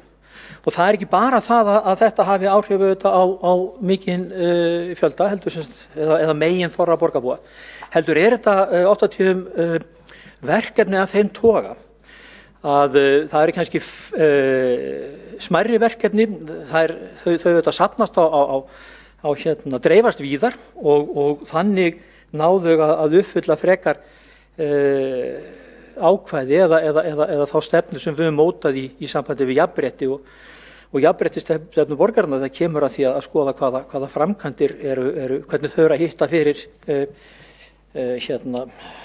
jafnréttislega séð. Þannig að það mjög margt sem mælir með því. Og ég heyrði það að í máli Skúla Helgasonar, formanns skóla- og frístundasviðs, að það vilji til þess að gera vel í þessu máli. En því miður, vilji er eitt og það þarf oft meira heldur en bara vilja. Við sjáum það því miður allt og oft og er ég að nefna hluti eins og þetta yfirlit sem við fáum sem setjum í innkaupa og framkvæmdaráð, þar sem við sjáum raunverulega hvað er verið að gera og hvað er verið að vinna og hvað er ekki verið að vinna. Það þarf ekkert að blasa við öllum en allavega okkur sem höfum aðgang að þessum gögnum þá sjáum við það að það er töluvert sem vantar upp á það að það sé verið að efna orðin, það sé verið að standa við það sé verið að gera meira heldur en að tala. Og það er akkurat þetta sem ég er að nefna, að við þurfum að einhenda okkur, við þurfum að vera samstil í því að hafa þetta sem fyrsta forgang í okkar áætlunum fyrir næsta ár. Ég ætla aðeins bara svona til þess að vera á jákvæðanótu þáttinn að hrósa velferðarsvið, þar eru tölurnar öllu jákvæðari og það hefur verið meira framkvæmt. Það er enda svo sem meira sem hefur hvílt á, ég er ekki að gera lítið úr því álagi sem hefur verið á starfsfólki í skólafrístundasviðs á þessum COVID-tímum, en það hefur verið tölvöld meira hjá velferðarsvið og ástæða til þess að þakka báðum sviðum fyrir það mikla starf sem þau hafa unnið í þessu ástandu. Þannig er ég fyrst og fremst að tala hluti eins og þeir blasa við mér verandi í þessum ráðum bæði sem aðalmaður og varamaður. En þetta er auðvitað eitthvað sem skiptir máli og það er að hrósa því sem vel er gert og benda á það sem betur mætti fara og ég held einmitt í þessu máli þar sem ég er að tala þessa tillögu okkar að raða forgangsraða verkefnum, viðhaldsverkefnum með þeim hætti að þessu uppsafnaða þörf hafi verið unnið á henni. Skýrslurnar sem við höfum fengið inn í skólafrístundaráð og inn á skólafrístundasvið eru allar í þá átt að það þurfa að gera stóra átak, miklu stærra heldur en það er ráðgert. Og enn aftur, ég treysti því, það er góður hugur á baku þessa tillögu okkar og ég finna að það er góður skilningur. Ég heyrði það í máli í ræðu formanns skólafrístundasviðs ráðs Skúla Helgasonar að það er hans hugur stendur í sömu átt. Við höfum átt ágætis samstarf í vinnuhóp sem heitir Brúum bilið og það er svipað upp á teininum þar að það er heilmikill vilji, það er allir jákvæðir fyrir því að stefna í þessa átt að fjölga leikskólaplássum og taka inn sífellt yngri börn inn á leikskóla, en því miður þá hafa hlutirnir ekki alltaf gengið upp eins og við vildum eða upp er lagt með og það er þess vegna sem ég er að segja. Við þurfum að beina sjónum okkar sérstaklega að því að fylgjast með þessum málum inn í skólafrístundasviði. Og við sjáum það auðvitað þegar við skoðum yfir verkstöðuskýrslu að sum verkefni það gengur alveg glimrandi að láta þau ganga fram og kannski er það bara að því það er betur verið að fylgjast með, hafa meira auga á því sem það er verið að vinna. Ég ætla bara að beina því til skólastjórnenda, kennara, starfsmanna, nemenda og foreldra að vera svolítið á varðbergi fyrir því að það er framkvæmdir sem eru kynntar í fjárhagsáætlun 2021 að það séu settar í framkvæmd og það séu unnið eftir þessu áætlun sem það eru kynntar. Ég sé það bara til dæmis eins og við þurfum ekki að nefna annað en bara torg í þingpoltunum að þar hefur framvinda verið með allt verið mæti og vantarlega kannski nær okkur í ráðhúsinu að fylgjast með slíkum framkvæmdum að þær gangi eftir. En 4% af áætlaðum kostnaði í meira háttar viðhald á skólahúsnæðum, grunnskóla, það er náttúrulega ekki boðlegt. Aðeins í sambandi við samanburð við það sem er að gera þannig þar. Að getum við gert betur og þá er ég fyrst og fremst að velta fyrir mér inn í skólafrístundasviði að þá er gott að skoða það hvernig samanburðurinn er við önnur sveitarfélög. Auðvitað ætti að vera þannig að rekstrarkostnaður Reykjavíkurborgar ætti að vera lægri, við erum að skoða eitthvað sem heitir stærðarhagkvæði, ætti að vera lægri heldur en í sveitarfélögum sem hafa færri skóla og flóknari skólasókn, svo ekki tekin önnur dæmi, skólaakstur og fleira langan veg og ágætis samanburður sem ég þekki sjálfur úr starfi út á landi, þar sem hafa verið að reka skóla sem þurft að sækja langan veg og skóla sem voru ekki eins nýttir eins og best fyrir á kosið. Þá meina ég hvað var að fjölda nemenda og auðvitað í öllum sveitarfélögum á landinu þá vilja menn allavega framkvæmdastjórar og sveitarstjórnarfulltrúar sjá fólki fjölga og sérstaklega yngra fólkinu. En ef við skoðum rekstrarkostnað grunnskóla á hvern nemanda í Reykjavík í samanburði við þetta svokallaða vegið meðaltal, þannig að sjáum við að Reykjavíkurborg er ekkert nálægt því að komast upp í þetta meðaltal. Meðaltalið er 615.000 per nemanda en í Reykjavík er það ekki nema 1450.000. Og það sama sjáum við þegar við skoðum þetta á rekstrarkostnað grunnskóla per íbúa að það er ákveðið svigrúm til þess að gera betur. Nú kann það vera að það sem svolítið skrítið var að kalla eftir einhverju átæki í þessa átt akkurat núna fyrir fjárhagsáætlun 2021 og ég gætti þess að þessar tillögur eru ekki kostnaðaraukandi, en ég er bara að benda á þennan samanburð til þess að setja hlutin í samanburð og þetta er rauninni það sem að borgarfulltrúi Dóra Björk Guðjónsdóttir nefndi tölur sem eru í fullguðu samræmi við raunveruleikann og þannig að það er kannski þess vegna sem ég er að draga þetta fram. Nú ég ætla svo sem ekki að orðlengja þessa tillögu, aðeins að nefna í sambandi við hinna tillögunum um að draga úr rekstrarkostnaði eða hagræði fyrir 5% inn á miðlægri stjórnsýslu og þá er kannski ágætt í því sambandi að nefna að líka inn á heimasíðu Sambands íslenskra sveitarfélaga er að finna ágætt yfirlit yfir lögbundin verkefni sveitarfélaga. Og það væri ábyggilega hollt og gott og gagnlegt og fróðlegt fyrir okkur hér í borgarstjórn og fleiri að fara yfir þann lista og sjá hvort það sé eitthvað sem við mættum gera öðru í síðar betur. Kannski sinna einhverju fleikar sem er lögbundið með stærri og öflugri hætti og ég var að nefna skólamálin núna bara rétt á þann og svo hugsanlega kannski eitthvað sem mætti draga úr því að væri ekki í rauninni lögbundin verkefni. En talandi fyrir þessum tveimur tillögum þá vona ég það að þær fái jákvæðar undirtektir. Ég er ekkert óskað eftir rósi eða neins slíku, það er óþarfi. Allavega að þeim sé sýnt þá virðing að það þurfi ekki að tala þær niður og gera lítið úr því. Við erum að gera þetta af meiningu og okkur er meiningi því að lagfæra hlutina, en því miður þá hefur okkur ekki alltaf tekist að fá okkar tillögur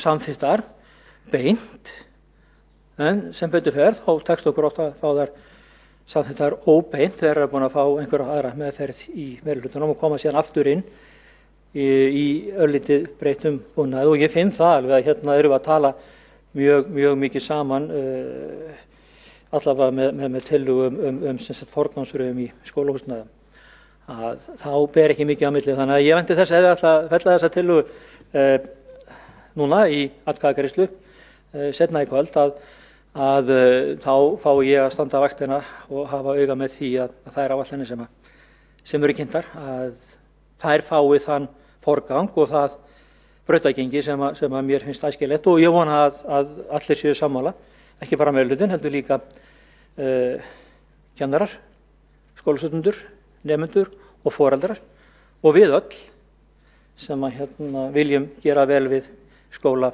í borginni og skólastarf að við fylgjum því eftir með ábendingum og þrýstingi á það að þetta ná allt fram að ganga, þannig að við stöndum ekki uppi með næsta haust þegar framöndu skýrsla verður lögð fram að það hefði ekki verið gert nema 4% af því sem við áætlum. Takk fyrir, ég hef lokið málum mínu að sinni. Borgarfulltrúi Örn Þórðarson hefur lokið máli sínum og þá tekur næstu til máls Hjálmar Sveinsson, borgarfulltrúi.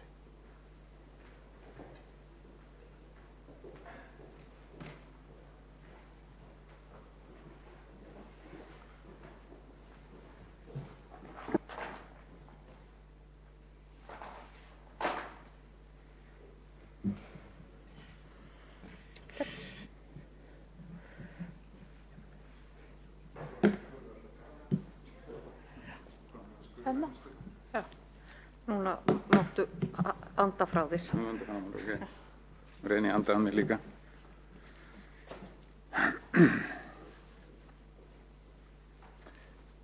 Forseti, ágæta borgarstjórn, Gilbert og George eru dálítið lúðalegir breskir herramenn í samstæðum klæðskerasniðnum jakkafötum. Þeir hafa gert líf sitt og frekar grámúskulega ásýnd að síkvik og litríku listaverki. Leið vinna þeir gegn algengum klísjum listamannin, verandi í gallabuxum með málningaslettum og svo framvegis.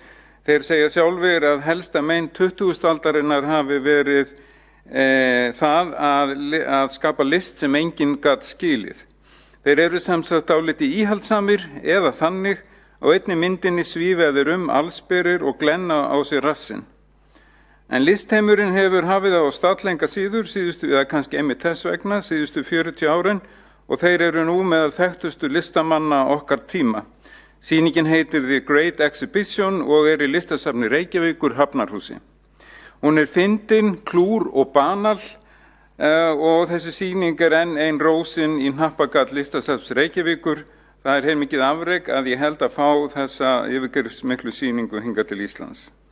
Mikið það nú gott að söfnin í Reykjavík skulu hafa opnað á ný eftir COVID-lokun.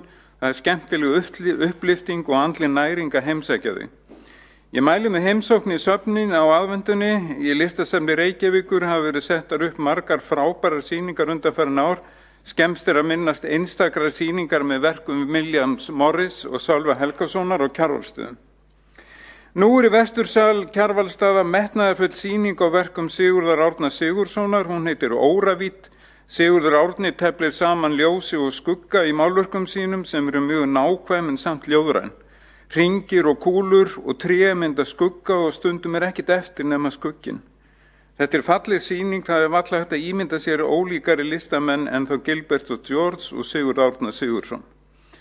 Þessi sýning Óravít svo fjórða í merkilegri röð yfirlitssýninga listasafnsins sem eru tilengaðar listamönnum íslenskum á miðjum aldri sem eiga merkan feril að baki sér. Þetta eins konar stöðutaka þegar fyrri hálfleikur búinn og svo síðari að hefjast og hann verður ekkert síður og jafnvel ennþá meira spennandi. En listamennirnir sem hefur verið boðið að sýna eru Anna Líndal, Haraldur Jónsson, Ólöf Nordal og núna Sigurður Árni Sigurðsson. En í austursal Kjarvalsstaða mjög falleg sýning á völdum verkum Kjarvals sem heitir Hér heima. Árið 2021 mun Listasafn Reykjavíkur leggja sérstaka áherslu á verk núlifandi listamanna sem að starfa hér á landi og þannig verður til verkefni sem eru atvinnuskapandi fyrir listamenn og aðra skapandi einstaklinga í borginni. Og meðan ég man að þá núna, og það rétt að geta þess, að þá núna unnið að gerð nýrrar menningarstefnu fyrir Reykjavíkurborg, svo gamla byggði á grunni frá árinu 2000 og það hefur margt breyst á 20 árum og full ástæða til að endurskoða menningarstefnuna og það auðvitað gert í nánu og mjög þrautskipulagðu samstarfi við listamenn og félög listamanna, talsmenn stofnana og svo framvegis, þannig að sem flestir eignist hlutdeild og sem flestir starfandi listamenn og listnjótendur fái að koma sínum hugmyndum að og við lögðum áherslu á í upphafi vinnunar að áherslu á menningarborgina Reykjavík og báðum fólk líka að vera ekki feimið við að koma með stórar framtíðar hugmyndir til ársins 2030 og jafnvel lengur. Það rétt að geta þess og því vorum að tala í söfnin að í ljósmyndasafninu í Grófarhúsinu sýning með samtíma ljósmyndun sem heitir Fjarski og nánd, ég mæli með henni. Nú Árbæjarsafnið hefur verið opnað aftur, þar má nú finna gamlan jólaanda en með fjöldatakmörkunum reyndar og bæði sjóminjasafnið út á Granda og landnámssýningin í Aðalstræti hafa opnað að nýju. Borgarbókasafnið er opið með öll sín útibú í Grafarvogi, Árbæ, Breiðholti, Sólheimum og Kringlu og auðvitað Grófarhúsið hér í námunda við Ráðhúsið opið. Á næsta ári verður opnað nýtt bókasafn í Úlfarsárdal, aðeins meira en það rétt og eftir, en daginn að þá opnuðu sundlaugarnar aftur. Það var eins og fegins andvarp liðu borgina, ungir sem gamlir fögnuðu, heitu pottarnir fylltust aftur lífi og þar var ekki töluð vitleysan. Rennibrautir skríktu á kátinu og hrollkaldir pottar glottu við sundlaugagestum og buðu upp á ískalt bað. Auðvitað allt samkvæmt reglum fjöldatakmarkanir. Reykjavíkurlífið er eiginlega ónhugsandi án sundlaugana, án Grafarvogslaugar, án Árbæjarlaugar, án Breiðholtslaugar, án Laugardalslaugar og Sundhallarinnar og Vesturbæjarlaugarinnar. Og þá má bæta því við að sjósundsaðstöðunni við Nauthólsvík við þennan lista, sjósundið er orðið svo vinsælt. Græna planið sem samþykkt verður, vona ég núna í borgarstjórn og rætt hefur verið í borgarstjórn, gerir ráð fyrir að byggðar verði 3 nýjar sundlaugar á næstu 10 árum í Úlfarsárdal, í Bryggjukverfi vestur sennilega og í Fossvogsdal. Og stendur en því að koma upp nýrri ylströnd við Gufunes. Já, smám saman er lífið að komast í eðlilegt horf, við skulum allavega vona það, allavega virðist bóluefni vera næsta leiti. Vonandi þarf ekki aftur að koma til lokana sundlauga og safna. Vonandi verður íþróttastarf aftur með eðlilegum hætti. Það er áhyggjuefni að börn fengu ekki að stunda skipulagðar íþróttir í 6 til 7 vikur á liðnu vori og álíka margar vikur í haust vegna COVID-faraldursins, en æfingabann barna og ungmenna eldri en 15 ára stendur enn yfir. Það er heilmikið áhyggjuefni því að þetta er mjög viðkvæmur aldur 16 og 17 ára. Menningar og íþrótta og tómstundaráð samþykktu í byrjun mánaðarins að IBR og ITR verði falið að skila tillögum hvernig hægt er að koma skipulögðu íþróttastarfi í samstarfi við skóla- og frístundasvið þegar koma á skipulögðu íþróttastarfi í samstarfi við skóla- og frístundasvið þegar samkomu takmarkanir eru gildi vegna COVID-19 og kom í veg fyrir brottfall þannig. Í samræmi við sóttvarnareglur auðvitað. Auðvitað þarf alltaf í dag að vera í samræmi við sóttvarnareglur. COVID setti svo sannarlega strik í reikningssviðana 2 menningar- og ferðamálasviðs og íþrótt- og tómstundasviðs. Viðbrögð við COVID hafa einkum bitnað á þeim stofnunum sem eru mjög háðar aðgangseyri og erlendum ferðamönnum. Þannig er Borgarsögusafnið sú stofnun menningar- og ferðamálasvið sem eru orðið hvað verst úti, því stór hluti aðgangstekna safnsins hefur komið frá erlendum ferðamönnum. Samkvæmt sviðsmyndum má gera ráð fyrir að samdráttur í aðsókn erlendra gesta og þar með tekjum af aðgangseyri geti numið að minnstakosti 110 milljón krónum á árinu 2021 eða 20 milljónum hjá Listasafni Reykjavíkur en 90 milljón hvorki meira né minna hjá Borgarsögusafninu.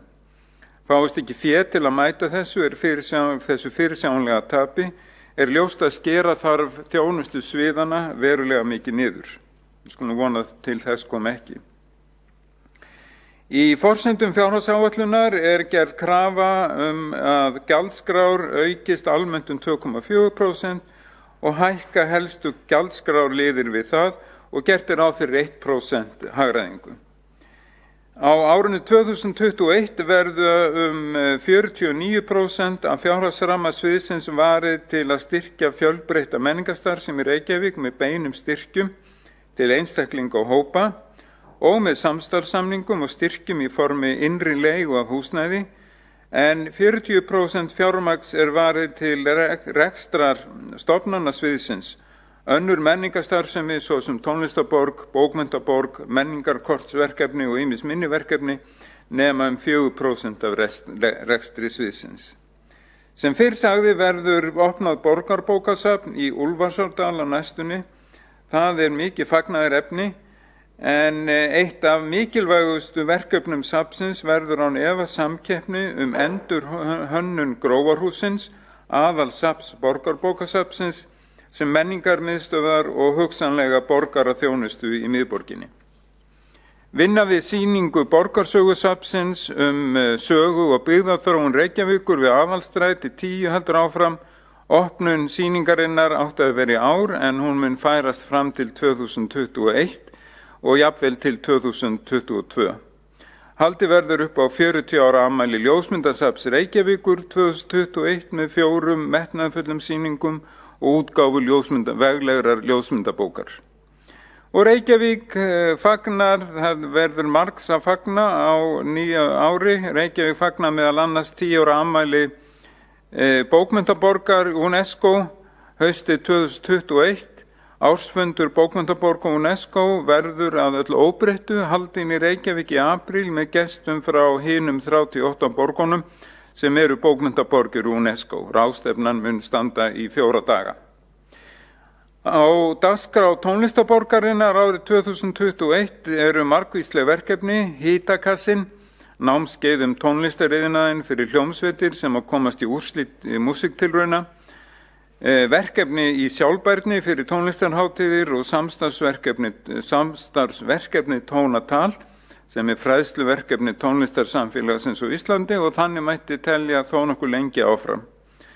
Tónlistarborgin hefur lagt mikla áherslu á stuðning við minni tónlistarstaði borgarinnar og hefur auk þess haft umsjón með úrbótasjóði tónleikastaða sem átaksverkefni til 2 ára sett af stað árið 2019 en veitt var úr þessum sjóði í fyrsta sinn núna á þessu ári 2020.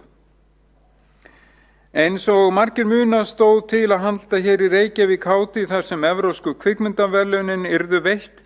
Ekkert varður þeirri hátíð hér í Reykjavík núna í desember vegna COVID en þessi hátíð verður nú samt haldin í Reykjavík eftir 2 ár eða 2022. Að ræða viðamikið samstarfsverkefni ríkis og borgar við Evrópsku kvikmyndaakademíunni í Berlín en að verkefninu koma meðal annars Harpa og RÚV. Núna í ár var hátíðin haldin þráttur allt en með mjög lágstendu sniði og í streymi held ég aðalega frá Berlín og það var í gær, þann 14. desember. Danska kvikmyndin Druk eftir Thomas Vinterberg með Mads Mikkelsen í aðalhlutverki vann öll helstu verðlaunin en þess má geta að Bíóparadís sýnir nú Druk. Ég fór á hana daginn og hún mjög skemmtileg og frábærlega leikinn. Bíóparadís klikkar ekki, mikið var það nú gott að borgin skildi eiga stóran þátt í því að bjarga Bíóparadís í sumar sem leið. Bíóparadís mikilvæg reykvísk menningarstofnun. Gert ráð fyrir að rekstrarniðurstaða menningar og ferðamálasviðs 2021 verði 5.563 milljónir. Ég ætla þá að víkja nokkrum orðum að íþrótt- og tómstundasviði. Sviðið sér rekstur sundlauga, íþróttamannvirkja, ylstrandarinnar við Nauthólsvík og siglingaklúbbsins við Siglunes, skíðasvæða, Hinshússins og fjölskyldu húsdýragarðsins. Forsendur fjárhagsáætlunar gera ráð fyrir hækkun á neysluvísitölu 2,4%, gjaldskrár ITR hækka almennt sama hlutfall, það að segja 2,4% milli ára. Hagræðingakrafa var gerð á sviði sem nemur 1% rekstrarakostnaðar að undanskilinni innri leigu og því var hagræðingakrafa á ITR upp á 72 milljónir á milli ára. Ekki var hægt að taka flata hagræðingu á sviðið því ekki hægt að hagræða í samningum við Egilshöll, frístundakort og vegna annara fastra samninga sem 2 milljarðar. Hagræðingin því eingöngu til sundlauga, styrkja og ylstrandar. Eins og fram hefur komið þá rekur ITR 7 sundlaugar og það þarf ekki að fjölyrða mikilvægi þeirra en öllum sundlaugum var lokað vikum saman 2 árinu vegna COVID-19. Faraldurinn hefur því haft mikil áhrif á tekjur sundlaugana árið 2020 og mun hafa áhrif eitthvað inn á árið 2021. Stærsta verkefnið á árinu verða framkvæmdir við sundlaugin í Úlfarsárdal, innilög til kennslu og æfinga verður tekin í notkun 2021. Áætlað er að seinni áfanginn, útilög með útisvæðum og pottum og rennibraut verður tekin í notkun áramótin 2021 til 2022 og það verður annað sannkallað fagnaðarefni. Viðhald og endurnýjun laugana og laugasvæðan er eilíft verkefni og nú er undirbúningur hafinn á viðamiklum framkvæmdum við Laugardalslaug og munu þær framkvæmdir standa í nokkur ár. Aðsókn borgarbúa eða aðsókn gesta í Laugardalslaugina er langmest allra lauga eða 27%, næst mest í Breiðholtslaug 19% og hinar laugarnar eru flestar nálægt 15%. Á árinu sem nú er að líða fór fram endurskoðun á frístundakortinu, ákveðnar breytingar voru lagðar til, svo sem stytting á námskeiðslengd í 8 vikur, þær voru áður 10. Ekki er gerð krafa að þeir sem að bjóða upp á námskeið séu með lögheimili í Reykjavík og í þriðja lagi að móðurmálskennsla fyrir börn af erlendum uppruna verður fjármögnuð með öðrum hætti en með frístundakorti, að ríki og sveitarfélög sáu kostnað af þeirri kennslu. Á fundi borgarstjórnar í apríl 2020 var samþykkt stefna í íþróttamálum Reykjavíkur til 2030. Í henni fólust viðmið sem að nýta ætti við forgangsröðun fjárfestinga og framkvæmda í íþróttamálum. Á fundi borgarráðs í maí 2020 var samþykkt tillaga borgarstjóra að stýrihópi stefnu í íþróttamálum yrði falið að starfa áfram og veita umsögn forgangsröðun uppbyggingu íþróttamannvirkja til undirbúnings fjárfestingar áætlunar til næstu 10 ára. Verkefnin voru metin út frá fjárhagslegum og félagslegum forsendum og raðað í forgangsröð. Bæði íþróttastefnan og þessi forgangsröðun munu verða mikilvægir leiðarvísar fyrir borgaryfirvöld næstu misserin. Forseti ágæta borgarstjórn, rekstrarkostnaður íþrótta- og tómstundasviðs 2021 er áætlaður 9 milljarðar og 323 milljónir króna. Skipting rekstrarramma er eftirfarandi: innri leiga 29%, launakostnaður 27%, styrkir 18%, húsaleiga 10%, frístundakort 7%. Að lokum þakka ég starfsfólki sviðanna kærlega fyrir sína góðu vinnu við gerð fjárhagsáætlunar. Ég held bara að það sé nokkuð bjart framundan þrátt fyrir allt. Sýningin með Gilbert og George í Hafnarhúsi og sýning Sigurðar Árna Sigurðssonar, Óravít og Kjarvalsstöðum. Þessar sýningar munu standa fram í janúar. Takk fyrir.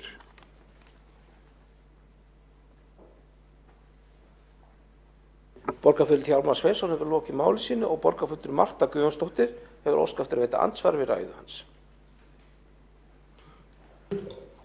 Forseti, góðir borgarfulltrúar, mig langar til að spyrja borgarfulltrúa Hjálmar Sveinsson það hvort það sé ráðgert að fyrir endurbætur á Grástrætisskólanum við Ægisíðu en þeir eru að hruni komnir og þarna er að ræða elstu minjar smábáta útgerð í Reykjavík. Mér finnst athyglisvert að horfa upp á þetta og allir þeir sem njóta þarna útivista njóta þetta og þeir fara þarna framhjá. Á sínum tíma stóð til að þarna yrði vettvangur fyrir fólk til að setja stýrur en þarna væri líka hugsanlega hægt að hafa útikennslustofu og mig langar til að spyrja borgarfulltrúann út í það hvort að það sé einhverjar framtíðarhugmyndir notkun Grástrætisskólanna og hvort að það eigi að laga þá og lagfæra áður en þeir fjúka í næsta stórviðri. Já, því til að svara að skúrarnir þeir hafa þegar fengið ákveðna yfirhalningu, þeir hafa verið styrktir að innan þannig að þeir eiga ekki að fjúka í ofsaveðri og við höfum fengið nokkur ofsaveður bæði núna í vetur og síðasta vetur. Þannig að skúrarnir standast alversta veður og vegna þess að þeir hafa verið styrktir að innan. En þetta er svolítið vandasamt að því að þessi skúrar, þeim var hróflað upp á sínu tíma úr timbri og bárujárnsplötum og þannig að það má segja að eins og þeir eru í dag að þá eru þeir nokkuð nálægt sínu upprunalegu ásýnd.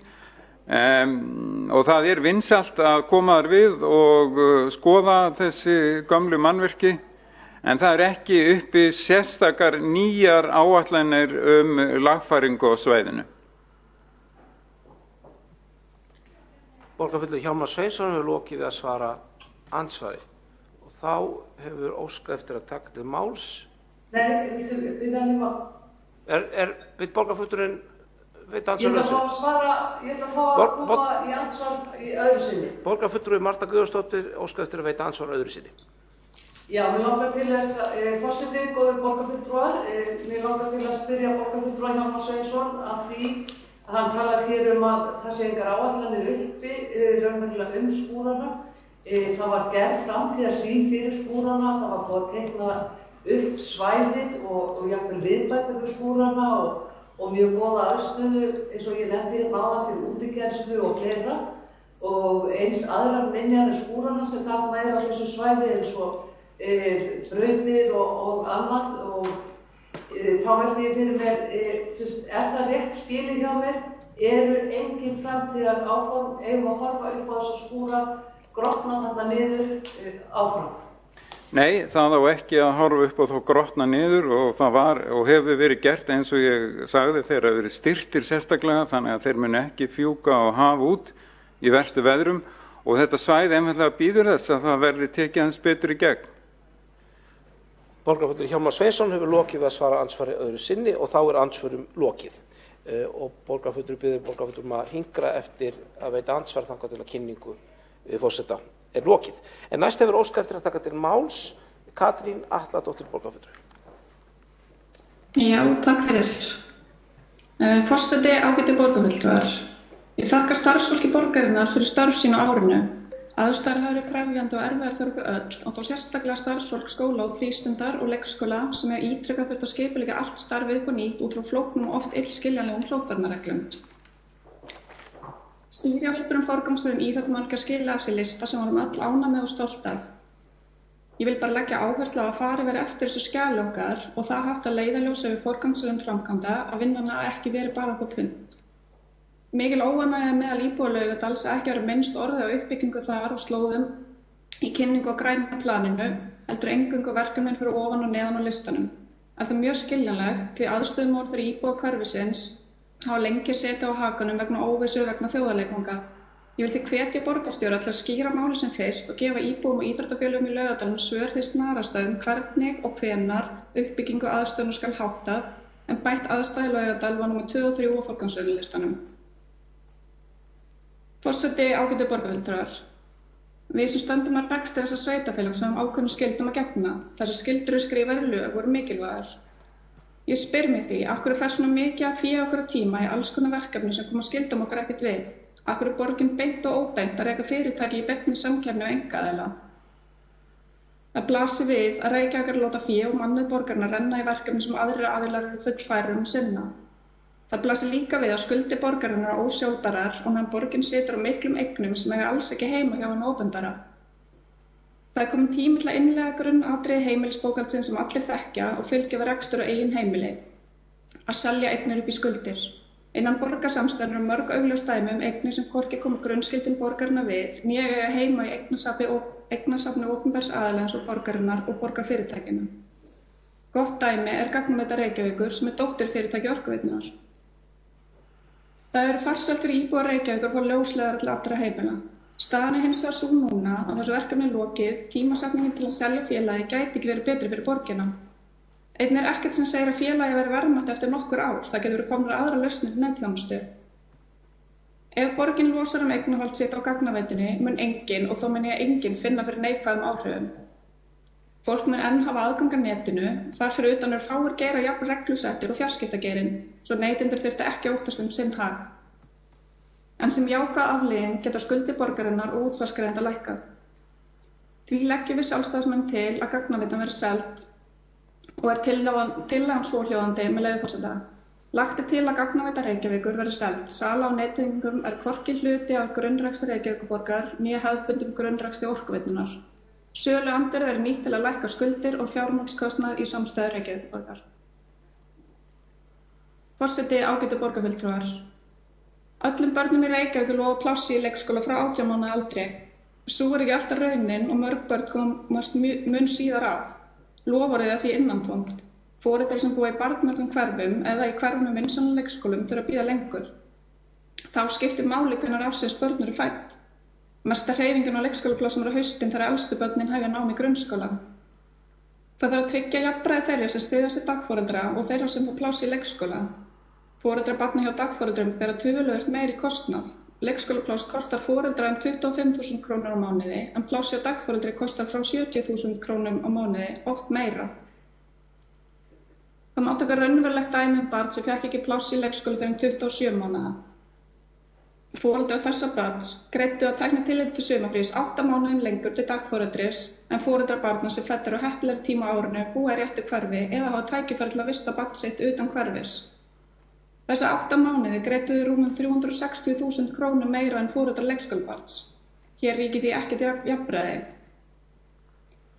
Því leggur Sjálfstæðisflokkurinn til að hækka niðurgreiðslur til dagforeldra vegna barna 18 mánaða eldri svo kostnaður foreldra verður til samræmis við þau gjöld sem foreldrar greiða í leikskólum borgarinnar. Á meðan borgin getur ekki staðið við loforð sín leikskólapláss ætti svo til að njóta stuðnings borgarfulltrúa. Sérstaklega borgarfulltrúa Lífa Magnúsdóttir sem talaði lengi áherslu Vinstri grænna til að lækka álögur og barnafjölskyldur í ræðu sinni fyrir kvöld. Tillagan hljóðar svo með leyfi forseta. Lagt er til að fjárheimildir skóla og frístundafriðs eru lækkaðar 110.400.000 krónur svo unnt verði að hækka niðurgreiðslur til dagforeldra vegna barna eldri en 18 mánaða svo kostnaður foreldra verði til samræmis við þau gjöld sem foreldrar greiða í leikskólum borgarinnar. Þetta á við þau börn sem dvelja hjá dagforeldrum og eru orðin 18 mánaða gömul hið minnsta, kostnaður auki verið fjármagnaður að liðnum ófyrirséð. Þau ykkar sem ég hitti ekki á morgun vil ég þakka kærlega fyrir samstarfið á árinu. Og ég vil lokið máli mínu. Borgarfulltrúi Katrín Atladóttir hefur lokið máli sínu. Þá hefur óskað eftir að taka til máls Sabína Leskop borgarfulltrúi.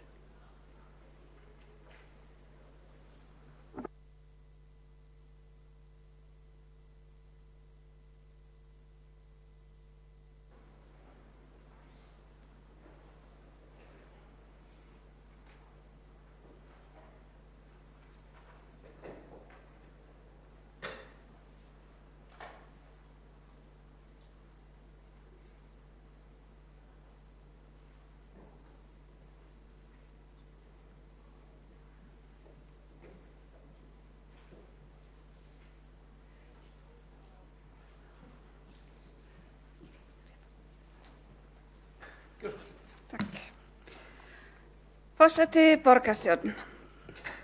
Við stöndum frammi fyrir einu flóknasti viðfangsefni sem við höfum tekist á við síðan ég byrjaði í stjórnmálum. Tekjurnar dragast saman, atvinnuleysi er komin yfir 10% og útgjöldin vaxa sífellt. Á sama tíma stöndum við frammi fyrir þeirra staðreynd að við þurfum að bregðast við loftslagsváni. Við höfum ekkert val það. Viðbrögðin okkar eru skýr og í samræmi við viðbrögðin sem við höfum séð í öðrum sveitarfélögum og ekki bara hér á landi. Græna planið stefna okkar að sjálfbærni tekur á öllum þessum áskorunum, fjárhagslega, félagslega og vegna umhverfisins. Við boðum græna samgöngubyltingu, stafræna umbyltingu, nýja skóla, ný og græn hverfi í Skerjafirði og Ártúnshafi, græn svæði, 10.000 íbúðir næstu 10 árin. Þetta er öflugt viðnám sem gefur okkur færi á að koma okkur út úr þeirri erfiðu stöðu sem við erum í núna. Borgarfulltrúinn Pavel Bartošek tala áður að fljúga held ég. Ég var ekki tilbúin að ganga svona langt en ég ætlaði að minnsta ganga upprétt. Og við stefnum að blómstrandi kolefnislausri borg með bættum almenningssamgöngum og bættum innviðum fyrir gangandi og hjólandi. Ég er formaður í 2 ráðum, innkaupa framkvæmdaráði sem á fjölmenningaráði og ætla að fara hér yfir þessar málaflokkar. Umsvifin í innkaupamálum og á innkaupaskrifstofunni hafa aukist mikið. Á síðustu 10 árum hefur fjöldi verðfyrirspurna tvöfaldast, fjöldi útboða 5-faldast. Og eru í dag 120 Útboð, það sem af árinu 26 útboð, 18 lokuðu útboð og 144 verðfyrirspurnir. Núverandi skipulag þrískipt, má segja. Ráðið móta stefnu og hefur eftirlit. Skrifstofan veitir ráðgjöf og þjónustu, aðallega vegna útboða og hvert svið og stofnun ber svo ábyrgð á innkaupum og fjárheimildum í samræmi við stefnu og reglur. Við höfum einbeitt okkur mikið að því að bæta eftirlitið með innkaupum í borginni, breytt innkaupareglunum, stækkað innkauparáð sem heitir nú innkaupa- og framkvæmdaráð til að geta fylgst betur með, hafa betra yfirsýn, gera framkvæmd innkaupa markvissari og árangursríkari. Það á eftir að skipta sköpum, ekki síst á þeirri vegferð sem við erum nú á með stór auknum útgjöldum í framkvæmdum, en í fjárhagsáætlun A-hlutans verða fjárfestingar 28 milljarðar á næsta ár. Og á næstu 3 árum ætla borgin og fyrirtæki eigin að fjárfesta fyrir 175 milljarðar króna og stór hluti af því grænar fjárfestingar. Í greinargerð fagsviða og sjóða A-hluta bæði yfirlit og greining á vöru og þjónustu innkaup A-hluta, sem helsta verkefni innkaupa skrifstofunnar. Á innkaupa skrifstofunum starfa nú 8 sérfræðingar sem sinna upplýsingagjöf og eftirlit með innkaupum, veita faglega ráðgjöf og aðhald. Aðal áherslan hefur verið að bæta upplýsingatækni til að aukna skilvirkni, sérstaklega í útboðsmálum og mikið fræðsla hefur farið fram og þessu ári aðalega gegnum Workplace í að leiðbeina og kynna stöðlu útboðsgögn fyrir þjónustu og vörukaup og nú í gangi átakja á myndrænni framsetningu. Mikil árangur nást með opnum rammasamningum sem hafa gefið góða raun og bjóða meira sveigjanleika þar sem gagnvirkir og innkaupafella með svokallum örútboðum hafa skilað lægri verðum en í hefðbundnum rammasamningum. Sérstaklega ber það að nefna skóla- og frístundasvið sem hefur verið í farabroddi með svokallum ritfangaskápum í eigu birgja þar sem notkun skráð með rafrænum hætti. Nýja innkaupa framkvæmdaráði tók til starfa í sumar, það eru nú 5 fulltrúar og fundaráði oftast einu sinni í viku yfir mesta framkvæmdatíma.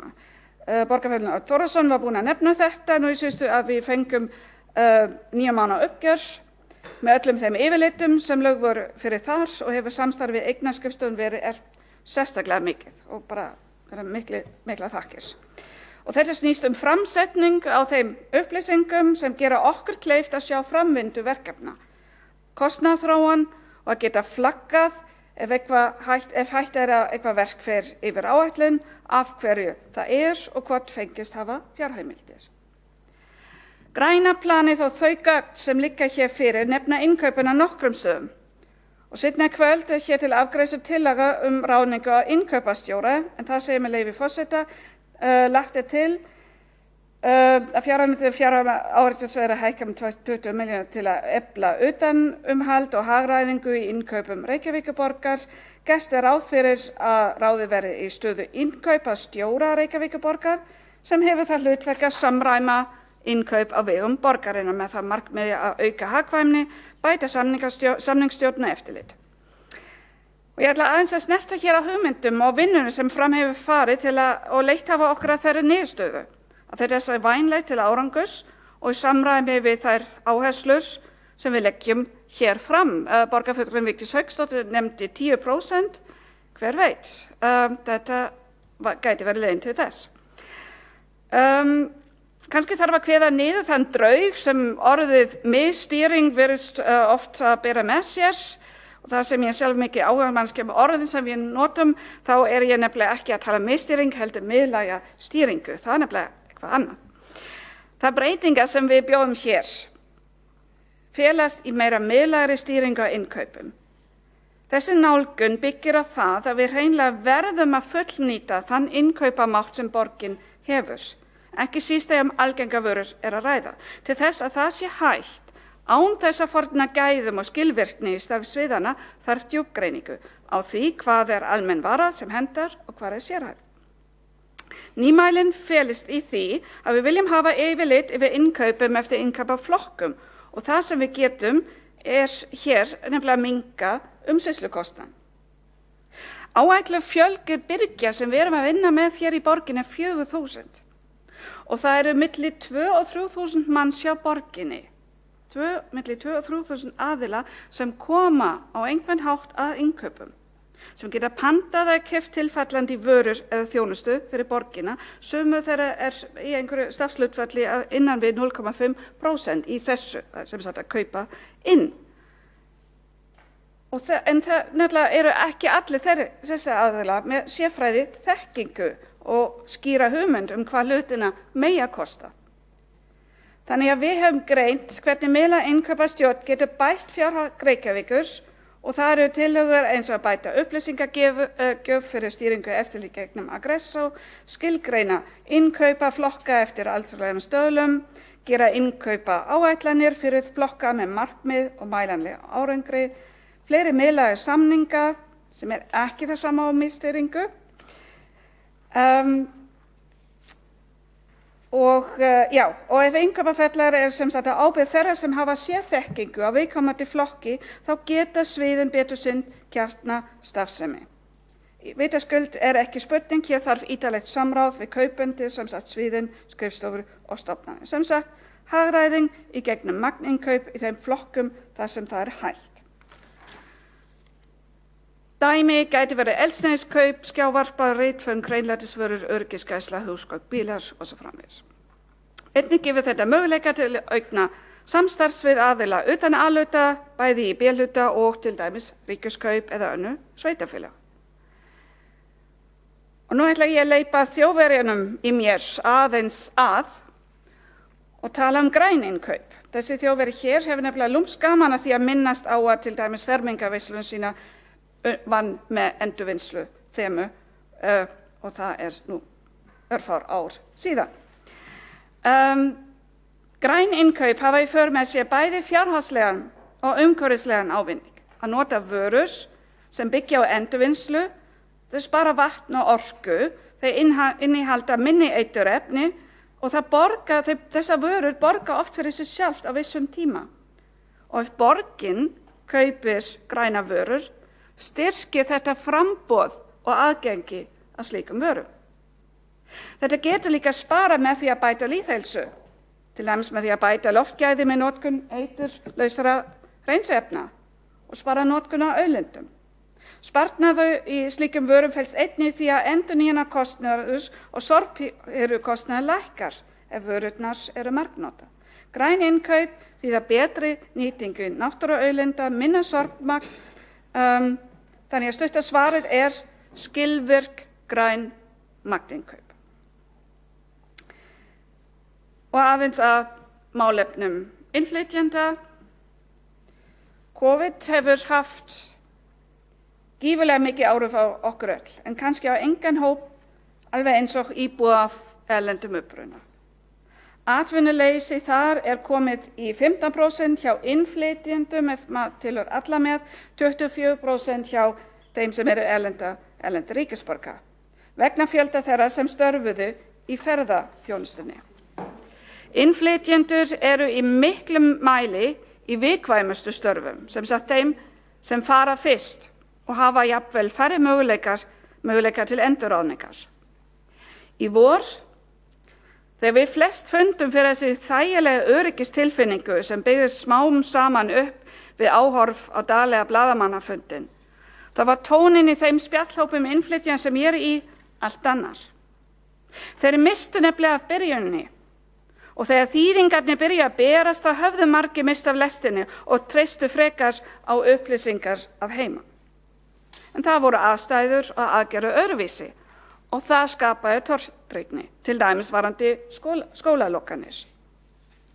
Það veldur mér miklum áhyggjum hversu tvískipt samfélagið okkar orðið. Þau sem tala íslensku og hinir, sumir góða ensku sem eru aðeins betra stað, en svo eru líka þau sem eru ekki einu sinni þar. Það sem einkenndi starf borgarinnar í vor var að við áttum nokkra, kannski ekki nóg marga, en samt einhverja fjölda innflytjenda í ábyrgðarstörfum, velmenntað fólk sem þekkir borgina sína vel og gat gengið umsvifalaust í þau störf sem þurfti. Meðan hef ég alltaf lúmskaman líka að benda á að það af 750 starfsmönnum í ráðuneytum einn af erlendum uppruna. Brúarsmiðirnir sem borgarfulltrúinn Skúli Helgason hefur til dæmis nefnt hringdu í hver einasta af þessum foreldrum sem vildu ekki senda barnið sitt í skólan. Ég nefni þetta því við byggjum það sem við erum að gera hér með þessari fjárhagsáætlun líka á þessari reynslu og þessum áhyggjum.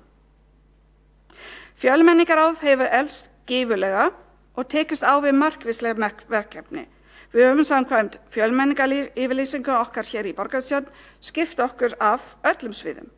Nú síðast aðalskipulaginu, en kannski eru engin stærri innflytjamál en almenningssamgöngur, hagkvæmt húsnæði og fjölbreytileikinn í hverfunum. Ég las nýlega skýrslu frá Danmörku þar sem var sýnt fram að þar sem innflytjendur hafa oft einmitt ekki sömu tækifæri á vinnumarkaðnum, þá eru þau miklu oftar frumkvöðlar og hlutfallslega tvöfaldur fjöldi þeirra sem stofna eigin rekstur svona í minni kantanum, svona fjölskyldu rekstur og litla verslanir. Á mannréttindaskrifstofunni er áframhaldið þjónustu við innflytjendur. Hér eru einnig nýr starfskrafti í gegnum átak frá Vinnumálastofnun.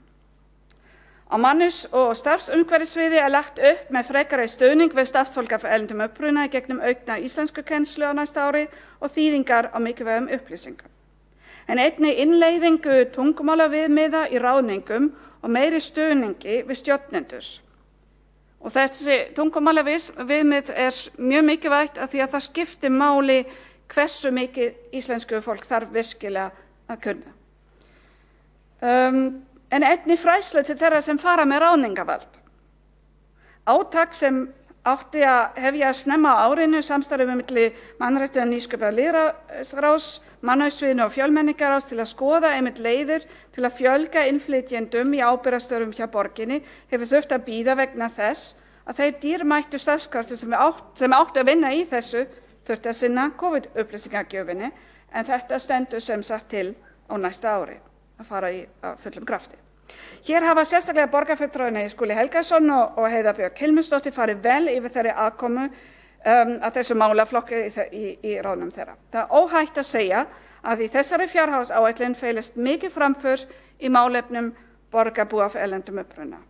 Eins og formaður velferðarráðs, borgarfulltrúinn Heiða Björk Hilmarsdóttir bendi á, hefur beiðni Reykjavíkurborgar samning varðandi samræmda móttöku flóttafólks borið árangur.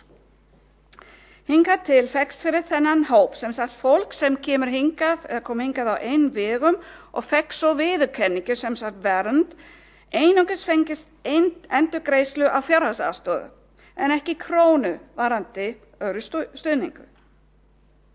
Sem sagt leið og vernd fékkst hafði fólk 2 vikur að finna sér húsnæði og var á ábyrgð sveitarfélagsins. Borgin stóð sig samt í því, voru með 10 félagsráðgjafa á kostnað borgarsjóðs. Samningu fyrir 380 manns hefur nú fengist, sem sagt fólk sem hefur fengið stöðu flóttafólks, sem við syndum hvort sem áður. Samið var áframhaldi stuðning sem til þess að viðkomandi getur sem fyrst orðið sjálfstæði þáttakandi í þjóðfélaginu. Og nú kemur það sem svo skemmtilegt þetta. Fjárhæð samningsins gæti numið alltaf 111 milljónir króna, þar af 92 áætla í almenna ráðgjöf og stuðning, en 18,5 fyrir húsnæðisumsýslu, 9,2 stöðgildi ráðgjafa. Og nú kemur aðalsetningin, kostnaðurinn greiðist alfarið af félagsmálaráðuneytinu.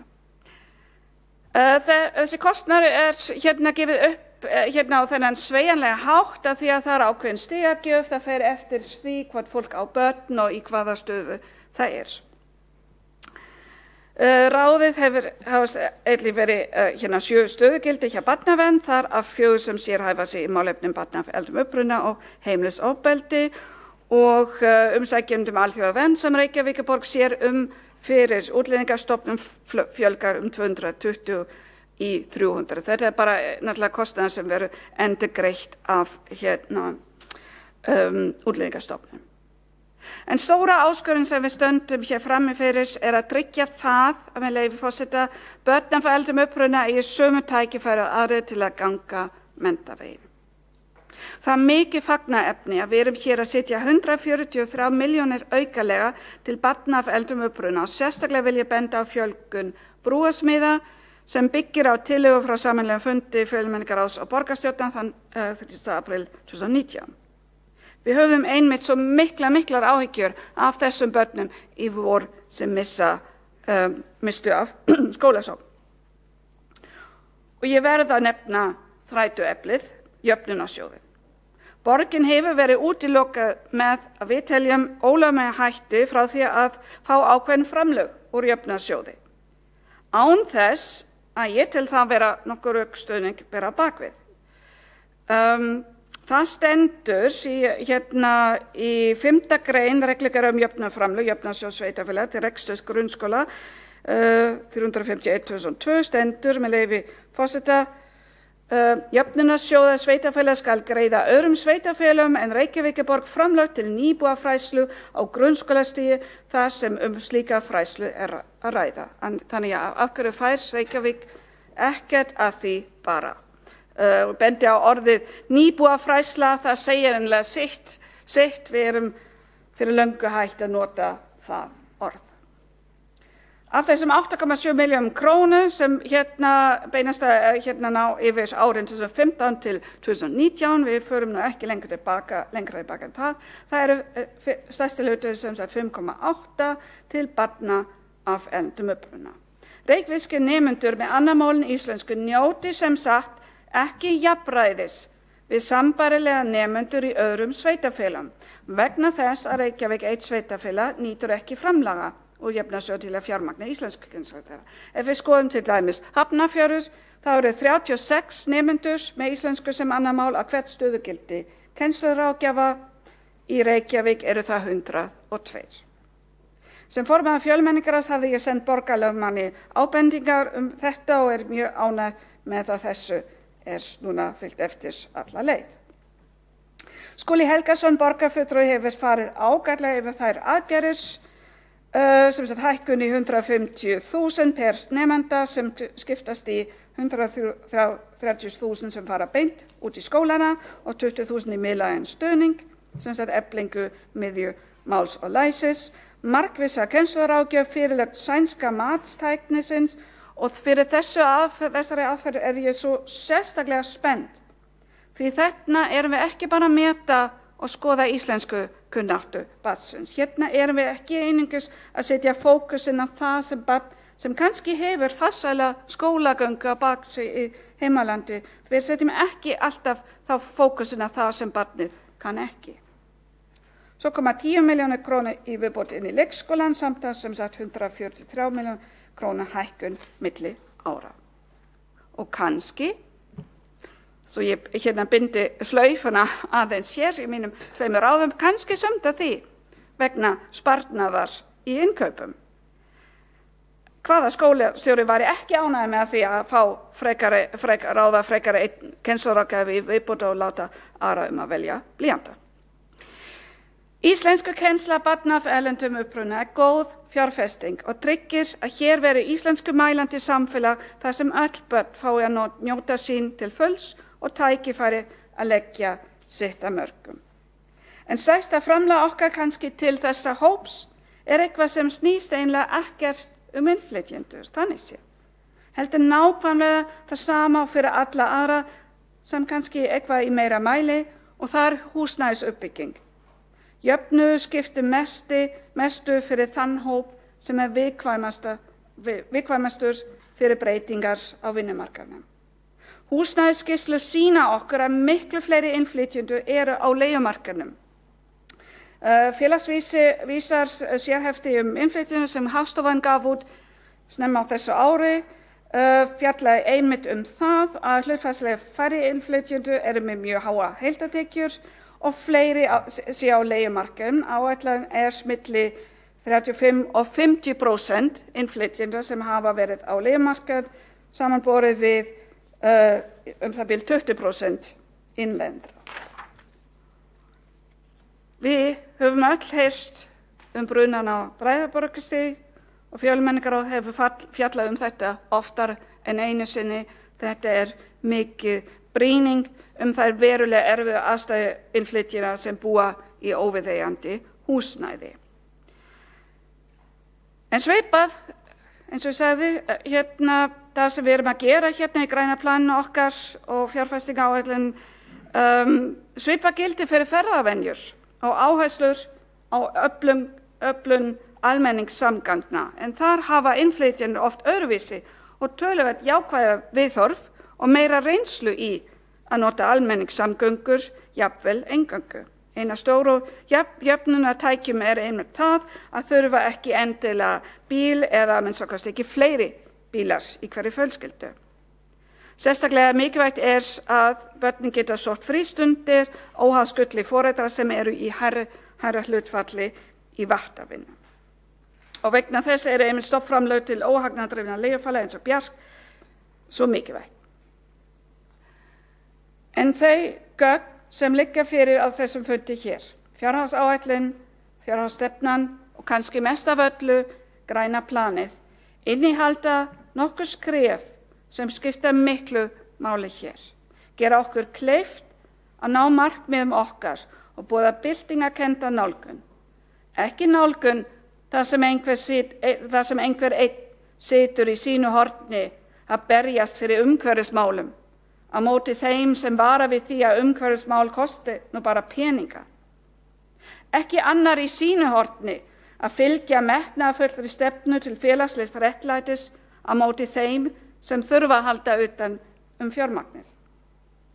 Heldur heildarsýn sem byggir að því að einmitt með því að fylgja umhverfissjónarmiðum og félagslegu réttlæti þá græðum við öll á því. Takk. Borgarfulltrúi Sabine Leskop hefur lokið máli sínu, þá hefur óskað eftir að taka til máls. Björn Gíslason, borgarfulltrúi.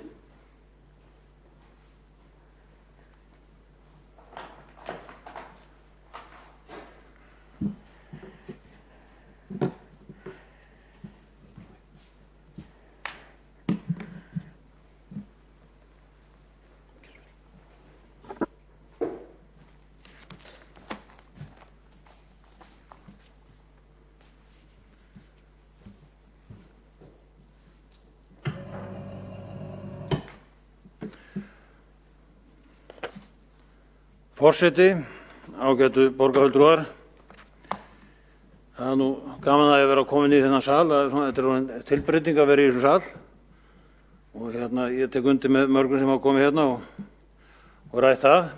Nú það er svo sem búið að vera ræða mikinn vöxt, meirihlutanum tala mikinn vöxt í borginni og verið þá næsta ári en minnum það að allan að vöxt sem að verður í skuldum borgarinnar og maður náttúrulega hefur smá áhyggjur af þessu. Í lok næsta árs skuldirnar komnar einhverja 450 milljarða og það er nú svona, það er ansi bratt og ég einskot að við komumst ekki heimsmyndabók Guinness yfir þessu, en við vonum það nú ekki. En fjárhagsáætlun fyrir árið 2021 liggur nú fyrir og það er ljóst að við höldum áfram á vegferð skuldasöfnunar. Við Íslendingar vorum á toppi hagsveiflunar nokkur ár áður fyrir árið 2020, áður það gekk í garð og það var með ólíkindum og eiginlega ergilegt ekki voru greiddir niður skuldir hjá Reykjavíkurborg á þessu mikla hagvaxtarskeiði. Nú þessi óábyrga fjármálastefna Reykjavíkurborgar sem viðgengist hefur undanfarin ár bitnar á okkur skattgreiðendum borgarinnar nú þegar sirt hefur í álinn vegna COVID-faraldursins.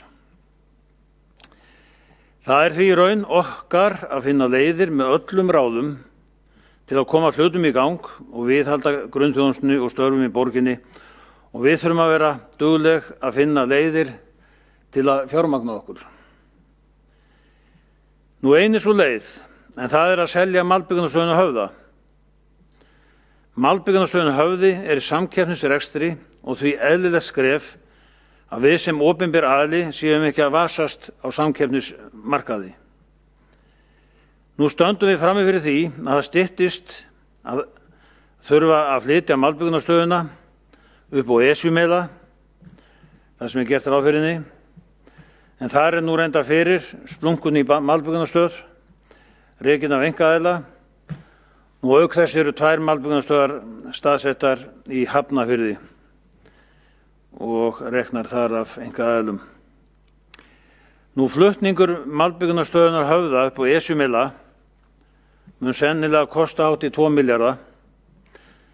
Því í raun með ólíkindum að Viðreisn sem hefur stýrt fyrirtækinu eða haldum stjórnartaumana hingað til á þessu kjörtímabili hafi ekki lagt drög að sölu fyrirtækisins þar sem margir innan þeirra raða tala allavega á tyllidögum að þau aðhyllist samkeppni á markaði og að opinberar aðilar eigi ekki að vera að vasast á þeim markaði. Nú staðan hugsanlega þannig að kostnaðurinn það mikill að flytja stöðin á Esjumela að það bókstaflega svarar ekki kostnaði. Með öðrum orðum það geti enda með því að skattgreiðendur í Reykjavík finni fyrir því og að mismunur það tapið lenda á þeim. Ég legg því hér fram tillögu að malbyggingarstöðin verði seld. Og tillagan hljóðar svo og nú merkt hérna í þessu D4. Borgarstjórn samþykkir að malbyggingarstöðin Höfði sem er að fullu eigu Reykjavíkurborgar verði sett í söluferli. Eignarhald borgarinnar á malbyggingarstöðinni skekkir samkeppnisstöðu fyrirtækja á sama markaði og samræmist ekki sjónarmiðum heilbrigða samkeppni og hagkvæma opinbera þjónustu. Nú það fylgir hérna greinargerð sem hljóðar svo með leyfi forseta. Með eignarhaldi Reykjavíkurborgar á malbyggingarstöðinni Höfða hf. Skapar borgin hagsmunaárekstur sem grefur undan frjálsri samkeppni. Þrátt fyrir að malbyggingarstöðinni Höfði sé verðmætt fyrirtæki geta skapast þar aðstæður að reksturinn verði þyngri og erfiðari sem skapar sveiflur og áhættu fyrir skattgreiðendur. Nú komið að þeim tímamótum að flytja þar malbyggingarstöðina með tilheyrandi kostnaði og því rétt að huga að sölu fyrirtækisins við þau tímamót. Nú forseti, það ljóst að fjölgun borgarfulltrúa úr 15 í 23 á sínu tíma hefur skapað ákveðin vandkvæði hér í borgarstjórn. Fundir okkar í borgarstjórn hafa lengst, bæði því við erum hér fleiri og þá eru flokkanir einnig fleiri nú heldur en áður í borgarstjórn þó það sé ekkert kvörtunar efni svo sem. En borgarfulltrúar hafa þurft að stytta ræðutíma sinn og flokkarnir að fækka málum í borgarstjórn. Fyrir bragðið er hægt að segja að borgarstjórn sé ekki eins skilvirk og áður fyrr. Síðan má leiða líkur að því að þessi fjölgun borgarfulltrúa úr 15 í 23 sé kostnaðarauki fyrir borgina, ekki bara í launum heldur einnig í umsýslu innan borgarkerfisins sem snýr að störfum borgarfulltrúa og kostnaði við lengd borgarstjórnarfunda. Það er von mín að borgarstjórn taki þessum tillögum með opnum og jákvæðum huga og samþykki þær í kvöld. En því legg ég tillöguna hér fram tillögum fækkun borgarfulltrúa. Nú tillagan er merkt D17 og hljóðar svo. Í 5. tölulið 11. greinar sveitarstjórnarlaga er kveðið á að fjöldi aðalmanna í sveitarstjórn skuli vera 23 til 31 í sveitarfélagi með fleiri en 100.000 íbúa. Borgarstjórn skorar á Alþingi að endurskoða umrætt lagaákvæði í því skyni að borgarstjórn hafi sjálfdæmi fjölda borgarfulltrúa.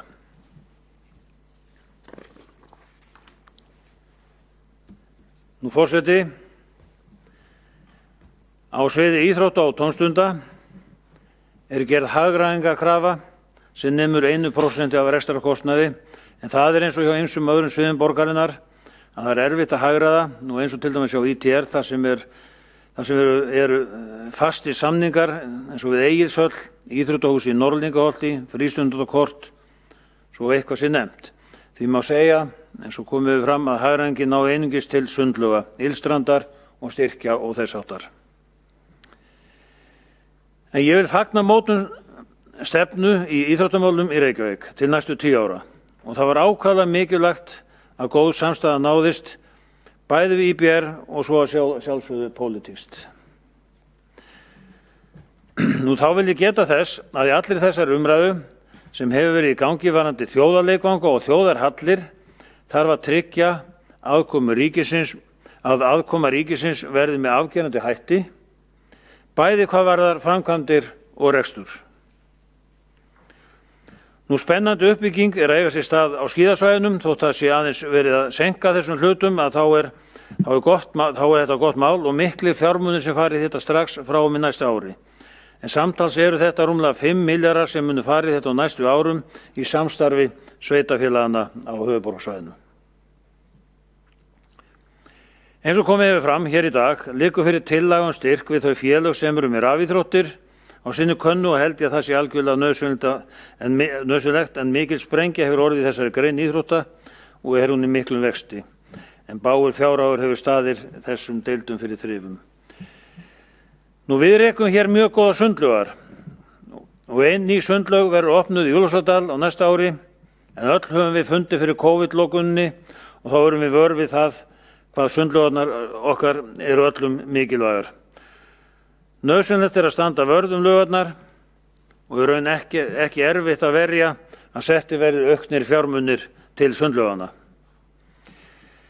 Nú íþróttafélögin hafa farið illa út úr þessum COVID-faraldri og þá sérstaklega fjárhaga þeirra og ég held að sveitarfélögin þurfi að bregðast við, meira við með einhverjum hætti til viðbótar aðgerðum ríkisins. Og það er eins og borgarfulltrúi Hjálmar Sveinsson kom inn á áðan að þetta er búið að vera mjög erfitt ár hjá íþróttafélögunum þar sem að þau hafa þurft að loka og engin keppnið æfingar verið í gangi. Þannig að það er aldrei mikilvægara en nú að Reykjavíkurborg leggi aukinn kraft í íþróttastarf bæði barna og unglinga og í almennis íþróttir. Og mér líst vel á þetta samstarf sem borgarfulltrúi Hjálmar Sveinsson minntist á áðan íþróttafélög og skóla. Nú ég vil svo að lokum hér þakka starfsfólki íþrótta og tómstundasviðs fyrir flott starf á þessu COVID-ári. En það er þó hér eitt eftir, herra forseti, það varðar hér innkauparáð, en það er ánægjulegt að innkaupa og framkvæmdaráð hefur fengið aukið vægi í borgarkerfinu, enda hefðu margar þekktar brotalamir komið í ljós í byrjun þessa kjörtímabils varðar innkaup Reykjavíkurborgar. Nú Sjálfstæðisflokkurinn lagði fram 15. janúar 2019 tillögu þess efnis að innkauparáð yrði eflt og því gefið aukið eftirlitshlutverk. Það var síðan samþykkt í borgarstjórn 19. febrúar 2019 að styrkja og efla innkauparáð og kom það reyndar ekki til framkvæmda fyrir tæpi ári síðar.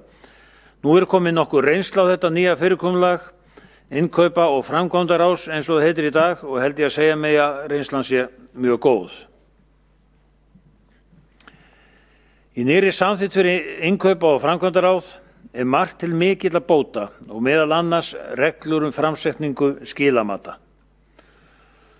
Fulltrúar Sjálfstæðisflokksins höfðu ítrekað áður fyrir kalla eftir skilamati við hinar ýmsu framkvæmdir. En nú er þetta byrjað að virka. En fyrir stuttu síðan komu forstöðumenn, og sviðsstjórar fyrir innkauparáð og fóru yfir ýmsar framkvæmdir sem tilheyrði þeirra sviði og fór borgarfulltrúi Sabína Levskó aðeins yfir þetta áðan.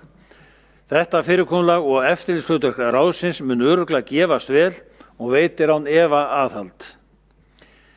Að þessu sögðu er það alveg ljóst í mínum huga að það var mikið framfaraskref að styrkja og auka eftirlitshlutverk og valdsvið innkaupa og framkvæmdaráðs. Ég hef áður velt því upp í þessum sal hvort dótturfyrirtæki Reykjavíkurborgar sem meirihluta eigu hennar, samanber Orkuveitu Reykjavíkur, feli innkaupadeildir Reykjavíkurborgar sjá útboð fyrir þeirra hönd með samningum. Það er mikil þekking í innkaupum og útboðsmálum á skrifstofu innkaupadeildar borgarinnar. Ef af þessu yrði að dótturfélög borgarinnar fari með sín innkaup í gegnum innkaupadeild borgarinnar, er ég ekki nokkurum vafa að þetta myndi styrkja innkaup borgarinnar og dótturfélaga hennar bæði beint og óbeint auk þess sem er aukið gagnsæi í innkaupum. Ég vil að lokum þakka starfsfólki innkaupadeildar og borgarlögmanni fyrir gott samstarf. Auk þess vil ég þakka gott samstarf félögum mínum í innkauparáði, þeim borgarfulltrúunum Sabínu Leskov, Alexandru Brím, Ellen Kalmon og Jórunni Pálu Jónasdóttur. Og þá held ég sé rétt að lokum að þakka fyrir samstarfið öllu starfsfólki Reykjavíkurborgar.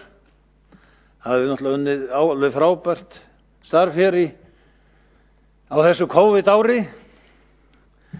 og við erfiðar aðstæður. Jafnframt vil ég þakka borgarfulltrúum fyrir samstarfið á þessu COVID-ári. Þá er lokið máli minn. Takk.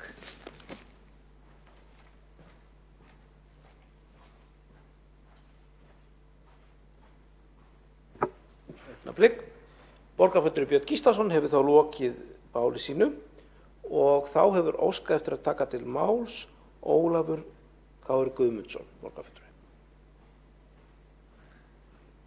Takk fyrir það, forseti, ágæta borgarstjórn og tilheyrendur. Það eins og núverandi meirihluti líta á samgöngusáttmálann fyrir suma og þá bara fáa, en ekki fyrir almenning. Bara einblínt á borgarlínu sem gagnast litlum minnihluta eða 5% íbúa og kostar ævintýralega mikið, enginn veit hvað það er, ef enginn veit hvað kostar að reka og enda enginn rekstraráætlun til. Þjónusta strætó er rekin með miklum halla og tíðnin ekki bætt eins og tilstóð í upphafi þessa árs. Gerð hjólastíga er góðra gjalda verð, en þeir mun ekki gagnast mikið fleiri heldur nú notar almenningssamgöngur eða innan við 10% íbúa. Það er ekki orð þennan samgöngusáttmála þann samgöngumáta sem flestir íbúar kjósa að nýta sér eða 80%, en það eru þeir sem nota bíla. Í þessari fjárhagsáætlun er engin framkvæmdaáætlun, ekkert fjármagn, ekkert skipulag, engin framtíðarsýn, stuttum máli sagt ekkert. Það er engin Sundabraut, það er ekki búið að leysa Arnarnesveg, ekki byrjað á gatnamótum Bústaðavegar og Reykjanesbrautar eða aðrar stoppvegaframkvæmdir. Svo aðgerð sem átti að setja í algjöran forgang samkvæmt samgöngusáttmálanum eru ný og skilvirk umferðarljósastýring. Meira en ár er liðið að samningnum og Reykjavíkurborg hefur ekkert gert nema hefta og tefja með því að rembast við að viðhalda úreltum gömlum búnaði í stað þess að snjallvæða umferðarljósin með verulegum ávinningi fyrir alla og umfram allt mun minni mengun. Þrífa við að gatna er í sögulegu lágmarki. Nú er þó lag að þrífa og laga til vegna lítils kostnaðar við snjóhreinsun og hálkuvarna þar sem liðir af vitri. En nei, í stað þess er ekkert gert til að nýta þennan sparnað til þrifa. Þar með planið okkar er grátt en ekki grænt. 80% borgarbúa kjósa að nota bílinn sem samgöngutæki, en meirihlutinn í Reykjavík hunsar þá staðreynd og áttar sig ekki á því að í bílum er fólk sem á rétt á þjónustu eins og aðrir íbúar borgarinnar, enda búin að greiða fyrir það margfalt með skattlagningu.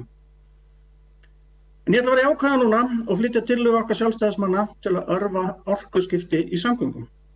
Rafbílar og bílar sem nota viðskiptavæna orkugjafa eru nefnilega líka bílar sem íbúar kjósa að nota og í þeirri viðleitni ber Reykjavíkurborg að þjóna og styðja. Tillagan er því þessi með leyfi forseta. Hún er merkt D23 í gögnunum og hljómar svo.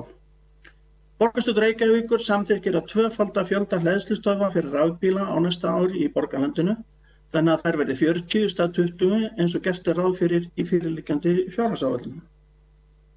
Mikilvægt er að hvati til þessi til staðar fyrir neytendur að velja vistvænni ökutæki en fjölgun rafhleðslustöðva í borgarlandinu og gott aðgengi að þeim getur orðið mikilvægur liður í því að hraða orkuskiptum í samgöngum. Uppsetning og rekstur hleðslubúnaðarins verði boðin út. Jafnframt þarf að huga að uppsetningu hleðslustöðva við fjölbýlishús í samræði við húsfélög og þar sem að við verður komið.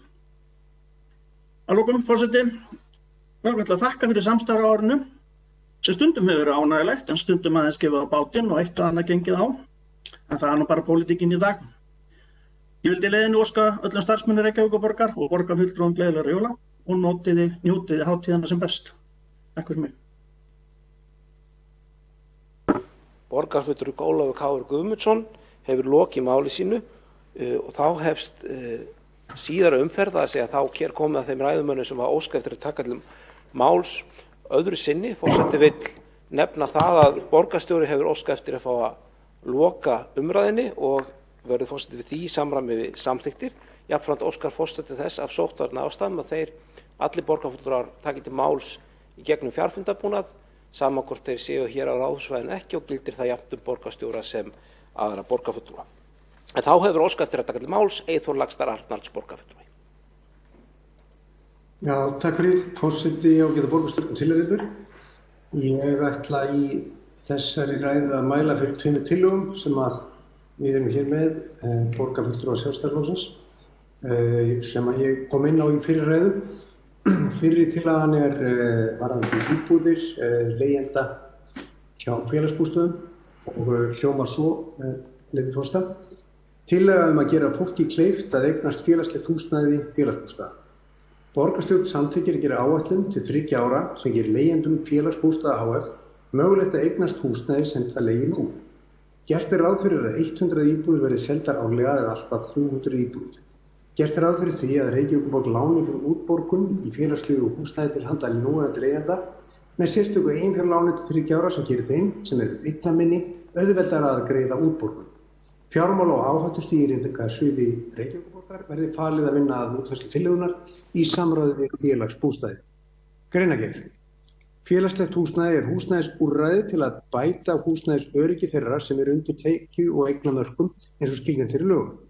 Þar sem lágar tekjur eru skilyrði fyrir úthlutun íbúðar ákveðin hætta á því að leigjendur geti ekki aflað sér viðbótartekna án þess að eiga á hættu að missa húsnæði sitt og heimili. Þessi staða veldur því að húsnæðisöryggi minna og raunverulega hættir á að fólk lendi í fátæktargildru og sé bæði ókleift að auka tekjur sína vegna þessara reglna og jafnframt nær ómögulegt að eignast eigið húsnæði. Lágir vextir skapa tækifæri nú fyrir leigjendur að eignast húsnæði. Það getur Reykjavíkurborg stuðlað að því að þeir sem nú eru fastir á leigjendamarkaði geti eignast íbúð. Með þessu framtaki unnt að auka aflahæfi þeirra sem leigja íbúðir hjá félagsbústöðum, mynda eiginfjárgrunn hjá fólki sem eignast eigið húsnæði í stað þess að leigja og kostirnir eru ótvíræðir en kostnaður við viðhald félagsbústaðar lækkar, skuldir samstöðu borgarna lækka milljarða króna og svo framvegis. Þá verður frelsi þessara einstaklinga og húsnæðisöryggi þeirra meira með því að búa í eigin húsnæði. Samkvæmt úttekt Íbúðalánasjóðs sem nú húsnæðis- og mannvirkjastofnun vilja 80% þeirra sem í leiguhúsnæði eignast eigin eign. Þessar tölur segja mikið vilja fólks og drauma. Félagslega húsnæðiskerfið í Reykjavík hefur vaxið mikið á síðustu áratugum en við stofnun félagsbústaða voru íbúðir félagsins 828-talsins en eru nú 2923. Stefnt að því að þær verði 3412 í árslok 2025 samkvæmt þessu frumvarpi sem við erum með í kvöld. Þetta meiri fjórföldun á 27 árum. Þrátt fyrir þessa miklu fjölgun eru mörg hundruð manns á biðlista eftir húsnæði félagsbústaða. Nú eru 578 manns á biðlista eftir húsnæði vegna þess að margir vilja skipta húsnæði af þeim sem eru að leigja á félagsbústöðum en nú eru 256 á biðlista eftir því að skipta húsnæði. Ljóst að þessum tölum að núverandi kerfi ekki í jafnvægi. Allt og fáir komast úr félagslega kerfinu og inn á almennum húsnæðismarkað. Þessi tillaga lögð fram í þeirri viðleitni að aðstoða fólk að komast út úr kerfinu og eignast eigið húsnæði eins og hugur langflestra leigjenda stendur til. Og seinni tillagan tillagan frestun fasteignaskatta á fyrirtæki en eins og við samþykktum hérna saman síðasta vor þá var gjalddögum 2 frestað vegna COVID en nú eru þeir framöndan og við fengið erindi frá SAF samtöku félaga í fyrirtæki ferðaþjónustu og við höfum viljað fara í viðræður að borgin fari í viðræður SAF og taki vel í erindi SAF varðandi skattana fasteignagjöldin. Og tillagan hljómar svona með leyfi forseta samþykkt verði að taka hugmyndir og erindi SAF sem snúa því að fresta greiðslu fasteignagjalda með útgáfu skuldabréfa til úrvinnslu og útfærslu. Jafnframt beiti borgin sér fyrir því að lögum lögveð verði breytt þannig að farið verði lengingu í lögveði fasteignaskatta með hliðstæðri lagasetningu og gripið var til eftir efnahagshrunið. Fjármála og í áhættustýringarsviði verði falið að vinna frekari útfærslu. Greinargerð. Tekjufall rekstraraðila í ferðaþjónustu gríðarlegt. Borgin samþykkti að fresta gjalddögum í byrjun faraldursins en nú ljóst að meira þarf til eigi fyrirtækin að lifa betur. Mikilvægt að borgin sýni lit gagnvart ferðaþjónustunni og vinni að lausn þessara fyrirtækja sem erindi SAF fjallar til að SAF miðar að því að verja störf og útsvarsstofn borgarinnar. Þannig hljóðar tillaga greinargerðin og hún gerð í þeirri góðu trú að við getum farið inn í jólin með það fyrir augum að það verði lengt í þessum gjöldum. Það ekkert víst að þetta verði mikil útgjöld fyrir borgina, þar sem ekki verið að tala að afskrifa kröfur, þannig að við getum unnið bara í sameiningu að því að þessi fyrirtæki komist í gegnum erfiðan vetur. Það mjög þungt að fara núna inn í áramótin með 2 aukagjalddaga og allt annað, þannig að við teljum mjög mikil rök fyrir því að þetta verði samþykkt. En annars ætla ég bara að þakka fyrir ágætt umræðu hér í dag og að öllu óbreyttu bara óska góðra gleðilegra jóla og þakka fyrir veturinn fram að þessu. Og endingu bara þakka starfsfólki borgarinnar fyrir góð störf, sérstaklega hefur verið gott að vinna með starfsfólki fjármálasviðs og fá svör við mörgum spurningum sem við höfum haft á lokamöllum. Takk. Borgarfulltrúi Eyþór Laxdal Arnalds hefur lokið máli sínu og þá hefur óskað eftir að taka til máls Sanna Magdalena Mörtudóttir, borgarfulltrúi. Forseti, borgarstjórn og borgarbúar, ég kem hér í annað sinn til að tala betur tillögu okkar sósíalistum fjárfestingum gegn húsnæðiskreppu. Ég las þetta svo hratt áðan hér í dag og ætla því að lesa tillöguna og greinargerð í heild sinni með leyfi forseta. Reykjavíkurborg samþykkir að fara í fjárfestingu til að útvega húsnæði fyrir fólk sem nú bíður eftir húsnæði hjá borginni. Yfir 900 manneskjur á biðlista eftir húsnæði hjá borginni sé litið til félagslegs leiguhúsnæðis, húsnæðis fyrir fatlað fólk, húsnæði fyrir heimilislausa einstaklinga og þjónustuíbúðir aldraðra. Miklu fleiri að bíða eftir húsnæði sem henta þeirra þörfum ef við teljum börn þessara einstaklinga með. Samkvæmt grófri áætlun myndi það kosta 21,5 milljarð að vinna upp biðlista vegna húsnæðis í Reykjavík fyrir lok kjörtímabilsins og það nauðsynlegt að útrýma biðlistum eftir húsnæði og vinna gegn húsnæðiseklunni sem bitnar harðast á þeim sem verst standa í samfélaginu. Fjármála- og áhættustýringarsviði verður falið að útfæra efni tillögunnar í samræmi við velferðarsvið og félagsbústaði. Í meðfylgjandi greinargerð stendur það nauðsynlegt að byggja upp góða borg sem nær utan grunnþarfir allra íbúa. Nú margir í sárri húsnæðisþörf. Til þess að vinna gegn biðlistum nauðsynlegt að fjárfestingaráætlun borgarinnar taki mið af veruleika fólks með það að markmið að eyða biðlistum og tryggja að enginn verði skilinn eftir. Húsnæði og öruggt húsaskjól grunnforsenda velferðar og fjárfesting í þágu húsnæðisuppbyggingar ætti að vera efst á forgangslista borgarinnar. Hver íbúð mun skila borginni leigutekjum sem getur farið í afborgun vaxta af lántöku vegna húsnæðisuppbyggingar. Raunveruleg fjárútlát Reykjavíkurborgar því mun lægri en þessi upphæð 21,5 milljarður til að útrýma húsnæðiseklunni. Svo vildi ég tala breytingartillögur annarra flokka og tala þar að sjálfsögðu gegn allri sölu á félögum borgarinnar, einkavæðingu, útboði á grunnþjónustu borgarinnar.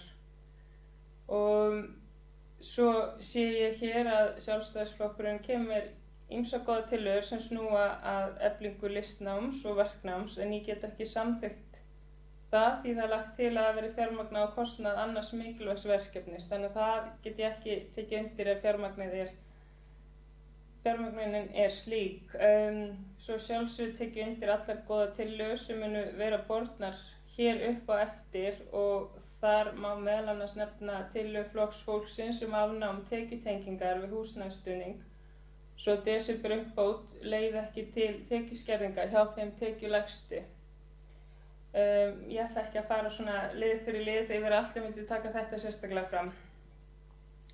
Nú, varðandi græna planið, þá styð ég að meginstefnu þá sýn sem kemur þar fram, en hún byggir á 3 lykilvíddum sem snúa að efnahagslegum, samfélagslegum og umhverfislegum þáttum.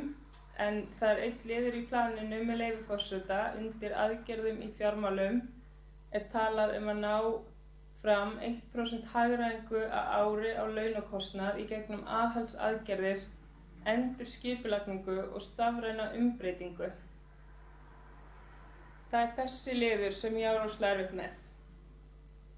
Ég get ekki tekið undir hagræðingu. Hér vil ég þó segja að á sumum stöðum er alveg eðlilegt að skoða hagræðingu þar sem að það á við og endurskipuleggja það sem er hægt.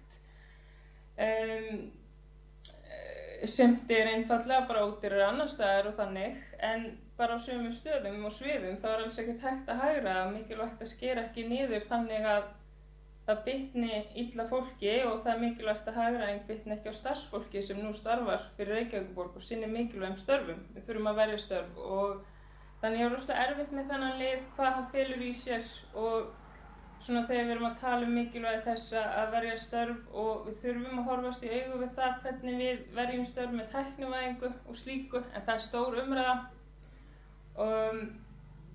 og sem að við kannski förum ekki endilega í hér, en það er svona þessi liður sem að svona stingur út úr og hefur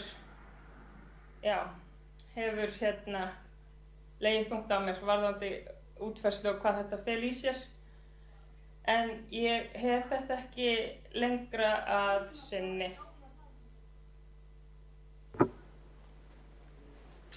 Borgarfulltrúi Sanna Magdalena Mörtusdóttir hefur lokið máli sínu öðru sinni. Þá hefur óskað eftir að taka til máls Vigdís Hauksdóttir borgarfulltrúi. Virðulegi forseti, ágæta borgarstjórn og tilheyrendur.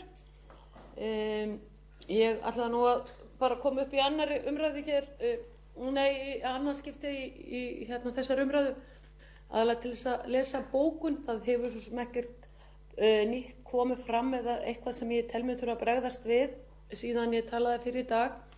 En ég vil þakka umræðuna og taka undir óskir mínar til starfsfólks Reykjavíkurborgar eins og aðrir kjörnir fulltrúar. En með þínu leyfi, forseti, þá ætla ég að lesa hér upp bóku mína. Borgarfulltrúi Miðflokksins lýsir við miklum áhyggjum af fjárhagsstöðu Reykjavíkurborgar. Heildarskuldir samstæðunnar eru 2 núvirtar Kárahnjúkavirkjanir. Við erum að tala skuldir eins sveitarfélags. Fara á í enn frekari skuldaaukningu á árinu 2021. Hið svokallaða græna plan boðar 52 milljarða nýja skuldsetningu. Samt býr borgin yfir versnandi lánakjörum samkvæmt síðasta útboð og grænu skuldabréfum. Borgarstjóri með væntingar að Seðlabanki komin á skuldabréfamarkað sveitarfélagana, ekkert í fast í hendi með það. Borgarstjóri hefur óskað eftir því við fjármálaráðherra að ríkið komi að rekstri borgarinnar árið 2020 og 2021 með 32 milljarða. Því hefur fjármálaráðherra neitað staðfastlega. Borgarstjóri er líka með væntingar að jöfnunarsjóður sveitarfélaga reiði fram 9 milljarða inn í borgarsjóð. Sveitarstjórnarráðherra þvertekur fyrir að svo krafist er réttmætt og rökum reist. Strætó er með 900 milljóna bettlista til ríkisins vegna dapurs reksturs á árinu. Ekkert er í fast í hendi hvort fjárlaganefnd Alþingis taki þá kröfu til greina. Samtals nemur kröfugerð Reykjavíkurborgar á hendur ríkinu 94 milljörðum sem er það bil á pari við útsvarsstofn Reykjavíkur fyrir árið 2021. Ég hef lokið máli mínu. Borgarfulltrúi Vigdís Hauksdóttir hefur lokið máli sínu og þá hefur óskað eftir að taka til máls öðru sinni Líf Magnúsdóttir borgarfulltrúi.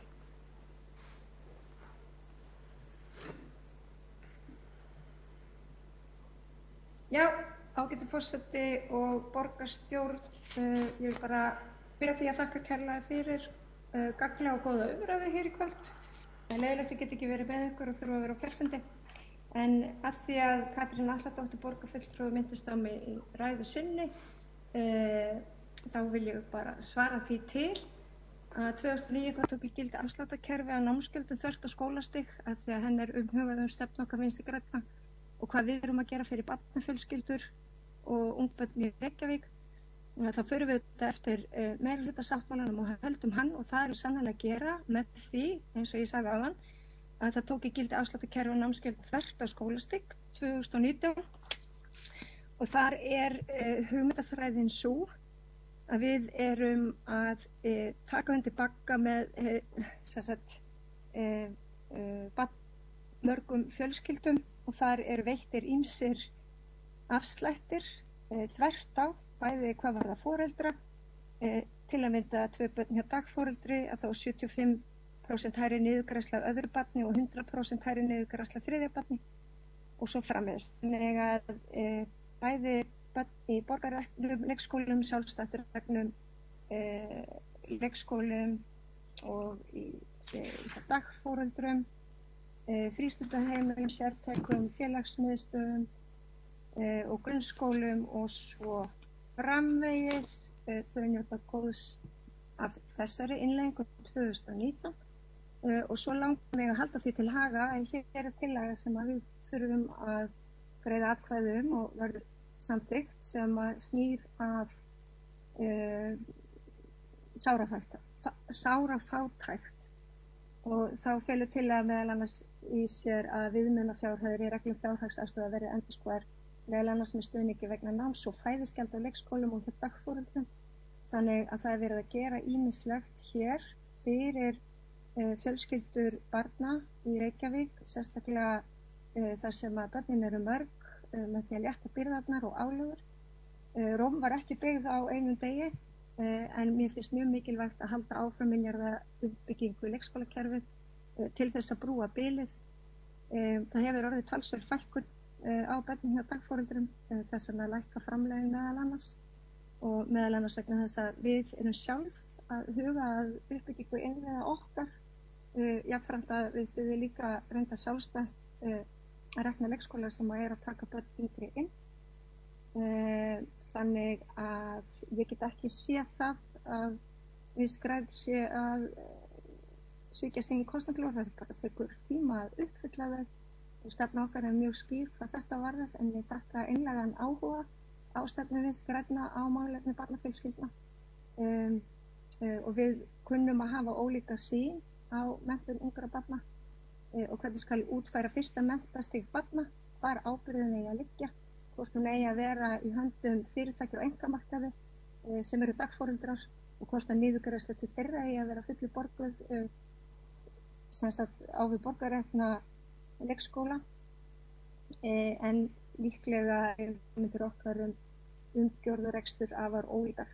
En það er alltaf hressandi að takast á hugmyndafræði þegar besta leiðin sé til þess sinna menntun ungra barna og hvort að fjölskyldur barna, grunnskólabarna, leikskólabarna og ungra barna í Reykjavík eigi að greiða fyrir menntun þeirra.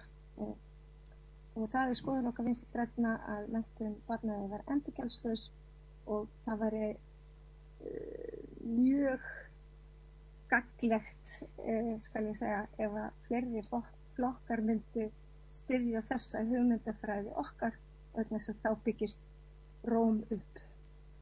Það er svo má að segja. Annars var það annað sem að mig langaði að hafa orð á. Ég veit ekki hvort því hafi verið til að svara í þess að hvort borgarstjóri hafi svara því. Fyrirgeðu. Ég læt þessi lokið ágætu forseti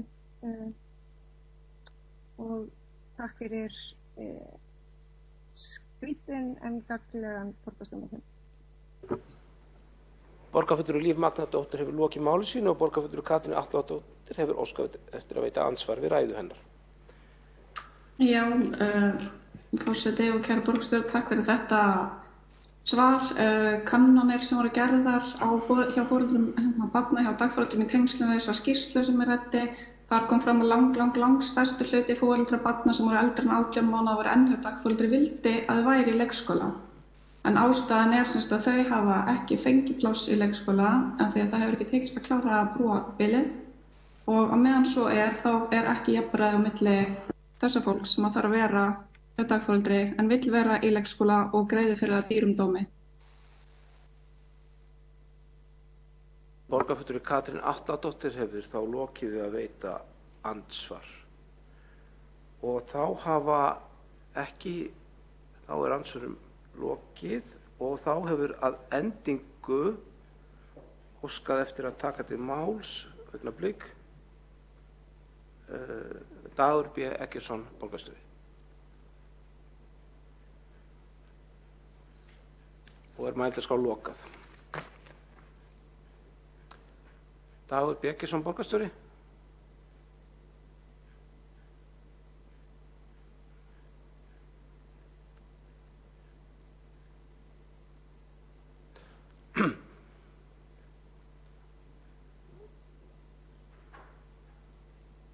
Dagur B. Eggertsson, borgarstjóri.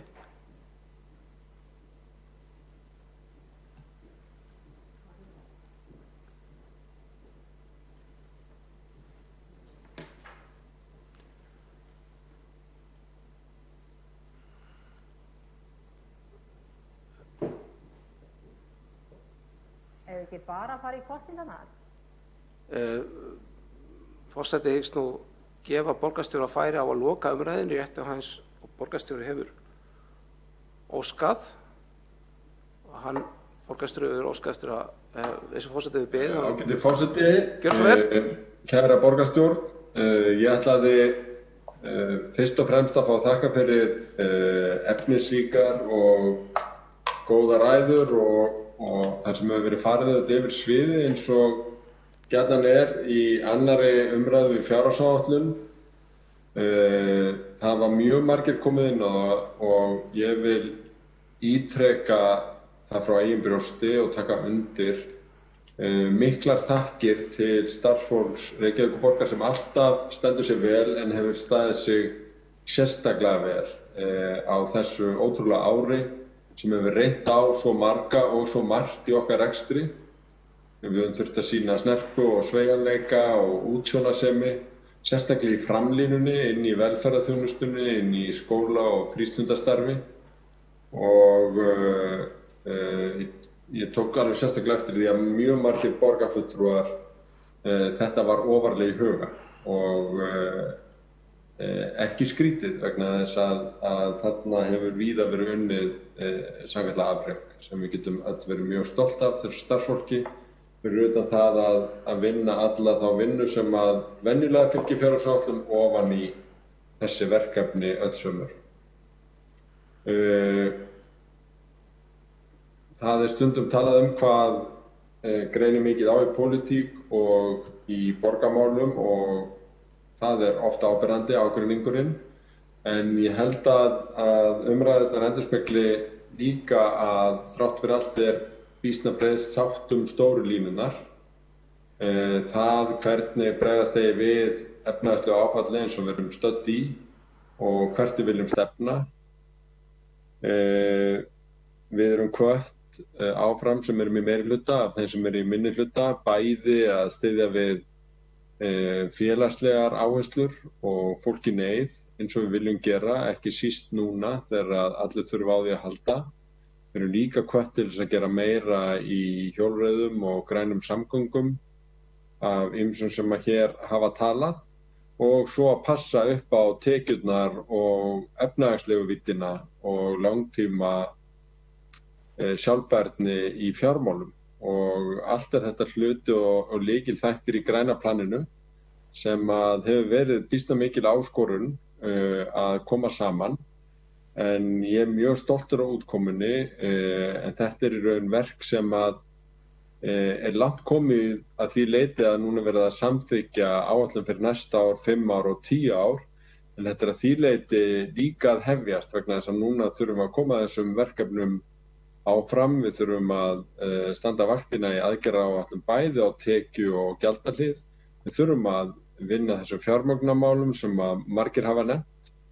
En ég held að við séum í góðum færum til þess. Ég held að við höfum sýnt það áður að við getum tekist á við ýmislegt og höfum að einhverju leyti komist í hann jafn krappan eða krappari þegar fjármál eru annars vegar.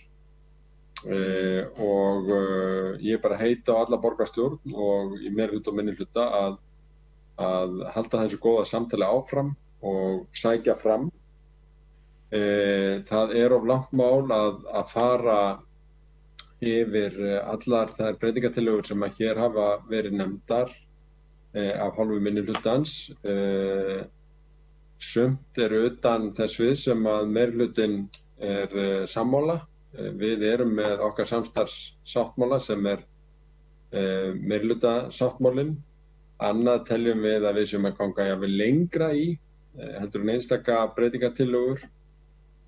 Þannig að ég bið minnihlutafulltrúa ekki að taka því persónulega og sumum tilvikum ekki heldur pólitískt þó að við tökum ekki undir þær tillögur sem að hér eru gerðar breytingar á þessari miklu áætlun. En orð og rök hafa áhrif þannig að samtalið mikilvægt og ég vil bara taka undir að lokum þakkir til allra fyrir samstarfið á þessu furðulega ári sem ég vona nú að við förum að komast út úr og á eðlilegra samskiptaform.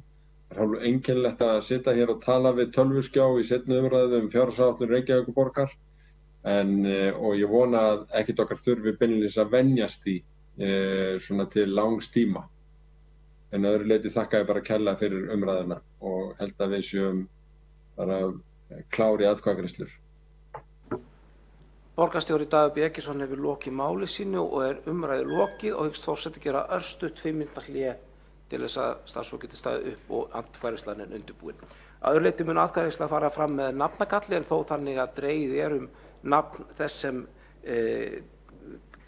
tilkynni sitt atkvæði fyrstur og helst svo röð í gegnum breytingatillögu hvers flokks eða flokkahóps. En þetta mun skýrast allt saman þegar við göngum til atkvæða. En forseti gerir 5 mínútna hlé á fundi.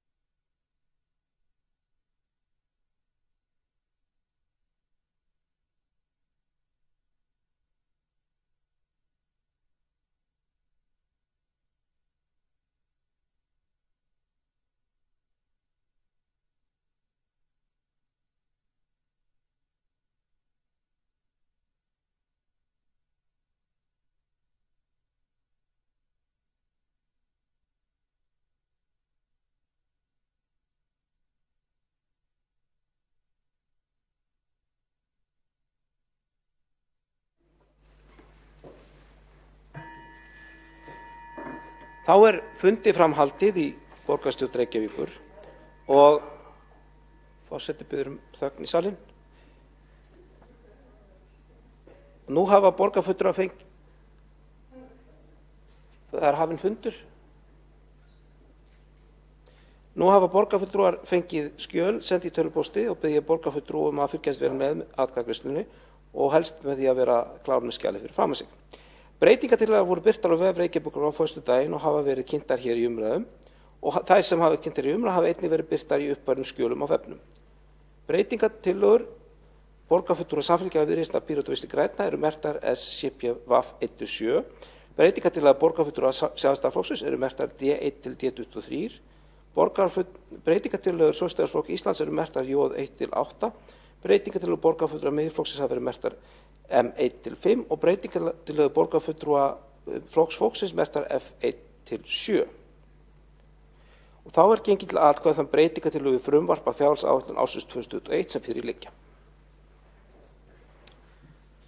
Framfer nafnakall borgarfulltrúa greiða atkvæði í stafrófsröð en til að gæta jafnræðis varpa hlutgesti þann borgarfulltrúa sem kallar upp fyrstur og gildir svo röð fyrir alla breytingartillögur eins flokks eða flokkahóps. Það segja við tökum þá röð fyrir í breytingartillögur meirihlutans, svo aftur dregið þann sem fyrstur gefur send afstöðu sína þegar koma breytingartillögum Sjálfstæðisflokksins og svo framvegis. Þannig að nú verður þá dregið. Upp kemur talan 2 sem Björn Gíslason.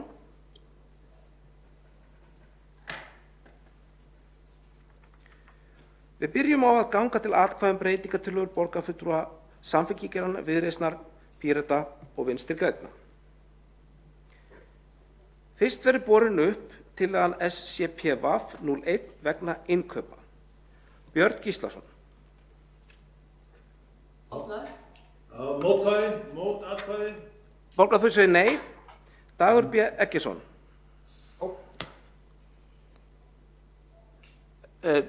Forseti ætlar að biðja borgarfulltrúa að segja ég segi já eða ég sit hjá af því að það Ég segi já. Borgarstjóri segir já. Dóra Björt Guðjónsdóttir. Segi já. Ellen Jacqueline Kalmon. Ellen Kalmon, borgarfulltrúi. Ég segi já. Eyþór Laxdal Arnalds. Ég segi já. Heiða Björg Hilmisdóttir. Ég segi já. Hjálmar Sveinsson. Ég segi já. Ekki alveg skýrt að það sagði nei. Það var ekki mjög skýrt en forseti tekur það til greina. Þá komið Katrín Atladóttir. Katrín Atladóttir. Ég segi nei. Kolbrún Baldursdóttir. Kolbrún Baldursdóttir, borgarfulltrúi. Það hjáseta. Borgarfulltrúi greiðir ekki atkvæði. Líf Magneuðdóttir. Já. Borgarfulltrúi segir já. Marta Guðjónsdóttir. Nei. Borgarfulltrúi segir nei. Ólafur Káur Guðmundsson. Ég segi nei. Það nei. Ragnar Sigurðardóttir. Ég segi já. Ragnhildur Alda Vilhjálmsdóttir. Ég segi nei. Sabína Leskopf. Ég segi já. Sanna Magdalena Mörtudóttir. Segi já. Skúli Helgason. Segi já. Valgerður Sigurðardóttir. Ég segi nei. Vigdís Hauksdóttir. Nei. Þórdís Lóa Þórsdóttir. Ég segi já. Örn Þórðarson. Ég segi nei. Alexander Brím. Ég segi já. Pavel Bartosek segir já. Tillagan samþykkt. Þá næst á dagskrá tekin til atkvæða til að SCP-VAF 02 vegna innleiðingar á græna planinu. Björn Gíslason. Nei. Dagur B. Eggertsson. Já. Dóra Björk Guðjónsdóttir.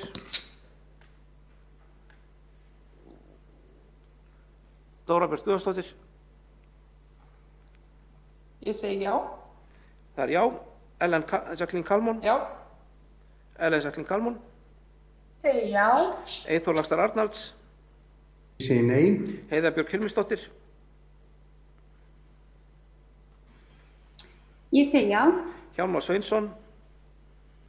Ég segi já. Katrín Arnardóttir. Ég segi nei. Kolbrún Baldursdóttir. Ég sit hjá og sendi inn bókun. Borgarfulltrúi greiðir ekki atkvæði og það er eins og áður ein bókun allan liðin í heild sinni. Líf Magnauðdóttir. Já. Marta Guðjónsdóttir. Nei. Ólafur Kári Guðmundsson. Ég segi nei. Ragnar Sigurðardóttir. Ég segi já. Ragnhildur Alda Vilhjálmsdóttir. Ég segi nei. Sabína Leskov. Já. Sanna Magdalena Mörtsdóttir. Ég sit hjá. Borgarfulltrúi greiðir ekki atkvæði. Skúli Helgason. Ég segi já. Valgerður Sigurðardóttir. Segi nei. Vigdís Hauksdóttir. Nei. Þórdís Lóa Þórðardóttir. Segi já. Örn Þórðarson. Ég segi nei. Alexander Brím.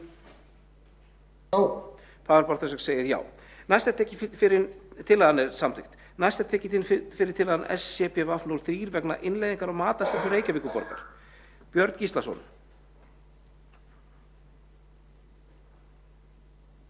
Björn Gíslason, borgarfulltrúi. Ég segi nei. Ég segi nei. Nei. Dagur Bergesson. Já. Ég segi já. Dóra Björk Guðmundsdóttir. Segi já. Ellen Sæklín Kalmón. Ég segi já. Eyþór Laxdal Arnalds. Ég segi nei. Heiða Björk Hilmisdóttir. Já. Ég segi já. Hjálmar Sveinsson. Ég segi já. Katrín Arnardóttir. Nei. Kolbrún Baldursdóttir. Ég sit hjá. Borgarfulltrúi situr hjá. Líf Magnauðdóttir. Já. Það er já. Marta Guðjónsdóttir.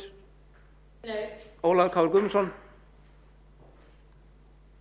Ég segi nei. Ragnar Sigurðardóttir. Ég segi já. Ragnhildur Alda Vilhjálmsdóttir. Ég segi nei. Sabína Leskov.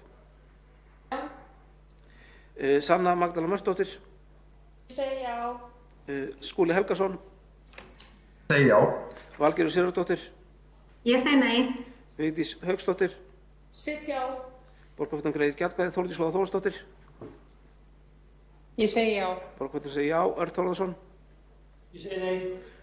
Og Alexandra Brím. Segi já. Páll Bartelsson segir já. Tillagan er samþykkt. Næst er tekin fyrir tillagan SCPVAF 04 vegna kennslu barna með annað móðurmál en íslensku. Björn Gíslason. Ég segi já. Dagur Bergesson. Ég segi já. Dóra Björk Guðmundsdóttir. Segi já. Ellen Sæklín Kalmón. Ég segi já. Eyþór Laxdal Arnalds. Ég segi já. Heiða Björk Hilmisdóttir. Ég segi já. Hjálmar Sveinsson. Ég segi já. Katrín Arnardóttir. Segi já. Kolbrún Baldursdóttir. Segi já. Líf Magnauðdóttir. Já. Marta Guðjónsdóttir. Já. Ólafur Kári Guðmundsson. Segi já. Ragnar Sigurðardóttir. Ég segi já. Ragnhildur Alda Vilhjálmsdóttir. Ég segi já. Sabína Leskov. Segi já. Sanna Magdalena Mörtsdóttir. Segi já. Skúli Helgason. Segi já. Valgerður Sigurðardóttir. Segi já. Vigdís Hauksdóttir. Var það já? Já. Já, borgarfulltrúi segir já. Þórdís Lóa Þórðardóttir. Segi já. Örn Þórðarson. Segi já. Alexandra Brím. Segi já. Og Páll Bartelsson segir já. Tillagan er samþykkt og það sem þessi tillaga gengur lengra heldur en tillaga breytingar til F2 hækkun útgjöld fjárhæð fyrir íslensku kennslu barna af erlendum uppruna sem verst settur íslensku fellur atkvæðislög þá tillögu niður. Tekið fyrir næsta breytingatillaga sem er breytingatillaga SCPVAF 05 vegna fjárfestingar átaks Reykjavíkurborgar. Björn Gíslason. Ég segi nei. Dagur Bergesson. Já. Dóra Björk Guðmundsdóttir. Segi já. Ellen Sæklín Kalmón. Já. Eyþór Laxdal Arnalds. Ég segi já. Heiða Björk. Ég er að vína með þetta. Ég segi nei við SCP-VAF-05. Það passar. Já. Heiða Björk Hilmisdóttir. Ég var að vona að Eyþór að vera með, sko. En ég segi allan að sannlega já. Borgarfulltrúi segir já. Hjálmar Sveinsson. Ég segi líka já. Katrín Atladóttir. Ég segi nei. Kolbrún Baldursdóttir. Og ég segi já. Borgarfulltrúi greiðir atkvæði. Líf Magnúsdóttir. Já. Marta Guðjónsdóttir. Ég segi nei. Ólafur K. Guðmundsson. Ég segi nei. Ragnar Sigurðardóttir. Ég segi já. Ragnhildur Alda Vilhjálmsdóttir.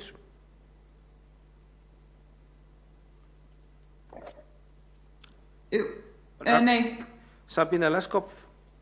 Já. Sanna Magdalena Mörtusdóttir. Já. Skúli Helgason. Valgerður Sigurðardóttir. Ég segi nei. Vigdís Hauksdóttir. Nei. Þórdís Lóa Þórðardóttir. Ég segi já. Örn Þórðarsson. Ég segi nei. Alexandra Brím. Ég segi já. Pavel Bartósson segir já. Þá er tekin fyrir tillagan er samþykkt. Þá er tekin fyrir tillagan SCP-VAF-06 aðgerðir vegna sára fátæktar. Björn Gíslason. Ég segi já. Dagur B. Eggertsson.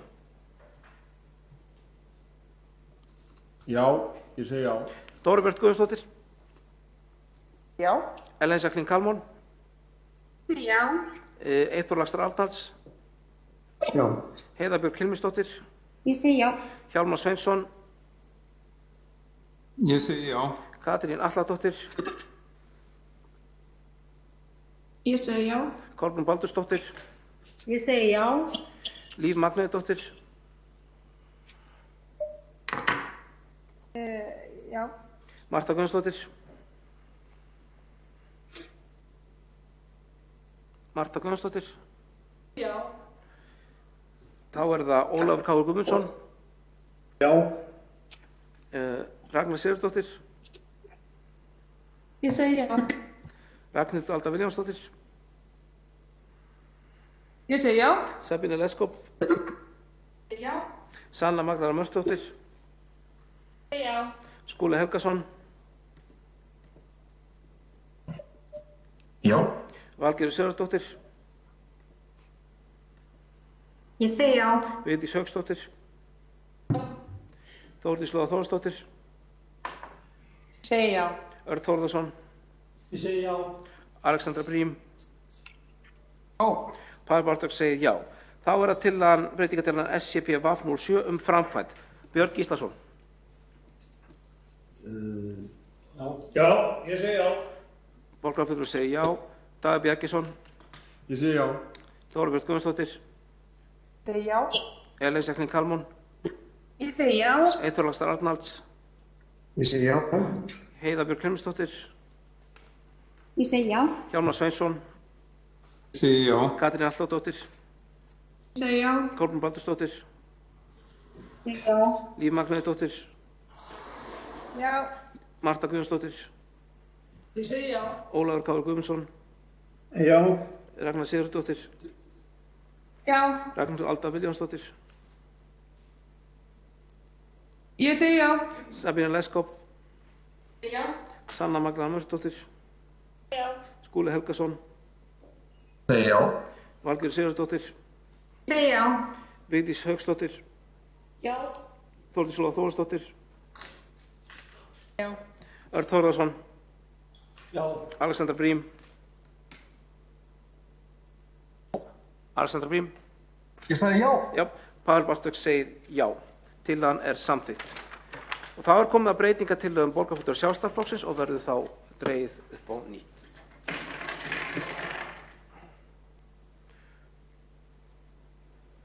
Kemur talan 6 sem er Eyþór Laxdal Arnalds. Þá verða greidd atkvæði tillöguna D1 að gera fólki kleift að eignast félagslegt húsnæði augnablik. Það er Eyþór Laxdal Arnalds. Ég segi já. Heiða Björk Hilmisdóttir. Ég segi nei. Hjálmar Sveinsson. Ég segi nei. Katrín Atladóttir. Ég segi já. Kolbrún Baldursdóttir.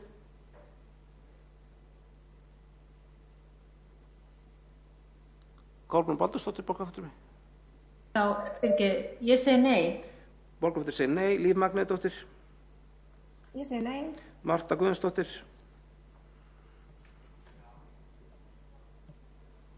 Marta Guðjónsdóttir, borgarfulltrúi. Ég segi já. Ólafur Kári Guðmundsson. Já.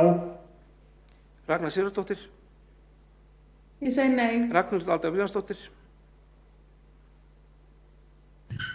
Ég segi já. Sabína Leskop. Nei. Sanna Magdalena Mörtusdóttir. Ég segi nei. Skúli Helgason. Segi nei. Valgerður Sigurðardóttir. Segi já. Vigdís Hauksdóttir. Já. Þórdís Lóa Þórsdóttir. Nei, ég segi nei. Örn Þórðarson. Segi já. Alexander Brím. Segi nei. Björn Gíslason. Aftur. Björn Gíslason. Segi já. Já, ég segi já. Davíð Bjarkinsson. Segi nei. Dóra Björk Guðmundsdóttir. Nei. Borgarfulltrúi segir nei. Ellen Jacqueline Kalmon. Ég segi nei. Pál Bortur segir nei. Tillagan er felld. Þá er gengið til atkvæða breytingatillögu D2 frestun fasteignaskatta á fyrirtæki.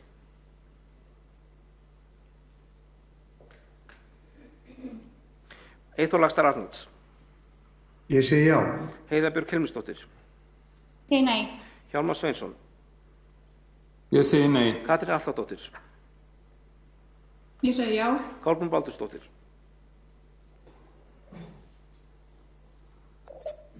Kolbrún Baldursdóttir, borgarfulltrúi. Já, smá erfitt hérna með að mjúta og unmjúta hann svo lengi takk, en ég segi já við þessu. Borgarfulltrúi segir já. Líf Magnúsdóttir. Nei. Marta Guðjónsdóttir. Ég segi já. Ólafur Kári Guðmundsson. Já. Ragnar Sigurðardóttir. Nei. Ragnhildur Alda Viljánsdóttir. Ég segi já. Sabína Leskop. Nei. Sanna Magdalena Mörtusdóttir. Segi nei. Skúli Helgason. Ég segi nei. Valgerður Sigurðardóttir. Ég segi já. Vigdís Hauksdóttir. Já. Þórdís Lóa Þórsdóttir. Ég segi nei. Örn Þórðarson. Segi já. Alexander Brím. Nei. Björn Gíslason. Ég segi já. Davíð Bjarkinsson. Ég segi nei. Dóra Björk Guðmundsdóttir. Nei. Ellen Jacqueline Kalmon. Segi nei. Pavel Bartosek segir nei. Tillagan er felld.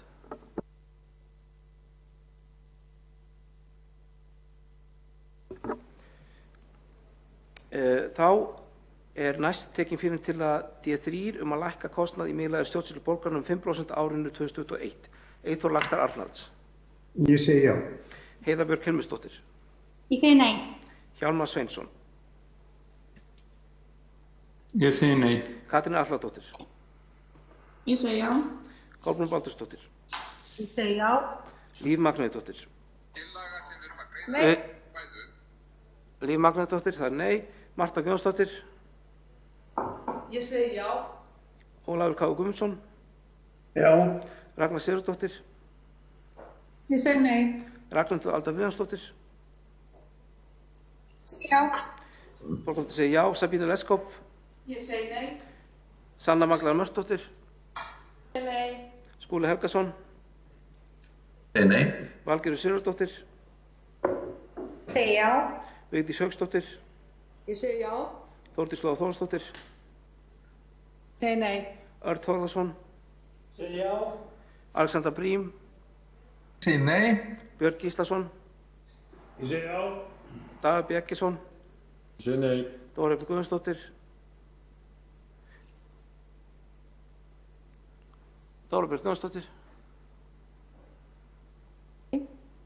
Ellen Jacqueline Kalmon. Segi nei. Og Pál Bartosek segir nei. Tillagan er felld. Það var til að D4 að malbyggjastöðin höfðu verið seld. Eyþór Laxdal Arnalds. Ég segi já. Heiða Björk Hilmisdóttir. Segi nei. Hjálmar Sveinsson. Ég segi nei. Katrín Atladóttir. Ég segi já. Kolbrún Baldursdóttir. Ég segi nei. Fyrir ekki, var þetta nei? Þetta var nei. Borgarfulltrúi segir nei. Líf Magnúðardóttir? Nei. Marta Guðjónsdóttir? Ég segi já. Ólafur Kári Guðmundsson? Já. Ragnar Sigurðardóttir? Ég segi nei. Ragnhildur Alda Vilhjálmsdóttir? Já. Já, það er já. Sabína Leskopf? Ég segi nei. Sanna Magdalena Mörtusdóttir? Ég segi nei. Skúli Helgason? Ég segi nei. Valgerður Sigurðardóttir? Ég segi já. Vigdís Hauksdóttir? Já. Þórdís Lóa Þórhallsdóttir? Tja, nei, ég segi nei. Örn Þórðarson? Segi já. Björn Gíslason? Ég segi já. Dagur Bjarkesson? Segi nei. Dóra Björk Guðjónsdóttir? Segi nei. Ellen Sæklín Kalmón? Ég segi nei. Pál Baldursson segir nei. Það var líka hoppað yfir mig en ég segi nei hvort þið er. Fyrirgef, ég forseti vist forláts.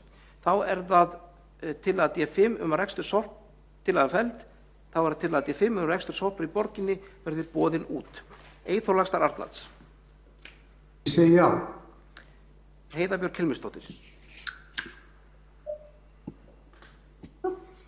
Ég segi nei. Hjálmar Sveinsson? Ég segi nei. Katrín Atladóttir? Ég segi já. Kolbrún Baldursdóttir? Já. Líf Magnúðardóttir? Nei. Líf Magnúðardóttir? Nei. Marta Guðjónsdóttir? Fór ég hoppa yfir Kolbrún Baldursdóttir? Nei. Ég er búin að segja já. Fyrirgefðu, forseti hefur náð 89. Marta Guðjónsdóttir? Ég segi já. Ólafur Kári Guðmundsson? Já. Ragnar Sigurðardóttir? Ég segi nei. Ragnhildur Alda Vilhjálmsdóttir? Ég segi já. Sabína Leskopf? Nei. Sanna Magdalena Mörtusdóttir? Nei. Skúli Helgason? Segi nei. Valgerður Sigurðardóttir?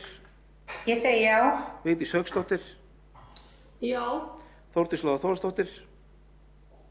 Ég segi nei. Örn Þórðarson? Segi já. Alexander Brím?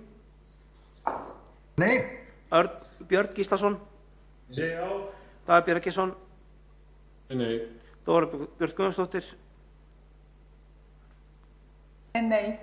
Ellen Sæklín Kalmón? Ég segi nei. Pavel Bartósek segir nei, tillagan er felld. Þá er það til að D6 að gagnaveita Reykjavíkur verði seld. Eyþór Laxdal Arnalds? Ég segi já. Heiða Björk Hilmisdóttir? Ég segi nei. Hjálmar Sveinsson? Ég segi nei. Katrín Atladóttir? Ég segi já. Kolbrún Baldursdóttir? Segi já. Líf Magnúðardóttir? Líf Magnúðardóttir? Nei. Marta Guðjónsdóttir? Ég segi já. Ólafur Kári Guðmundsson? Já. Ragnar Sigurðardóttir? Ég segi nei. Borgarfulltrúi segir nei. Ragnhildur Alda Vilhjálmsdóttir? Já. Sabína Leskopf? Nei. Sanna Magdalena Mörtusdóttir? Nei. Skúli Helgason? Segi nei. Valgerður Sigurðardóttir? Ég segi já. Vigdís Hauksdóttir? Já. Þórdís Lóa Þórhallsdóttir? Ég segi nei. Örn Þórðarson? Ég segi já. Alexander Brím? Ég segi nei. Björn Gíslason? Ég segi já. Dagur Bjarkesson? Ég segi nei. Dóra Björk Guðjónsdóttir? Borgarfulltrúi segir nei. Ellen Sæklín Kalmón? Nei. Og Pál Bartósek segir nei, tillagan er felld. Næst eftir fyrir til að D7 jöfn fjárframlög borgarsjóð með börnum í grunnskóla og þá rekstrarformi. Eyþór Laxdal Arnalds? Segi já. Heiða Björk Hilmisdóttir? Ég segi nei. Hjálmar Sveinsson? Hjálmar Sveinsson, borgarfulltrúi? Ég segi nei. Katrín Atladóttir? Ég segi nei. Já, takk. Katrín Atladóttir? Ég segi já. Kolbrún Baldursdóttir? Nei. Borgarfulltrúi segir nei. Líf Magnúðardóttir? Nei. Marta Guðjónsdóttir? Ég segi já. Ólafur Kári Guðmundsson? Já. Ragnar Sigurðardóttir. Ég segi nei. Ragnhildur Alda Vilhjálmsdóttir. Já. Sabína Leskop. Nei. Sanna Magdalena Mörtusdóttir. D7, það ekki? Afsakið. Já, D7. Ég segi já, búið bókun. Það er já og það er ein bókun fyrir öllum liðum. Þá er það Skúli Helgason. Ég segi nei. Valgerður Sigurðardóttir. Ég segi já. Vigdís Hauksdóttir. Segi já. Þórdís Lóa Þórsdóttir. Nei. Örn Þórðarsson. Ég segi já. Alexander Brím. Nei. Björn Gíslason. Ég segi já. Daði B. Eggertsson. Ég segi nei. Dóra Björn Guðsdóttir. Segi nei. Ellen Jacqueline Kalmón. Ég segi nei. Og Pavel Bartosek segir nei. Þá er það til að D8 til hann er feld, þá er til að D8 jöfn framlög úr borgarsjóði með börnum í leikskóla og háður ekstraformi. Eyþór Laxdal Arnalds. Ég segi já. Heiða Björk Hilmisdóttir. Ég segi nei. Hjálmar Sveinsson. Ég segi nei. Katrín Atladóttir. Ég segi já. Kolbrún Baldursdóttir. Ég segi nei. Líf Magnúðardóttir. Nei. Marta Guðjónsdóttir. Ég segi já. Ólafur K. Guðmundsson. Já. Ragnar Sigurðardóttir. Nei. Ragnhildur Alda Vilhjálmsdóttir. Segi já. Borgarfulltrúi segir já. Sabína Leskop. Segi nei. Sanna Magdalena Mörtusdóttir. Segi já. Borgarfulltrúi segir já. Skúli Helgason. Ég segi nei. Valgerður Sigurðardóttir. Segi já. Vigdís Hauksdóttir. Já. Þórdís Lóa Þórsdóttir. Þórdís Lóa Þórsdóttir, borgarfulltrúi. Ég segi nei. Örn Þórðarsson. Segi já. Alexander Brím. Ég segi nei. Björn Gíslason. Ég segi já. Daði B. Eggertsson. Ég segi nei. Dóra Björk Guðmundsdóttir.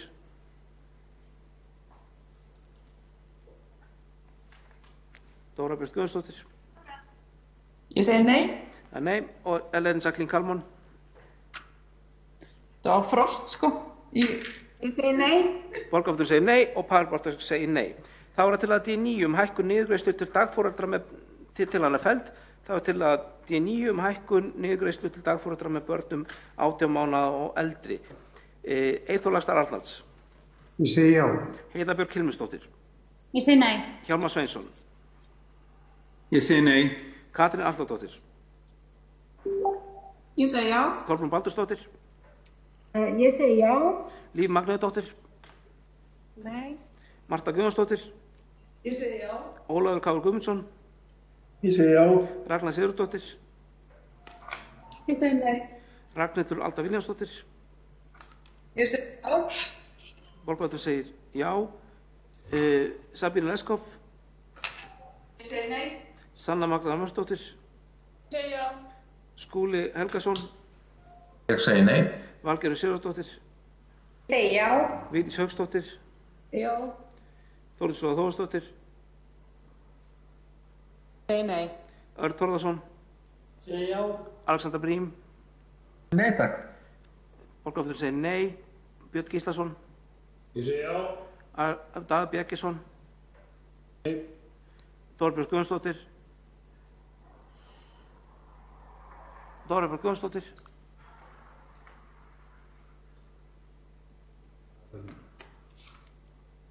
Dóra Björk Guðmundsdóttir, borgarfulltrúi. Heyrum ekki hér. Það finnst þér að frostið. Já, nú heyrum við þér. Það er eitthvað þrýðningur í hotnunni hjá henni. Viltu reyna aftur Dóra Björk Guðmundsdóttir, borgarfulltrúi?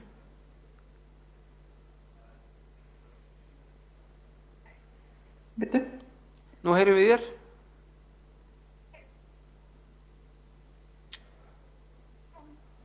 Dóra Björk Guðmundsdóttir, borgarfulltrúi.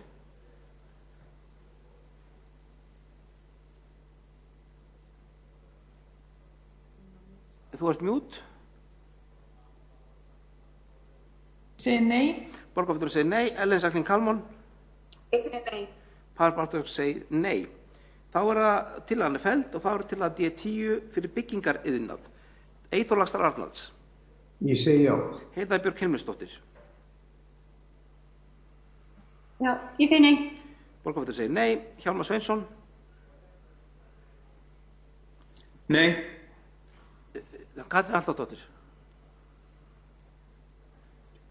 Já. Kolbrún Baldursdóttir. Ég segi nei. Líf Magnúðardóttir. Nei. Marta Guðjónsdóttir. Ég segi já. Ólafur K. Guðmundsson. Já. Ragnar Sigurðardóttir. Ég segi nei. Ragnhildur Alda Vilhjálmsdóttir. Já. Sabína Leskop. Ég segi nei. Sanna Magdalena Mörtusdóttir. Ég segi nei. Skúli Helgason. Ég segi nei. Valgerður Sigurðardóttir. Ég segi já. Vigdís Hauksdóttir. Já. Þórdís Lóa Þórhallsdóttir. Þórdís Lóa Þórhallsdóttir. Ég segi nei. Örn Þórðarson. Segi já. Alexander Brím. Nei. Björn Gíslason. Ég segi já. Dagur Bjarkesson. Nei. Dóra Björk Guðjónsdóttir. Dóra Björk Guðjónsdóttir, borgarfulltrúi. Ég segi nei. Borgarfulltrúi segir nei. Ellen Saklín Kalmón. Nei. Pávar Bartósek segir nei til hann felld. Þá koma tillögur í 11 að fallið verði frá fjárfestingu Grófarhúsinu. Eyþór Laxdal Arnalds. Ég segi já. Heiða Björk Hilmisdóttir. Ég segi nei. Hjálmar Sveinsson.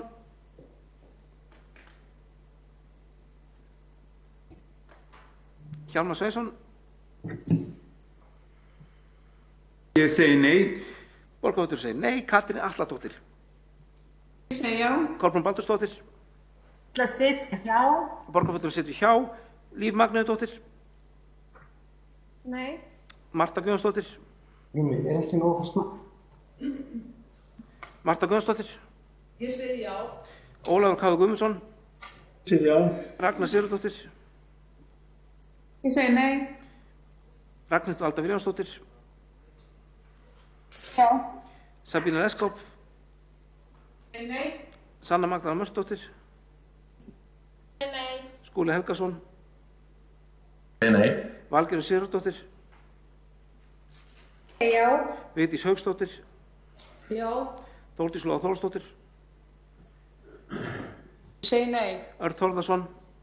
Ég segi já. Alexander Brím. Nei. Björn Gíslason. Ég segi já. Dagur Bjarkesson. Ég segi nei. Dóra Björk Guðjónsdóttir.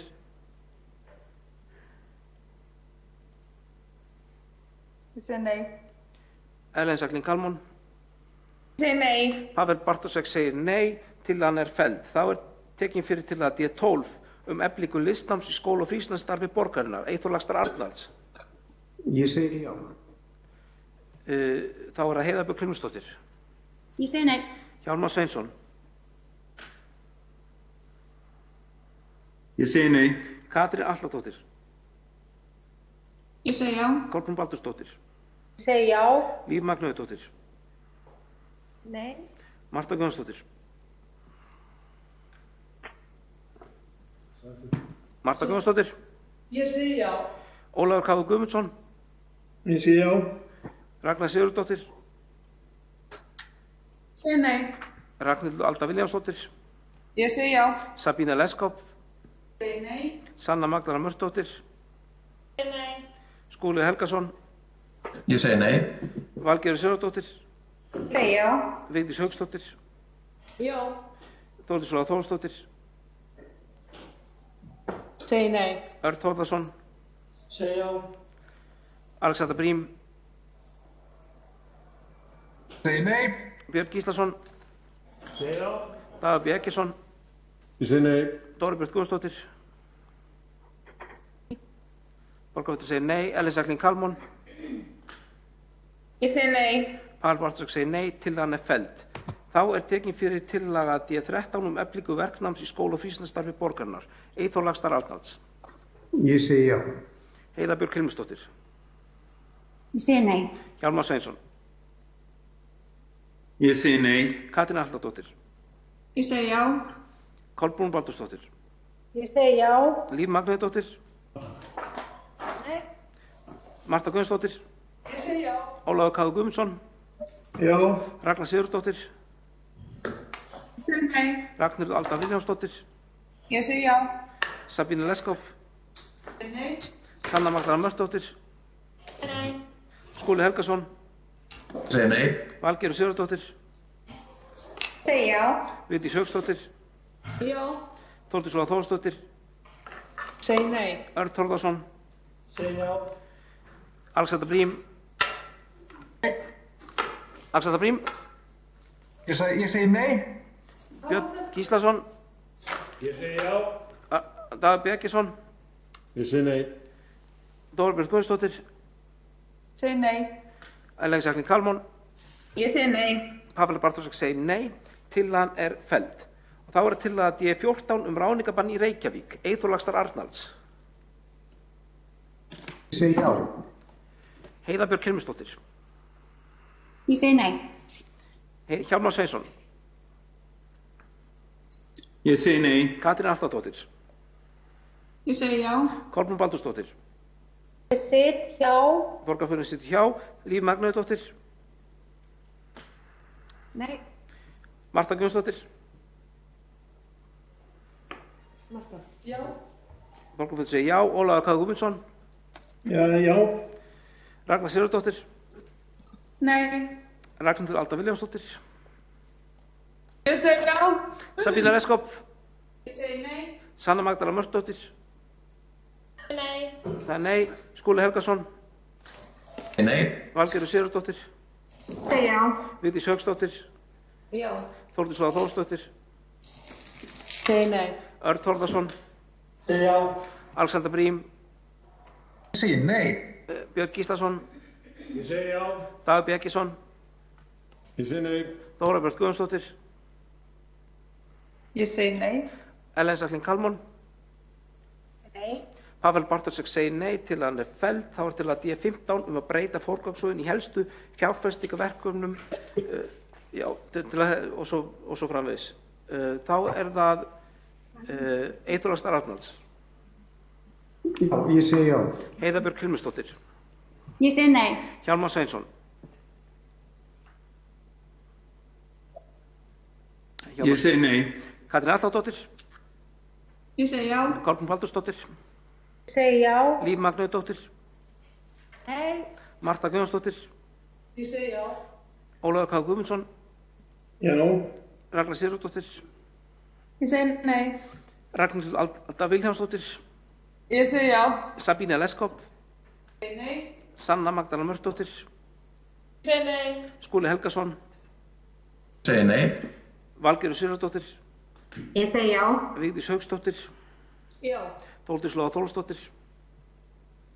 Segi nei. Örn Þórðarson. Segi já. Alexander Brím. Nei. Björn Gíslason. Ég segi já. Dagur Bjarkisson. Ég segi nei. Dóra Björk Guðjónsdóttir. Nei. Borgarfulltrúi segir nei. Það er Ellen Jacqueline Kalmon. Segi nei. Og Pavel Bartósek segir nei. Tillagan er felld. Þá er tillaga D16 bæta aðstöðu á leikvöllum í borgarlandinu. Eyþór Laxdal Arnalds. Ég segi já. Heiða Björk Hilmisdóttir. Ég segi nei. Hjálmar Sveinsson. Ég segi nei. Katrín Arnardóttir. Ég segi já. Kolbrún Baldursdóttir. Ég segi já. Líf Magnauðardóttir. Nei. Borgarfulltrúi segir nei. Marta Guðjónsdóttir. Já. Ólafur K. Guðmundsson. Já. Ragnar Sigurðardóttir. Nei. Ragnhildur Alda Vilhjálmsdóttir. Ég segi já. Sabína Leskop. Ég segi nei. Sanna Magdalena Mörtusdóttir. Nei. Skúli Helgason. Segi nei. Valgerður Sigurðardóttir. Ég segi já. Vigdís Hauksdóttir. Já. Þórdís Lóa Þórsdóttir. Ég segi nei. Örn Þórðarson. Segi já. Alexander Brím. Ég segi nei. Björn Gíslason. Ég segi já. Dagur Bjarkisson. Ég segi nei. Dóra Björk Guðjónsdóttir. Segi nei. Ellen Jacqueline Kalmon. Nei. Pavel Bartósek segir nei. Tillagan er felld. Það var tillaga D17 fækkun borgarfulltrúa. Eyþór Laxdal Arnalds. Ég segi já og held að reynslan. Borgarfulltrúi segir já. Heiða Björk Hilmarsdóttir. Ég segi nei. Hjálmar Sveinsson.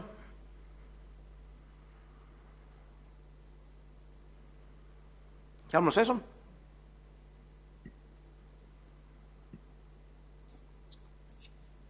Hjálmar Sveinsson, borgarfulltrúi.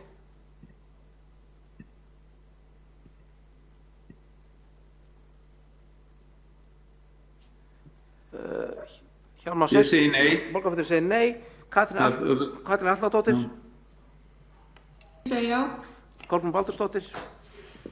Ég segi nei og mér finnst þetta nú svolítið Fyrirgeðu borgarfulltrúi Kolbrún Baldursdóttir, við erum ekki með atkvæðaskýringar á þessu lið, ég bið einungis afstöðu borgarfulltrúa. Líf Magnúðardóttir.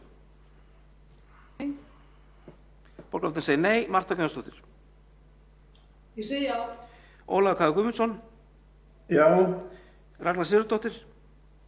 Ég segi nei. Ragnhildur Alda Vilhjálmsdóttir. Já. Sabína Leskopf. Nei. Sanna Magdalena Mörtdóttir. Ég segi nei. Skúli Helgason. Ég segi nei. Valgerður Sigurðardóttir. Ég segi já. Vigdís Hauksdóttir. Já, já, já. Það er já. Þórdís Lóa Þórðarsdóttir. Segi nei. Örn Þórðarsson. Já. Alexander Brím. Segi nei. Björn Gíslason. Ég segi já. Dagur B. Eggertsson. Ég segi nei. Dóra Björn Guðjónsdóttir. Ég segi nei. Ellen Jacqueline Kalman. Ég segi nei. Pavel Bartos segir nei, tillagan er felld. Þá er til að átján útvöndun atvinnulóga fyrir fjölbreytta atvinnustarfsemi. Eyþór Laxdal Arnalds. Ég segi já. Heiða Björk Hilmarsdóttir. Ég segi nei. Hjálmar Sveinsson. Ég segi nei. Katrín Alladóttir. Ég segi já. Kolbrún Baldursdóttir. Já. Borgarfulltrúi situr hjá. Já, borgarfulltrúi situr hjá. Líf Magnúðardóttir. Líf Magnúðardóttir. Borgarfulltrúi. Nei. Borgarfulltrúi segir nei. Marta Guðjónsdóttir. Ég segi já. Ólafur K. Guðmundsson. Já. Ragnar Sigurðardóttir.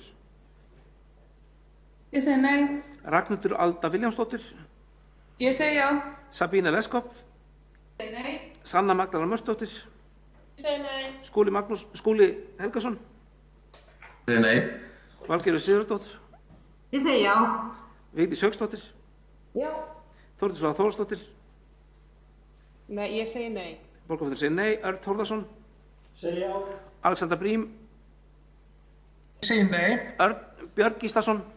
Ég segi já. Dagur B. Eggertsson. Ég segi nei. Dóra Björn Guðjónsdóttir.